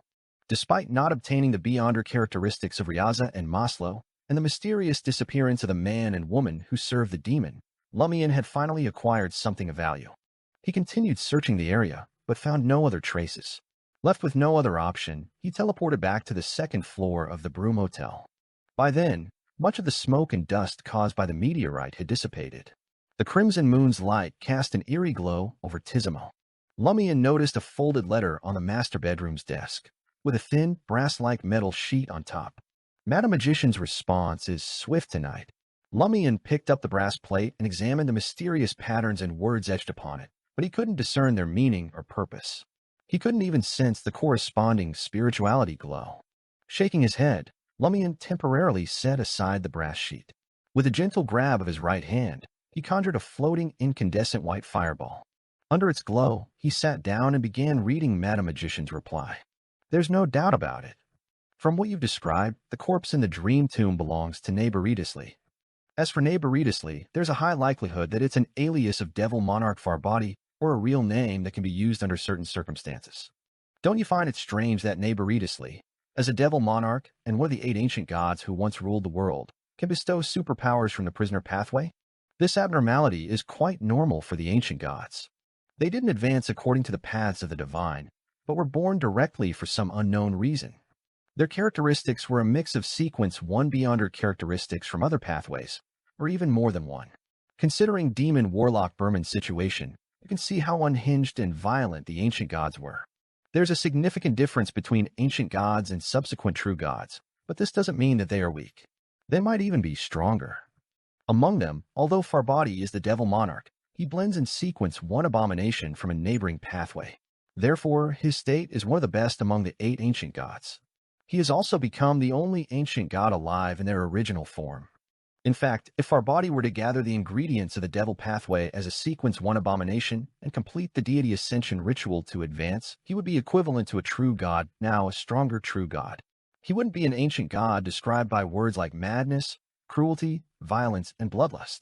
Of course, as the devil monarch, even if he had done so, he will inevitably exhibit the characteristics of I am the abyss. The abyss is me, experiencing strong influence from this pathway. As for the state of a devil, you should be well aware. Therefore, Farbadi is also one of the 2 or 3 most unhinged ancient gods. This doesn't contradict his better state. That's all for the ancient gods. That's not my primary purpose in writing. In short, the one in the dream tomb is indeed Neighboritis Lee, the other Neighboritis Lee in the form of an abomination. Is that so? Ancient gods possess beyonder characteristics of neighboring or non-neighboring pathways, and Neighboritis Lee has already displayed the ability to separate different desires and emotions. Lumian no longer harbored any doubts about the cold corpse's ability to bestow wraith powers. After some thought, he reread Madam Magician's letter. You mentioned that Neighboritis Lee took the initiative to lie back in the dream tomb and continue in a dead state. This is a very rational choice for him. Furthermore, I must say it's a good death. Continue in this dead state until after the apocalypse. You don't need to know the exact reason. To put it simply, you can see that Neighboritis Lee, or the devil monarch Farbadi, is in a terrible state. As an abomination, his demise is more suitable than him living. It's better for both him and this world. Of course, this can't be a simple death. He chose a good place to die. This will allow his corpse to enjoy peace and tranquility, safe from the mother tree of desire's harassment. Now, you should understand. That entity had written a story and created a coincidence, allowing you to come into contact with Neighboritis Lee in the Fainapotter Kingdom. Then, you went to Hanth Island and the new city of Silver. His goal was to send information to Neighboritis Lee in the Dream Ancient Tomb, allowing him to continue sleeping and be a corpse instead of being resurrected. Simultaneously, this also prevents various factions from trying to obtain the sequence one beyonder characteristic. Tisk, as expected of a remnant from ancient times. He's the protagonist who personally ended the rule of the ancient gods. The secrets and various key matters he knows perhaps exceed all of us combined. Apart from him and the Evernight Goddess, who else would know about mysticism festivals like the Dream Festival, which you forget when you wake up? Who would have thought that the corpse was part of the Devil Monarch? The substantial digestion of the Reaper Potion, the acquisition of the Golden Mask, and the formation of the corroded soil should be the rewards he promised. Remember to give me that corroded soil. It's useless to you, but I can't help you exchange it for something. It might also present an opportunity, but I can't discern what it is for now. And with that Golden Mask, you can boldly venture into the underworld when the opportunity arises in the future. Otherwise, the living won't be able to stay in the underworld for even a second. Those golden masks come from the fallen Death, the ancestor of the Yeager's family. They were originally created to assist Death's direct descendants in entering and exiting the underworld and Death's kingdom. Their purpose is twofold. Firstly, to protect the wearer from the corrosion of the aura of death. Secondly, to transform the wearer into an undead creature. Their bodies no longer have vital points, while their minds and consciousness can maintain their living state. Do you understand why Neighboritis Lee's corpse wore the death mask? If it didn't, it would have died completely in the dream tomb, with no possibility of revival. Similarly, knowing the golden mask's functions and the state of the corpse, you should understand why Hisoka put on the golden mask. It allows a corpse to mistake Hisoka for one of its kind without affecting him. It also protects Hisoka from the corrosion of the tomb's aura of death. The first phantom that experienced an ascension activated the corpse's sleeping spirit under the golden mask's protection, but without awakening his consciousness. In this state, Hisoka can use his resemblance to the corpse to make the corpse mistake him for his spirit and accept his dominance. Isn't this style familiar?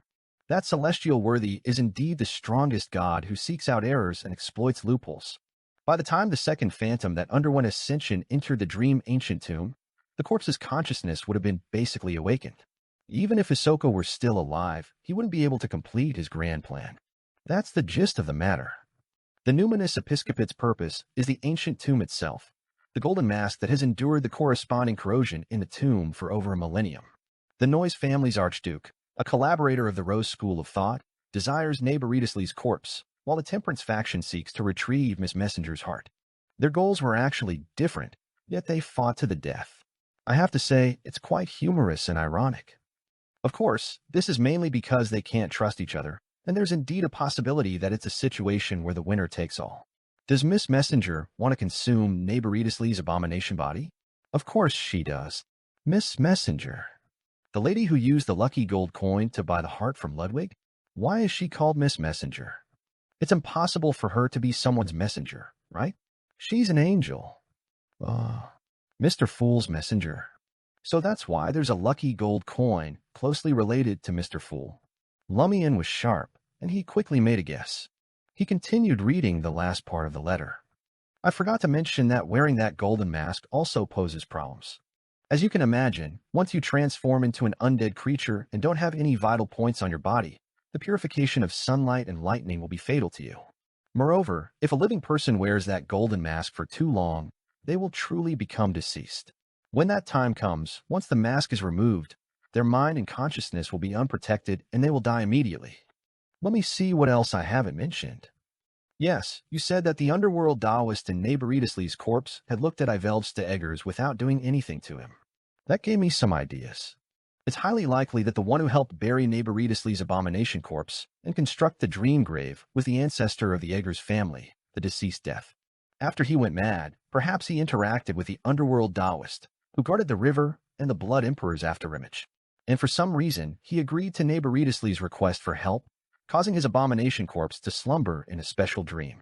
Therefore, be it the underworld Taoist or Neighboritas Lee's corpse, even if they only have their instincts left, they will still treat the Eggers family's bloodline specially. Lord of Mysteries 2, Circle of Inevitability. Chapter 698, Aftermath. Considering Madam Magician's conjecture, Lumian suddenly felt that the deceased death, the ancestor of the Eggers family, was indeed legendary. After becoming a true god, he seemed to have gone mad. He incited the Pale Disaster. His demise created the Berserk Sea, isolating the northern and southern continents for more than a millennium. He had a connection to the mysterious underworld Taoist. He buried the abomination corpse of the Devil Monarch. He left behind the massive Balam Empire with numerous descendants. The golden mask he created for his descendants to enter and exit the underworld is still being fought over to this day. Lumian retrieved the golden mask he had obtained from Hisoka from his traveler's bag. He caressed its cold surface and sighed silently. This is a true deity's creation. With a sigh, Lumian read the last 2 pages of the lengthy letter. Back to yourself. The underworld Taoist mark on you only seals the influence of the Blood Emperor's remnant aura on the outside world. It doesn't eliminate its existence. In other words, you can no longer use a listed tutor's remnant aura to scare others. However, it can still be useful when you need to verify your corresponding identity. There are pros and cons to this situation. Although you've lost your potent means of intimidating others, you don't have to worry about attracting the attention of certain high-ranking individuals by using the Blood Emperor's remnant aura. Furthermore, the underworld Taoist mark might have a special effect in the future. Emperor Roselle once said that since you can't resist, try to enjoy yourself. Lumian turned his right hand over and looked at his palm. Compared to the decay in his dream, only a small pale white mark remained. Beneath the pale whiteness, a faint red scarred mark could be seen. What special use can it have? To intimidate the undead? Lumian muttered to himself in puzzlement, momentarily at a loss. At the end of the letter, Madam Magician wrote, "This year's Dream Festival may have ended, but the special dream and ancient tomb haven't disappeared. The Dream Festival will still happen next year. When the time comes, the demon from the Noise family and his Rose School of Thought allies, who confirmed the ancient tomb situation this year, might continue their attempts. They might even bring more targeted and powerful items, beyonders or projections. Not only do we have to stop them when the time comes, but we also have to make preparations in advance. Furthermore, for the special dream to still have dream projections as guardians, we can't relocate the entirety of Tizimo. Therefore, we have to do something for the people here. Of course, after completing the last task, the subsequent problems of the Dream Festival will have nothing to do with you unless you become an angel by then. But isn't that too far-fetched? The last thing you need to do is enter that special dream with a half-finished brass charm I sent with the letter and perform the following ritual before the Black Ancient Tomb. The complete process of the ritual is... After carefully reading the ritual's description, Lumian assessed his spirituality and stowed away the half-finished brass charm. Then he retrieved the golden box containing the peculiar soil, unfolded the letter, and penned a reply. Honorable Madam Magician, I will follow your instructions and complete the ritual. This is that strange soil. Lumian paused and added, remember to send back the box containing it. It was made of gold. Recalling Logano's promise of compensation and Ludwig's growing appetite, Lumian, who was quite wealthy, felt the need to be frugal. He didn't need to worry about the potion formula, beyond ingredients, or mystical items for the time being, but he needed to provide for 2 people now. Furthermore, gold played an important role in mysticism. Franca had been accumulating gold in recent months, hoping to forge a golden body for Armored Shadow Chantu. After writing the reply, Lumian set up a ritual and summoned the doll messenger. The messenger remained cautious and furtive, not uttering a word. What did it sense? Lumian was about to inquire when he suddenly thought of a possibility. Could it be because Miss Messenger, whom Madam Magician mentioned, had been here? They are both messengers, so they might know each other and be related. And that person is an angel. Lumian shut his mouth and watched as the doll messenger retreated into the candlelight with the golden box. He extinguished the candle, stowed away the ritual-related items, and returned to the living room. He sat across from Ludwig, who still had half his food left untouched. Lumian looked at Ludwig, who wore a blue pajama hat with yellow stars, and smiled. Lend me something. Ludwig raised his head, his mouth moving as he inquired with his eyes. Lumian maintained a friendly smile. The gold coin from earlier. Ludwig lowered his head and focused on eating a piece of beef jerky, as if he hadn't heard Lumian. It'll only take half an hour. Yes, half an hour. I won't cause any harm. I'll definitely return it to you as it was, Lumian said with a sigh. I've been providing for you for a long time, giving you food and drink. At this point, Lumian suddenly stopped. After a few seconds, he continued, Isn't that worth lending me your lucky gold coin for half an hour? When have I ever lied to you? Often, Ludwig mumbled. He looked up at Lumian for a few seconds before retrieving the lone gold coin from his pocket. 20 minutes tops. Deal. Lumian swiftly accepted the lucky gold coin with a radiant smile. To conserve his spirituality, he refrained from teleporting.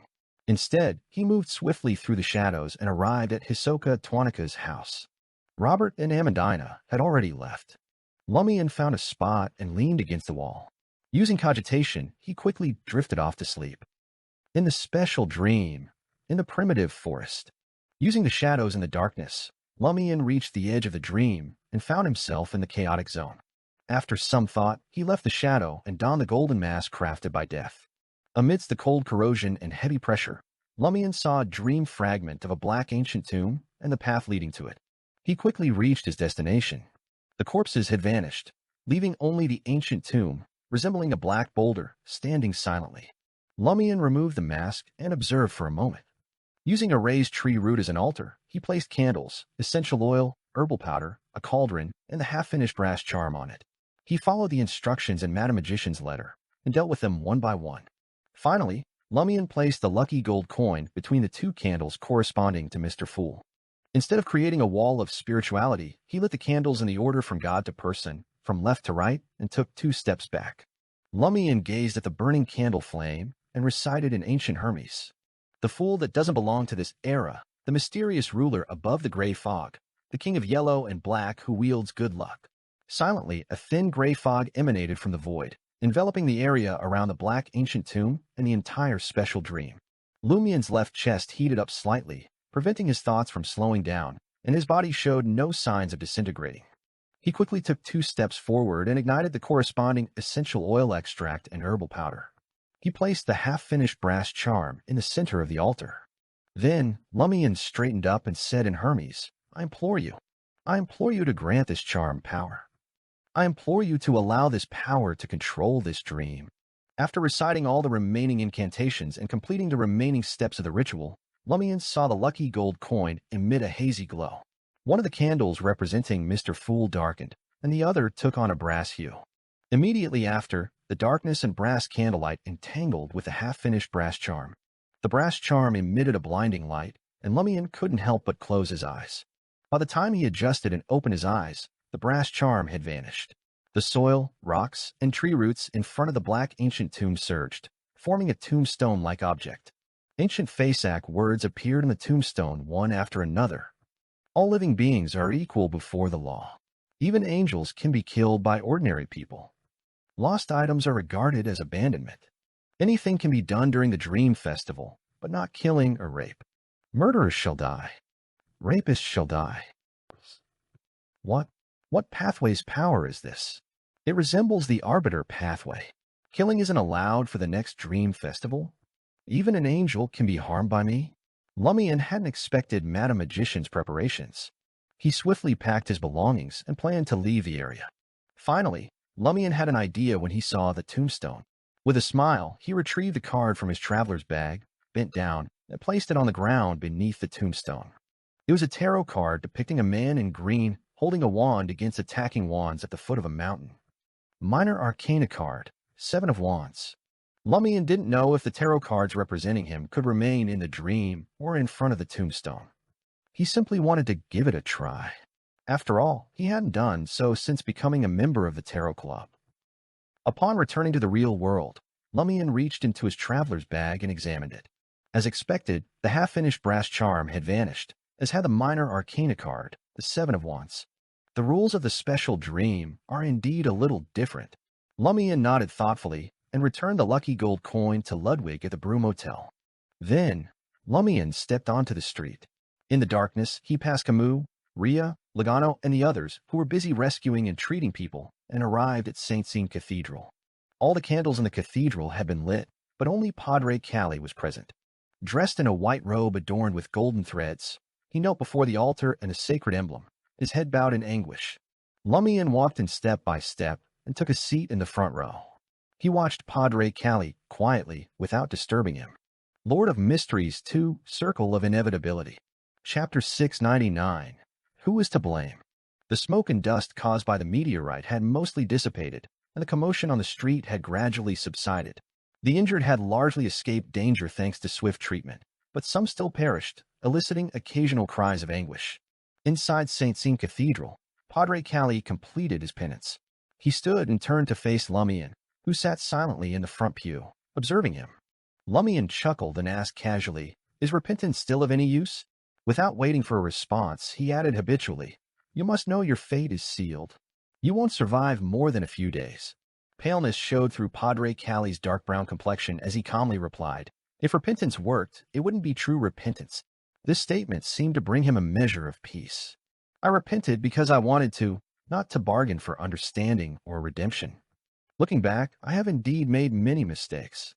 I yearned for higher status and the approval of you Northerners. That desire blinded me, and I succumbed to the demon's temptations." Lumian scoffed upon hearing this. "Is that truly the case? Did desire actually cloud your judgment?" Noting the Padre's bewildered expression, Lumian leaned back and gazed up at the sun's sacred emblem. "Did your ambition for prestige and recognition from Northerners force you to collaborate with Tuanaku, compel you to become a wraith as an eternal blazing sun, Padre, make you receptive to the demon's allure, or drive you to exploit those boys? No, you chose this path of your own volition." Padre Calli's lips quivered as if to object, but he couldn't find the words. Lumian smiled and continued, "Many in this world still crave elevated status and the recognition of certain groups. Most of them simply work hard to contribute and combat evil with all their strength. They never consort with demons, hoping to attain their goals through righteous means. Even in the face of repeated failure, they don't descend into the abyss. They share the same desires, yet they maintain self-control while you could not. Desire didn't cloud your mind chose depravity." Padre Calli fell silent, at a loss for words. Lumian sighed with a smile. "A relative once told me, intense desire fuels human progress, but it's also the demon that drags humans into the abyss. Good or bad, light or darkness, it all hinges on us on that single thought in a pivotal moment." His face growing ever paler, Padre Callie lowered his head and rasped, I have sinned. Lumian pressed a hand to his chest, his expression settling. He looked at Padre Callie and laughed self-deprecatingly. I too have strong desires. Everyone does. If harboring intense desire is a sin, then you are a sinner, and so am I. We are all guilty. Padre Callie's expression froze momentarily before he slowly turned around. Kneeling once more before the altar, he gazed up at the immense sun's sacred emblem and spoke in a deep voice. You are innocent. Desire itself is not sinful, but I am a true sinner. He bowed his head as his body gradually became ethereal and transparent. Thus, Padre Callie manifested as a wraith before the sacred emblem. An icy, sinister aura emanated from him, triggering a reaction from the emblem and altar. The entire cathedral trembled slightly. A brilliant, sunlight-like radiance seeped from the altar emblem, stained glass, and religious murals, rapidly converging at the domed ceiling. A dazzling golden pillar of light, accompanied by a hymnal voice, descended upon Padre Callie. The wraith-form Padre trembled faintly, but did not evade. Under the searing holy light, his body disintegrated into ashes. Lumian observed this scene expressionlessly, feeling neither joy nor sorrow. As the dome's holy glow dissipated, leaving only candlelight illuminating the cathedral, Lumian remained seated in the front pew, quietly contemplating the spot where Padre Callie had been purified. After an indeterminate span, Camus and Rhea entered the cathedral, having finished their disaster relief efforts. Camus sighed in relief upon seeing Louis Barry in the front row. He smiled and said, We still lack composure, prone to panic when calamity strikes. We were so focused on aiding the injured and trapped that we never anticipated a detestable man like Padre Callie suddenly going mad and trying to drag others down with him. It's fortunate you were here. Rhea surveyed the surroundings and asked, Where is Padre Callie? Lumian stared ahead at the altar and replied plainly. After repenting, he utilized the cathedral's accumulated spirituality and the sacred emblem's unique properties to purify himself. Rhea fell silent. After a few seconds, she spread her arms and proclaimed, Praise the sun. She then took a seat in the front pew on the opposite side, clasped her hands, bowed her head, and prayed fervently. For a moment, Camus was unsure whether to sit or remain standing. Lumian turned to him. Have you recovered Riaza's beyonder characteristic? Camus paused before responding. Yes. And Maslow's? Lumian shifted his gaze back to the sacred emblem. Its whereabouts are unknown, Camus replied. Lumian stated calmly, It should be in the meteorite impact zone. Camus was taken aback. Was the meteorite meant to claim most of the deceased? Is the Dream Festival's power truly that immense? More potent than you realize, Lumian replied, as if discussing the next day's weather. Riaza and Maslow belong to the numinous episcopate's royal faction. Admiral Quirrell is aware of their identities, and that Riaza came to Tizimo to fulfill a mission assigned by the royal faction superiors. Camus' expression shifted as he exhaled slowly. Even without you mentioning this, I wouldn't have harbored any ill will towards Captain Riaza. He did save me on multiple occasions, and this time he didn't overtly betray me, but rather the patrol team. My sense of belonging to the team isn't that strong. Now, I'm just relieved he's not a traitor. Lumian smiled provocatively and said, It benefits you as well. Port Pilus's patrol team now has a vacant vice-captain position, and your rival is already dead. Camus didn't rise to the bait, smiling wryly instead. I plan to leave Manani. Thanks to your generosity, I've nearly saved enough to advance to Sequence 6. It's safer and simpler to return to my family and contact the main branch than to search the outside world.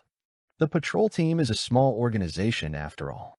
Sequence 6 is the limit. To reach Sequence 5, I need to forge close ties with a numinous episcopate, Rose School of Thought, Intis Bureau 8, the Eternal Blazing Sun Church, or the Church of Earth Mother, or become Admiral Quirrell's trusted aide. Given my Castilla surname, the choice is clear. If the Castilla royal family truly accepts you, your potential will be far greater. Lumian chuckled and said, I thought you were leaving this place of sorrow due to a failed romance. Camus abruptly choked on his saliva and coughed several times. After Rhea concluded her prayers, she departed the cathedral with Camus. Lumian lingered in the front pew, savoring the solitude. After a while, Amandina appeared at the entrance, clad in black hunting attire. Why are you alone here? The girl muttered, her gaze darting about as if searching for something. Why have you come? Lumian asked nonchalantly. Amandina sat beside him and chuckled. I wanted to see if Robert would come looking for the dying Padre Callie, but surprisingly, you're the only one here. Padre Callie purified himself. I doubt Robert has been here, Lumian answered truthfully. Is that so? Amandina felt a pang of disappointment. If he had really come to confront Padre Callie, it would mean he still is a man. Lumian remained silent. Amandina faced the altar and sacred emblem, offering a brief prayer. Her task complete, she glanced around eagerly and asked, "Will there be another dream festival next year?" Yes. Lumian didn't hide anything. Joy instantly lit up Amandina's features. Is that black ancient tomb still there? Can I gain superpowers by touching it again? Of course. Lumian turned to her, smiling. But the outsiders participating in next year's Dream Festival will be even stronger and more terrifying, surpassing the evil cloth doll, crystal skull, and human skin man you encountered. Amandina's expression fell. Really? In that case, I'll find an excuse to stay in Port Pilas during next year's festival and bring my parents along. Have you returned to Palm Manor? Lumian inquired. Amandina sighed and smiled. I went back briefly. Not wanting to disrupt their facade of love, I left again. She paused, eyes sparkling with curiosity. Besides touching the black tomb, are there other ways for me to advance my sequence? You can buy formulas and drink potions to progress along one of three paths: sleepless, corpse collector, or warrior. Lumian divulged the relevant mystical knowledge without reservation. After some thought, he added, also, it wasn't the black tomb that granted you superpowers. It was that figure. Lumian was suddenly perplexed. What was the connection between Amandina, Robert, and the underworld Taoist? Typically, boons were bestowed upon believers by deities or angels, but Amandina and Robert had no faith in the underworld Taoist. They weren't even aware of his existence.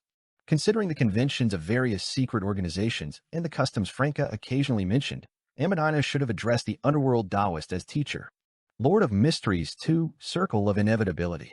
Chapter 700, Return. In the special dream, Amandina mentioned that the figure, known as the underworld Taoist, had nodded at her. Armored Shadow Chin 2 is suspected to be related to the underworld Taoist. Franca is accumulating gold to create a golden body for Chin 2 to obtain more information. Lumian's mind raced with these thoughts. He turned to Amandina with a smile.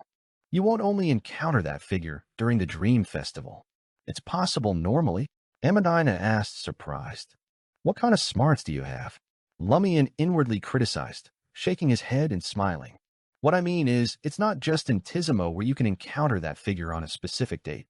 Amandina pondered for a few moments before grasping the underlying meaning behind Lewis Barry's words. Have you seen that figure elsewhere?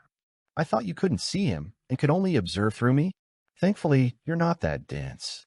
Lumian retrieved the golden mask from his traveler's bag. I could see after putting this on. Without waiting for Amandina's response, Lumian added with a smile, I did encounter that figure elsewhere. He used encounter instead of meeting to ensure his statement couldn't be more truthful. He wanted to say, I even know his name, but didn't feel like explaining to Amandina why he used the pronoun he to address the underworld Taoist respectfully. Amandina's expression turned excited. Where? In Trier, Lumian replied honestly. This was the information he wanted the other party to know. Tia. Amandina felt a mix of captivation and fear. As an Intisian born and raised on the southern continent, she had heard countless rumors about the capital of joy and understood its vibrancy and prosperity. Trier had nearly become her dream paradise, but the furthest she had ventured was Port Pilas, never leaving Manani. If given the chance to visit Trier, fear was her initial reaction. After all, she was still a girl under 18. Lumian continued candidly, in the future, I know someone who might interact with that figure. I hope you can provide her with some assistance, the non-combat kind. To that end, I can take you to Trier and help you enter the area where the figure might appear. I can also provide some protection. How about it? Do you want to strike such a deal? Aye. Amandina hesitated, instinctively seeking an excuse. My parents won't allow me to leave Manani for Trier now. At the very least, I have to wait until I get a chance to attend university there. Lumian found it amusing and remarked, I'm not asking you to permanently relocate to Trier. You can go on Saturday and return on Sunday. Huh. Amandina was taken aback. She had imagined a long-distance voyage, hiking through mountains and wading across rivers, forever bidding farewell to her home. Lumian arched an eyebrow. It's not like I haven't teleported you in the dream before. But isn't that just a small area? Amandina's eyes lit up. Can you really teleport directly from Manani to Trier? Lumian nodded slightly. Yes, I might need to make a transit once or twice along the way, but it will still allow you to reach Trier quickly. Quickly? Amandina's interest was piqued. She yearned to experience such wonders. However, she didn't make a decision immediately. Lumian didn't rush her. No need to decide right away. Meeting that figure again is actually quite dangerous. You should first truly come into contact with Matani's mysticism circle and learn the basics about Beyonders from Rhea. Only then should you consider accepting this deal. It might take 3 months, half a year, or even a year. Amandina breathed a sigh of relief. Understood. Curious, she asked, is your friend a woman? He had used the pronoun she. In our hearts and minds, she has always been one. As for how she identifies, sometimes yes, sometimes no. Lumian inwardly criticized Franca and nodded slightly. Yes. Amandina asked excitedly, your lover? Lumian chuckled. Of course not. Why do you always fixate on such matters? As Lumian spoke, he retrieved a post-it note and fountain pen from his traveler's bag. He scribbled a few lines and handed them to Amandina. Amandina took it and carefully read it under the cathedral's candlelight. A creature wandering above the world, a penitent who awakens from the flames of pain, a messenger that belongs solely to Lumian Lee. What's this? Amandina was bewildered. My messenger. Set up a ritual once you've made up your mind. Use this incantation to summon my messenger and inform me of your decision, Lumian explained simply. Amandina grew increasingly perplexed. What ritual? What summoning? This isn't a conventional messenger. Lumian raised his eyebrows again. Have you never heard of a messenger in the mysticism domain? Don't you know about summoning rituals? Amandina smiled sheepishly and said, I came into contact with superpowers last year and gathered some information about the pathways of the divine through Robert and a few mysticism enthusiasts. I know about rituals, but I'm not sure about the details. Then her eyes lit up. You'll teach me, won't you?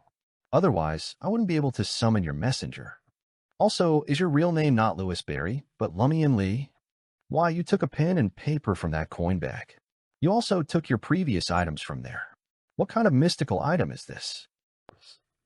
Lumian couldn't help but glance up at the golden spherical dome. The following morning, Lumian left the Broom Hotel with Ludwig and Lugano. They passed through streets still strewn with ruins and arrived at Bunya's cafe. The owner, Bunya, maintained his usual shyness and politely inquired about their needs. Lumian ordered 3 cups of Kosa coffee and 3 servings of Matani's specialty breakfast, okapa. Okapa was made from rice, chicken, eggs, potatoes, and common local spices wrapped in leaves from the okapa trees. It was filling and fragrant, and one couldn't stop eating once they started. Lumian gazed at the spread of okapa, picked up his cutlery, and scooped a spoonful into his mouth. The fragrance of the leaves, the salted egg yolk, the weightiness of the rice, the tenderness of the chicken, the softness of the potatoes, and the strange rich aroma combined to create a unique texture. As Lumian ate, he casually surveyed the pedestrians and cafe patrons on the street. After the sorrow and fear of the previous night, they had become gentle again, no longer revealing excessive emotions. When they spoke to others, they always had a faint smile on their faces. After Ludwig finished his second meal of the morning, Lumian found a secluded corner, changed into winter clothes, and disappeared from Tizimo with him and Lugano. This time, Lumian refrained from teleporting directly to Franca, as Lugano, Ludwig, and the 2 demonesses were unfamiliar with each other. Lumian chose the rarely used entrance to underground Trier and Quartier de la Cathedral commemorative. The trio swiftly outlined themselves on the steel steps. Upon returning to the surface, Lumian spotted a few college students carrying carbide lamps and lanterns. They jested as they passed by the trio and entered underground Trier. As he turned onto the nearest main street, the first thing Lumian saw was a scantily clad man in chains. He crawled slowly along the street in a dog-like manner. If anyone dared to glance at him, he would glare back and bark twice. In the next moment, the street artists on the corner played a rhythmic melody. Passers-by more or less danced with relaxed and satisfied smiles on their faces. The man acting as a dog and trembling in the cold wind also raised his hind leg. This was very different from the streets in the market district.